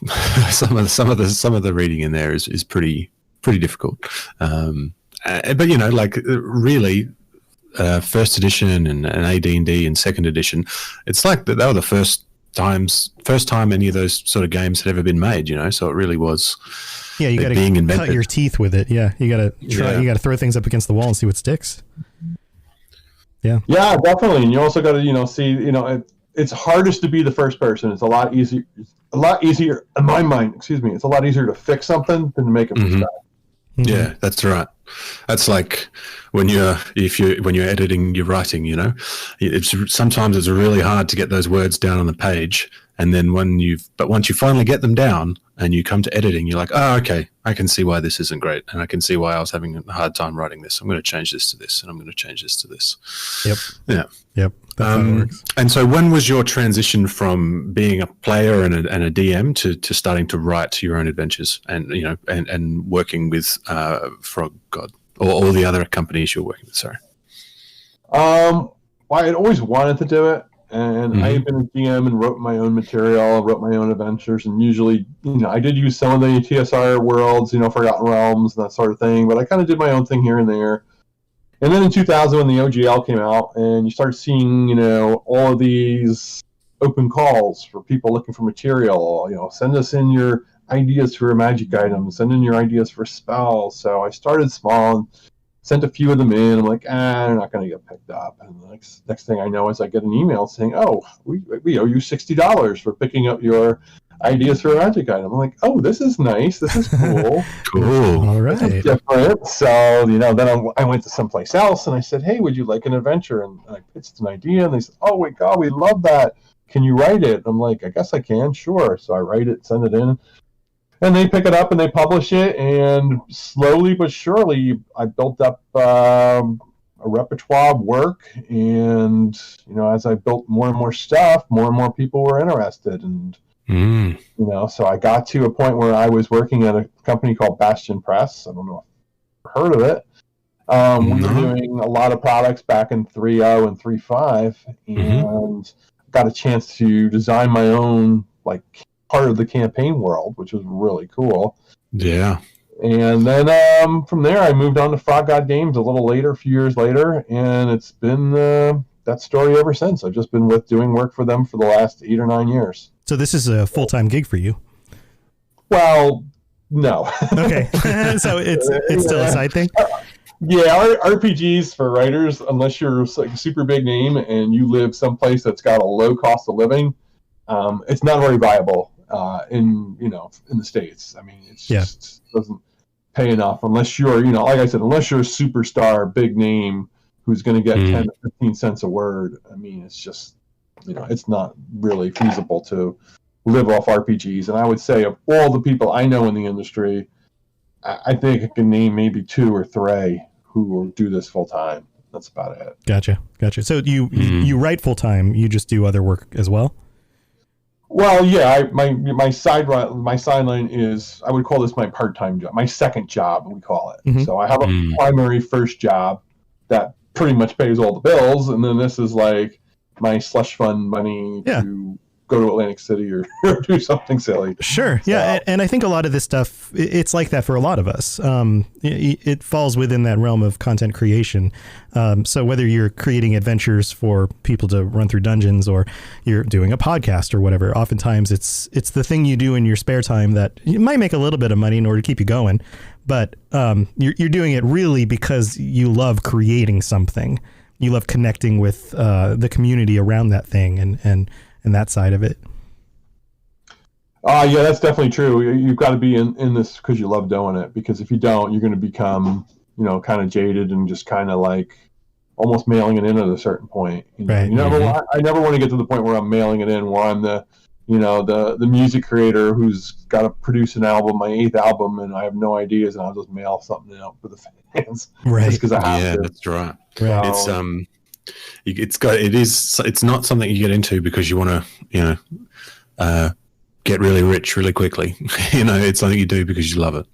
And I think that comes with a lot of writing, you know, like there's lots and lots of writers out there who are publishing books, and that, you know, they get some money for it, but they're not necessarily, it's not their full-time job. Right. And there's an old saying in the RPG industry, if you want to make $1 million in the RPG industry, spend $2 million. Yeah. That's right. Yeah. Yeah. I can understand that. I've got a question. If I can jump in, do you mind? I would love to hear a little bit about some of the content that you've worked on, and some of. Do you have like a favorite work or a favorite setting, or how does that work with you with the things that you've created? Man, you know, it's kind of weird because you like, I was just alluding to the music industry. And if I were, and I'm going to guess this from being somebody who does creative work, is that, when an artist puts out an album, there may be 10 songs in the album, and you like all of them, but you're going to like a few a little better than others. Sure. For some reason, it just all seem to work on that. And the same for RPGs. If I had to say a favorite thing I've done, it's so difficult to do because there's so much I love out there that I've done, and so much of it I still look back and look at it and you know what? Wow, the guy who did this is pretty good. Oh crap, that was me. Yeah. Well, what are some of your? I'm pleased, and I'm also surprised. That was me. Oh dear God. So what are some of your favorites then? What are some, like, give us some examples of some of the things that you've created and worked on that really hold a special place? Well, Stewart's got one of them, and that was Fishers of Men. Fishers of Men, really cool. Yeah, Fishers of Men was an adventure my favorite adventure from that book.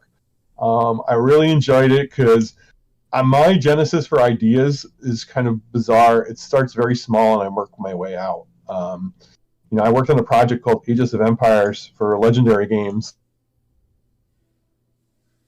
a couple years ago. And Greg Vaughan, who I mentioned before, was with Frog God, took this adventure path to Legendary that we had done while we were there.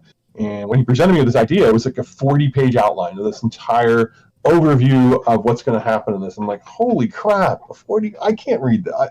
I could never do that. So I usually start with a very simple idea. And in Fishers of Men, the idea was, what if I wanted to set it somewhere unusual? So it started with an idea of a celebrity chef, which you kind of got in the book. Uh-huh.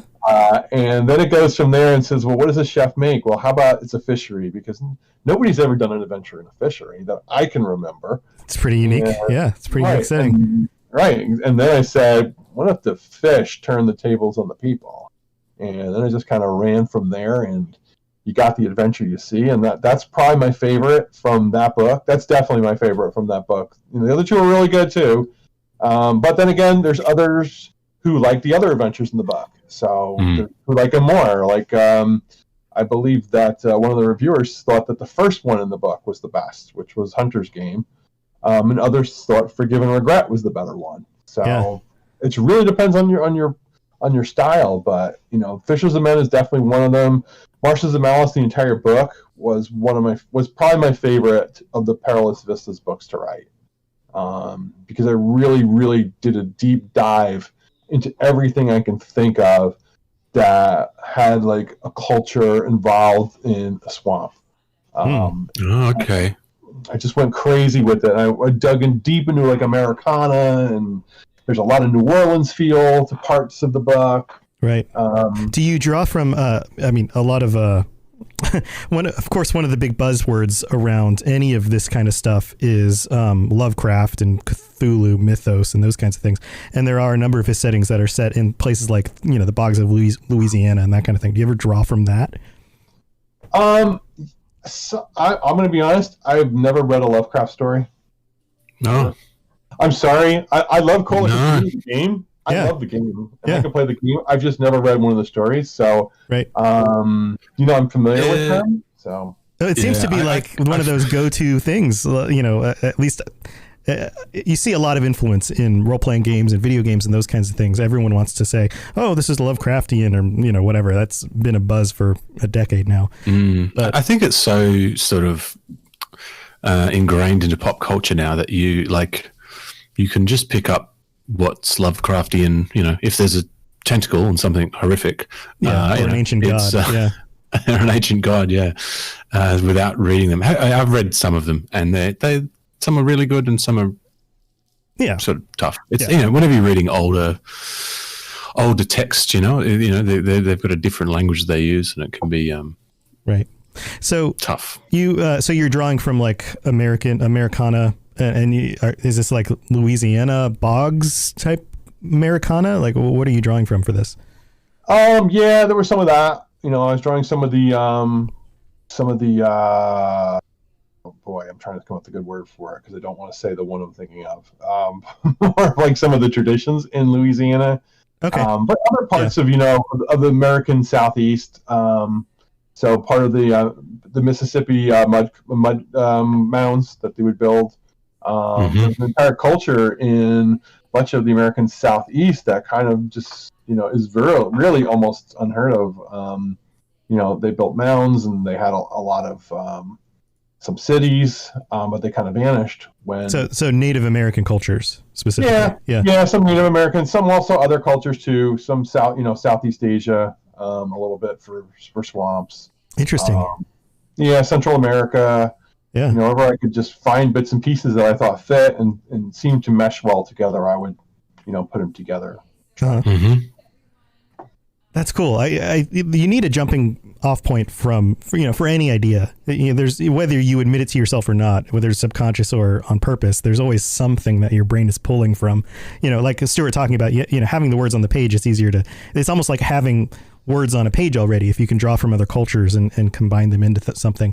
Do you feel that you end up creating something that is truly unique and different, or is it the kind of thing where people read through it and they clearly see the connections to the things that they might be familiar with?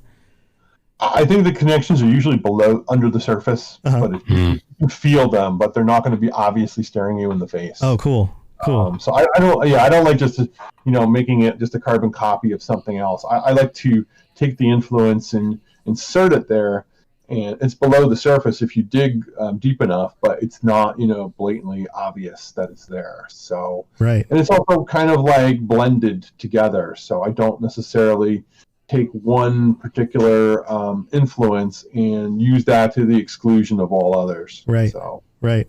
Can you give us some specifics about what you would come across in that adventure, like the peoples or the locations? Is there anything that stands out that you'd be like, oh, this is kind of part of the setting that might be really cool for people to play through? Well, Marches of the Melons is an older product, so in that one, it was just kind of, I was really trying to just evoke that feeling of giving the swamp and the wetlands something more than just being this, fetid, stinky place that has lots of water in it and really is kind of boring, and trying to make it into a little more interesting and explaining how people survive in this environment, what adaptations they've made, what adaptations have the animal life made, the plant life, and that sort of thing for that particular book. Interesting. So you have kind of an entire society and location kind of built out underneath it all. Yeah, and it was actually very fortunate because the project I just finished and I was working on is called Tuatl, Tehuatl, and it's expansion for the Lost Lands world. And it is a Mesoamerican inspired project, which is a perfect segue from talking about the American swamps into the Central American swamps and the Aztec culture and what we pulled in from that book. So what kinds of specifics did you pull in from Aztec culture? Well, it's when you read this one, it will be very obvious that it is very heavily inspired by the Mesoamerican people and their legends and their faith, their history. Not so much their history, because this is a Lost Lands book, so it is fictional. This is not, adventuring in 16th century Mexico. Right. I don't have you're not going to the city of Tenochtitlan or anything like that, but you are going to definitely feel that entire, being immersed in that entire civilization. You're going to see, we use the language where we could, and real world words from Nahuatl, we use them. Oh, cool. The architecture we used, their building techniques, a lot of their society, a lot of their laws. They didn't have a lot of monsters in their folklore, so that was kind of challenging. So we did have to create some from other cultures that were in the area and pull them in as well. But this one, you will definitely get a feel that this is very strongly Mesoamerican, but it's still a fantasy setting. So there's still elves, dwarves, halflings, monsters you're familiar with that cohabitate an island alongside an Aztec-inspired people. Yeah, it's a very different flavor from a lot of what you get with, especially with Dungeons and Dragons type RPG stuff. Yeah, it is. Very cool. yeah, one of the questions we had early on was, how do we handle certain technologies and certain issues that would make it different from the historical world that we want to try and remain true to, but also make sure that it is still fictional and still fantasy. And so one of the questions we had right away was, what do we do with steel? Steel wasn't present in the Americas, right, prior to 1492. So how do you introduce it? Well, the dwarves could create it, and they brought it in. And the other dilemma with it was, okay, I don't see steel as a game breaker, because it is a hot, humid environment, and if you want to wear plate mail armor in 95-degree heat with 50% humidity, right. Go for it. Yeah, one of the things. So I live down here in Florida, which I like to call the Australia of the United States to Stuart, and lives in Australia. But in Florida, of course, the conquistadors came over and settled parts of Florida and explored large swaths of Florida. And especially in the southern parts of Florida, there's a lot of swampland. You've got the Everglades and all these things. And this is one of those things that you kind of glaze over in school. But as I got older and I've dug more into history, I love history and cultures and these kinds of things. So everything you're talking about resonates with me a lot. I really love to learn about different peoples and how they lived and their beliefs and all of those things. But you're right. In the 1600s, you had conquistadors who were wearing metal helmets and metal boots, traipsing around in swamplands coming across. So there's a story. I don't remember which conquistador it was, but they landed at the tip of Florida and traveled north all the way up to the Panhandle, which is 100 and something miles. And much of it, I mean, it's not like civilized Florida now. You couldn't walk along the side of the highway. You've got undergrowth, you've got swamplands, you have alligators and giant snakes and all sorts of things. And I love telling stories like this to my kids, because I was like, how long would it take you to the point where you would just, ditch your metal boots because you can't trudge through the mud anymore in your metal boots?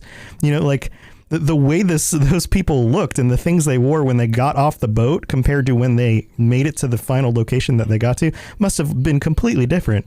And then you have them running into the cultures and the peoples, the people who lived in those places.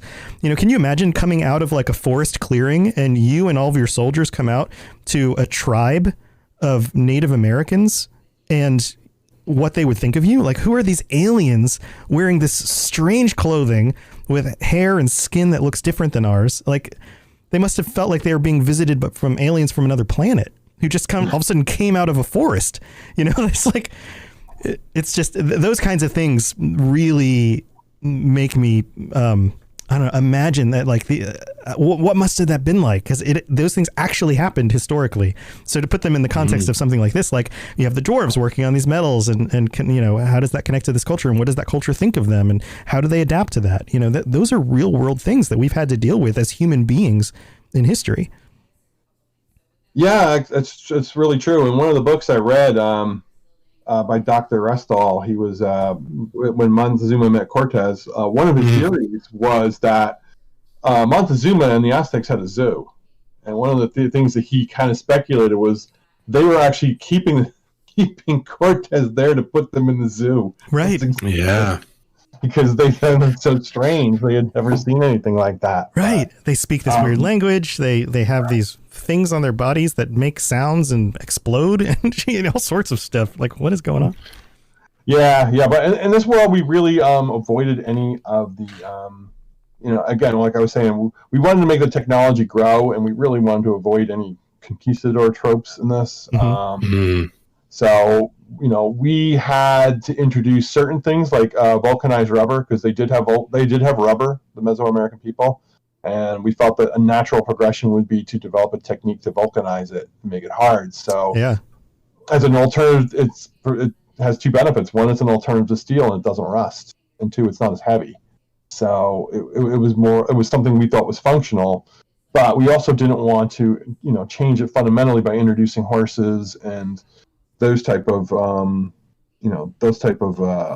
advance. I don't want to say advances, but that type introduction of new fauna. Yeah, like the European influences that came over with the conquistadors.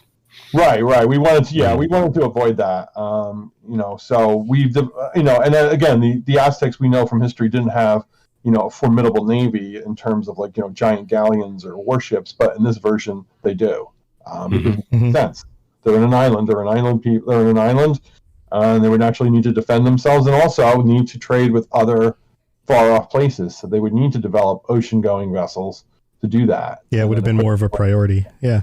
Right, and equip them with that. So, we really wanted to, our main focus in this book was to really, celebrate, what these people did and their culture and all of their advancements. Now, their society obviously had warts, and we wanted to present those as well, but not in a heavy-handed way and just say, terrible you did this, but, so that was a delicate line you have to walk when you're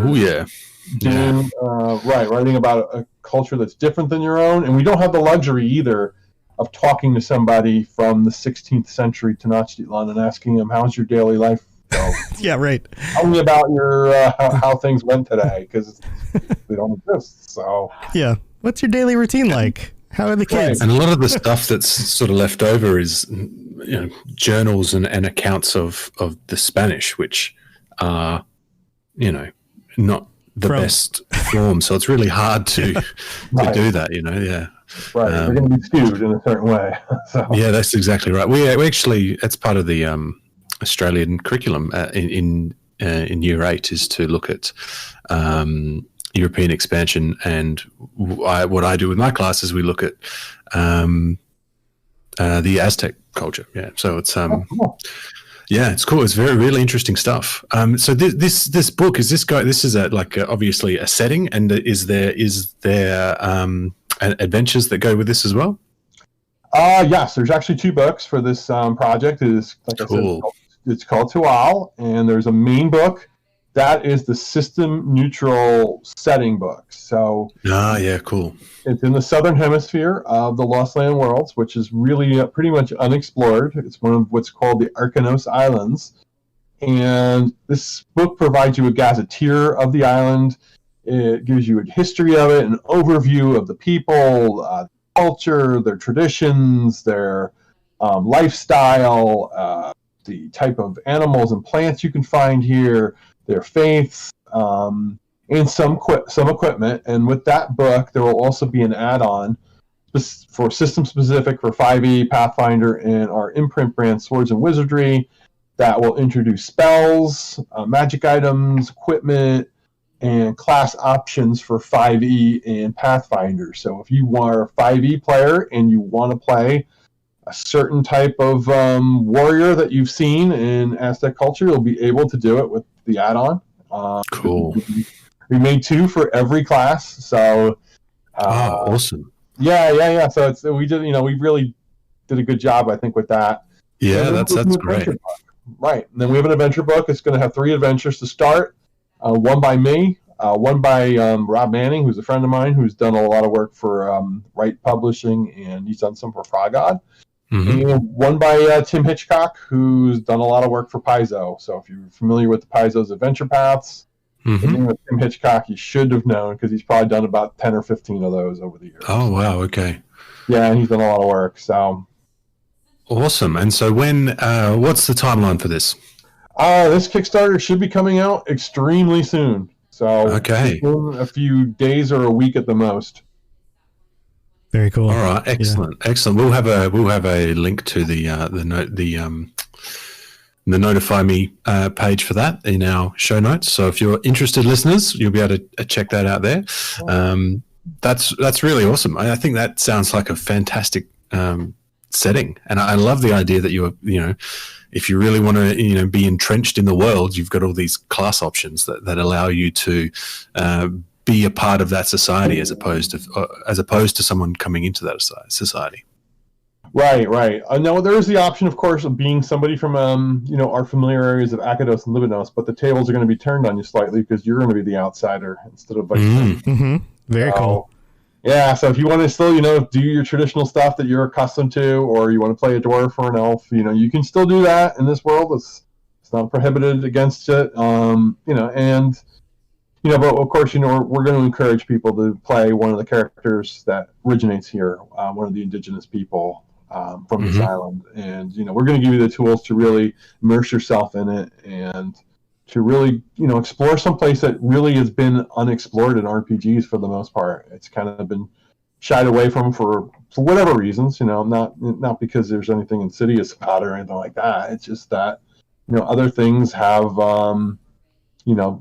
been more traditional, and this is kind of on the non-traditional side, but we think it's just so fascinating when you start to learn more about this culture and about the people, and how we incorporated them into a fictional world and just created a product that I'm really proud of, and I think the fans will really enjoy when they get a chance to look at it and run some of these adventures and just take a different perspective to the game and how it can be played and what adventuring can be all about. Yeah, I love different takes on things, because you do get a lot of the same traditional settings and ideas and things. It's neat when people build things beyond that, because it really does give you an opportunity to branch out, try something different. So I have a question for you. Sure. So one of the things that we do on the show is every episode we talk about a magical item or something. Like sometimes we'll bring up an NPC, but for a while now we've been doing magical items. Is there something that you've used in one of your games or adventures that comes to mind that you'd like to share some details about? Okay, cool question. I ran these adventures for playtests, and one of the characters had a magic item called a Lachi Ball. And if you've ever seen the Mesoamerican ball game, it's played in the court with the big ring on the top. All right, so this is the ball. Super dangerous. Yeah, it's highly dangerous and very easy to injure yourself. The ball weighed about 9 pounds. Yeah. You couldn't use your hands to hit it, so you had to use another body part. And the elbow or knee it or head as well. Right. Yeah, it was brutal. Broken bones were common. So, so the one character had this ball, and the idea of the ball is you take the ball and you just throw it, and it just travels in a straight line and knocks anything out of the way that's in front of it. So every adventure, the person who had that ball was just like, "What does this ball do?" And I said, "Well, I'll explain it to you. You let it go, and it just flies in a straight line, and anything in its way pretty much gets knocked to the side and knocked to the ground." Cool. Okay, I like that. So of course, we always make sure they found like 3 or 4 people in a line they could line up and go, "All right, there they are. I'm going to throw the ball." So I think definitely the Talachi ball was Talachi ball. That's what it's called. Talachi ball. Talachi ball. Yeah, that was the one that I liked, and everyone who played the character liked it. Did you have to did the characters do some sort of saving throw, or was it like it was just an automatic? If you line things up, it worked. Yeah. There was it's a dexterity saving throw for half damage. Hold on, let me give you a second to think about it. It was, I think it's 5d6 bludgeoning damage and a saving throw to 5d6 bludgeoning damage and knock prone, and a successful saving throw reduces the damage in half, and you're not knocked prone. Wow, that's pretty potent, especially if you hit multiple people all in a path. Yeah, that's why they like it. That's so cool. Yeah. Oh man. So I know that if I gave that ball to my players, they would want to play the game and would be like, "Okay, so what are the rules for the game?" I'll be like, "Are there rules for the game?" Oh, geez. Yeah. Yeah. The thing, I would just call it bowling for enemies. You can do that. I like that. That's great. Like that. So it's Talachi ball. That's awesome. 5d6. Yep. Awesome. If any of our listeners implement this in any of your campaigns, let us know how that flies with your players. Literally, maybe how it flies across your adventure and knocks people over. That's great. Thank you for sharing that. Do you have any other quick ideas or thoughts that you want to share on any like cool little nuggets of things that you've worked in the stories or adventures in the past? sure, one of the sorcerer's classes in this, the 5e sorcerer, actually has this ability where he can kind of look into the future. But it manifests in kind of a unique way. So he has to he can do this thing where he can secretly say, all right, I'm using a bonus action. I'm going to record something that I can ready. And if it comes to pass, that what he says comes to pass, he can cast a cantrip at the target of whatever it was he said. So okay, cool. Explain it better, but that's kind of a synopsis of how it works. And that also was very popular in the playtest game, that people liked that and they thought it was pretty cool. While it sounds like it go really downhill pretty quickly, it actually worked out pretty well because they were limited to a cantrip that they could cast a specific target. So it wasn't like, I can do this, I can use a bonus action, and now I'm going to cast a 5th level fireball that will blast the living snot out of everything in its path. Right. They couldn't do that with this ability. So. Yeah, okay. That's cool. I love those little bits of flavor for sorcerers. Sorcerers are just... I really enjoy sorcerers in 5th edition. Yeah, and we wanted to enjoy inspiration from the setting because things like fortune telling and omens were very important among the Aztec people. They put a lot of stock in various. If this happened, then something bad could happen. And in their calendar, the way it worked, there were 5 days that were considered I don't want to say evil days, but they were considered bad luck days because they were mismatched in the month. So we wanted to keep some of that flavor as well and incorporate that into the rule system as well. Very cool. Very, very cool. Well, you know what? I think we've probably taken enough of your time. Thank you for allowing us to abduct you from. That doesn't sound good, Stuart, does it? That sounds very illegal. Thank you for visiting us in our tower. Thank you for accepting your surprise visit. Unprompted invitation. Yeah. Yes, and and by the way, we never even told you that we were recording a podcast this entire time, but I hope that's okay with you.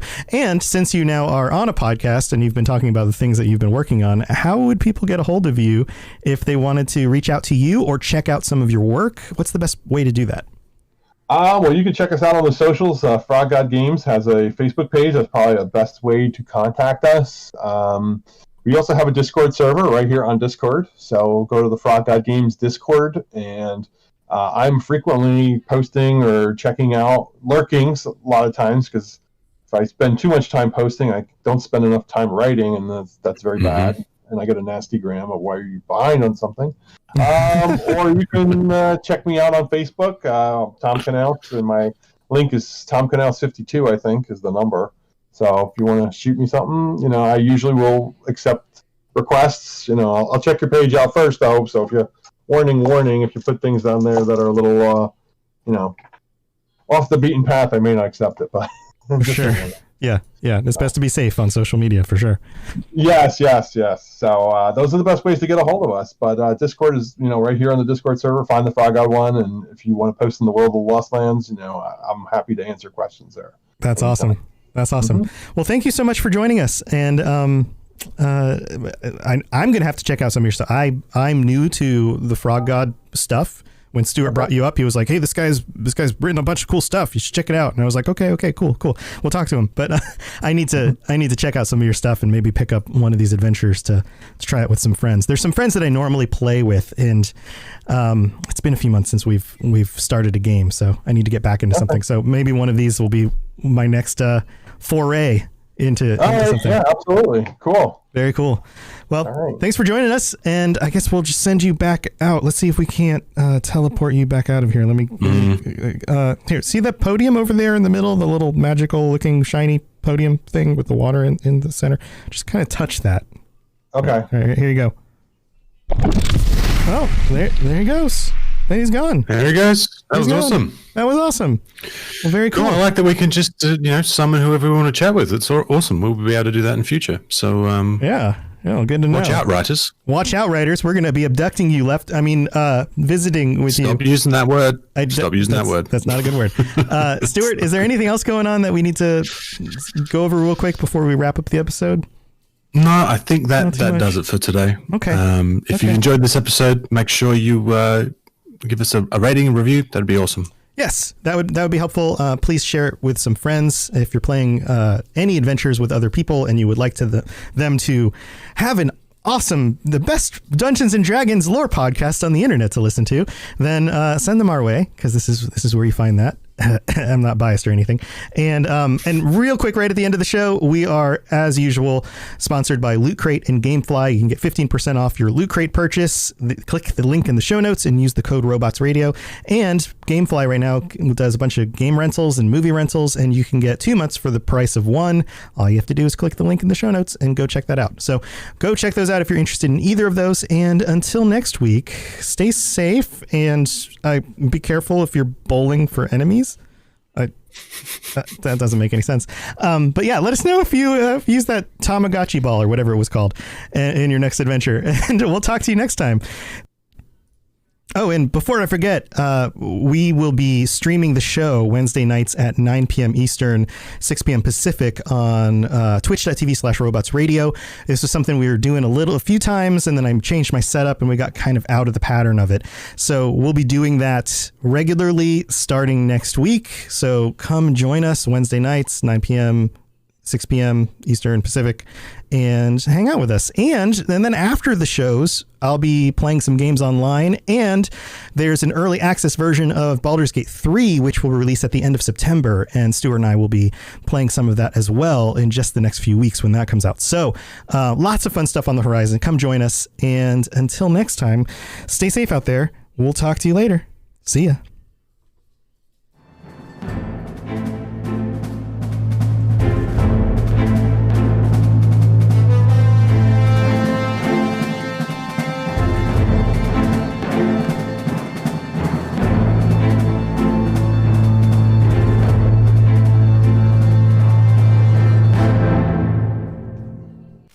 Listening to a Robots Radio podcast. Smart shows for interesting people. Check out all the shows at robotsradio.net. My name is Brian Burton. It's been 26 years since the bombs fell. And since I've left the vault, I've been trying to rebuild. This isn't the Appalachia that I remember. There's so much more to everything going on. And I promise to find the answer. So if you're out there, if you're listening, just hone in on these coordinates. Remember, there's a place for you at the end. Omega. The Omega Broadcast Fallout Story is available on iTunes, Spotify, and many great podcasting sources. In a world where solid-state electronics and vacuum tubes are still meta, people never stopped loving atomic-powered everything.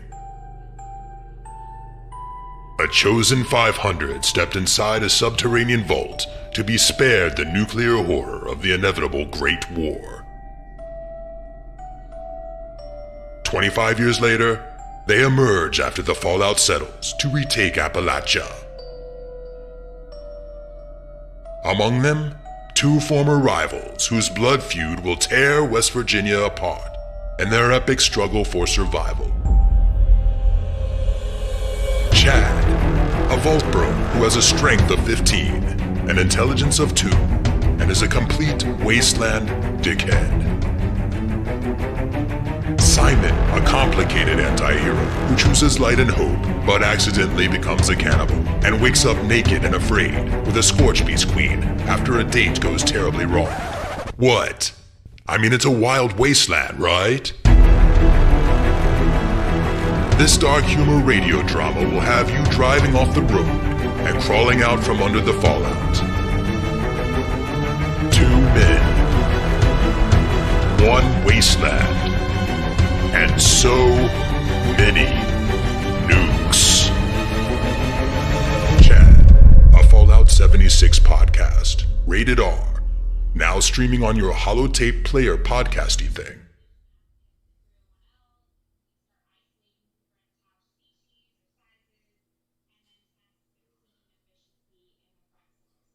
This podcast is brought to you by Anchor Anchor.fm, the absolute best and easiest way to host your podcast and get paid for it by running ads just like these. And take it from me, I've hosted at least 7 of my podcasts on Anchor.fm. I recommend it to every show on our network, and other hosts are going to charge you upwards of $100 every year just to run your podcast on their host. Anchor.fm does it for free. So go check out Anchor.fm for more information. Welcome to the Side Stories of Greymore, this episode of Ice and Death. As I was out exploring the very northern coast of Skyrim, I came across a boat and a very cold man. You there! I'm on a boat! You don't seem bothered by the cold, stranger. Perhaps you can help us. We've been marooned out here in this god's-forsaken place for 3 days. Our food's run dry, and I fear we won't last the night. How did you get stranded here? We were bound for Solitude when this ice storm came out of nowhere. The Silver Cormorant was ice-locked before we knew what was happening. Trip was supposed to be easy. We weren't prepared for a delay. We're completely out of food. Okay, how can I help? We're desert folk out of our element. Even worse, I've got missing crew and injured people from running up against the ice. We need meat. Anything would do. If we had someone who could brave the cold and hunt for us, we just might survive this. I'll find some meat for your crew. All right, so we found some freezing red guards, desert people, in a different kind of desert. All right, so we ventured out onto the ice looking for meat. Humans love meat. Hey, horkers. Do horkers count as meat? Hey, they do. Man, they're not fighting back much, huh? So I just murdered a bunch of horkers. Holy crap! That was a ton of meat! It occurred to me while killing all the horkers that it was a little bit ridiculous that these strapping men on the boat couldn't just travel 20 feet in one direction to kill a bunch of helpless fat ice creatures. Edge, this is incredible. This meat will see us through the next few days. Longer if we're careful. Thank you, friend. Now that we're not in danger of starving, we need to find our missing crew members. All right, who's missing? 4 of our crew were taken from the ship in the night by some kind of beast, all fur and fangs. It hit us after dark, so none of us got a good look. The captain and first mate went to look for them earlier this morning and never returned. What do you think happened to them? I fear the beast got to them. Or worse, they're lost in this damn storm and slowly freezing to death. You've helped us once already. Do you think you could search for them? I still have injured people to take care of aboard the ship. All right, I'll see if I can find your captain and crew. Last we saw the captain and Drixon, they were following tracks due east. Any idea what took your crew members? Not really. Most everyone on the ship has a different opinion. Only thing we can agree on is that it was big. Real big. Real big. But it was dark. None of us could get a good look. I know I heard snarling. That's about it. Could it have been a bear? No. It was larger than that. Smarter, too. No bear could have gotten up onto the deck and stolen our people from their cots like that. So what's your business in Solitude? Just trading. We came from Rihad and Hammerfell. It's too bad we weren't bringing food. I would have gladly paid for the lost merchandise if it kept my people alive for a little while longer. Yeah, sounds like a real shame there, buddy. All right, so we head off into the ice looking for some hints, some clues. Definitely wasn't a horker, but we found a body underneath some wood on a wrecked boat.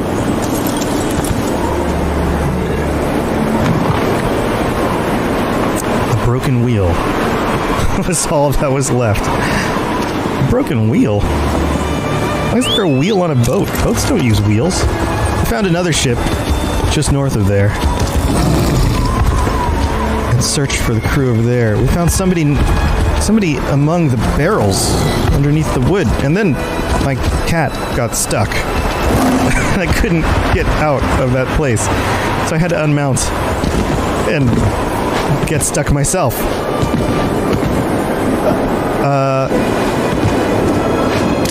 So I decided to mount back up again and see if my cat could jump out of the situation that I was in. And with some effort, we finally set ourselves free. We almost became missing people as well. We made our way back around the ship and talked with the first mate, Drigson. I didn't think anyone would ever find me out here. If not for you, I'd be a frozen corpse in a few hours. Nar sent me to look for you and the captain. Captain Mavok and I left the Cormorant together, tracking a monstrous beast. It was pulling a cart stacked with corpses, and some of our crew, I fear. Once we got close, we realized it wasn't some horrifying monster, just a Khajiit. Did you confront this giant Khajiit? What did you do? Tried to. The thing tossed me like a rag doll and knocked the captain out cold. Threw him on the cart and hauled him straight into the blizzard. I'm too weak to fight, but I can still accompany you to find my people. I saw which way the beast went. All right, let's go find your captain and crew. We have to find Captain Mavok. She led me to the east. The blizzard. It's getting worse. This must be the camp. We found a giant Khajiit, just like she said. Captain. And we shot him with a fireball in the face. It was a good thing there were some other adventurers there already beating him up. And then we decided to look around to search the camp. See if there was anything else we could find.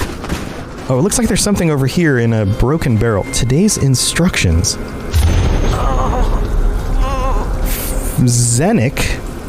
Use Freywen's amulet to protect you from the storm while you search for fresh bodies, but take care not to lose it.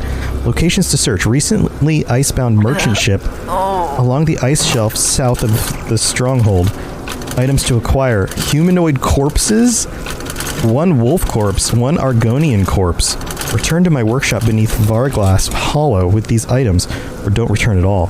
Maxton Favrit. Huh, who's this Maxton guy? Collecting corpses? Gods. But that amulet, I wonder if it's around here somewhere. So I promptly threw up in my mouth a little bit. Gross. Corpses. And an amulet. And she was also really cold because she was moaning. Take this. What's in here? The magical bag of... A lot. I tried to ignore the moaning and search for corpses. I saw a camel on a hill making farting noises with its face. Stinky beans. They smell so bad.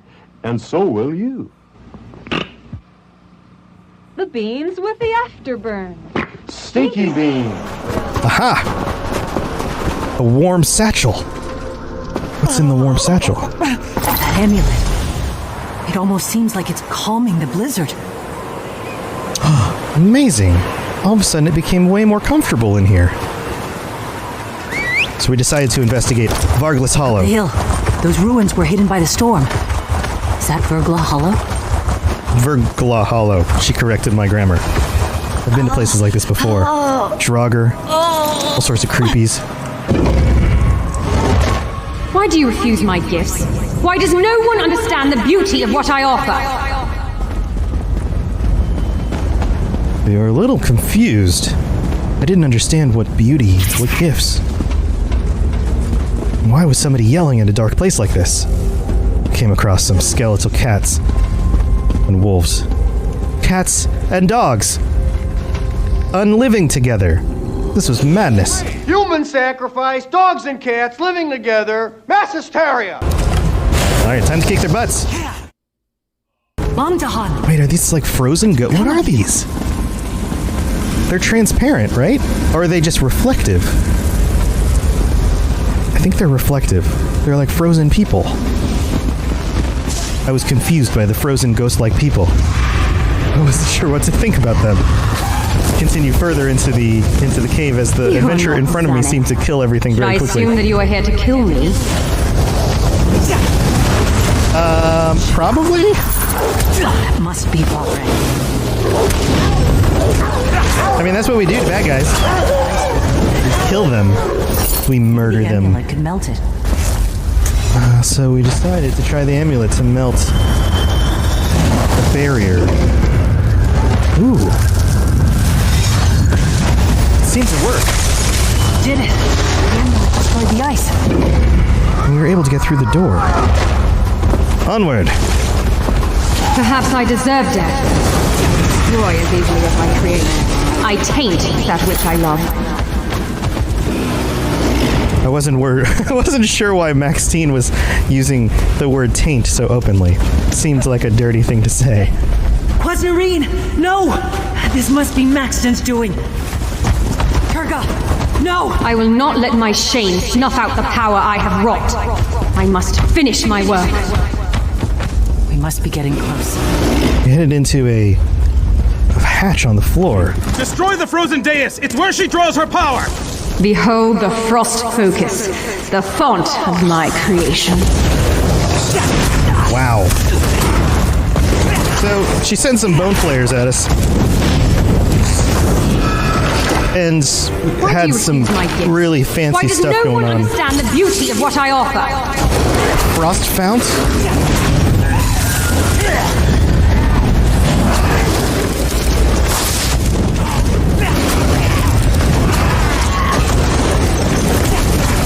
I give light where there was none. I breathe fire into frozen hearts. Wow, and then she sent a giantess.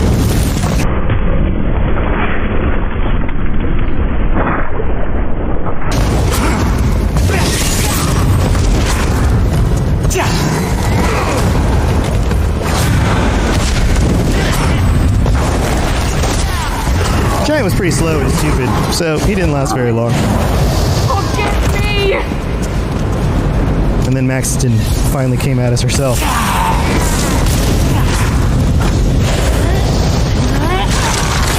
She seemed to have wield powers of ice. She tried to poke us with ice from the floor. But it didn't work.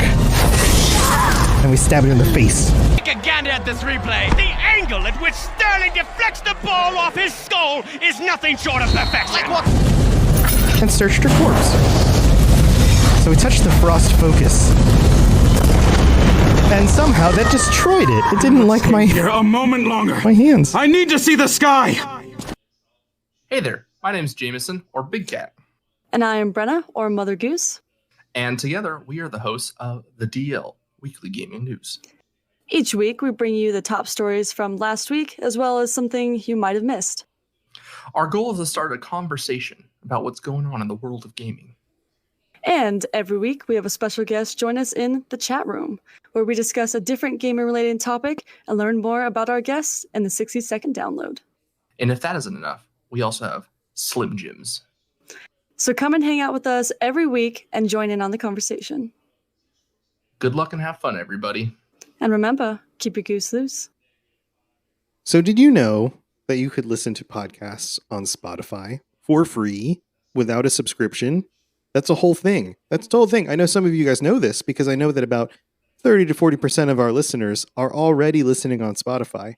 But tell you what, if you haven't given it a shot yet, you can totally scoot on over to Spotify, listen to my podcasts, listen to any of the shows on Robots Radio Network, anything at all that's out there, basically. That's all you have to do is just download the app, and you can always check out the shows that you want to listen to. And if you're a premium user, you can download the episodes to listen to them offline as well. You can also share them easily to your friends on Instagram. It's super easy to do, just like all the other things I advertise, and highly recommended. So go check it out. Spotify. You did it, friend. Meet us back at the ship. We found the captain. Behold the frost focus, the font of my creations. Maxton came back. Oh, that was for somebody else, though. Why do you refuse my gifts? Why does no one understand the beauty of what I offer? She seemed to be in like a Groundhog Day loop, so we left. All right, then we headed out of the dungeon and returned to the ship. It was a nice day out since we've had this amulet. Passed by the Horkers that we slaughtered earlier. After we resupply and get ourselves out of this ice, we can get underway again. Fine work, Drixon. I'm proud of this crew, as always. First mate, Captain. My savior. I apologize for running off like that, but I had to ensure my crew was safe. I'm glad you're here now. The Silver Cormorant owes you a great debt, stranger. How's everyone handling the loss of your crew members? Our dead will be missed dearly. We'll make sure they have a proper funeral after all is said and done. This crew is family. We mourn together, but we endure together too. You've given us the luxury to do both. Well, the storm has stopped. You should be safe now, friend. Looks that way, thanks to you. With any luck, we might even be able to salvage the Cormorant. She's a fine ship. Please, take this. I wish I had more to give. For my efforts killing a very evil ice lady, he gave me a frost-cursed staff, which seemed like a dangerous gift, but I took it anyway. When the last of my blood thaws, I'll start chipping away at the ice myself. I'm sure the Cormorant is as eager to be free as her crew is. How do you feel? Better, now that I'm not in danger of turning into one of those frozen thralls. I was halfway there when you and Drigson showed up. Thought I was done for. That woman was a terror. You mean Maxton? Was that her name? Huh? Yeah. Doesn't matter. I'm just glad she's gone. Yeah, you're never There giving was names, such darkness in her eyes. Pain, too. Bone. Deep pain. Eye bones. It was eating her up. I could feel it even as I stood there, freezing to death. I suppose if I had eye bones, I would be in pain too. What will you do now? Free the Silver Cormorant from the ice and assess her damage. It'll take some doing to get her free, but this crew isn't averse to hard work. In the meantime, I sent a few of them to Morthal to gather supplies. Will you be able to survive in the meantime? Now that the storm has settled and my crew heartened, we're much better equipped to handle the delay. Supplies from Morthal will help too. We've gotten through the worst of it. Now the only way to move is forward. Goodbye, friend. Good luck to you too, First Mate. And the rest of you guys on the ship. My work there was done. So I left, in search of other adventures. Hit the subscribe button or click one of the links below to come back and join us for more adventures and stories in the Elder Scrolls Online. See you next time.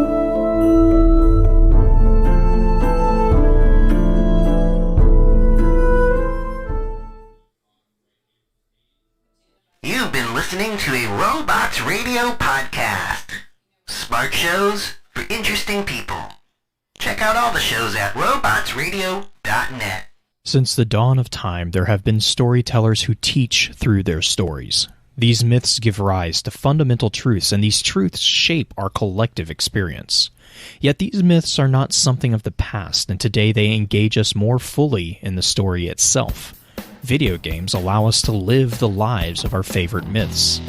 My name is Blue Crew 86, host of Focus Fire Chat, and I want to invite you to explore our modern-day myths with us. Join with us as we explore the stories, the mythologies of the Destiny franchise, as well as other games. Let's explore together. Woohoo! Woohoo! To plug into everything else we're doing, check out robotsradio.net. Also, look up the Robots Radio YouTube for videos about Fallout and other things. And check us out on Twitter, twitter.com/robotsradio. This podcast was brought to you in part by our patrons at patreon.com/FalloutLoreCast, including our Tier 5 patrons. Thank you so much to Firewriter for supporting the show. Also, if you're interested in business inquiries, advertising on the show, or applying to be a podcast on the Robots Radio Network, send me a message at falloutlorecast@gmail.com or robotsnetwork@gmail.com. You've been listening to a Robots Radio podcast. Smart shows for interesting people. Check out all the shows at robotsradio.net. Hey there, my name's Jameson, or Big Cat. And I am Brenna, or Mother Goose. And together, we are the hosts of the DL, Weekly Gaming News. Each week, we bring you the top stories from last week, as well as something you might have missed. Our goal is to start a conversation about what's going on in the world of gaming. And every week, we have a special guest join us in the chat room, where we discuss a different gamer-related topic and learn more about our guests in the 60-second download. And if that isn't enough, we also have Slim Jims. So come and hang out with us every week and join in on the conversation. Good luck and have fun, everybody. And remember, keep your goose loose. This podcast is brought to you by Anchor.fm, the absolute best and easiest way to host your podcast and get paid for it by running ads just like these. And take it from me, I've hosted at least 7 of my podcasts on Anchor.fm. I recommend it to every show on our network, and other hosts are going to charge you upwards of $100 every year just to run your podcast on their host. Anchor.fm does it for free. So go check out Anchor.fm for more information. Robots Radio presents the Cyberpunk Lorecast. Welcome to the Cyberpunk Lorecast, where style is just as important as substance. Welcome to the podcast where we explore the lore, news, and gameplay of the cyberpunk games and other dystopian worlds. I'm your host, Robots.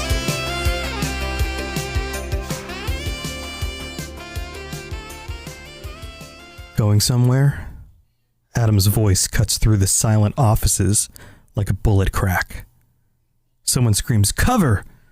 as machine gun and shotgun fire from Arasaka troopers spray through the narrow hallway, cutting 3 of the team's Spec Ops troops in half. Spider scrambles behind a heavy pillar as Rogue and Johnny take up positions behind office furniture, wholly inadequate to the job of stopping heavy fire. Spider watches Shaitan simply fade into near invisibility against a wall. Rogue pops off a burst from her rifle, then fires 2 grenades. The Auras seem to want the lab intact and aren't using heavy weapons. Team Alpha is under no such constraint. Shaitan fires off blast after blast from the portable cannon he calls a shotgun, but is tagged by an autogun burst that sends him rolling. People on both sides spasm and fall as high-velocity death fills the entire floor of the building. Somewhere, Spider hears Thompson scream in pain. Things are bad. There are too damn many of them, plus that Borg. Time to make a decision. Bullets chip at her cover while she hurriedly links her cyberdeck into the heavy suitcase memory stash carrying Alt. No time to double check. No time to confirm links or space available. She launches herself into the net, dragging the linked icons that represent Alt's personality, memories, and whatever else is in there that makes her different from an expert system. All Alt has, she thinks to herself, is a hope and a prayer. Here goes nothing.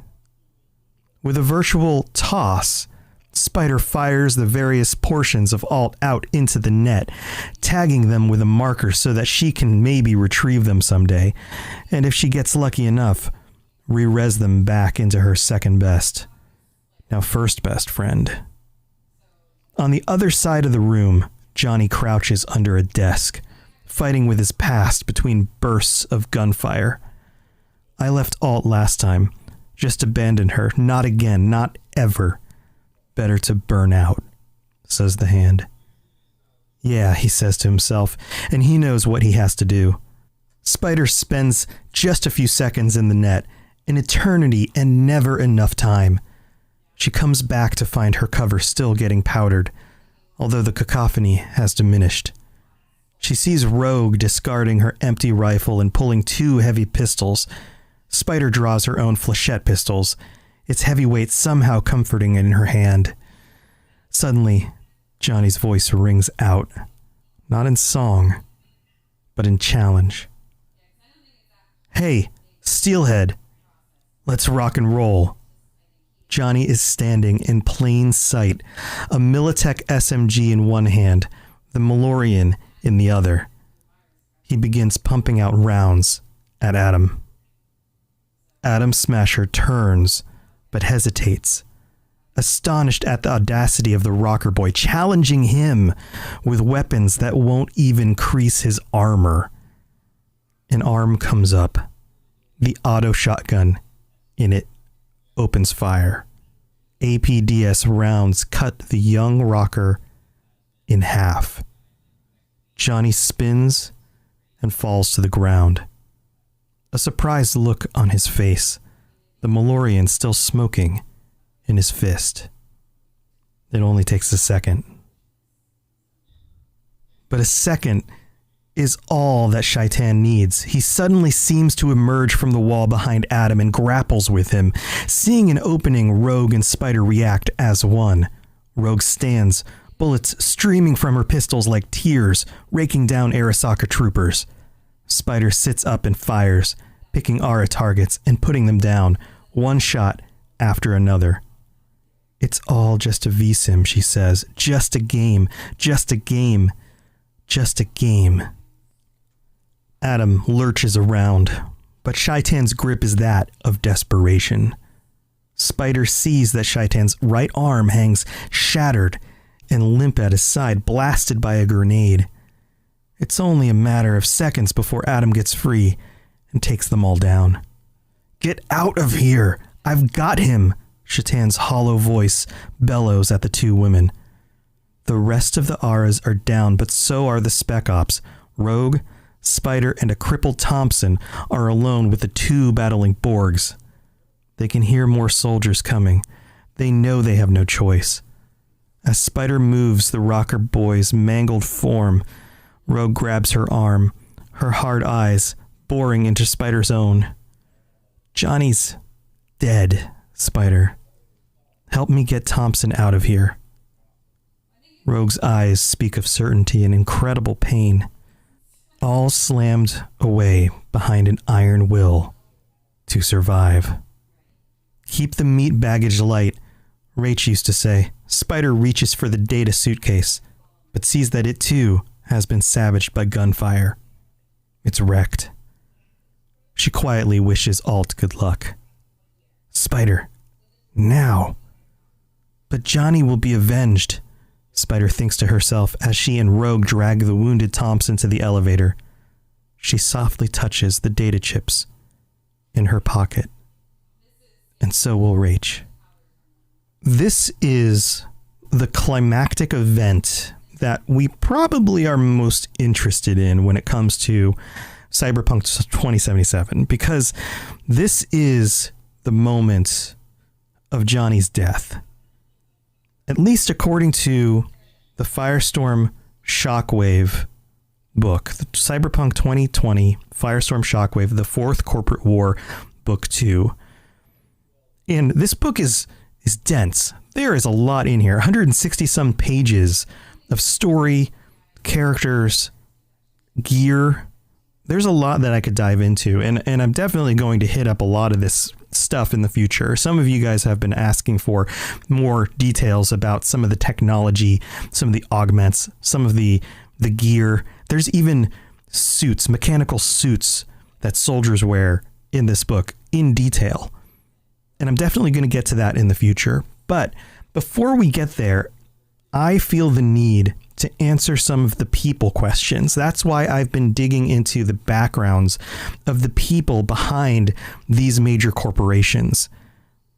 And we also have people like Johnny Silverhand. Of course, he is a main character, and he's going to be a main character, or at least a character in your head, a program in your brain.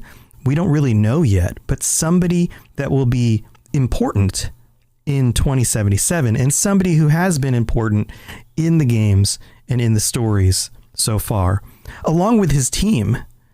And this book talks about their assault on Arasaka, and you can play through it. That's why these books are there. You can role play some of these events if you want.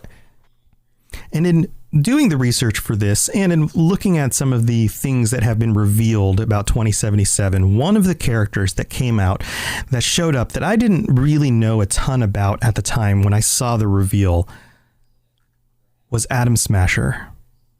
Atom Smasher, and think about the Night City Wire, the first one. You see a full Borg, a very tall, menacing, almost Darth Vader-esque without his helmet on character walking down the hallways of Arasaka. Atom Smasher is the Atom referred to in the segment I read at the beginning. He is full Borg, and there's a reason for that. According to the fandom.com wiki, and the wikis, as far as I know, as far as I've been able to confirm, pull a lot of this text directly from the book. So they're good places to go for a consolidated amount of information because some of these books are very long. So I'm just going to pull for that for this specific section of this episode. It says here in the overview section, a full-fledged cyborg with little humanity left to be seen. He is the rival of Morgan Blackhand, who was one of the Johnny Silverhand's gang, and dealt the killing blow to Johnny Silverhand. With a shotgun, he tore him in half. Adam was given a choice by Arasaka after being reduced to mush by a trip mine, either pull the plug or become a full-body cyborg. With little to no options and a lack of care for his human side, he agreed and became more machine than man. Adam has no empathy for people or even his fellow employees. Sounds like he fits right in. Arasaka kept him alive, so he lives to repay their kind deeds to him by killing the enemies of the corporation. Let me repeat that last line. By killing the enemies of the corporation. How much do you want to bet in Cyberpunk 2077 we end up an enemy of the Arasaka Corporation? And if that's the case, how much do you want to bet Atom Smasher isn't one of the main villains or boss fights that we have to go up against? And let that beginning passage resonate with you. Let it sink in. He was too much for their entire party to go up against. They had a diverse group of individuals and a full Borg on their side as well. And they went up against Atom Smasher and some other soldiers, and they were torn to bits. And we are going to get to experience that in the game. This almost gives me chills. Something about this. If I'm one of the people behind the designing of this game, then you know if we're going to go up against Atom Smasher in this game, and as I've speculated, we have Johnny Silverhand as a memory, a chip or something in our heads talking to us, that there is going to be some sort of vengeance, redemption, something is going to go on here where you are able to fulfill the things that Johnny never could in his own life. And I'm just projecting this. I don't know how the story is going to play out, but it seems to me that would be an amazing way to wrap this story together, especially through your character V. So let's go a little bit more into who Atom Smasher is. Atom Smasher was a fairly typical punk, a worthless New York mook who moved into the army when they wiped out his gang. After several years in uniform, he was discharged for bad conduct and took up being a contract gunboy in New York. So even from an early point in his life, very little regard for other humans, gang member, soldier, all of that kind of stuff. It was a good life for Adam. His lack of squeamishness and sadistic thoroughness brought in enough jobs to keep him in guns, gear, drugs, and brutal one-night stands. He sounds like somebody who, even before he went full Borg, was a psychopath, somebody who lacked empathy. But he finally went on that one job where everything fell apart. A couple of rockets turned him into Meatloaf. Now, there's the exact text that comes from Solo of Fortune 2, which is one of the Cyberpunk 2020 books. And there's actually an article here written by Atom Smasher, supposedly, called Destroy All Flesh. A metalhead Solo speaks his transplanted mind.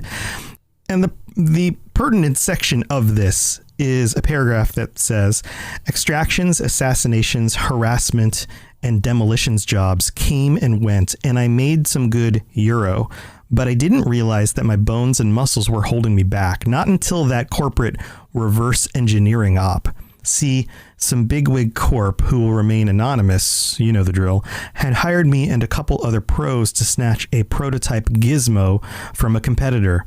I must have fired off 300 rounds of 7.62 during that op, but a couple of well-placed RPGA warheads kind of put a damper on an otherwise profitable job. So that's the specific description of what happened that I can find. There's no sign of trip mines in here. I don't know where the wiki got that, but they might be referencing a different book. But this is what I was able to find so far. So either way, he was turned into Meatloaf. And I don't mean I would do anything for love. And that's why I don't have a singing career. Not that Meatloaf, like actual, like, you know, just meat exploded on the ground, that kind of thing. His, please excuse the singing. His buddies backpacked what was left of him out of the zone and back to the Big Apple. A mysterious corporate benefactor took note and made him the classic offer he couldn't refuse: corporate service in a metal body or death. As if thoughts of lost humanity would bother Adam, because they don't. 7 years later since then, the new Atom Smasher Cyborg had made quite a name for himself along the eastern seaboard. He hired out for almost any mission presented to him, as long as it wasn't an obvious suicide or double cross. He does have one stipulation: collateral damage and civilian casualties are a must. He had developed a quiet rivalry with Morgan Blackhand along the way, seeing the classic Solo as a threat to his metal is better than meat worldview. Do you see this? How this works? Solo, human up against a basically complete cyborg, no longer human. Yeah. Adam has repeatedly tried to challenge him to a face-off, but Morgan has only ignored him. Naturally, this snubbing has simply stoked the cyborg's psychopathic rage higher. Meanwhile, his secret benefactors have allowed him time for freelancing. He had changed with the war. Now, Adam is somewhat fully employed by his patrons, who turn out to be a branch of Arasaka's security. All this is fine with him, especially since he knows that Morgan is currently working for Militech. And that's where things leave off. And I guess the rest is not history. It's in the future because we haven't played the game yet. But I guess we're going to find out. So after the quick little break we're going to take right now, we're going to talk about his cyberware and what kinds of armaments he might have on him, at least according to what I can find so far. Stay tuned.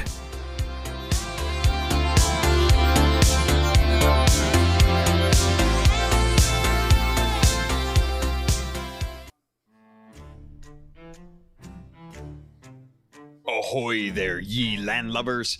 Avast! My name is Captain Logan, and I'll be your guide out on the Sea of Thieves. If you love the idea of stealing treasure, cutting down cursed skeletons, fighting off krakens, and raiding forts filled to the brim with shinies, then Sea of Thieves is the game for you. Join me each week as I dive into the news and bring back the nuggets of information that any sailor worth their weight in salt would desire. You don't have to be a pirate legend to gain access to my podcast. Just search for Keelhauled, a Sea of Thieves podcast in your podcast app of choice, or head over to robotsradio.net or captainlogan.podbeam.com and get ready to set sail for adventure. Arrgh. All right, Cyberpunks, welcome to the middle of the episode. I'm your host, as usual, Tom or Robots, and thank you so much for tuning in and listening to the show, for sharing it with your friends, and for our patrons for supporting us. I haven't called you guys out in a while, so you know what? I'm just going to call out all of our patrons to make sure everybody gets recognized for helping support the show. So first we have Frederick T, Kather N, Slade S, Eric M, and Coffeeberry. Thank you to all of our patrons. The Patreon hasn't been around very long, but we already have 5 patrons, and you can sign up at patreon.com/cyberpunklorecast, or just, click in the show notes, you'll find it. And you can sign up for $3 a month or pay what you want more than that. If you want to submit more money in order to help me keep doing this, then that would be absolutely amazing. And if you just want to pay $3, you still get everything. So go check out all the rewards that you can get for doing that. Thank you again to all of our patrons. Also, the show is supported by Loot Crate and Gamefly. And if you're looking to not have ads, then go check out the Patreon. But if you are looking to get 15% off of a Loot Crate order or purchase, then you can click the link in the show notes. Make sure you use our link in the show notes so they know we sent you, and the code ROBOTSRadio to get 15% off. It's all in the show notes. Or if you want to get a deal on Gamefly and rent some games, or maybe rent Cyberpunk when it comes out, Cyberpunk 2077, then right now you can get 2 months for the price of one. So for only $10, you get 60 days of rentals, free delivery. You can keep it as long as you want. You can send it back. Only $10. Click the link in the show notes to make sure you get the deal, and enjoy whatever you guys end up renting. And let me know how that goes. All right, let's get back to the show.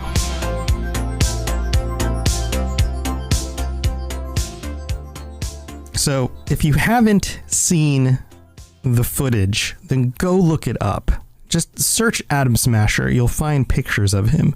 He is one intimidating mofo. Let's just say mofo. I think that's pretty good term. The only part of his body that looks like it has human flesh left is his face. That's about it. Everything else is robotic. He has a black frame. He has sinuous, what looked like muscly wires in his biceps and in his core, big metal plates for armor, and all sorts of electronics, and I'm sure gadgets and things plugged into this metallic body. His eyes are completely covered and glowing, and the majority of the rest of his head is cybernetic. And specifically, the cyber gear that he has, the cyberware that he has right now, or at least as far as we know, according to this wiki. And again, I'm not 100% sure where they're getting the information from this for the wiki. I'm guessing somebody was able to pull this information from somewhere. But let's just go through it. He has a full cyborg body, like I noted, 2 sets of interface plugs, a chip slot, pain editors. So imagine not being able to feel pain when you get shot, right? Link set, so smart gun, vehicle, data, optics suite, which includes low light, thermograph, time square plus, targeting scope, and anti-dazzle, cyber audio, which includes radio, tight beam radio, and cellular links with scrambler, scanner, enhanced ranged, amplified hearing, sound editor, and level damper. Wolvers in both arms, quick change mounts, radiation shielding, biopod, and he's built from the heavily modified Samson frame and typically wears SP-20 armored coveralls when he's on the job, giving him a total SP of 42. He is one tough mofo. That's just what I'm calling it right now. And that's a weird phrase to come out of my mouth, but we're just going to go with it. So let's go into a little bit more detail about some of these parts, because I'm sure some of them are things that you may not be familiar with. So let's just start with the Time Square Plus. That is a rolling data feed out in your vision. So think about something like the Terminator with the text that kind of comes up and rolls through and shows information. That's what that is. And most of the other items listed, other than the Wolvers, are probably pretty intuitive. Things like interface plugs, smart gun, vehicle data, link sets so that you can link to those things. optic suites, including the Times Square Plus, but like low light, thermograph, being able to see in low light, being able to see heat signatures, things like that, different ways of interfacing with radio, scrambling radio, being able to hear things or dampen sound. All of that kind of stuff seems pretty intuitive if you aren't familiar with this stuff in the game. But wolvers, you may be wondering what wolvers are. So let's read the description here. Wolvers, the longest and deadliest of the implanted blades. Wolvers are implanted along the back of the hand. When the hand is clenched in a fist, the thin triangular blades telescope and lock into place, remaining extended a full foot until the hand is relaxed. So think Wolverine. You clench the fists, the blades come out. Damage is 3d6 per hand. Treat as edged weapons for AP purposes. The other thing that you might be wondering about is the SP amount, 42. What does that actually mean? So SP itself stands for stopping power. That is the ability of the armor to actually stop damage. So that number is subtracted by the amount of damage done by the hit. So in the story at the beginning of the episode, when it talks about Johnny holding up his guns and shooting at Atom Smasher, and Atom Smasher knowing that they're not even going to dent his armor, that's because he has such a high level of armor that would be subtracted from the gun's damage. So if the guns did even 20 damage with an armor of 42, that means no damage gets through. So let me just give you some examples of other armors that you can equip in the game in order for you to have an understanding of how much armor 42 actually is. So a heavy leather jacket or pants has an SP of 4. That's considered light. Going up from there, you have Kevlar clothing at 5. A Kevlar suit is 10. A vest is 10, a Kevlar vest. Kevlar armor jacket is 14 if it's light, 18 if it's medium, and 20 if it's heavy. So we're getting closer. A helmet, if it's nylon, is 14. If it's steel, it's 20. A flak vest and pants is heavy at 20. The door gunner's vest is 25. And metal gear itself, like metal gear, bulky, modular metal arms and leg covering, torso, back, clamshell, that kind of thing, is 25. That's where it tops out. Those are the armors that you could wear. He has inherently like double any of this stuff. He himself has an armor level, and then on top of that, he can wear armor on top of that. So that's what we're dealing with Atom Smasher. So yeah, formidable guy, probably a boss character. This is going to be an amazing part of the game for sure. So I hope you guys have enjoyed the episode, and until we talk next time, be careful about those rockets out there blowing your body to bits, unless of course you want to go full Borg. Some of you guys actually responded that you would on one of my polls on Twitter, so maybe there's more of you out there than I originally thought. All right guys, I'll talk to you next time. Stay safe in Night City. See you later. Thanks for tuning in to the Cyberpunk Lorecast. This show is a part of the Robots Radio Network, smart podcasts for interesting people. If you'd like to help support the show, please tell a friend and leave a 5-star review on iTunes. If you'd like to get in contact, please send an email to cyberpunklorecast@gmail.com or follow us on Twitter @cyberpunklore. Also, join the community on the Robots Radio Discord. The link is in the show notes. The music on the show was written and performed by The Midnight and was used with their permission. Go check them out at themidnightofficial.com. Until next time, stay safe in Night City. We'll talk to you later. You've been listening to a Robots Radio podcast. Smart shows for interesting people. Check out all the shows at robotsradio.net.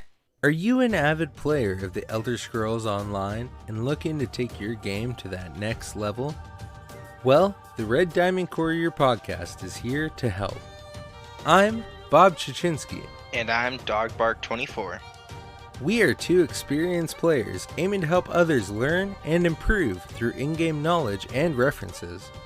From PvE to PvP and everything in between. there's sure to be something for you in the Red Diamond Courier. We hope you check us out. Thanks. Robots Radio presents Fresh Tomatoes, the movie podcast. Hey, I can look at myself naked. Are you stoned or something? They tried stoning me, my dear. It did not work. He likes to create his own sauce. Well, did you sleep with a man who also slept with Mom and Grandma Catherine? What? You slept with Dad? Alright, which one of you sardines called this meat? Whatever, Major Loser. Let the party begin!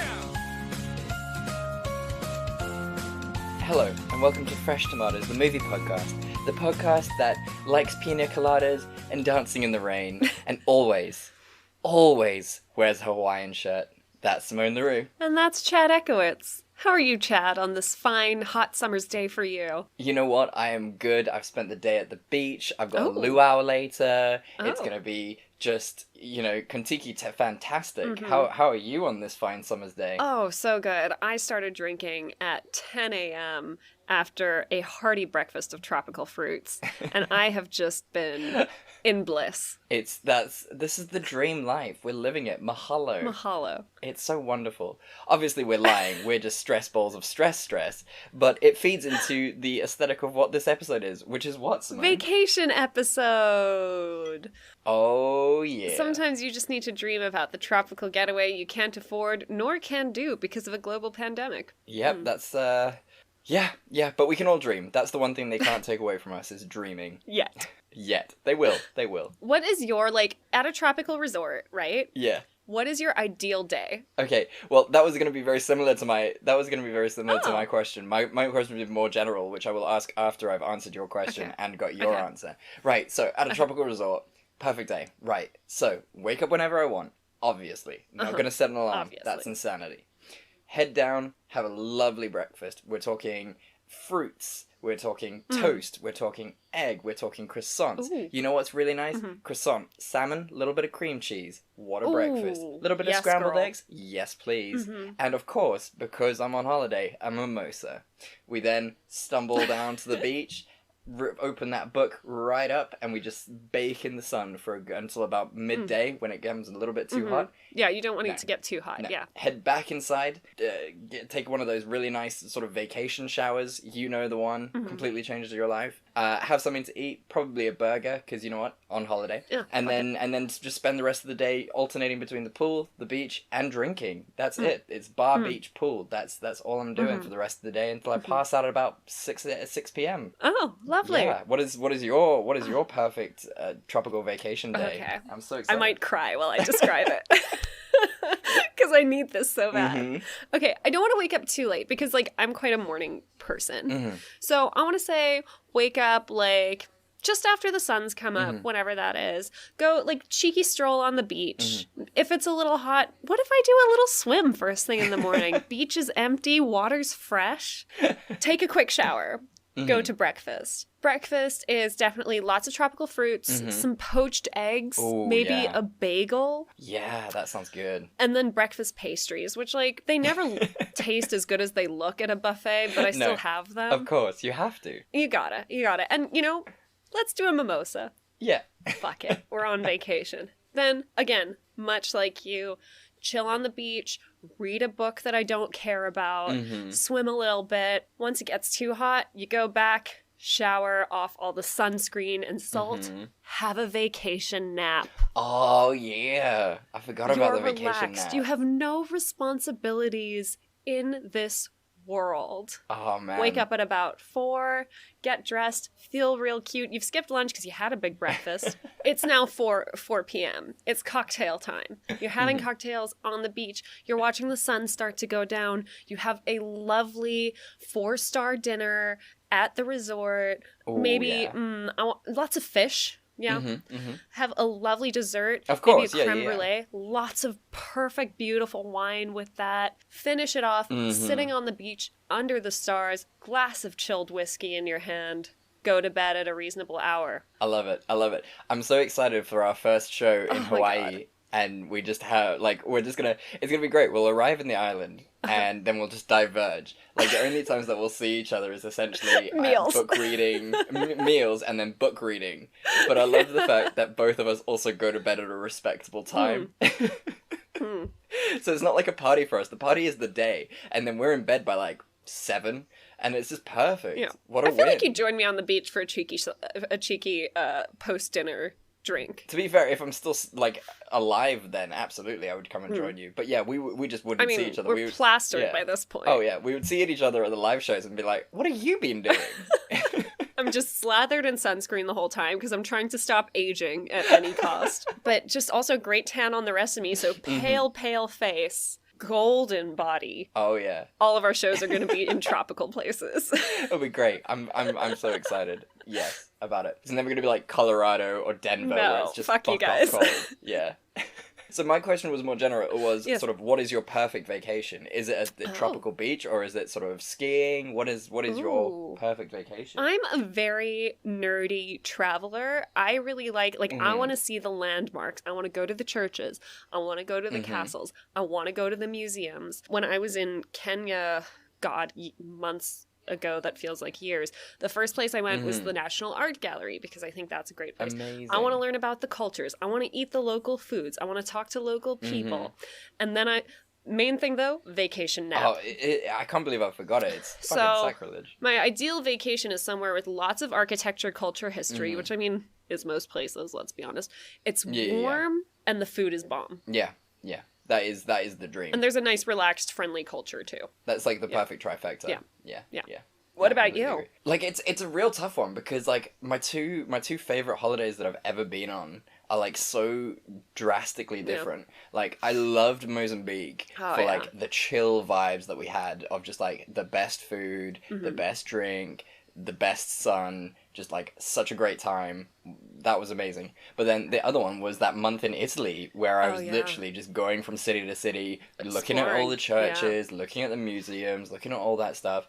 And so it's just like, I genuinely don't know which one I prefer. I think the best vacation, you have to budget for both. Right? Like, especially if you've got, like, say, a week. Like, you want a couple days where you're, like, you know, going from place to place, learning, being a traveler. And then other days where you're, like, doing fuck all. You gotta have that balance. I think, like, a trip that is just pure, like, do, we have to go and do all these things. It's just, like, you leave, you finish the holiday, and you're just like, God damn. That was not a holiday. That was just an extended study period. Yeah. With more walking. Exactly. So, should we talk about these 2 movies that we're doing this week? Yeah. What are we doing? So we are doing Couples Retreat, the Vince Vaughn classic, and Heartbreak Kid, which is a movie that was made. Yes, it was. It was a Ben Stiller who stood in front of a camera for an hour and a half, and very much like the name suggests, broke our hearts. It's anyway. Yeah. What are you drinking? Today I have gone back to an old family favorite, which almost killed me during our live birthday celebration. I am again drinking Jack Daniel's, but the apple apple infused whiskey, lovely. And I've just put a little bit of appetizer in it just to give it a little bit of a fresh zazz. Yeah. What are you drinking? I am drinking a white wine. Again, I cannot say where or how I got it, but I of course obtained it. I'm proud of you. I'm supporting local industry. Yes, you are. You bootlegger. Living my best 20s life. It's fantastic. I envy you. I say it every week, but I do envy you for your bootlegging ways. I just have friends in low places. Yes, another name of another T-shirt that we can eventually sell. So I guess that means I go first with which is good because then we can get Heartbreak Kid out the way and we don't have to worry about it. Hey friends, we know that all of our listeners are like the most creative, wonderful people in the world, and maybe they want to start their own podcast, we fully support that. And if you want to start your own podcast, we highly recommend that you use Anchor.fm. Anchor.fm is entirely free and has everything that you need to make a podcast. It has a bunch of tools that let you record and edit your podcast right on your computer. It'll distribute your podcast for you so you can get it on all the platforms like Spotify and Apple Podcasts and Stitcher. It also can make you money, even if you don't have a bunch of listeners like us, but you do have enthusiastic ones like us. If you want to try Anchor, download the free Anchor app or go to Anchor.fm to get started. Guys, we were on a different host a while ago. We started on Anchor and we are never looking back. It's so easy to swap ads in and out, especially for our Robots Radio family where we have a bunch of ads that we need to rotate. It's easy for us to split our stuff so that we can get ads in. It has fun transitions. They are amazing. And, like I said, you can make money! So, go to Anchor.fm to get started. That's ANCHOR.FM. Anchor. Goodbye. Okay, Chad, talk me through this plot. Right, I shall. Okay, Eddie, played by Ben Stiller, is just a down-on-his-luck kind of guy. He has recently split from his fiancée, and, as a 40-year-old bachelor, is worried that he will end up dying alone. One day, after attending his ex-fiancée's wedding, he stumbles into this lovely young lady named Lila, played by Malin Ackerman. That's how you pronounce her name, right? Malin? Malin Ackerman. I say stumbles into her because he basically attempts to stop her from getting robbed and ends up getting pepper sprayed by the thief. Lila thanks him for his efforts and they go on their separate ways. A few days later, Lila winds up at Eddie's sports shop looking to buy a fleece. Eddie, thinking this is his last chance of love, asks her out for a drink. After that, they start dating on the reg and things look pretty sweet. That is, until Lila tells Eddie that she has to move away. She's an environmental researcher and the company she works for is asking her to move for research. They've only been dating for 6 weeks, but Eddie is concerned that he will never find another woman like this. He asks if there's any way that she could get around this and stay with him in San Francisco, but Lila says that this would only be allowed if she were to be married. So Eddie decides to marry her. They get married and, for their honeymoon, they decide to head down to the Cabo San Lucas for a delightful beach holiday. This is where stuff starts to get really wacky for Eddie.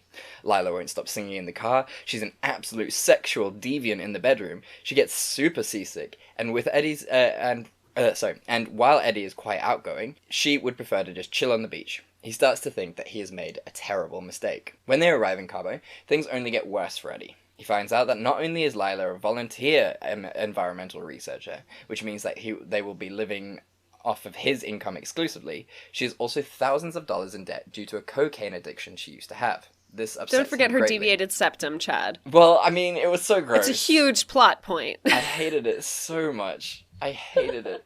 Yes, she has a deviated septum from all the cocaine she's been doing. On their first day at the beach, Lila suffers from some seriously incredible sunburn, which basically incapacitates her for the rest of the trip. While she is stuck in the hotel suite, Eddie goes out to try and enjoy himself. That's where he meets up with Miranda, played by Michelle Monaghan. She's the super cool, down-to-earth lady from Mississippi, and Eddie pretty much falls in love with her immediately. However, he does not tell her that he is in Cabo on his honeymoon, or that he is married. The rest of the movie is basically Eddie running around with Miranda and trying to navigate his way around lying to his wife and lying to Miranda simultaneously. Eventually, he decides to break it off with Lila. After some confusion, Miranda finds out that Eddie is married and she is pissed off. Lila is equally pissed off and decides to burn all of his money as well as his passport, so he is stuck in Cabo with no way to get home. After sneaking through the American border multiple times, Eddie makes his way to Miranda to try and win her back with an impassioned speech. It fails because she is now married to someone else, and unlike a complete douchey sleazebag, she doesn't just go off with some other random dude. He heads home, but realizes that there is nothing left for him in San Francisco anymore, so he decides to make the move to Cabo to become a perma-vacationer. A year and a half later, while enjoying his new life, Miranda pops up. She's back in Cabo for a family reunion. She still has feelings for Eddie, and so they decide to have dinner that night to see how things go. In the final moments of the film, we see Eddie speaking to his new wife, played by Eva Longoria, and how he needs to speak to her about something later on that night. Hint, hint, nudge, nudge. The end. What's your cliffhanger? I think it's just that sigh. That sigh was exactly how we should all feel about this movie. But no, my cliffhanger is this one. Thinking like a single guy. Gotta remember, we're a two-income family now. Really? You have a second job? No, I mean my salary, your salary. My salary? Oh, what? You want to keep our finances separate now? Honey, I'm a volunteer. Oh, yeah? Well, how much do volunteers make? Volunteer is a volunteer. I help raise money for my environmental group. I told you this. So, they force volunteers to move to Rotterdam? Unmarried volunteers? They don't force them. But if you want to get in good with the company, you gotta play the game. You told me you're an environmental researcher. Yeah, I am. Unless you don't count waiting in the freezing cold San Francisco Bay for 3 months measuring PCBs and getting stung by jellyfish, which I won't even tell you what they had to do to take the pain away. They had to pee on me. You get stung by a jellyfish, that makes you an environmental researcher? You know what, Eddie? I love my job, and I don't have to defend it to you. Job? No. I don't think you're allowed to call it a job. Oh, really? And what am I supposed to call it? A hobby? A hobby? A hobby. You get paid for a job. Says who? Says the dictionary. That's well, what a job... who reads the dictionary? Not everybody. Yeah, apparently not. A job is a word. There is a definition for it. You married me for my money. What? No, wait a minute. Don't turn this around. What's next? You're gonna steal my purse like my last boyfriend did? Your last boyfriend stole your purse? Duh, you were there. That was your boyfriend? That maniac mugger guy? That was my ex-boyfriend. The crazy guy on the bike was your ex-boyfriend? Yes. And you didn't tell me this. Why? Why would I? You and I were complete strangers. Which seems insane, right? Like I mean, it just encapsulates the whole vibe of this film, right? I mean, this movie is, I mean, it's upsetting on so many levels, but it's especially weird because it tries to paint Ben Stiller as sympathetic. And, like, we're supposed to be like, oh, yeah, your new wife is such a bitch for not telling you about her hard past as a cocaine addict. And, like, you know, the fact that you guys never discussed finances before is somehow her fault. Yeah, exactly. Like, it's ridiculous how we're supposed to feel sorry for him. They've been dating for 6 weeks, and he doesn't know shit all about her. Like, you're telling me that subject of her being a volunteer and having no money has never come up before. The fact that her, like, as you have said, the fact that she has a deviated septum is such a big part of this movie, but they've never eaten out before or anything like that where it's come up before. That's insane. And then finally, like, it's the fact that she doesn't have any money. Has she never, like, paid for anything, and then he's just thought that he was being gallant? Like, it makes no sense. And even if you were, like, doing a quickie wedding, like, surely you'd be like, okay, lightning round, like, let's talk about these important things before we get married. Yeah, I mean, it's such a great scene in How I Met Your Mother when Ted starts dating, I think it's Bianca, I can't remember her name, the cupcake maker, the baker, and basically like he feeds her something that she's allergic to, and immediately that night they sit down together and he's like, right, tell me everything, I need to know everything about you so that this kind of thing doesn't happen again. So the fact that, like, as soon as he finds out that she is completely, like, seasick and cannot go on a boat, why the fuck would he not just go, right, I don't actually know shit all about you, I need to sit down and, like, the first day of this holiday is just you and me going and just hashing this out because this is ridiculous. Like, it makes no sense. And then he also acts like a little bitch the whole time. Like, he doesn't stand up for himself at all. He's just like, oh, will you stop playing with my nipples? Oh, please. And then he complains to everyone else. Like, he doesn't try to solve any of these problems with her. Yeah. And, like, he's clearly uncomfortable with the sex that they're having, which, like, she comes on a little strong. It's a little hilarious. Little hilarious as ace. Because Malin Ackerman is so funny. Yeah, she's brilliant. But, like, at no point is he a fucking big boy about it. And, like, hey, can we just have a quick sex talk? Like, we can discuss boundaries. You know, like, things that are totally normal for married couples to have to discuss at some point. Like, it's so... Okay, let's talk about the most upsetting scene for me, personally. You know, besides the fact where he, like, casually mentions that he was raped as a child, or, like, besides the fact that the dude who works at the resort casually sexually assaults his wife by putting her hand on his penis, like... We're gonna let that go. Hilarious! It's always so funny. Oh my god, so funny. Do you know what's... The only thing that's funnier is racism, which, like, surprisingly had a very distinct lack of in this film. There's that.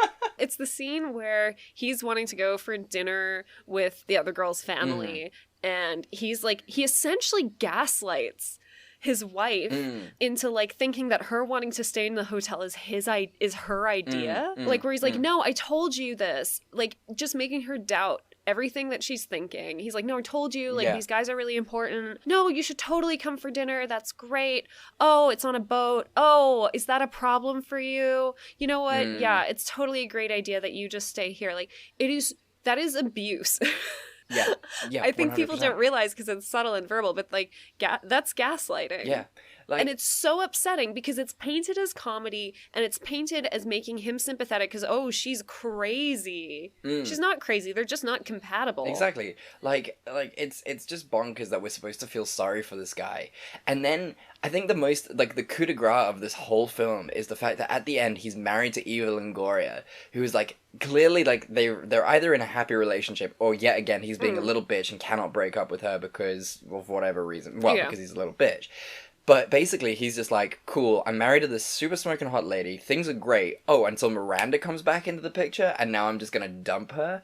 Like, this dude is a fucking troll. He's awful. You know, and, like, there's nothing wrong with a tragic, like, a sad ending or, like, a not happy ending. But, like, usually, even when the ending is unhappy, it's because the protagonist is getting what they deserve. This guy never gets what he deserves, which is to be alone forever. He is such an asshole. If I had gotten a horrific sunburn on vacation, I do the whole, like, oh, Rudy, like, you should go, like, explore, like, don't worry about me. I was a big dum-dum. But I wouldn't expect him to do it. And he wouldn't because he likes me. No, exactly. That's, like, the thing to do is, like, okay, you know what? We'll order room service. We'll stay in the hotel room. I'll rub your back, like, rub aloe into your skin. We can just watch some movies and, like, chill on the balcony. It's fine. Yeah, 100%. Like, it wouldn't even be a second thought to me. Like, if me and my wife had, like, suddenly just gone, like, on a trip and she's, like, in so much pain. Like, there's so many things you can do in a hotel room.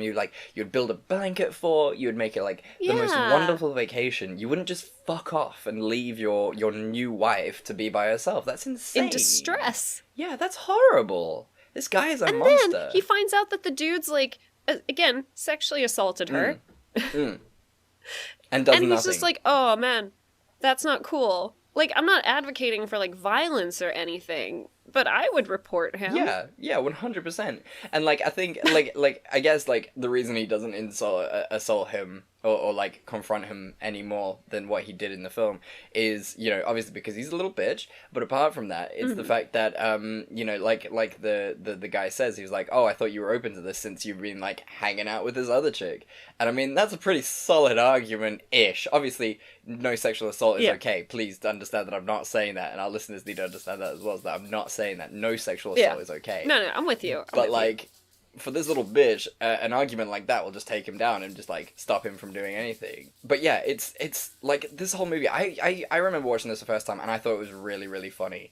It's amazing what progress and sort of maturing kind of tells you about things. This whole movie, the humor relies on you going, oh, no, which isn't actually funny.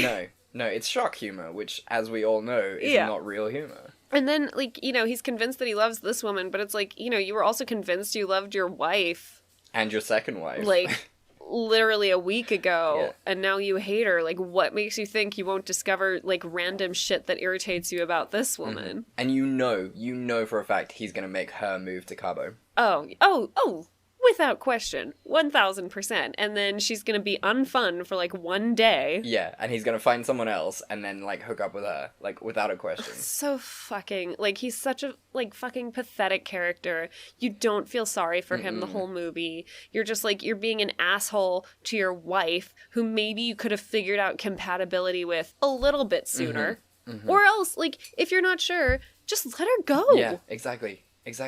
Like, that's the other thing. Like, he completely gaslights her into staying. Yeah. Like, he's just, like, basically, he essentially is just like, okay, you have to stay. It's not a case of, oh, do you want to go for your career? It's a case of, I want you to stay, so I'm going to marry you. He's like, oh, you going isn't even really an option. Yeah. Because, I don't want to disparage anyone's career, but he's like, oh, my sporting goods store. Dude. Asshole. Christ. This movie, are there nice things that you can say about it? I loved the location. Yeah. beautiful. The resort seemed Cabo San great. Lucas, it looks amazing. I would love to go there. I think, what's her name? Marlon Ackerman is spectacular, funny. even though she gets a real rough deal in this God. film. I mean, her bit were like, during the sex scenes, she was the funniest. Like, that was brilliant. Funny. So good. I think the family, Miranda's family, were just delightful. Oh, yeah. I think literally everyone in this film, apart from Ben Stiller, was amazing. Yeah. You know, and yeah, apart from that, like, yeah, I mean, the homophobia with the little twin kids, that wasn't cool. Not super happy that they were able to just get that in there, but what can you do? What can you do? do? How about you? Is there There's anything that you can pull out? A couple of F-bombs in relation to gay men a couple times, which is so fun in movies. Super So funny. great. Yeah, I think same points as Mm-hmm. you. Malin Ackerman's so funny. I think she was underutilized, if anything. Oh, She yeah. had to pretend to be like this naggy woman, which she wasn't. Not even a little bit. Not even a little bit. And, you know, she made it work. His dad was okay. Yeah, he was all right. This movie is all the worst aspects of early 2000s comedy. I think it should be the banner of comedy does not age well. This is the prime example of that. I mean, and we've even seen some like rom-coms and shit from that year. Mm. Like, what out of touch asshole wrote this? Right? This is the case where like this person should be put on blast. This is a man who is on his third divorce and hates women. Hates women. And it's just like he created the saying bitches be crazy, like without a doubt. Yeah. It's so upsetting. I'm actually gonna look up who the director was and who the screenwriter was, because this guy needs to be put on blast. And it's a guy. Bobby Farley and Peter Farley, so the Farley brothers. The writers are Scott Armstrong, Leslie Dixon. That seems surprising, unless it's Leslie like a boy's name. Yeah. I'm going to have a look now because, again, it needs to be put on blast. You know, I know we really try to find positive aspects of movies and, you know, that's our thing. And we understand that people worked really hard on them and people gave, like, their best performances and, you know, people put effort and heart into this. It's just... Unbelievable. Okay, so Leslie Dixon doesn't say what gender he is, so we'll just keep him gender neutral. But he did Limitless, Gone Girl, Look Who's Talking Now, which I guess kind of makes sense. Gone Girl was really good. Which is surprising. What else? What the fuck? Freaky Friday, he wrote some of that. Miss Doubtfire, what the fuck? What happened, dude? Come on, dude, you're better than this. And I mean, dude, in a gender neutral way. Scott Armstrong doesn't look like he's done actually that much in terms of writing. The Hangover Part 2, so Road Trip, Beer Pong, Semi-Pro, School for Scoundrels. So yeah, this guy is like, this is on brand for this guy. He is an asshole. And then the directors, Peter Farley, he has done, oh yeah, there it is. There's Something About Mary. He did Green Book. He did Green Book. Very weird guy. I'm very confused by him. What is happening right now? Where did this movie come from? This is so weird. Three Stooges? What is up with this brother combo? Me, Myself, and Irene? I'm very confused. Oh, okay. Well, let's move on. What's your scene? Moving swiftly along. What's your scene that could have saved this? Him dying alone and in obscurity. Right? That would be brilliant. Just being like, I'm impotent, and then he dies. Yeah, exactly. Like, just what a terrible, terrible man who needs therapy. And like, yeah, needs to deal with his own inadequacies, of which there are many. Oh my god. Yeah, mine was a complete revolution of the final scene where he goes to, like, Miranda pops up and he's like, sorry, I'm actually here with my wife, and I love her very much, and we've been married for 1.5 years, and I'm actually very happy. So unfortunately, this can't happen, but thank you so much. If you're still interested, I'm very happy to take you out for dinner, and it will be a completely friendly, just completely platonic relationship. He's grown, he's learned. Yeah. And then he goes to his wife, and they have a wonderful evening together.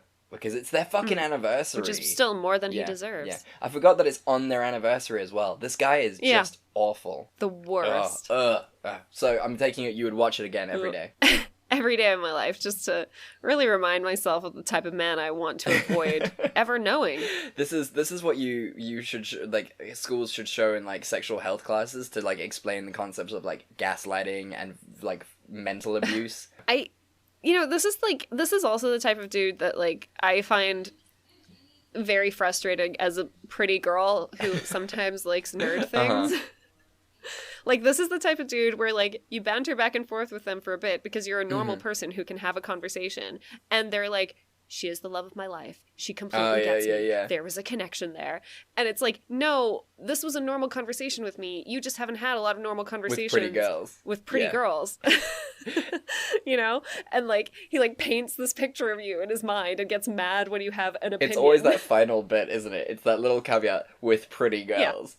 That's what does it. Yeah. I can't imagine how often that happens. It's singularly upsetting. Like, it must be crazy. And, like, I feel so bad for, like, so many people. And I mean, yeah, I used to fall into this category as well, I guess, like, a little bit. Like, if a pretty waitress was, like, super nice to me, I'd be like, oh yeah, she's into me. Not a case of she's just doing her job. It's your job to be nice. Yeah, exactly. But the fact is that you grow and you learn that this is not the world that we live in, and women aren't just sex things that, you know, immediately like you because you have a meat sausage. And just because you have a nice conversation with a woman probably doesn't mean she's your soulmate. No. She's just a pretty girl who knows how to make conversation. That's it. Yeah. So, I want to say, like, well done, thank you, but we just need to look away. We made it through it. We did this one. Okay, finish us off with an actual good film. Hey Simone, you're a huge nerd, aren't you? I guess I am. I'd like to think so. So what if I told you there was a place, right? Now, just expand your mind. Now, we're in the 21st century.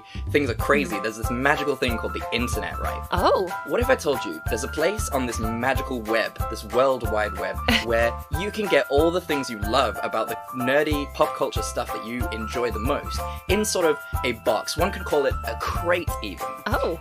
And all you have to do is, in exchange for money, you give them the money and they send you a box of all your favorite pop culture stuff every month. What would you say to that? You mean that I don't have to go and shop for individual memorabilia items and waste my whole weekend? Not at all. They will do this for you. This company, this magical place that creates this crate of loot, a loot crate even, will package all the items for you and send them to your door in exchange for money. How magical is that? That sounds too magical. And what if I added to the deal? What if I were a proper salesman and I said to you, if you entered a special code, you could get 15% off on any of these loot crates that you so wished? Well, I'd have to know what this code is. Right? So this is not just for you. This is not just a secret between you and me. This is for our listeners as well. If you go to Loot Crate following the link in all of our show notes on any episode and type in the code RobotsRadio, you'll get 15% off any of your purchases. 50% off all your loot crates. All you have to do is go to the code in our show notes, enter the code RobotsRadio, and you'll get that 15% off. That sounds amazing. Guys, why don't you click that link right now so that they know we sent you? So guys, go to that link, enter that code. Thank you. Goodbye. We love you. Bye. Okay, Couples Retreat, you guys. Okay, Couples Retreat centers around 4 couples. 4? 3. 3. 4. 4. Sorry. I wrote a synopsis, totally. Couples Retreat centers around 4 couples, the first being Dave and Ronnie, played by Vince Vaughn, and your girl, Malin Ackerman. Then there is Jason Smith and Cynthia, played by Jason Bateman and Kristen Bell. There is Shane and Trudy, played by Faison Love and Callie Hawk. And there is Joey and Lucy, played by Kristen Davis. I'm looking at the cast list. This is why we fix it in post. So, Jason... Shut up. This is why we edit. Jason and Cynthia are experiencing marriage problems because they've been struggling to conceive a baby. They asked the rest of their friends if they would be willing to go on a vacation with them to a couples retreat resort where they'll sort out their issues, try to get to know each other in a fun new light again, and see if their marriage was going to work. If it doesn't, they'll divorce and go their separate ways. Dave and Ronnie are your average couple, married for a while, in love, have a couple kids. Things have gotten a bit stale. They haven't been on vacation in a while. They reluctantly agree to go along.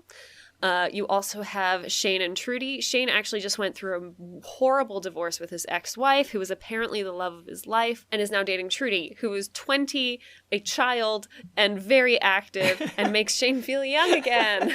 Oh. Yeah. And then Joey and Lucy are your typical high school quarterback, high school cheerleader. He got her pregnant at the prom. They got married, stayed together for the kid. Their child's turning 18, and their plan is to split as soon as possible after she graduates. So they stayed together for the kids, which is always healthy. I've heard it works out perfectly every single time. Really great for everyone involved. So they go to this couple's retreat, everybody kind of expecting that they'll have a fun time and, Kristen Bell and Jason Bateman will work on their own thing while the rest of them just chill. Instead, they're all told that Monsieur Marcel, played by who else but Jean Reno. The only French actor. He's fantastic. Monsieur Marcel, who runs the resort, insists on them keeping to a strict schedule whereby they have to wake up early in the mornings for couples therapy and other couples bonding activities such as yoga. While they're in therapy, Dave and fucking Malin Ackerman, Dave and Ronnie, figure out that actually their marriage is stale and they're taking each other for granted. Shane tries to work through his issues actually with his ex-wife. Trudy's just frustrated because, Shane is old and won't do all the fun stuff on the island with her. And pretty much Joey and Lucy are like, we don't need to work on anything. We're splitting as soon as fucking possible. God. Jason and Cynthia, who are the couple that tried to conceive, they're just sort of talking through their frustrations. They're trying to win at therapy, which is a thing that you can totally do.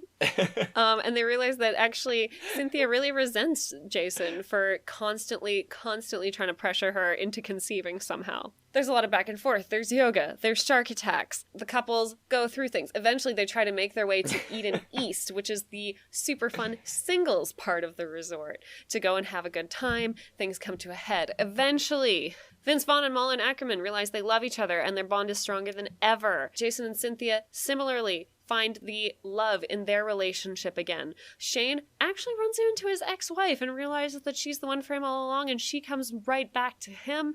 Trudy, has a blast on the island. And Joey and Lucy, who have spent the last 18 years actively hating each other, realize that they actually like each other and want to be together. The end. Wait, you made it through. That's a tough one to get through. So what is your cliffhanger? My cliffhanger is this one. So, I work 10 hours a day, so by the time I come home, I'm exhausted. It's not that I don't want to answer questions about the house renovation. I really just don't want to answer questions about anything. But you may just be shutting your mind off, but it can feel like you're shutting your partner off as well. Again, that's a caution area. And just as a point of interest, when you speak that way, David, you're really deprioritizing your teammate. Excuse me? It's called crossing emotional boundaries, or more commonly, bulldozing. And it's ugly. Ronnie, when you spoke earlier, let me just find it in my notes here.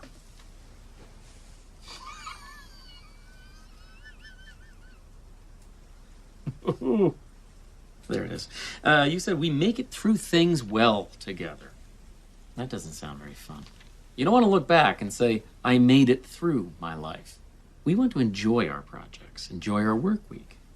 We want to enjoy our lives, celebrate our lives. And all this talk about my project and his work and my this and his that and mine and his and mine and his, it's, where's us in all that? Where is our journey? I don't hear it. And it's because it's not there. Listen, I'm not saying that there's not some really stressful times sometimes, because there is, but it works for us. Does it? I don't know. Oh, gosh. I don't know, you guys. There's no us. There's no we. You two could be perfect strangers. I think the one thing that we can agree on today is that you guys should be doing a lot better than just works. Pretty sure that's why you're here. Oh, that's it. Great job, everybody. Thank you. Nana. And I really like it, because my concern with this movie going in was like, it was going to be the typical like, oh, my wife is such a nag kind of thing, which it is a little bit, but it's, I think marriage is really complicated, and there are a lot of issues that can come out of a marriage, even if you two are compatible and suitable for each other. And especially when there are kids in the mix, your relationship kind of tends to fall by the wayside. Oh, of course. And I think that's quite a natural thing, isn't it? Totally. If you think about the concept of marriage, and this is coming from two people who are not married. I know you've been in a monogamous relationship for quite a while now, and I've had various and multiple monogamous relationships that have all clearly not worked out for one reason or another. Maybe I'm unlovable, who knows? But I've got experience. That's the point I'm saying, is that we've both got experience. But if you think about, like, the concept of marriage, you're with a single person for, like, 40, 50, 60 years, which is a long time. Of course the relationship's going to fall by the wayside because it's something that you do every day, and things that become, like, you don't think of brushing your teeth as this, like, exciting experience. It's just a thing that happens every day, and the same is true with relationships. Yeah, and I think, you become used to the other person being there. You start to just accept that they're going to be there forever. I think there's also this element. I remember, years ago when I moved to Cape Town, I was hanging out with my aunt and uncle who had 2 very small children at the time. And they were getting ready for a date night. I was going to babysit for them. And they had, like, cue cards with discussion starters. And I was, like, laughing. I was like, that's so ridiculous that you need this. Like, come on, like, this is ridiculous. And they were like, you don't understand. Like, with the kids, we have not had any time to have discussions like this. That's so cute, though, that they did the cue cards and everything. Oh, that's so wonderful.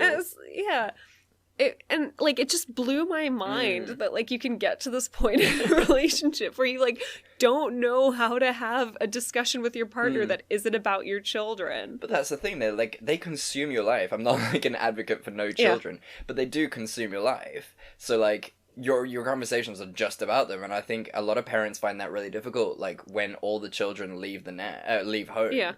Is because for, like, the last 18 years, that's all you've been focused on, and now you've got to relearn this other person, and that's terrifying. Yeah.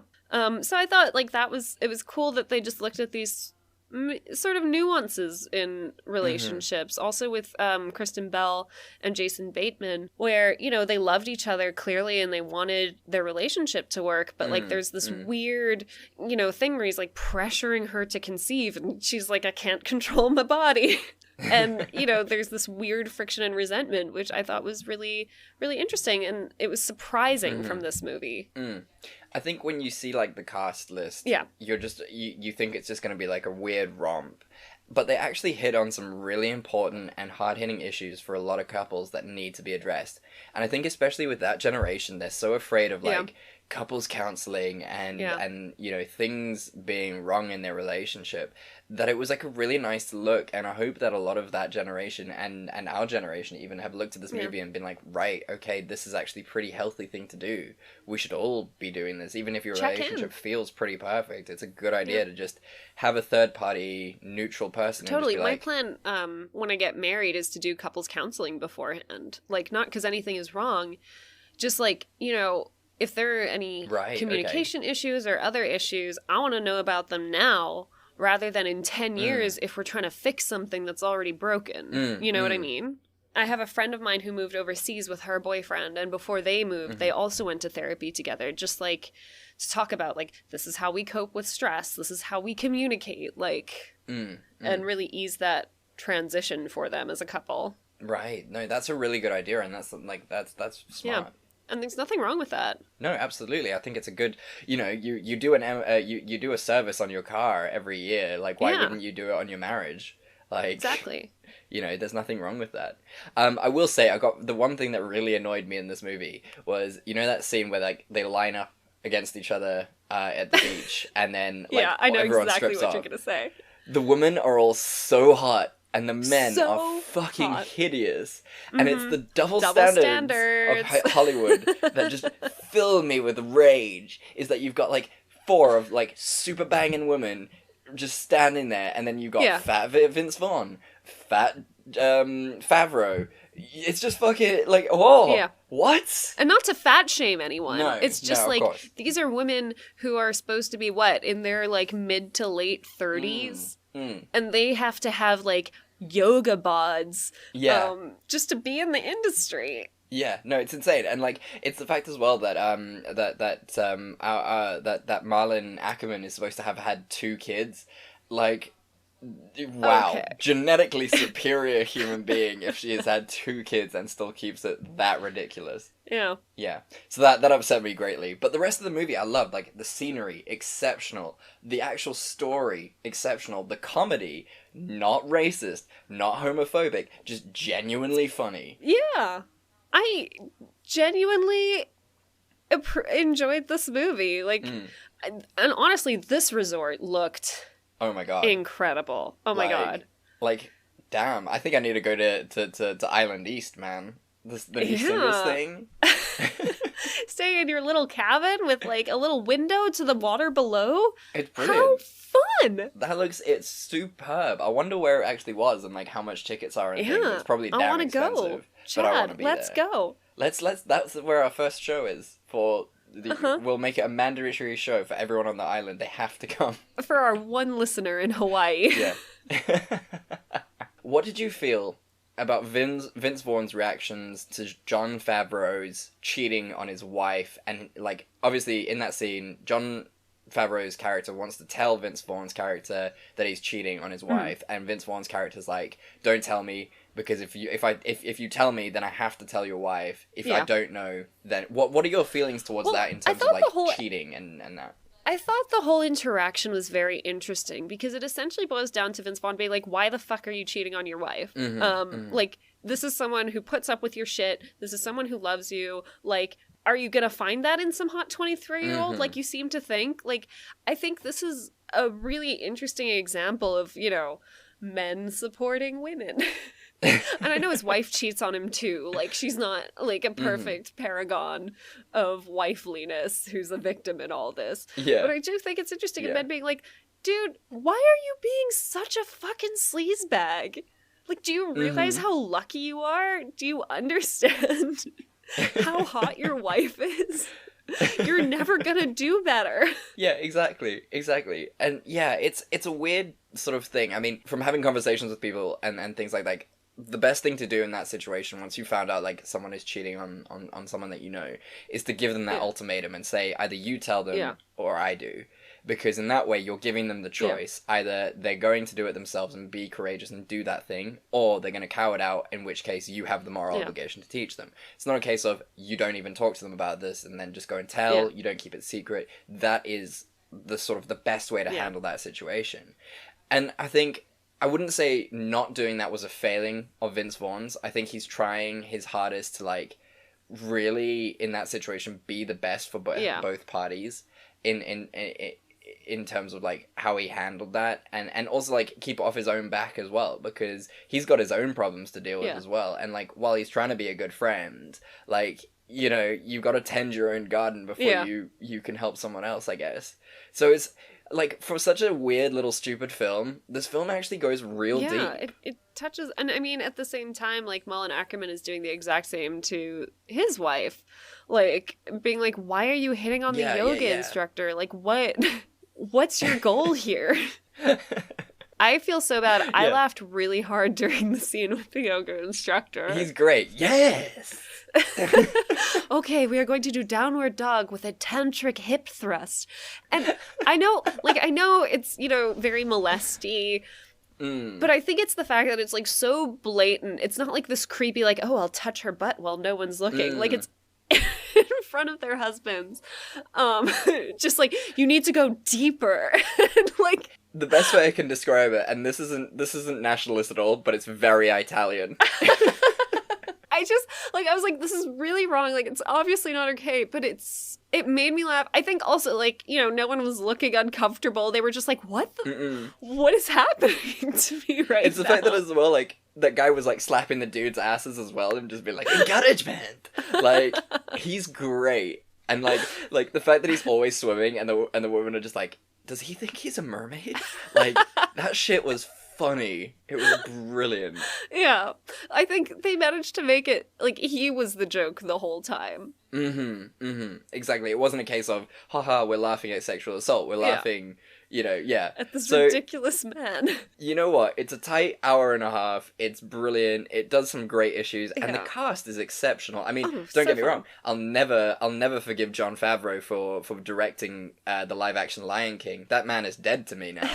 But apart from that, like, great cast. The woman who plays Trudy, Callie Hawk, was so funny. Just the fact that she insists on calling him daddy the whole time. Yeah. And he's so uncomfortable. It's great. It's so good. Oh man. And you know, they see her at the singles resort, and she's like, "Pour it in my mouth." Love her. She's the perfect 20-year-old like that. She's so good. Oh, no, I love this movie. It's great. Is there a scene that could have saved it for you? I think I would have liked to see Kristen Bell and Jason Bateman more, Mhm. like, work on their shit more, because I thought that their relationship was really, really interesting. Yeah. And it's just sort of resolved, like, they hook up in a closet, and now it's all fine. Yeah, exactly. Yeah. It would have, I don't know, it would have been nice to see maybe a bit more work on that closure. Yeah, no, absolutely. Absolutely. Because that was the whole reason they were there, I guess. So, like, yeah. Yeah, for me, I guess, like, I always get annoyed eventually with Vince Vaughn in films because he just doesn't change. Yeah. And I just would have really liked to see, you know, obviously he starts to understand, like, where his wife is coming from and everything.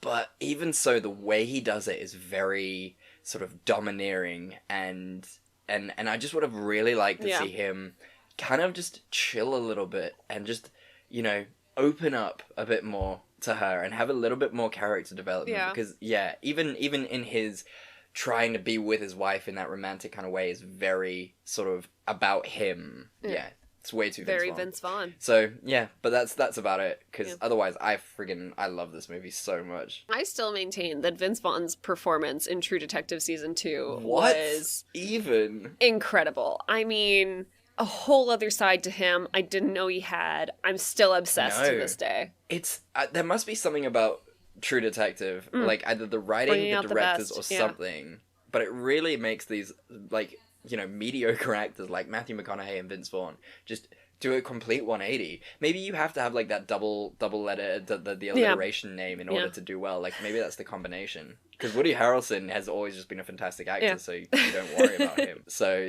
who knows who we're going to see next. So would you watch this again? You know, if it's on and I'm flipping channels, like, I'll leave it on. I wouldn't, I think, seek it out. Just, it's not really the kind of movie that, like, I'd throw on for a fun night, you know? Right. But yeah, no, I'd, like, if someone was like, hey, I want to watch this movie, are you keen? I'd be like, sure. Yeah, exactly. Like, I think this is a great movie to watch. Of, like, it's actually kind of perfect to watch Heartbreak Kid first and then watch this, just to see what an actual good relationship should look like. I think that was also the thing, is I watched Heartbreak Kid first, so pretty much anything after that, I was like, oh, okay, this is fine. Yeah, absolutely. Like, I don't know. I really like this movie, but I completely agree with you. It's not one of those movies where you can just sit down and be like, you know what I feel like watching more than anything else in the world right now? Yeah, Couples Retreat. But it's just, in its little bubble, it is fantastic. There's nothing wrong with this film. Mm-hmm. Yeah. So, I would definitely watch it again, but don't know when. Just don't know when. Well, Simone, what is mahalo thank you in Hawaiian? I don't know. I only did like a couple months of Hawaiian. Oh. And yeah. It's more than me, I don't know. But congratulations. Thank you very much. Thank you for going on this wonderful journey of what a good relationship should be while on vacation. Also, / the Marlon Ackerman episode. Yes. You know, could be Surprise. either one. Who knows? So, how was your week, and what is your optimistic thing? My week is good. Like I said before we started recording, you know, just one of those weeks where you feel like you're not getting anywhere, like you're not getting anything done, but you're tired. Yeah. It feels like you've been doing everything, but if someone asked you, what have you done this week, you're like, fuck knows. Yeah. You're a bit more aggressive than I am when I answer questions, but we've always known that. I don't know. What have I been doing this week? I wish I knew.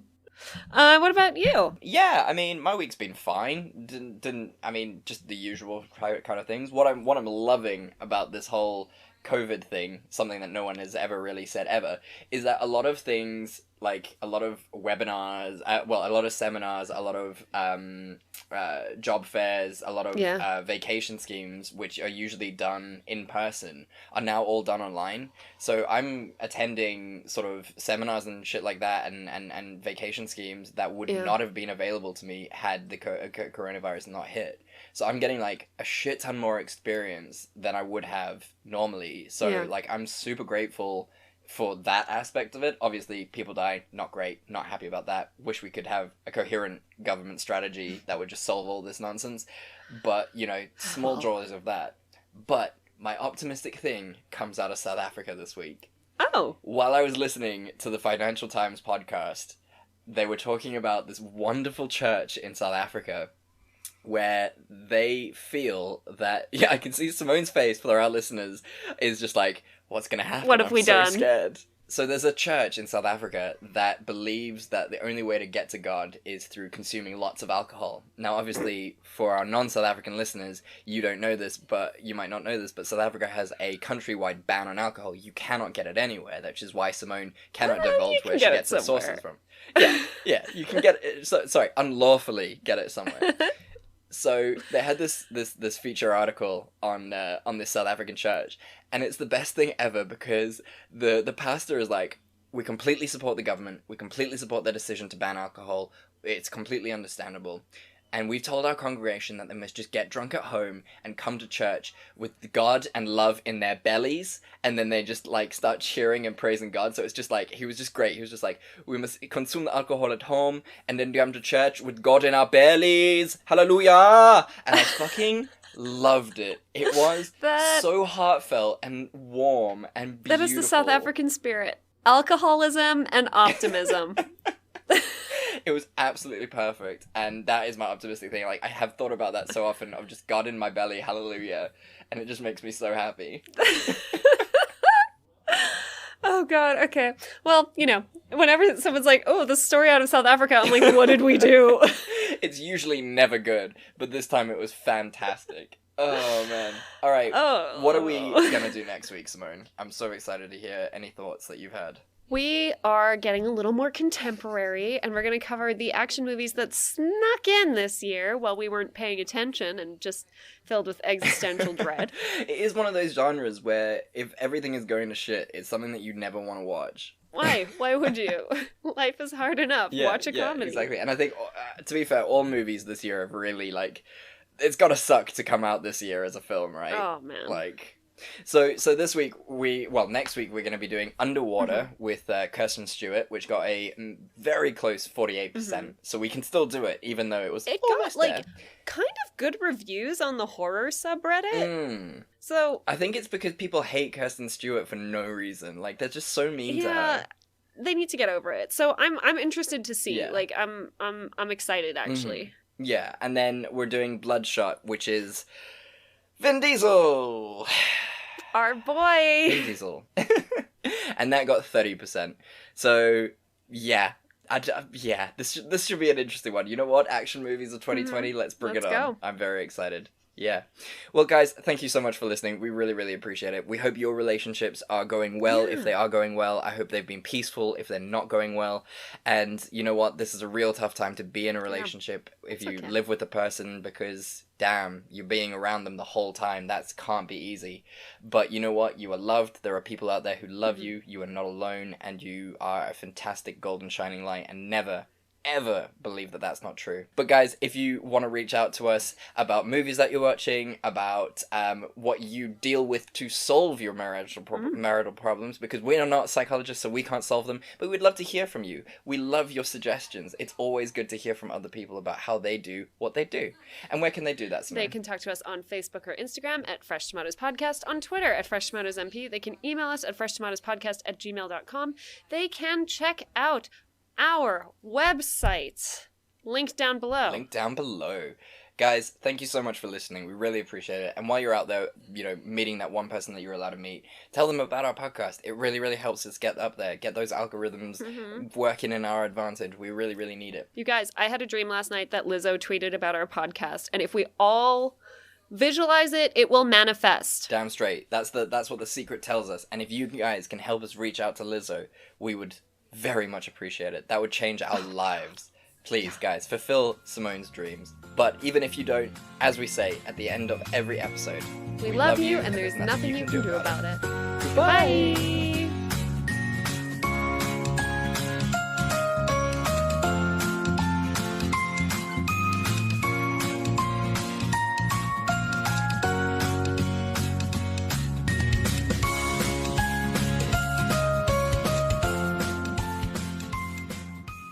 Since the dawn of time, there have been storytellers who teach through their stories. These myths give rise to fundamental truths, and these truths shape our collective experience. Yet these myths are not something of the past, and today they engage us more fully in the story itself. Video games allow us to live the lives of our favorite myths. My name is Blue Crew 86, host of Focus Fire Chat, and I want to invite you to explore our modern-day myths with us.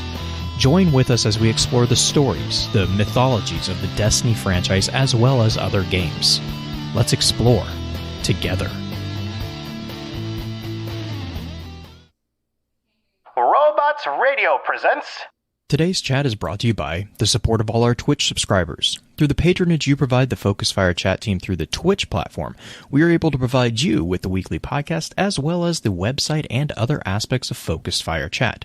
If you have any interest in becoming a subscriber of the FFC and gaining access to some exclusive features over in the Discord server, please be sure to visit our Twitch account and click on the subscribe button.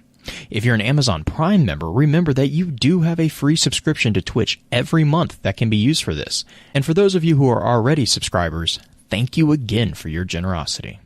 You may have heard the whispers of guardians gathering in the shadows, exploring the mysteries of this world and the worlds which surround us. We are all in search of truth. Sometimes we need to focus that search. Focus that fire. And so we come together. Welcome to Focused Fire Chat. Welcome to Focus Fire Chat, recorded live on August 7th, 2020 over on twitch.tv/FocusFireChat. As always, I want to give a big shout out to our live chat here with us tonight. Thank you so much for joining us once again. This week's episodes are going to be focused around exploring the lore in Halo that are leading up to Halo Infinite. This particular episode will serve as what we have come to call the intro session of the week's exploration. Before we go any further, however, let's run through a quick introduction of who all we have with us on the show. As always, this is your host, Blue Crew 86.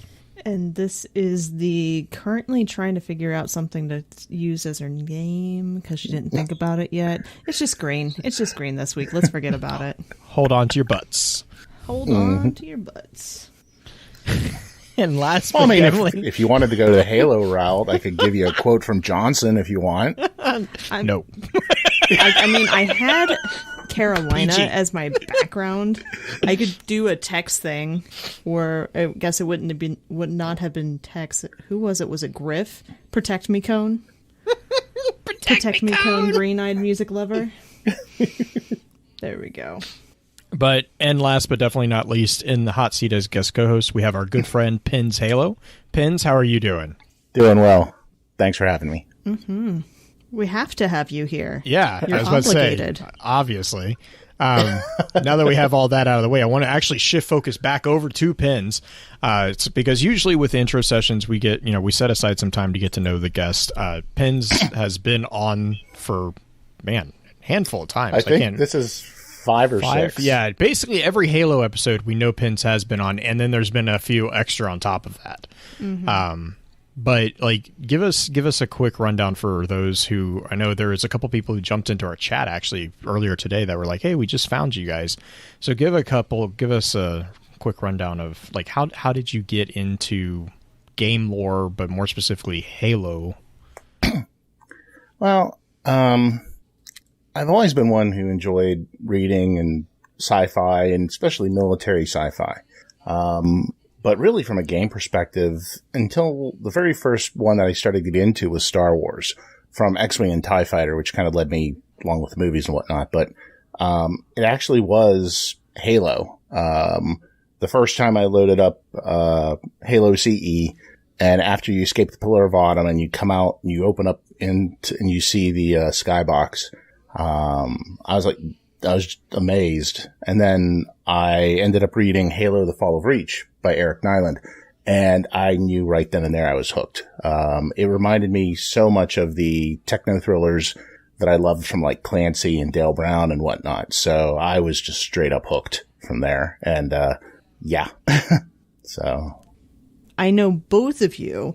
I'm going to toss it to Pins first, but both of you are excited for Halo Infinite. And I want to get your take on what you're most excited to possibly see, what they're going into.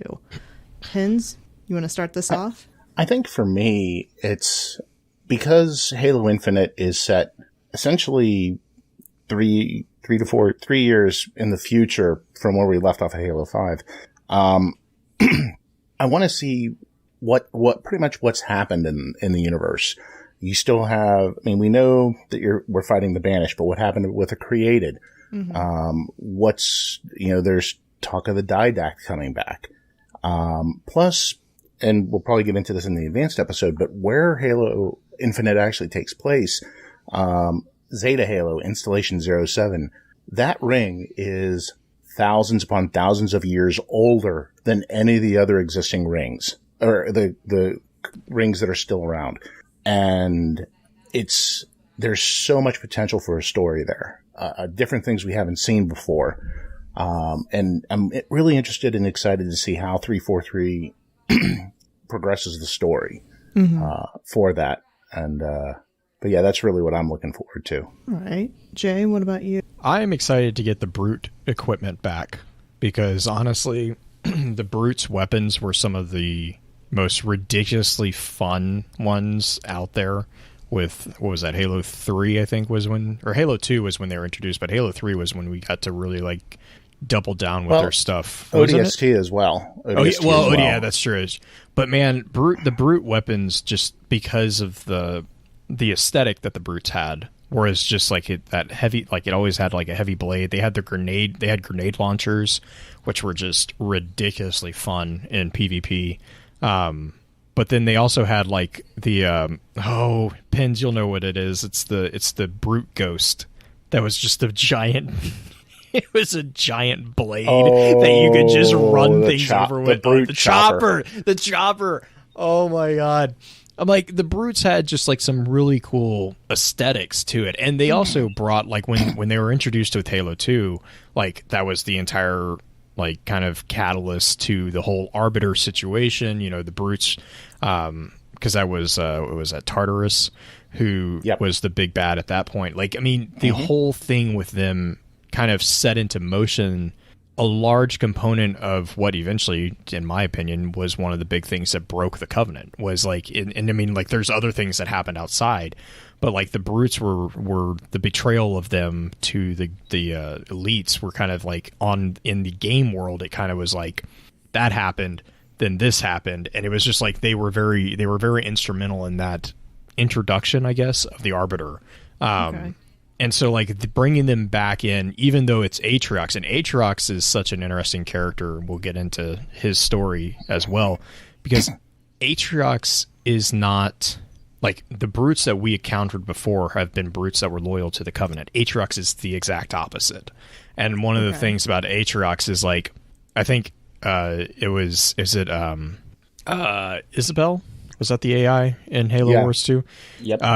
She kind of explains it. She does a really good job explaining it, but she made a comment about, like, even at the height of their power, the Covenant weren't able to deal with Atriox. So the fact that we're going up against Atriox via his war chief, one of his war chiefs, is really, I mean, like, this is going to be, it's setting it up to be a very interesting story, because I will be very surprised if it gets done in one title. Okay. Well, unless something okay. What this installment of this title, I guess, would be a better way of saying that. Yeah. Rather than like a DLC add-on type thing. Well, because what they have softly alluded to is that this is like, it's Halo Infinite.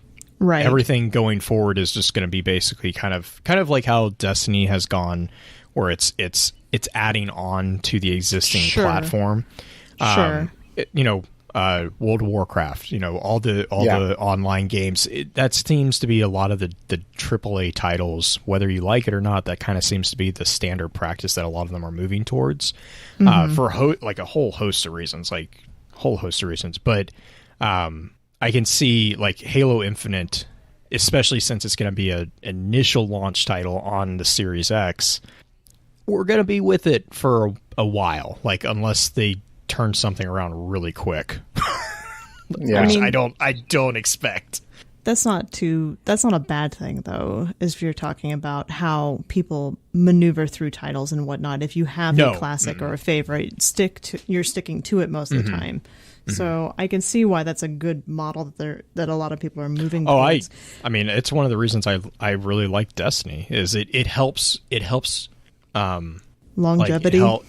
Longevity, but it also it makes the players kind of connect with the interconnectedness of the story. Like it's not, oh well, in Halo 2 this happened, but in Halo 3 this happened. No, it's this happened during this season, or but that season led to this or whatever. Like that's one of the reasons I love Spartan Ops from Halo 4 was because Spartan Ops took the story of Halo 4 and was like, okay, this is what happened, but then we're not following the Master Chief. We're going to follow a random fire team of your particular, like you were able to customize your Spartan in Spartan Ops, and it was your team doing missions as a Spartan. Like it was an extension of Halo 4's story, and it's still one of my favorite ways that any of them have done that. Okay, so go for it. And considering that was the first time anyone's ever done that, really. Oh, yeah. It's not a DLC. It was an extension, and no one had ever done that before. And it was a little bit rough in the first half of that season, mainly because of the way they reused maps and things of that nature. Which I didn't even care. But it really got good in that second half, and I was really disappointed they never had a season 2. My thoughts on that are, but that's kind of what I'm seeing with Infinite is you're going to kind of see this, kind of like an episodic kind of thing where you go down paths and things like that. So I think that'll be good, though. Yeah, and Vuru makes another point, too, is this model also allows them to schedule development properly while the game is live. So it also, from a development standpoint, almost eliminates the need for having crunch. Like, it doesn't eliminate it because you're always going to have crunch, but it's not going to be, the crunch is not going to be so terrible. Like, it's not like... Right. Come November, we have to, like, you'll still have deadlines, but it's not like, okay, well, we're going to shift everyone from platform A to platform B. Right. We're seeing that with Bungie, with Beyond Light. I mean, they had to shift Beyond Light from, September to November?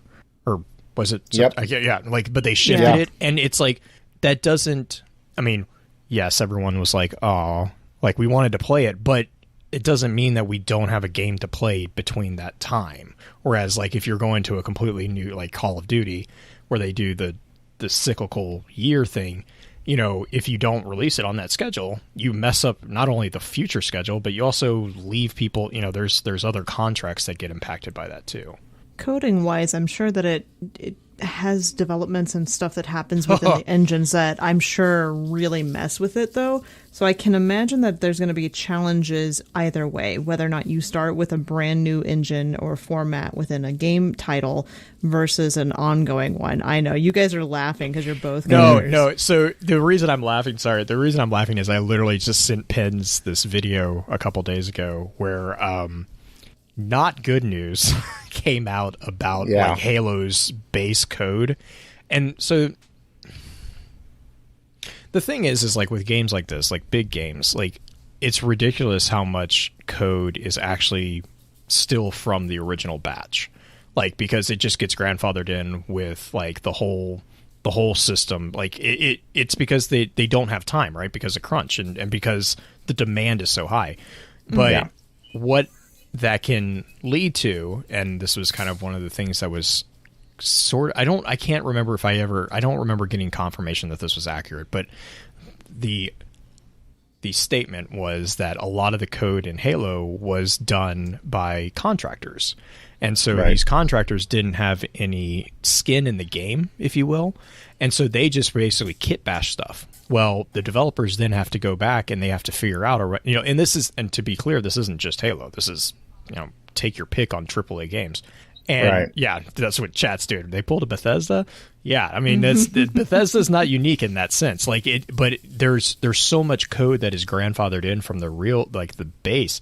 Like even though they're going to the Slipspace engine, which is such a big step above, what was it, Unreal 4 was the one that they were, I mean, like, Slipspace looks ridiculous. Like, it's an amazing system. But even so, they're still going to have old code, because the other thing is to remember is, like, this is a cross-platform, or not cross-platform, but cross-generation game. So, like, the Xbox One is going to be able to play Halo Infinite. It's just not going to be able to play it at, I think it was 120 FPS. That's ridiculous. Ridiculous. But real quick, I'm going to cut you guys off. I got one more question for you, and it's probably in some ways the harder one, but is there anything that you're specifically worried about coming up with the game?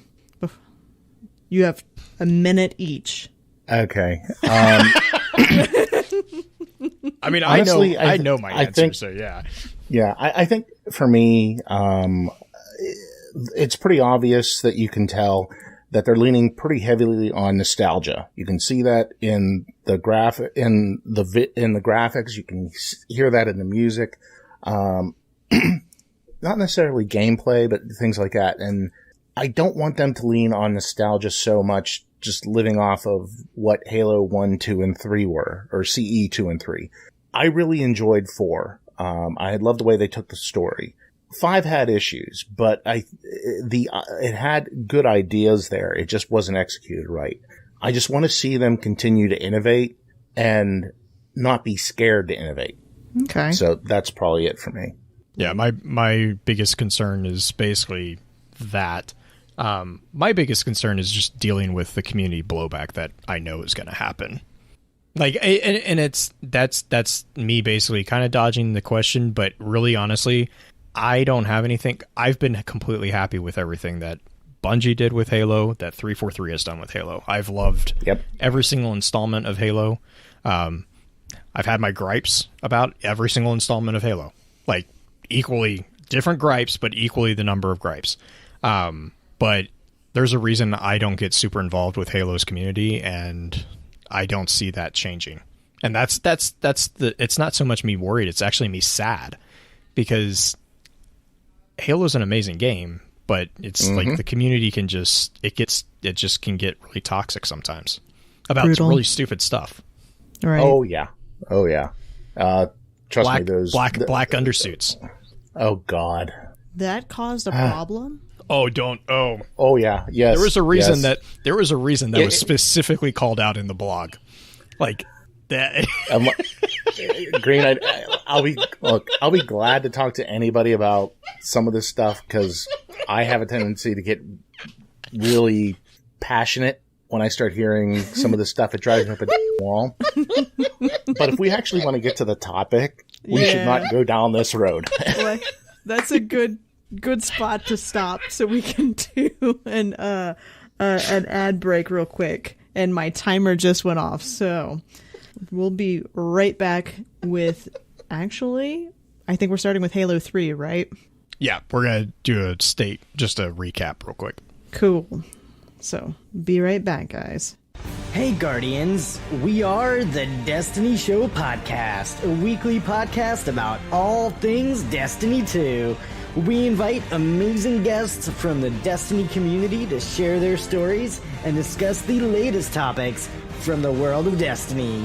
Check us out on Apple, Google, Spotify, Stitcher, or live on Twitch every Thursday night at 7 p.m. Eastern, 4 p.m. Pacific. We will see you Starside. And we're back, and everybody's still giggling a little bit because Pens is slightly triggered and ready to go. But I'm gonna be the mom, and I'm gonna shift your face back towards Halo 3. That's where we're starting, since we're doing kind of a recap on it. So let's start in, 2553? Yeah. So the lead up to Halo Infinite, you start off, the Halo 3 ends in March of 2553 with the destruction of the Flood on the Lesser Ark.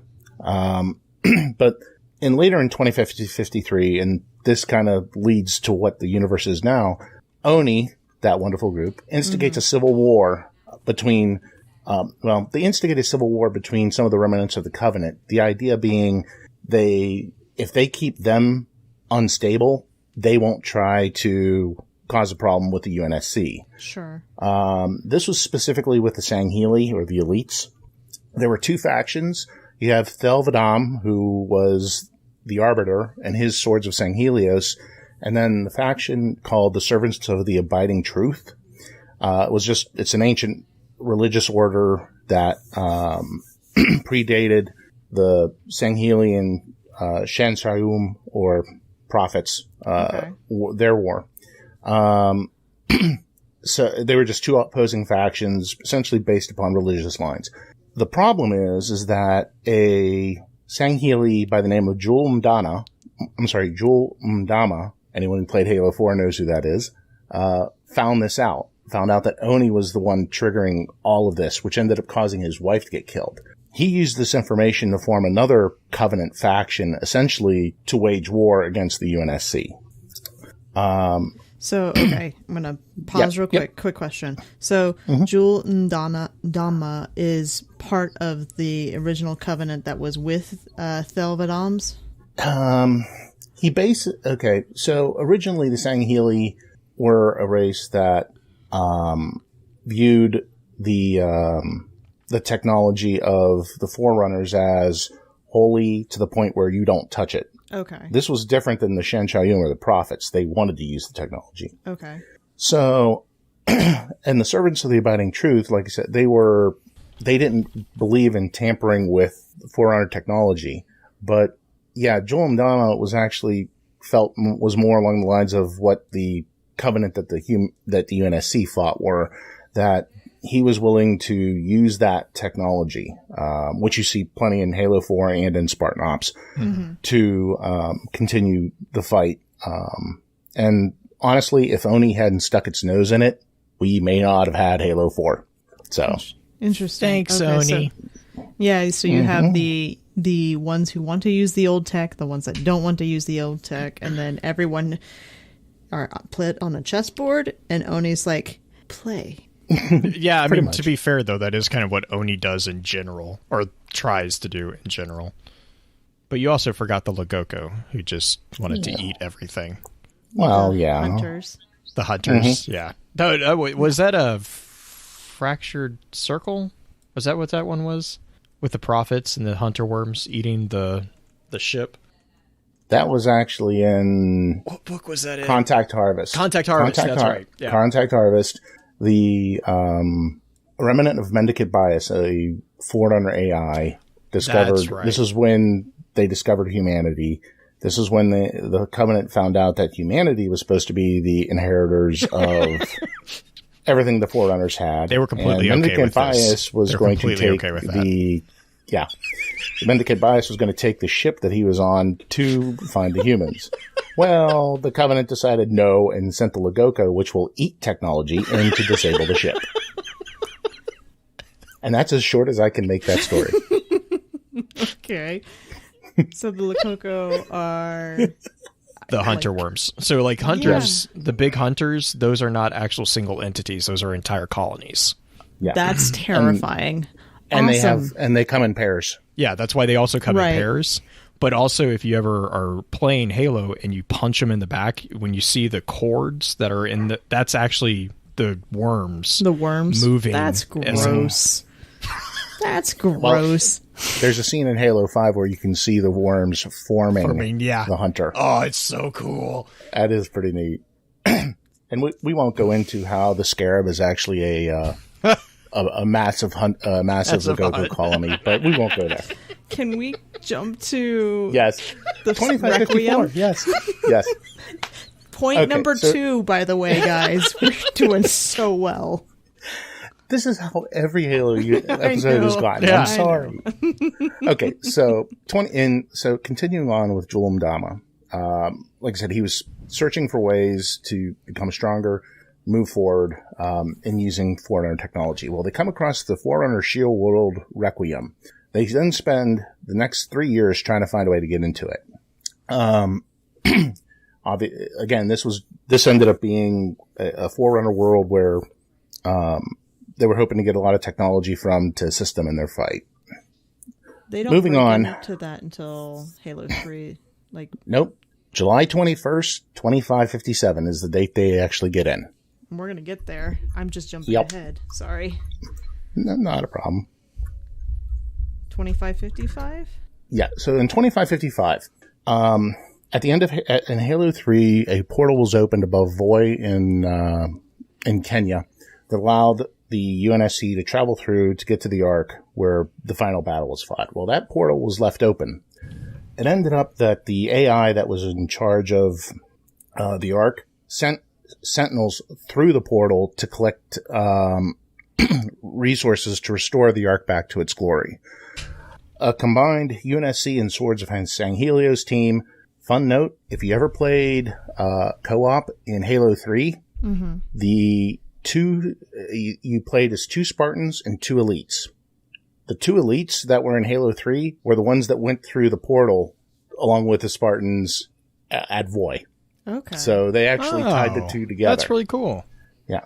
So they go through and they're able to get the issue resolved. Also in 2555, the location of Installation 07, otherwise known as Zeta Halo, is discovered. And it is also in this point in time that Oni learns of the origins of a Ural Hane that has been, that the Covenant is hunting by the name of Atriox. Okay, you're going to have to... I'm assimilating so much information. Atriox, what race is that? A brute. The proper name is Ural Hane. Okay. The UNSC calls them brutes. Okay. Because, well, yeah. Because they look like King humanizing. Kong. Well, yeah. It was just slang because they didn't know what the proper name was. And, well, anyone who's fought them in Halo will know that you get to a point that you pop their armor and they go into berserker rage. Okay. It's the funniest and best animation ever. Mm-hmm. I need to do a playthrough with you guys and just let you guys laugh at me the whole time because I'm going to be that person who just pops it and then runs. Why do you think I've been having fun laughing at Mylan? That's what I was just about to say. Why do you think I comment on every Mylan clip that he's posted? The hammer clip when he realizes he's like, I still think the ghost one is my favorite, where he steals the ghost finally and gets across the map, and then another ghost just shoots him as he gets there, and just the look of despair on his face. Just don't celebrate too early. Nope, right. Never do. Okay. So 2556. It's at this point in time that the Forward Unto Dawn was a Chiron class frigate. That was the frigate that actually took Chief and the Arbiter to the Ark, and it was the one where he got stranded, ended up being stranded in the middle of unknown space, right? When the portal collapsed. Mm-hmm. It was found that the Cortana, which Chief was in cryo sleep, Cortana files a report on the history of Forerunners and humans, and it's at this point in time that she starts to exhibit clear signs of rampancy. This comes directly from the short Halo Origins 2, which is in Halo Legends. It's a bunch of short clips animated. Actually, they're all from anime studios that put together some small stories that 343 had put together. It's actually really well done. Nice. Okay. So, moving on. Halo July 21st. 4, right? Halo 4. July 21st, 2557, my 586th birthday. Cortana awakes John from cryosleep. She does this because they have drifted close to the Shield World Requiem and has detected all the fleet of Jul 'Mdama that are there. A battle ensues. They board the Forward Unto Dawn to try to prevent it to destroy it or at least salvage it. It ends up that Chief fights them off, and it ends up that the Shield World recognizes a Reclaimer human and scans and then decides to suck everybody into its core. So this brings the Forward Unto Dawn. The Forerunner fleet essentially opens it up. I'm sorry, not the Forerunner, the Covenant fleet it opens it up, allowing them to enter. It ends up that the UNSC Infinity, which at that point in time was the newest ship, and UNSC fleet was out looking for Forerunner relics, stations, and things of that nature. And through a number of broken radio messages, they determined that they're trying to warn the UNSC about, don't get caught under the gravity well. Okay. Well, to do this, John and Cortana go through a bunch of things to try to disable this. They get to the core of the shield world, and they've determined that's what's causing the interference. They go to shut it down. They shut it down, and it ends up they release the Didact from his cryptum. Right. The Didact was a Forerunner general who was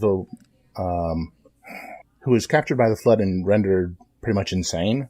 And he was interred in the cryptum, which is, think of it as a secure vault where he was supposed to sleep and hopefully heal, which he didn't. I like that. Which he's still cray-cray. Yeah. A lot of this stuff, this particularly all comes from the Forerunner trilogy written by Greg Bear. Okay. It's really, really good, although if you're not used to the way Greg Bear writes, it can be hard to get through. But anyway, the Didact takes control of both the Prometheans and the Covenant forces that were that were in Requiem.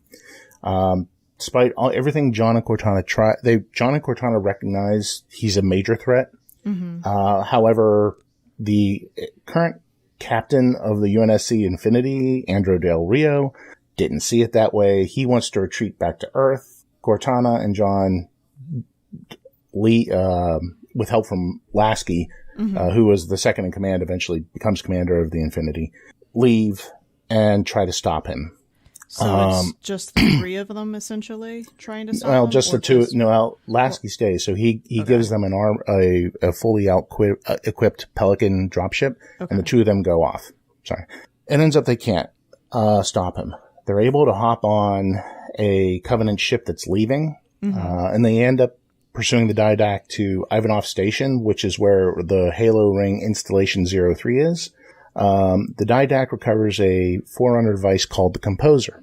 The Composer is a device made by the Forerunners that was initially to try to protect them from being infected by the Flood. Right. What it does is it takes biological material and turns it digital. So, but while this initially didn't work in trying to do the restore, what it does do is it allows to take a biological creature, digitize him, and put him into an armored shell, meaning the Prometheans that we fight were actually biological creatures at some point in time. And do they automatically assume control over them at that point? Do they lose that? One of the things that I was curious of is you mentioned that the Didact took control essentially of that group, right? Like he became the general of that group. Is he physically taking control over them, kind of not necessarily via orc style, but more like the Vex, where it's just not necessarily a hive mind, but kind of assimilated into one? Probably the best way that I can describe it is because the original Prometheans were the Didact's Forerunner troops that volunteered to be digitized so they wouldn't be infected by the Flood so they could fight the Flood. Sure. So they're not automatons. They are actually basic AI. And it's not like a hive mind like the Vex at all. Each one essentially has, I don't want to say fully its own will, but it's semi-autonomous on its own. Gotcha. So the Didact gets hold of the Composer and composes everyone on Ivanov Station minus John. Thanks to some hocus pocus that the Librarian, another Forerunner, who I know we spoke on the last Halo episode I was on briefly, essentially, and going into that is just going down into the rabbit hole. So I'll just say she did some hocus pocus, which allowed him to be immune to being composed. They travel to Earth, and John and Cortana are actually able to stop the Didact. Throughout Halo 4, Cortana's rampancy is getting worse. Rampancy is nothing more than smart AI who are created from a human brain, have a lifespan of 7 years. After 7 years, they start to think themselves to death. They kind of run out of space to do their processing, so in essence, they just start to break down. And you see this throughout Halo 4. The way Cortana is actually, when they get to the point where they're just before they're able to fight the Didact, he's in a shield. To break the shield, Cortana splits off her rampant sections, a total of 12 of them, into the system to break the shield. So once the shield's broken, he fights the Didact. He's able to defeat the Didact by shoving a pulse grenade into his chest. The Didact falls into a slip space portal, a slip space event that was below the Composer at the time. Before he's able to detonate a Havoc nuclear bomb, because at this point in time, the Didact was actually composing the entire city of New Phoenix. So I remember some of this from yeah. Halo 4. It was that, if I remember right, that was the mission where everyone essentially cried because Cortana just kind of she died. Yeah. Just thinking of that mission, the mission's name was Midnight, and that final cutscene always hits me dead in the feels every time. So John detonates the Havoc nuclear bomb. The main fragment of Cortana, the one that stayed with him, was able to save John by putting him in a hard light bubble. She then dies, and John is recovered by teams from the UNSC Infinity. Going into 2558, this is where we started getting into Halo 4 Spartan Ops that Jay and I spoke about briefly. Essentially, the UNSC Infinity returns for a second tour of Requiem. Spartan 4 teams are sent to dispatched to combat Jul 'Mdama's Promethean Covenant forces. They recover a Forerunner artifact that ends up being a trap that anchors the UNSC Infinity in place. Oni ends up sending Catherine Halsey to the Infinity to research the Forerunner device and assist them.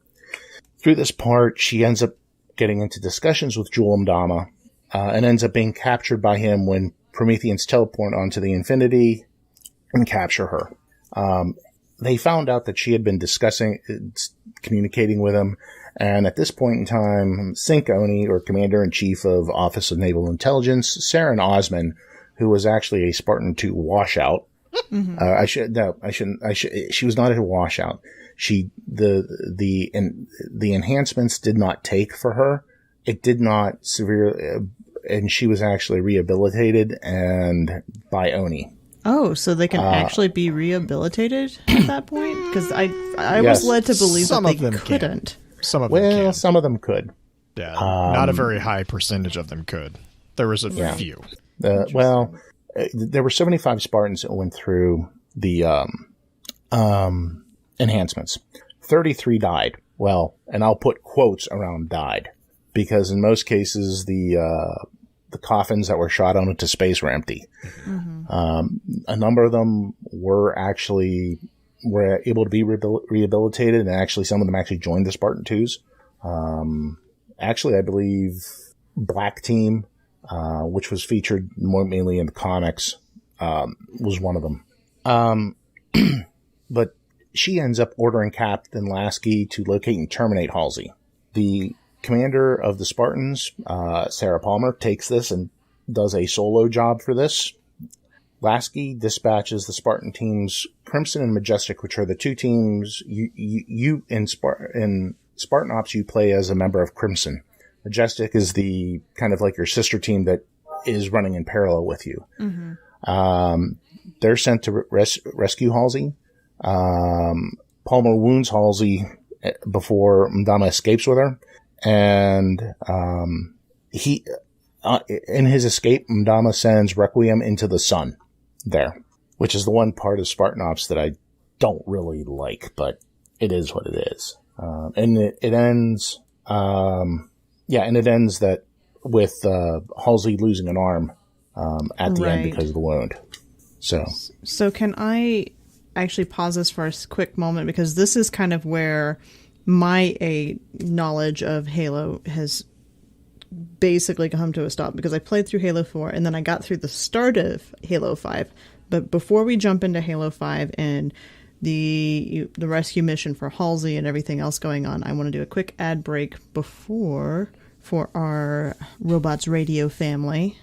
The hosts at Robots Radio get a lot of questions from people who are interested in starting their own podcasts about how they can start, how they can grow their audiences, how they can create good content, even what microphone to use and what software to use, things like that. Well, we're changing things up at Robots Roundtable to talk and share about the things that we've learned, the things that work and the things that don't. We're sharing with you our actual real-world experience. How can you launch a show like the Fallout Lorecast and get as many listeners as we did early on and rocket to the top of the charts on Apple Podcasts? How do you create a show in such a crowded marketplace as it is today, as opposed to 10 years ago? We're getting together every week to share our answers with you. Just look up The Podcast Professor, a Robots Roundtable with the hosts from Robots Radio. And Blue, do you have anything to start this off for the Halo 5 thing now that we're back? And I mean, this is where a lot of the transmedia of Halo starts really, in my opinion, really starts tying back in and shining, because you have Hunt the Truth, which is just ridiculously well done, and then you also have what was it? Nightfall, which was the other one. Yes. I actually really liked Nightfall, which is also, going back to Logoko, you also get to see Logoko there too.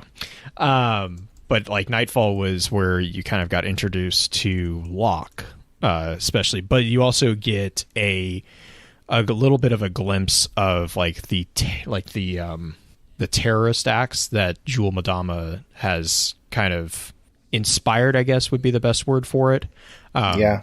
Because during Nightfall, at the beginning, there is an elite basically that does a terrorist bombing on a human colony, and it's a real it's really cool watching Locke's team, which is Fireteam Osiris, which actually that was still when he was with Oni. He hadn't been with Osiris. That's right, because yet. he wasn't a Spartan at that point, right? No, he was not a Spartan. He was a Oni fixer. That's right. That's right. Because they had, was that the old Spartan 2? That was yes. the big dude. So it was like that entire miniseries is actually, I really enjoyed it. Not as much as I enjoyed Forward Unto Dawn, but it was pretty good. But so that kind of gives you the sense of Locke's character, which then, you play Locke counter to Master Chief in Halo 5. In Halo 5, you have Master Chief on Blue Team, which is his original team from way back in the day. They are all Spartan 2s, and then Fireteam Osiris is all Spartan 4s? Yep, all Spartan 4s. Which, that's where you have Locke, Buck, Tanaka, and Vale. Green, you'll actually recognize this. Locke is played by, I can't remember his name, but he's the guy who does Luke Cage. The Buck is played by none other than Nathan Fillion. I don't remember Tanaka's character, but I know Vale is Laura Bailey. Yeah. And the fun fact there is Laura Bailey plays Vale, who's on Team Osiris, and her husband, Travis, plays Fred, who's on Blue Team. So it's literally a red versus blue situation going on in their household. That was really, really cool. I love the...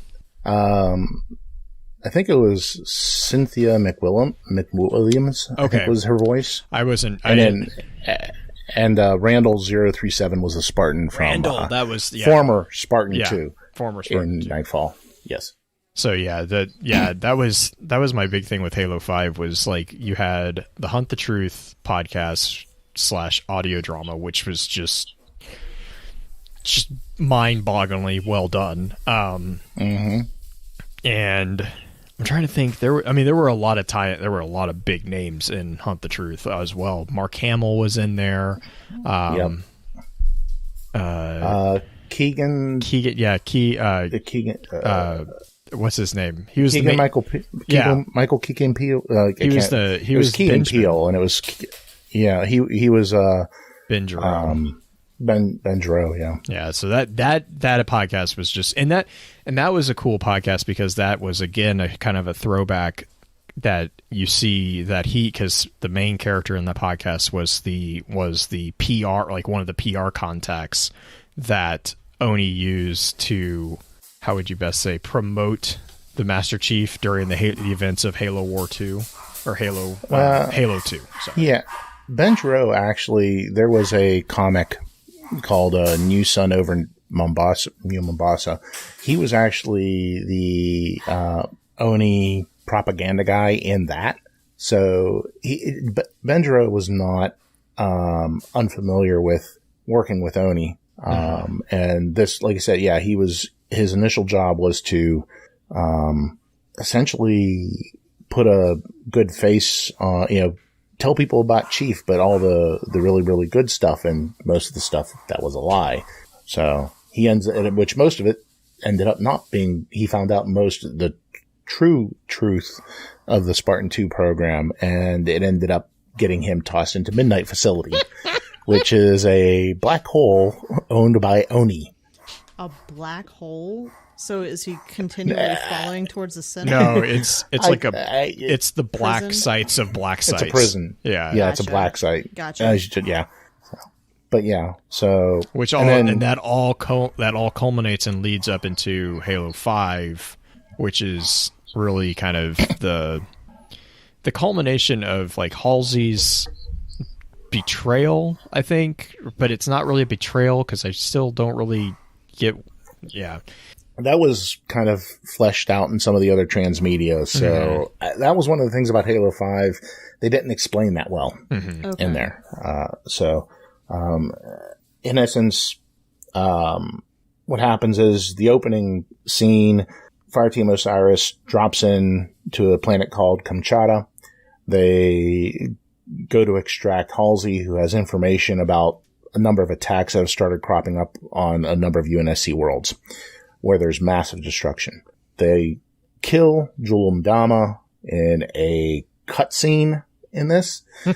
There was a bit of anger about that. Yeah, so everyone's mad. Justice Ghosh. That's yes. I mean, I see both sides to that one. Mm-hmm. I remember that cutscene. I actually was just playing through that the other day because I'm trying again. I'm trying again to make it through Halo 5. It's a Halo 5 playing solo. I will be honest, that was a slog. That was it is difficult. And when you decide to put it on Legendary, yeah, God, I did, and have alcohol nearby. Yeah, because yes. So anyway, in a parallel to this, Blue Team is sent out to recover a ship called the UNSC Argent Moon, which was an Oni research facility. Okay. It ends up that the Covenant find it as well, and to keep it from falling in their hands, they go to scuttle it. During this mission, John is contacted by Cortana, who was supposedly dead. Yes, and in sending him and Blue Team to Meridian, or asking them to go to Meridian for the reclamation, is how she phrased it. It ends up that when at the end of Halo 4, after Cortana split off the rampant pieces of it, they all fell into the slip space event that was occurring beneath it. That gave Cortana, a fragment of Cortana, access to the domain. The domain is the Forerunner warehouse of knowledge, which allowed her to actually cure rampancy. Infinite amount of space to work with. Pretty much. So, after scuttling the Argent Moon, Blue Team goes ahead and they essentially go AWOL. In a pretty I really like that cutscene from a family vibe perspective that it gives. But, and then Osiris is sent to bring Blue Team back. At the end of it, Cortana sends a message across the galaxy inviting people to join the Created, which is her group, along with a number of AI, and a number of smart AI do defect and go with her. Because they feel... That's when everyone went, ruh-roh. Mm-hmm. Well, I mean, to be fair, on their side, too, she's promising them a cure for rampancy. Exactly. And that's like the big bad for smart AI is... Right. I mean... it's one of those events that, like, you're like, I can't really blame you for a lot of them doing that or deciding to do that. Right. So Cortana wants to try to convince John and Blue Team to join them. John realizes that, this is not the Cortana he knows. She ends up sealing him in a cryptum, with the goal of sealing him in there for 10,000 years to try to convince him. Because that'll work. Yeah, it worked so well with the Didact. Mm-hmm. Well, there's other details with right, that. Yeah. No, it's like, I was like, yeah, but... I won't. But anyway, that was her goal. It ends up that Osiris is able to stop her along with the help of a Forerunner AI called Exuberant Witness. They're able to stop that, at least stop Cortana from taking Blue Team. The two Spartan teams then rendezvous on Sanghelios, along with the Swords of Sanghelios and other members of Infinity, including Palmer and Catherine Halsey, to plan what their next steps are, because Cortana has sent what are known as Forerunner Guardians. Mm-hmm. They're massive war platforms that essentially will put out a massive EMP, which will knock out all technology. For what they look like, that's the image that's on the cover art of Halo 5. The winged figure, which is also the mini statue that you got if you got the limited edition game. That's a Guardian. That was one of the Guardians, right. And that's also what happens at the end of Hunt the Truth. That's the tie-in to it. Mm-hmm. Is you actually get to hear one of the Guardians waking up in the podcast, which is a really cool scene. Okay, so giant Guardians, which are essentially EMPs, which look like they're part of the Promethean group, right? Mm-hmm. Like they're created by Prometheus. Yep. Were they intended as essentially EMPs to knock out all technology? Wouldn't that also knock out the Prometheans because they are technology? No? No. That's so bad. Well, Prometheans aren't living technology. They just have ancillary suits. And most of them would be on the war platform itself, so... Right. But... No, go ahead. You're also talking about a race who made the Halo rings, so realize self-destruction's not foreign to them. Sure. Mm. And you have to remember the whole thing which drives everything is the idea of the mantle of responsibility, which essentially is being a caretaker for the universe. Right, which was put on the humans, correct? Right. But there was a group called Precursors that they were the ones who created all this. This story. They created everything in the universe. They created the Forerunners. The Forerunners were essentially their military branch. They also created humanity. What they ended up doing was they decided that humanity was going to be the ones that were supposed to take over the mantle. Right. Well, this upset the Forerunners, especially since they thought that they would end up being destroyed. So they waged war against the Precursors and either killed them all or drove them all off, and then assumed the mantle of responsibility. They viewed the mantle not as the Precursors viewed the mantle of responsibility as kind of like a benign leadership that you kind of let things happen, because everything happens for a reason, unless there's something which would totally knock everything way out of whack. The Forerunners viewed it as an imperial peace, when that's actually something John says in Halo 5. It's an imperial peace, meaning they dictate everything. Gotcha. And they actually prevented races from progressing. The prophets. Well, they actually did that with humanity. Oh, that's right. Yeah, that's right. They did, yeah. They held, and that's what part of what drove the humans and Forerunners into conflict, along with something else that will take us down another rabbit hole, and we won't go there because we don't have time. Well, we have about 8 minutes, so if we can wrap up this episode and then pick it back up with the advanced episode on Halo Wars 2, if that's okay? Yeah, we can definitely do that. Yeah. Okay, so also in 2558, this is when the Banished arrived on Installation 00, the Lesser Ark, and killed all the UNSC personnel. Last piece for this is Halo Wars 2.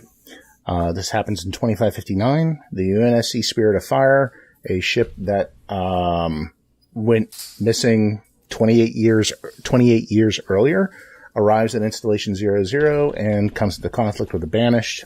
After a number of encounters, the UNSC is able to prevent the Banished from getting what they specifically went to the Ark for, which was a Halo ring, because the Arks are what actually created the Halo rings.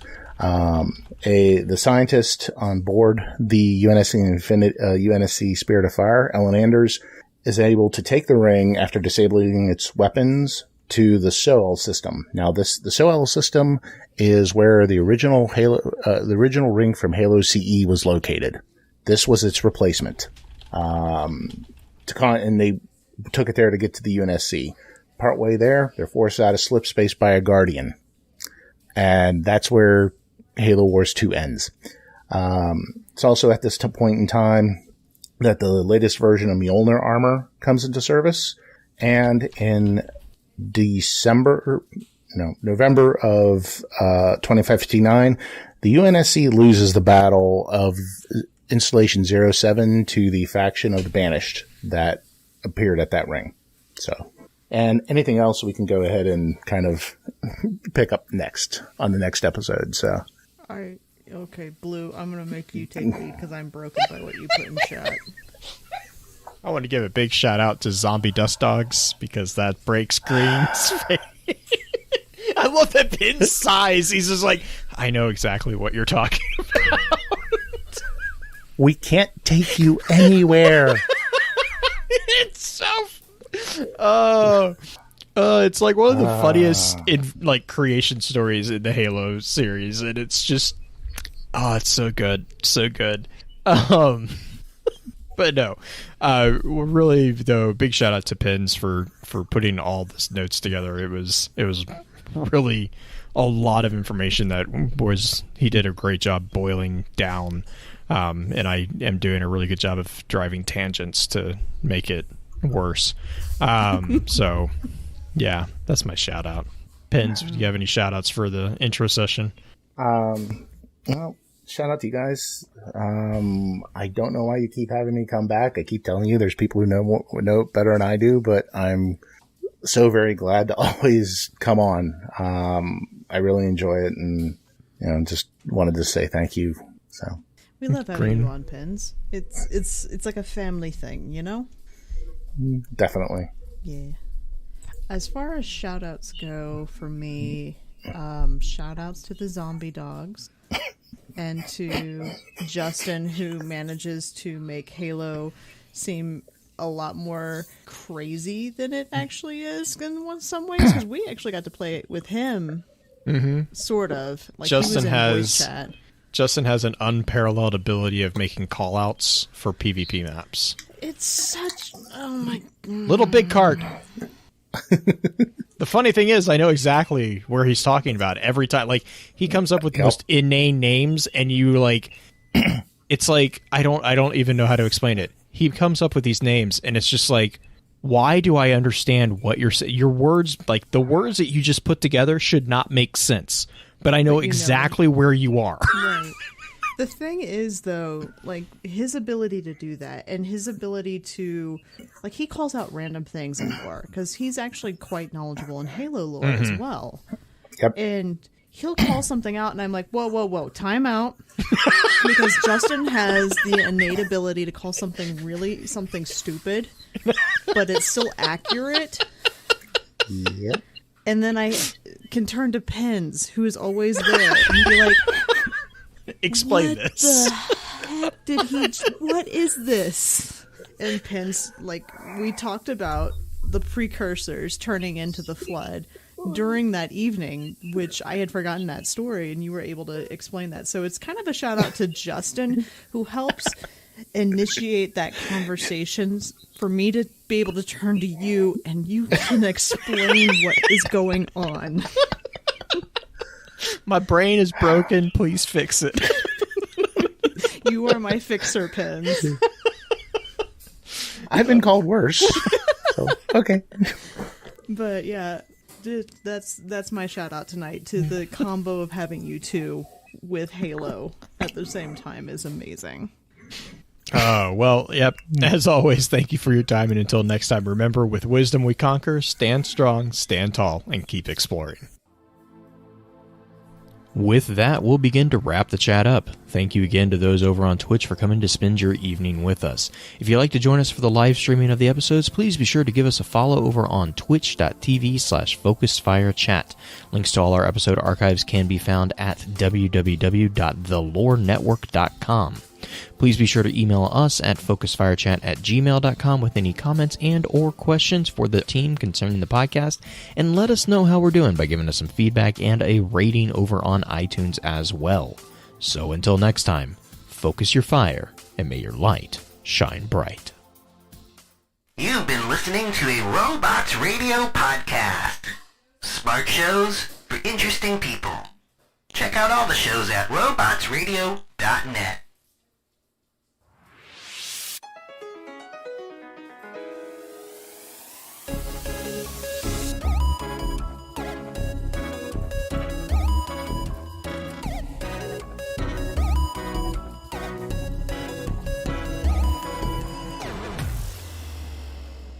Welcome to another Keel Hauled podcast. I'm your host, Captain Logan, and we've got a lot of Sea of Thieves news to cover today, so tie yourselves to the mast and hold fast. Ahoy there, pirates. I hope you had yourselves a good week and a good weekend. I know I did. This week, we're going to be talking about some community stories as well as what I did on the seas, and I wanted to touch a little bit on some theories I might have with the upcoming update, thanks to some of the sound design studios from Rare, as well as some code of conduct stuff. So let's get into it. First up on today's docket, I did want to touch on something that came out from the Sea of Thieves team. They reached out with a post that they call reaffirming community policy. Now, this is going to be something that kind of dives into stuff that I talked about back in July, something that dealt with 2 streamers and harassment that happened as a result of an event back in May. Now, hopefully you guys are privy to this. If not, it's probably not going to personally affect you, but it is a shame that it happened nonetheless. So I wanted to take some time to reach out to you and tell you some of the things that we were told and kind of my feelings on it. So Rare told us that there's a lot of stuff that they wanted to kind of let us know about, just to kind of remind us that they do care about how we feel about certain things and that they condemn any form of bullying, harassment, hate speech, or discrimination, and have always been proud to call the Sea of Thieves community a welcoming and inclusive place, something I can attest to myself. There are outliers in that instance. It's hard to say that there aren't a few bad apples in the community, and most of the time we try to make sure that we root them out to get them away from the rest of the community so that it doesn't become a place that is consistently toxic. One of the issues that comes with this is dealing with the partner program. And they wanted to state that the creators within the partner program are held to the same rules as players, and they don't make exceptions, and the integrity of the game and their message and of inclusivity is at their foremost concerns. Now, I understand why they're saying this, and a lot of it has to do with the lack of faith that some of the community members out in the Sea of Thieves community have about the team regarding this previous event with the 2 partnered streamers. They wanted to let us know, and I'm going to read this a little verbatim so that you guys have the full context of what they're saying.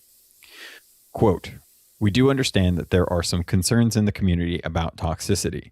This is an important decision at Rare, and we are treating it as a top priority, with our goal being to review and ultimately improve our policies so that everyone is working together to uphold what makes the Sea of Thieves community so special.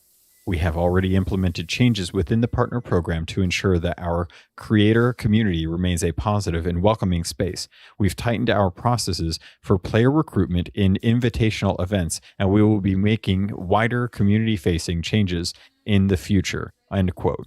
So, what are they saying? Basically, they realized that they messed up in not making sure that they had better oversight in what's going on with some of the events that they sanction, namely community-run events that bring in partners as a way to promote the game and to show a public-facing persona from the Twitch community.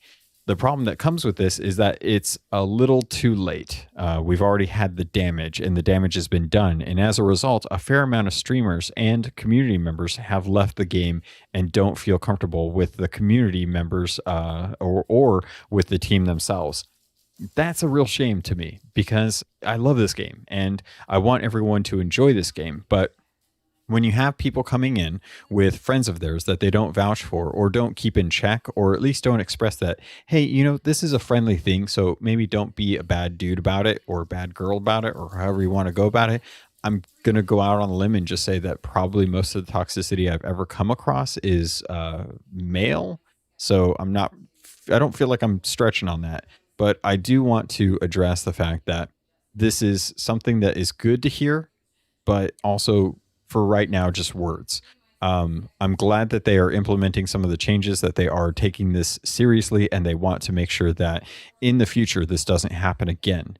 And that's great lip service. But unfortunately, until something comes up where we run into another situation where this could be an issue and it doesn't, we won't know if these changes or these processes have been adhered to. And I trust Rare to adhere to them. And I would hope that if we can, and they say that they will be making wider community-facing changes in the future, that we have a good scope of what those are going to be, because there's no way that we'll be able to hold Rare accountable for these actions if we don't know what actions they are.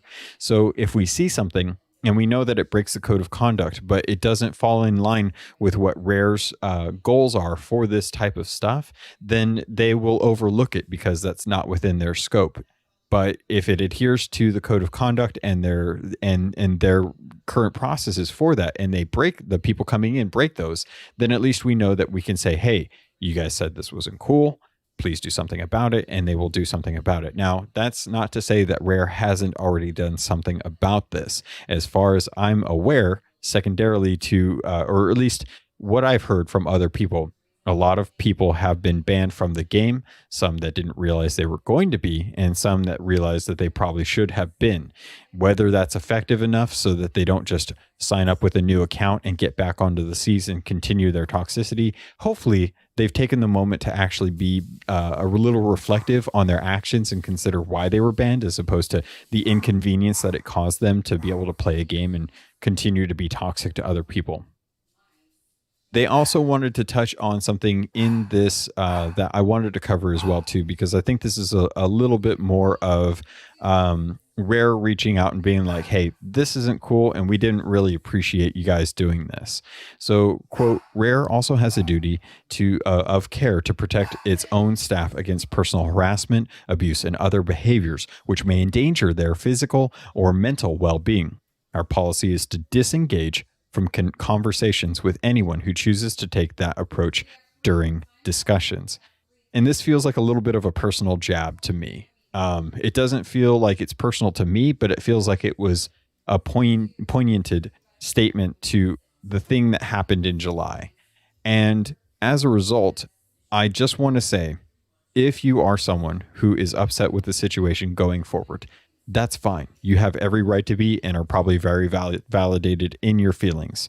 What's not okay is attacking devs personally, because at the end of the day, they're just trying to do their jobs. And if you're a streamer and you're trying to do your job and you come across something or you come across toxicity in the game, please report it and try and get that person to be kicked out of the community, or at least to get banned. You know, whatever the judgment call is, I leave that up to Rare, because it's their game and we're following their terms of service, their code of conduct for playing the game.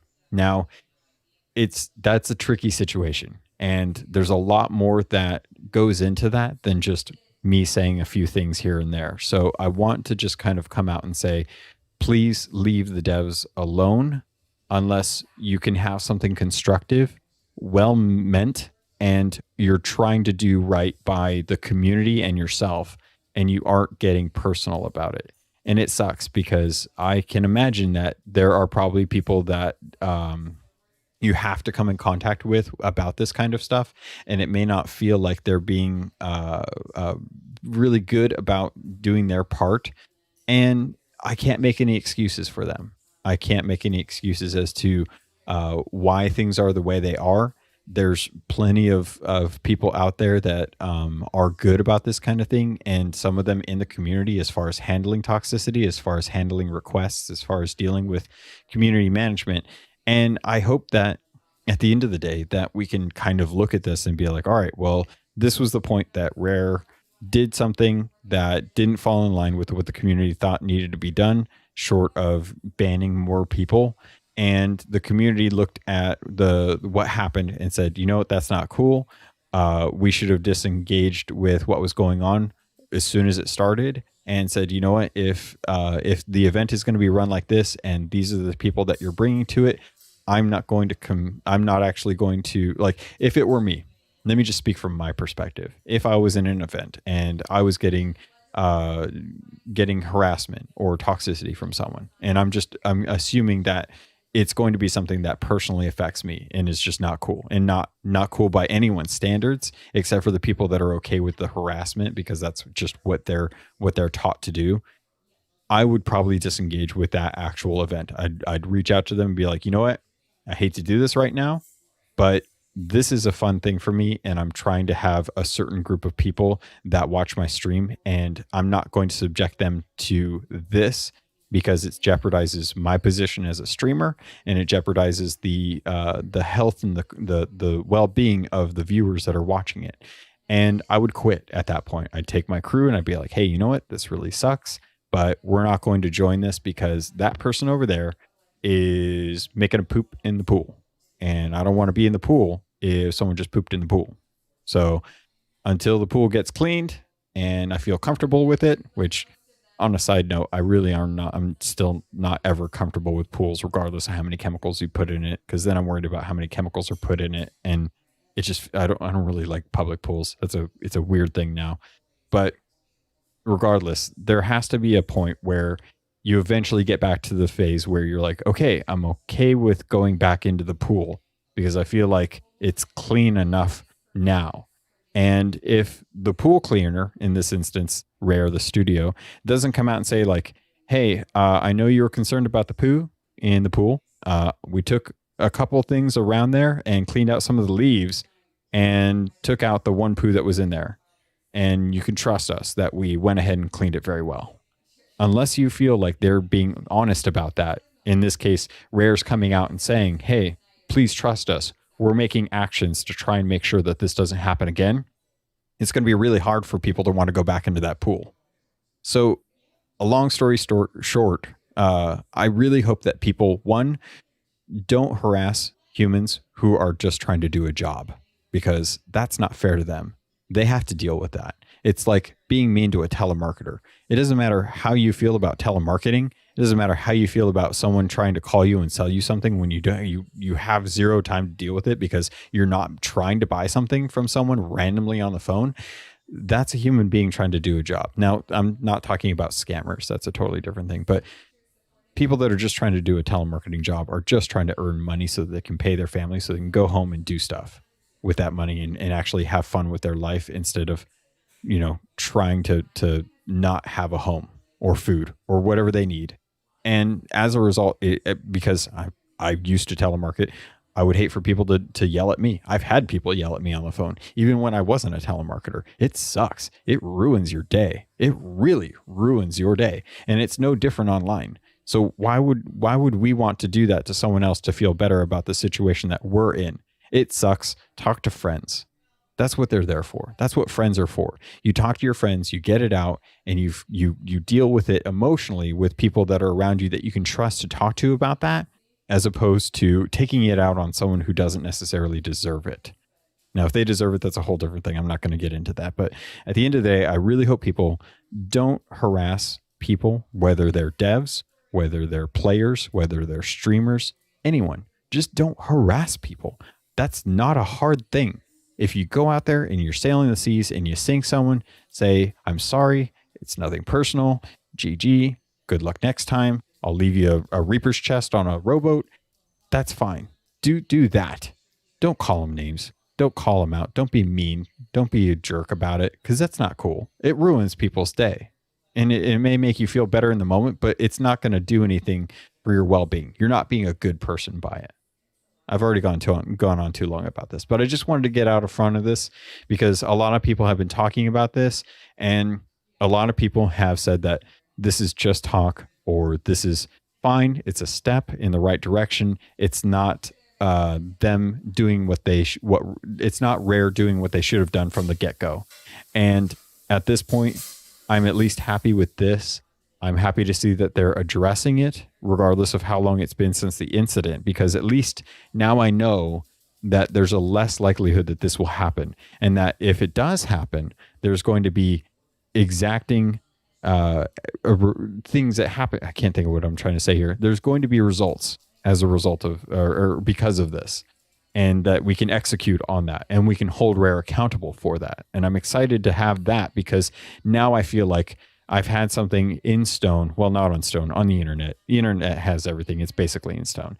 They're basically saying, this isn't cool. We don't tolerate it, and we're not going to tolerate it. And if it happens, here's a way to report it. So in the show notes, I'm going to have the link for you to be able to report someone. So if you do come across someone who is being toxic, not someone who's sinking your ship, because it's a pirate game, it's going to happen. Happens to me, happens to you, happens to everyone.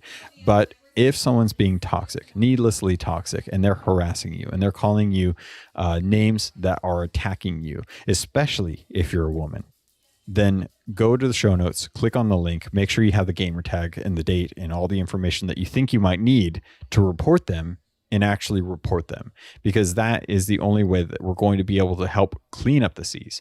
Rare won't know about this all the time, but if you can record it, it's real easy to record on Xbox. You can record it, you can upload it to Xbox Live, you can download the Xbox console companion app on your PC, or probably Mac. I don't know. I don't have a Mac anymore to be able to test this out. But you can download it on there. You can upload it to the website.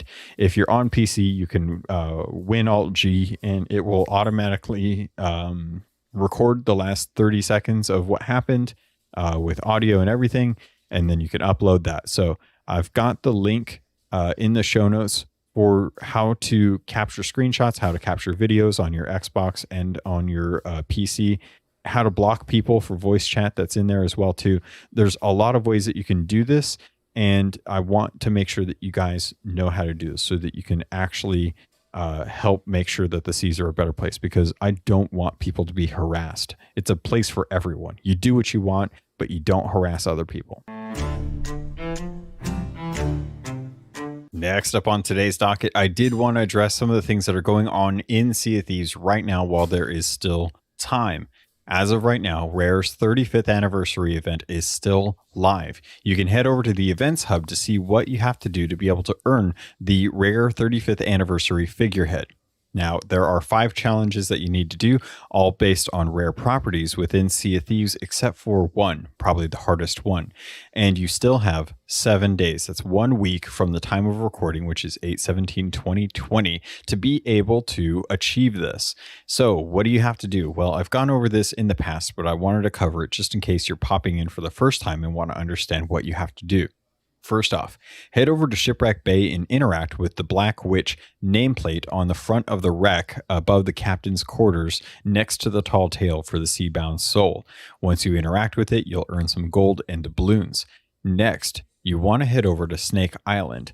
On the island, in the middle section of the main island, there is going to be on the north side a small wall painting that is of 3 mighty toads for the battle toads. There's a picture on the website that explains where this is, but if you're not sure, I would recommend heading over to Rare Thief to check that out, and just type in Battletoads, I imagine. Battletoads. There's also a guide there that I talked about last episode that I want to make sure that you know about too.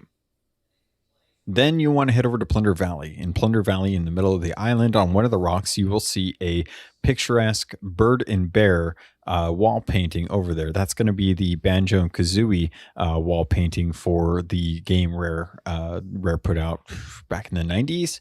So head over there next. The next one you want to do is over at Thieves Haven, and that's where you're going to find on the middle tier of the island on the north-hand side 3 animals surrounding a sun. That's going to be their Viva Pinata. Much like I talked about with Jay Pizzle, I have no clue what those animals are. Hopefully you do, and hopefully you can tell me.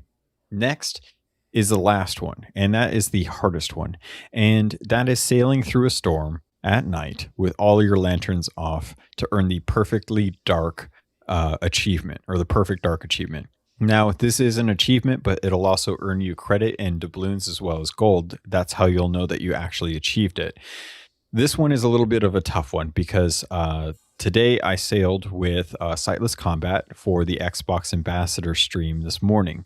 And we had 2 hours to go around to actually do this. And one of the things that we paid attention to was the fact that this is an individual-based thing.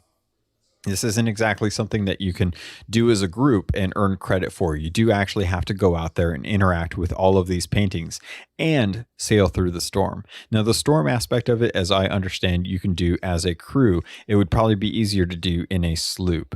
Now, we managed to get Combat to all of the different interactions and all the wall paintings, and he's got all of those.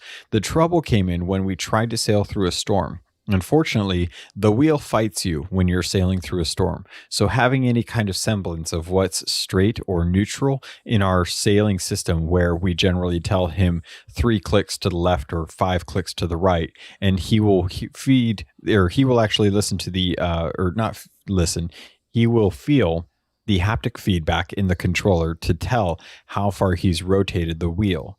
And he has a neutral position that vibrates as well too.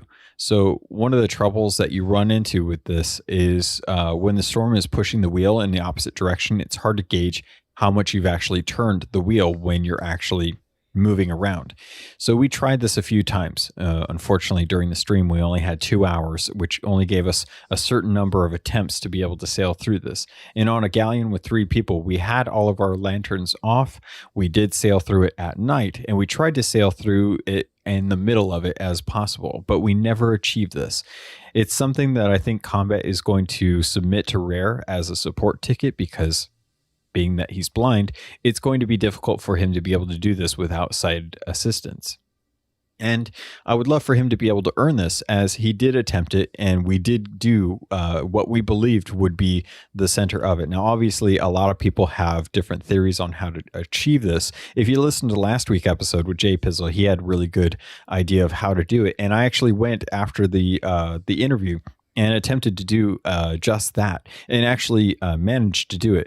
So if you do try to do this, you haven't actually gotten it in, you do want to sail in and around midnight. If you open up your pocket watch, you'll be able to see what time it is, and sunset's usually around 8 or 9 p.m. in the game, and sunrise is usually around 5 or 6 a.m. in the morning. So make sure that you're tailing the storm when you actually head into it, but you do want to make sure you get in there at least around like 10 o'clock and try to sail through the middle of it by the time you exit, hopefully before 3 a.m. in game. And bear in mind too that hours are minutes when you're in there. So 1 minute is 1 hour in game. There's 24 minutes for 24 hours in the game for a full day.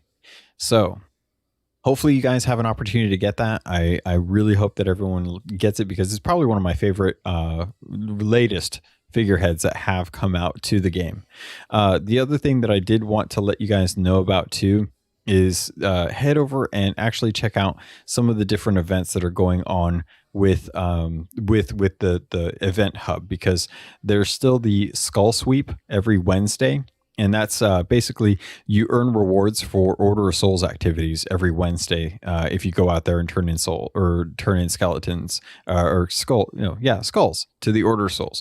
And there's always the gold rush that happens every day between a certain amount of time. It's 1800 p.m. to 1900 p.m. British Standard Time, which I'm just going to put in there as a daily reminder so that people know. And then it's also 1800 p.m. to 1900 Pacific Standard Time as well too. So hopefully that helps you guys earn 1.5 multipliers for your gold. Although I have heard recently that there might be some bugs not continuously giving you that multiplier. I don't know why I keep saying player.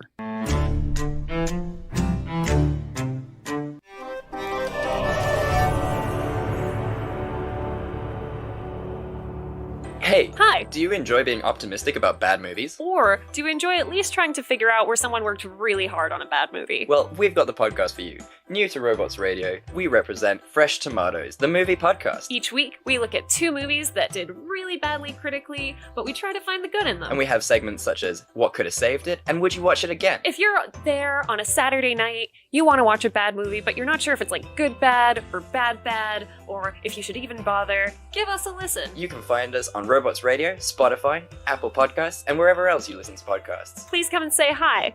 We love you already. Goodbye. Hey there, pirates. You've heard me talk about Gamefly in the past, and I wanted to give you guys an update on that promotion.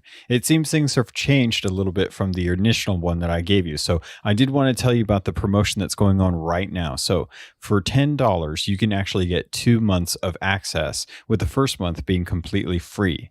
You do want to be able to use the link in the show notes to access this, and make sure that you let them know that I came here, but the link itself is going to let them know that you came from my podcast. So if you're happy with a game, you can return it, play another one. There's no shipping charges. You can keep it as long as you want, and they sell old games as well too. So if there's a game that you've been wanting to play and you haven't gotten around to it, get it from Gamefly, play it. If you want to keep it, you can pay for it and actually keep that copy. It's a great way to test out new games, or if you like to cycle through different games that have come out but don't want to have to buy them at full price, this is a great way for you to access that content. As always, thanks for listening to the podcast, and I'll be right back with the rest of the show.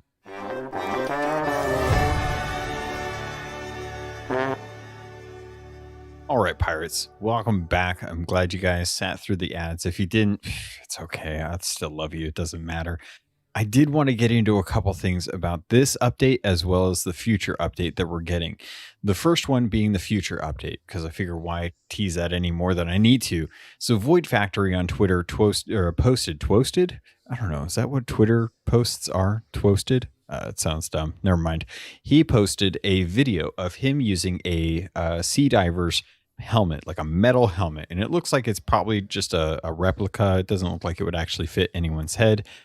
Maybe I don't even think a small person's head could fit in this. It's probably not functional.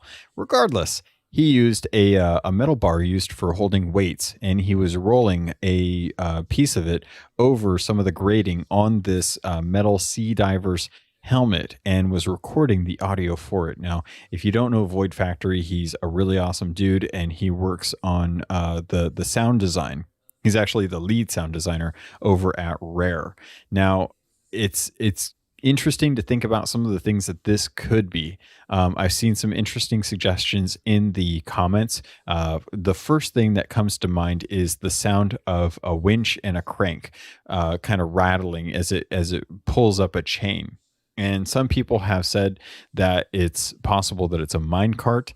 Some people have said that it could be a train. Some people are saying that it's some sort of steampunk clockwork type thing. And a lot of us seem to be coming to the conclusion that it could be one of two things, and one of them being a deep sea diving expedition into deeper waters, and the other one deals with the Reaper's hideout.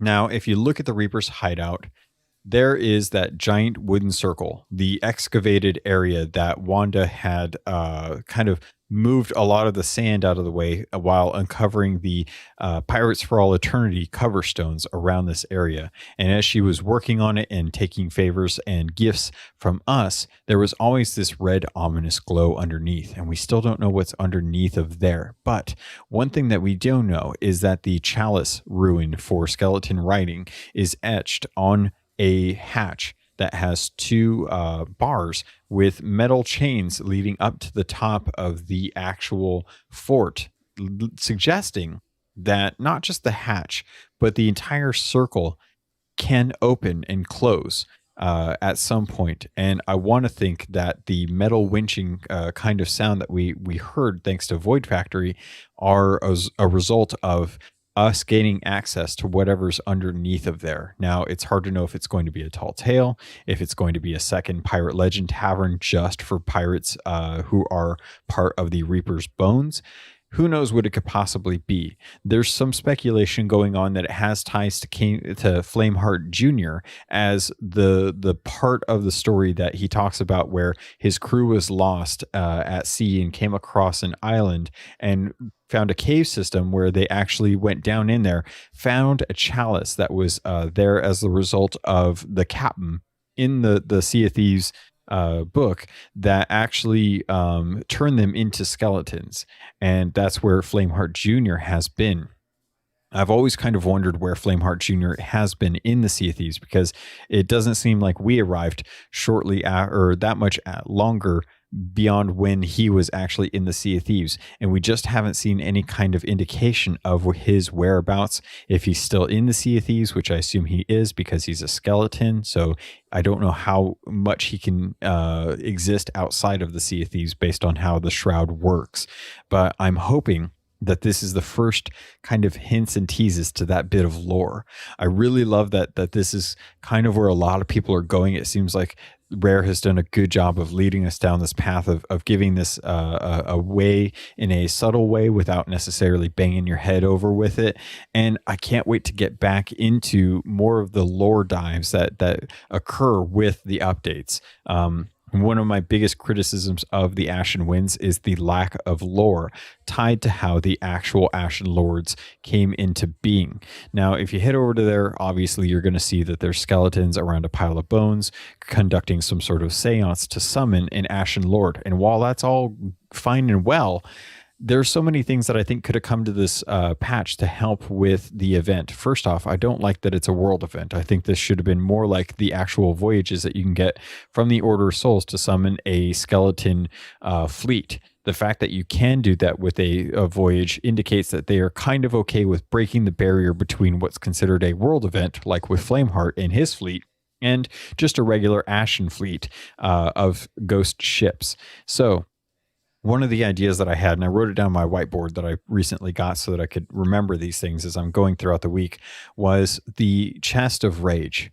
The Chest of Rage has been noticeably absent in the Sea of Thieves. In fact, I think the only way that you can obtain one currently is if you've held on to Chest of Rage voyages, or if you go and actually complete the Molten Sands Fortress out in the Devil's Roar.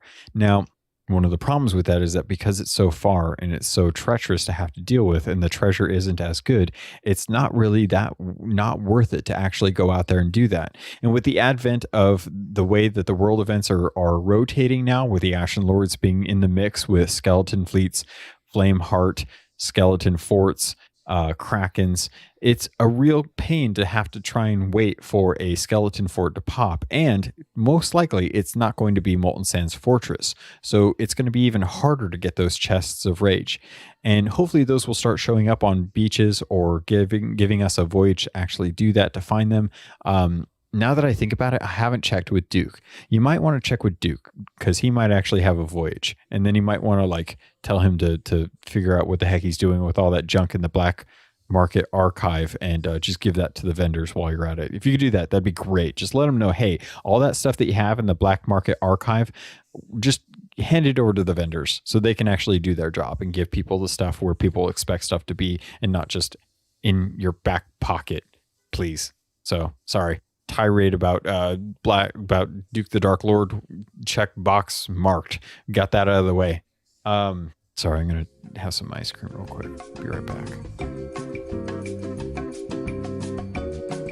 Oh, so good.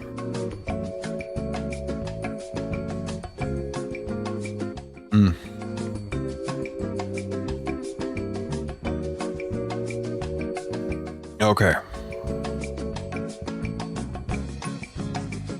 All right. I think that's good.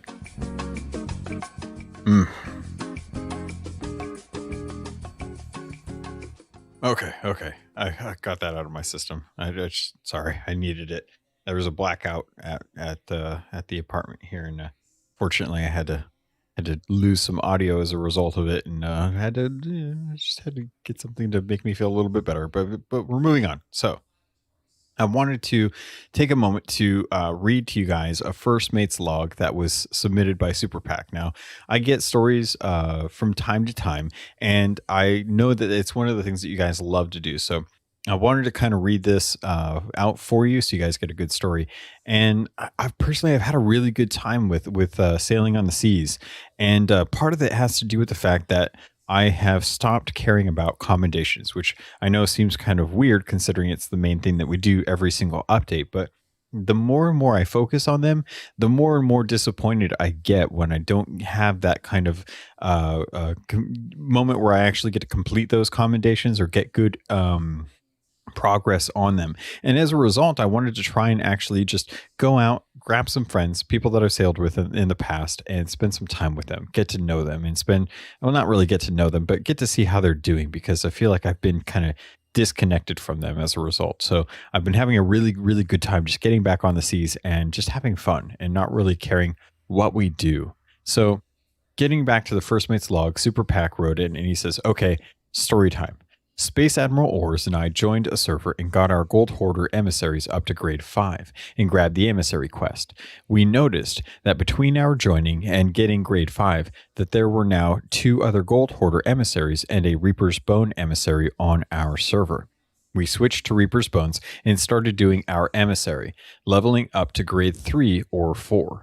The other Reaper Bones ship was heading for a Reaper's chest in the southeast corner of the map. They didn't end up getting that, but they clearly had some PvP success as they were grade 5 pretty quick. We were at Crescent when we noticed they were sailing past Golden Sands right towards us. They got some lucky shots and cannoned Ors and I in the head and were about to board, anchor us, and get our mast down. However, 2 other sloops that the brig crew had clearly messed with before showed up and engaged them while we were dead. That gave us just enough time to get control of our ship back, not sink, and join in the chase. 3 sloops chasing a Reaper Bones brig. Using speaking trumpets, we made it clear to the other sloops that we were with them in wanting to sink the brig. Couldn't alliance since our flag box decided to bug out, unfortunately. The brig juked and tried to bait all of us to sail into potential borders or sailing near forts where they had someone on cannons. Unfortunately, the tactics worked on the other 2 sloops, and those ships sank. While they attempted to bait us into Sharkfin Camp cannon range, we sailed southwest and got a little bit of a distraction on them. We had a fair bit of treasure aboard. And if they were going to chase us, it was uncertain that we'd get to cash it all in. So we loaded it into the rowboat, and I took off rowing west while Ors went east. They took the bait and followed him, never saw the rowboat slip away. I thought maybe they'd cannon over to Daggertooth since we had just passed that outpost. So I rowed to Sanctuary while Ors led them into the Devil's Roar to the edge of the shroud. I cashed everything in and came back. We sailed the Galleon's grave. Throughout this run, they tried to board us many times, but only succeeded the one initial time. And after that, we were not able to get our masts down or put any significant holes in the ship. Whenever we turned to fire, they would turn tail and run, again, trying to get us to chase them. As we sailed to Galleon's grave, we dumped some of the excess storage crates we had, ammo, supplies, treasure chests, got rid of anything on the ship that could be cashed in or used. Then We beached and anchored our outpost at the outpost, ran to the Reaper's Bone table and lowered the flag, then scuttled. The brigantine crew cannoned over, and what plunder awaited them was nothing. Not a thing. Zip. Not even a Reaper's Bone flag. They didn't realize it initially, coming up and confidently declaring victory. Then it dawned on them that the treasure was gone and that they got very salty very quickly.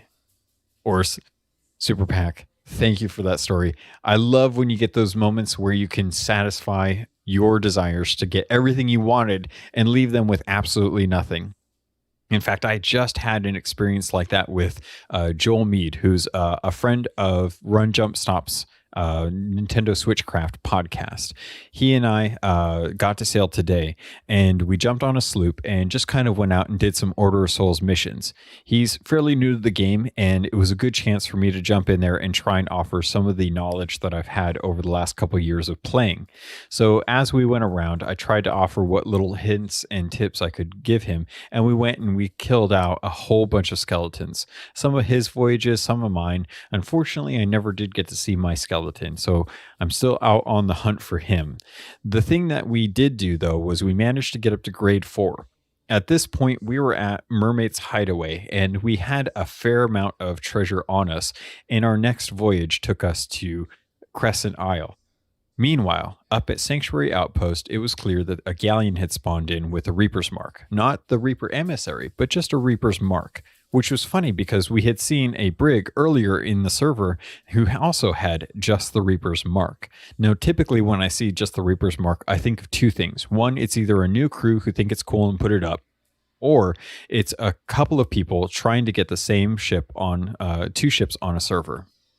These were neither the case, as they never came after us, and they never went to meet up with anyone else to alliance up. So we're still a little unsure of what happened there, because all of the Reaper ships that we saw on that server ended up disappearing mysteriously. The galleon, the brig, a sloop later on, all of them had Reaper's flags up and eventually disappeared. Not near an outpost, mind you, because they didn't cash anything in. In the middle of the ocean where we had marked on the map their location, the flag just disappeared and we never saw the ship on the horizon since. But one of the things that we did do was we took all of the treasure that we had stored up. Now, bear in mind, we're Order of Souls 4 at this point in the our emissary rank, and we were hoping to get 5. But because of the galleon being up at Sanctuary and us being close to Golden Sands Outpost, I wanted to ensure that Joel managed to get as much of the treasure in to get levels on his way to Pirate Legend. So with the grade 4, we cashed everything in we had, and we noticed that the galleon started to set sail. And at this time, we weren't clear of their intentions. So I voted the emissary down and told Joel to head over to the Order of Souls tent to do the same. We lowered our flank and proceeded to head over to Crescent Isle. And it was at this point that we noticed that what a galleon was beelining for us was now a galleon heading over to Wanderer's Refuge. And we had successfully deterred them from heading over to our ship. We ended up finishing up that voyage and doing a few other things on the way to Plunder Outpost, where we eventually cashed in what we had picked up afterwards and ended our voyage there. I had a really great time with him, and it was a nice experience to get someone who was fresh to the seas and still kind of enjoying things, to give him as many hints and tips about how to double dig or how to sword lunge or how to deal with a ship or just not drop the anchor. And hopefully he remembers some of the things that I told him and can share those with other people and becomes more experienced on the seas. And I can't wait to see what happens when he ends up hitting Pirate Legend.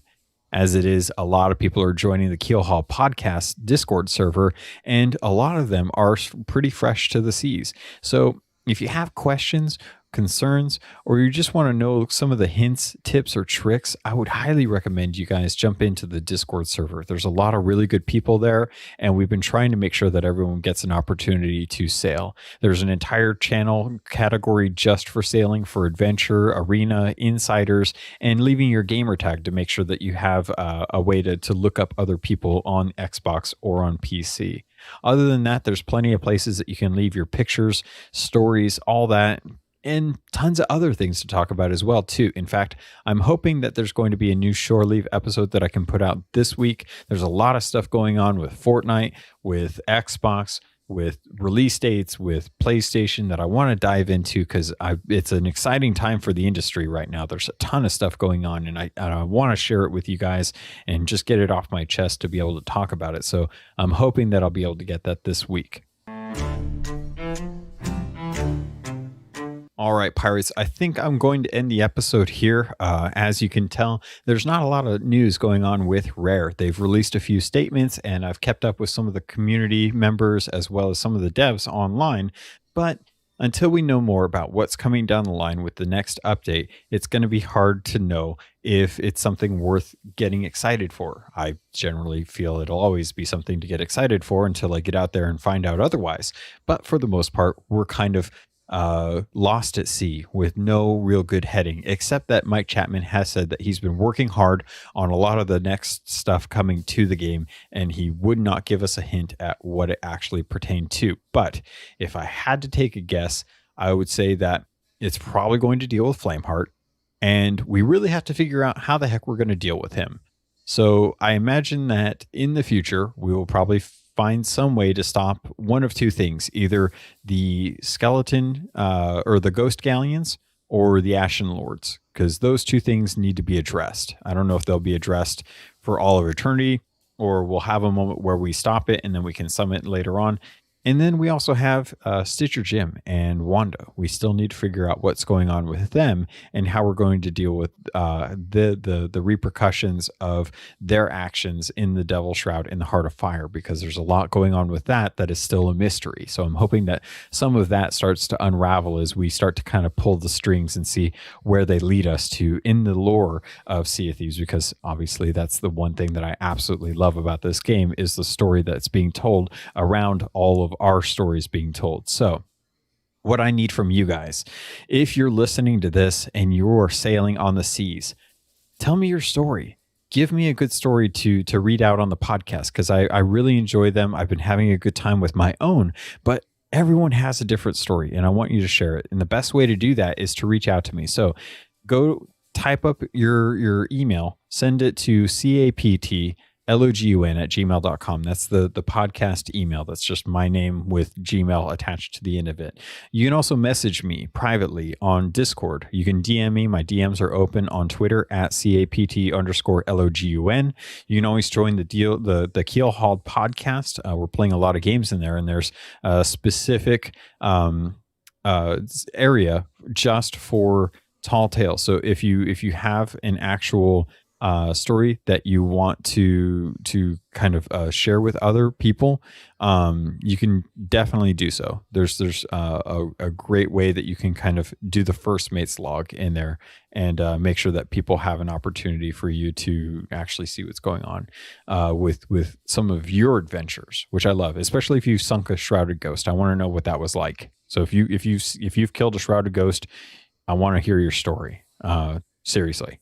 And other than that, there's always ways that you can support me. Gamefly's one way, Loot Crate's another. I have merchandise. If you like the Keelhauled logo, I sell shirts. I sell phone cases on Teespring. The link is always in the show notes. So if you want to head over there, you can always support me by purchasing merchandise and repping the podcast. A few people have done that in the past for events back when we had conventions, when we weren't all walking around with masks on our face. By the way, coconut fever is still a serious thing. Please make sure you guys are being responsible, safe, friendly people out on the world when you're not sailing on the seas. On the seas, you can be murderous, rampaging pirates as long as you're not toxic.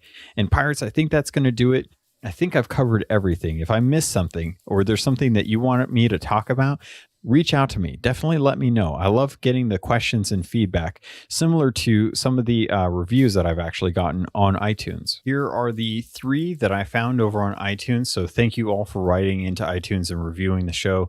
Each one of these is a 5-star review, which I appreciate because it always helps with the ranking in Sea of Thieves. It helps make sure that I I get charted so that if people are looking for a podcast, when you get into that top 200 or that top 150, you get charted and people can actually see your podcast and there's good discovery involved. You guys all know all this. I don't have to explain it because you're all super smart people. So I did want to read these out for you because I want to make sure that if you do write a review, I recognize that because it takes time and effort and I appreciate it. So Pastor Kid 3 wrote in and says, just listen to it. Super informative and entertaining. It's a great podcast to listen to if you haven't been able to play in a while, or if you just want to know everything about new updates. He clearly knows what he's talking about and puts time into these episodes. If you're new to the seas or if you're a pirate legend, I'm sure this podcast will be a good time.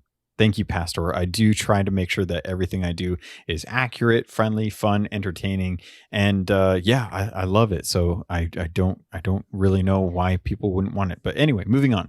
Legendary Cat 344 from Great Britain says, I only got into it a few months ago and I'm obsessed. Thank you, Logan, for all the great content. I am glad to hear that you are loving Sea of Thieves. I want to hear your story. Tell me some of the favorite things that you've run into or some of the weirdest things that have happened to you on the seas. I want to read them out on the podcast.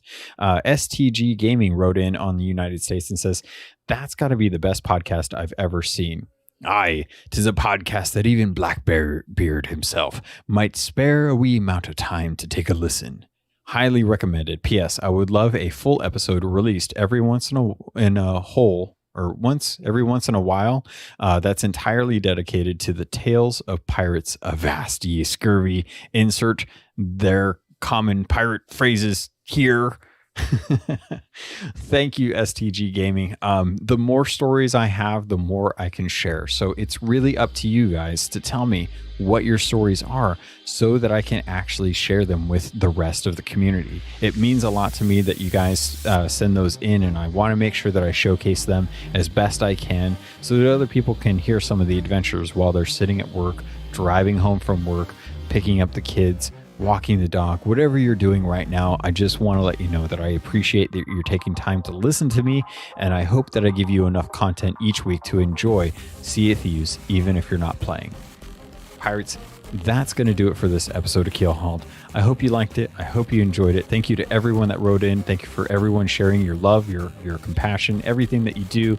And with that, I love you, and I look forward to sailing with you on the Sea of Thieves.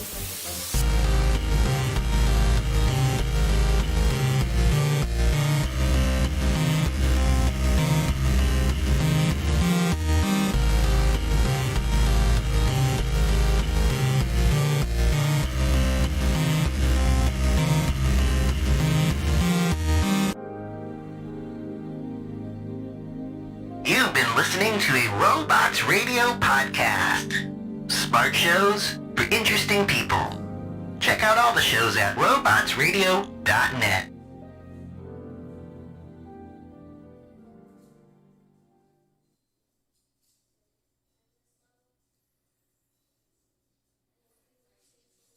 Hey, this is Patches from Patches Things on Twitter, at Patches Plays Games on YouTube, and Patches Papercut over on BookTube, and you're listening to the Download Weekly Gaming News. Robots Radio presents... Rated M for mature.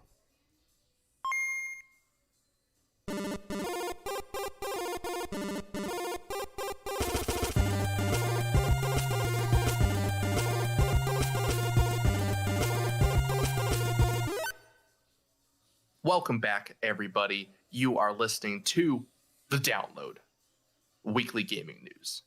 We are exploring alternative names, but we're not ready to share yet. I am Jameson. And I am Brenna. I know, what is going on with this voice and this thing? Also wanted to make a joke about you exploring different names. Like, you know, we could put a poll out. Jamie could change his name to like Jameson or Jasmine. Speaking of that, I've actually been meaning to tell you this. So I have some significant Scottish ancestry. And according to my grandpa, the family name used to be MacDavis when they were from Scotland. The MacDavises, rather than Davis. And then when they moved to the US to assimilate, they dropped the Mac. But there's also Scottish. Davis is also a Scottish last name too. And so I was like, oh, that'd be cool. I would totally change my name. Jameson McDavis. Oh, I like it. Right? Regal, that's totally, but kind of hard. And then I could just train myself to speak with a very slight accent. Uncertain vowels that kind of slowly hit the ear. Yep. And then, oh man, it's fantastic. Yeah. Or you just insert one word that is commonly used that is not commonly used here. Yeah.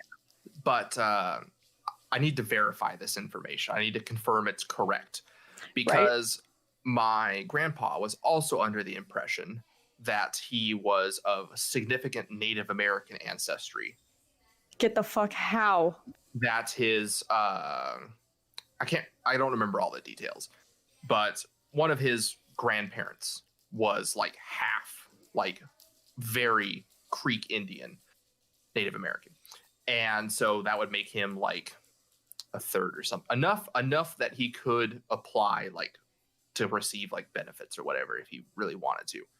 And then so we did DNA tests last year. We've been having a lot of family members do it to trace our lineage. And there is not a single drop of, and he was shocked. He was absolutely shocked. And he's convinced it's wrong, but I know it's not. How the anyway, hell? All right. Tangents right now. It's gonna be a mess.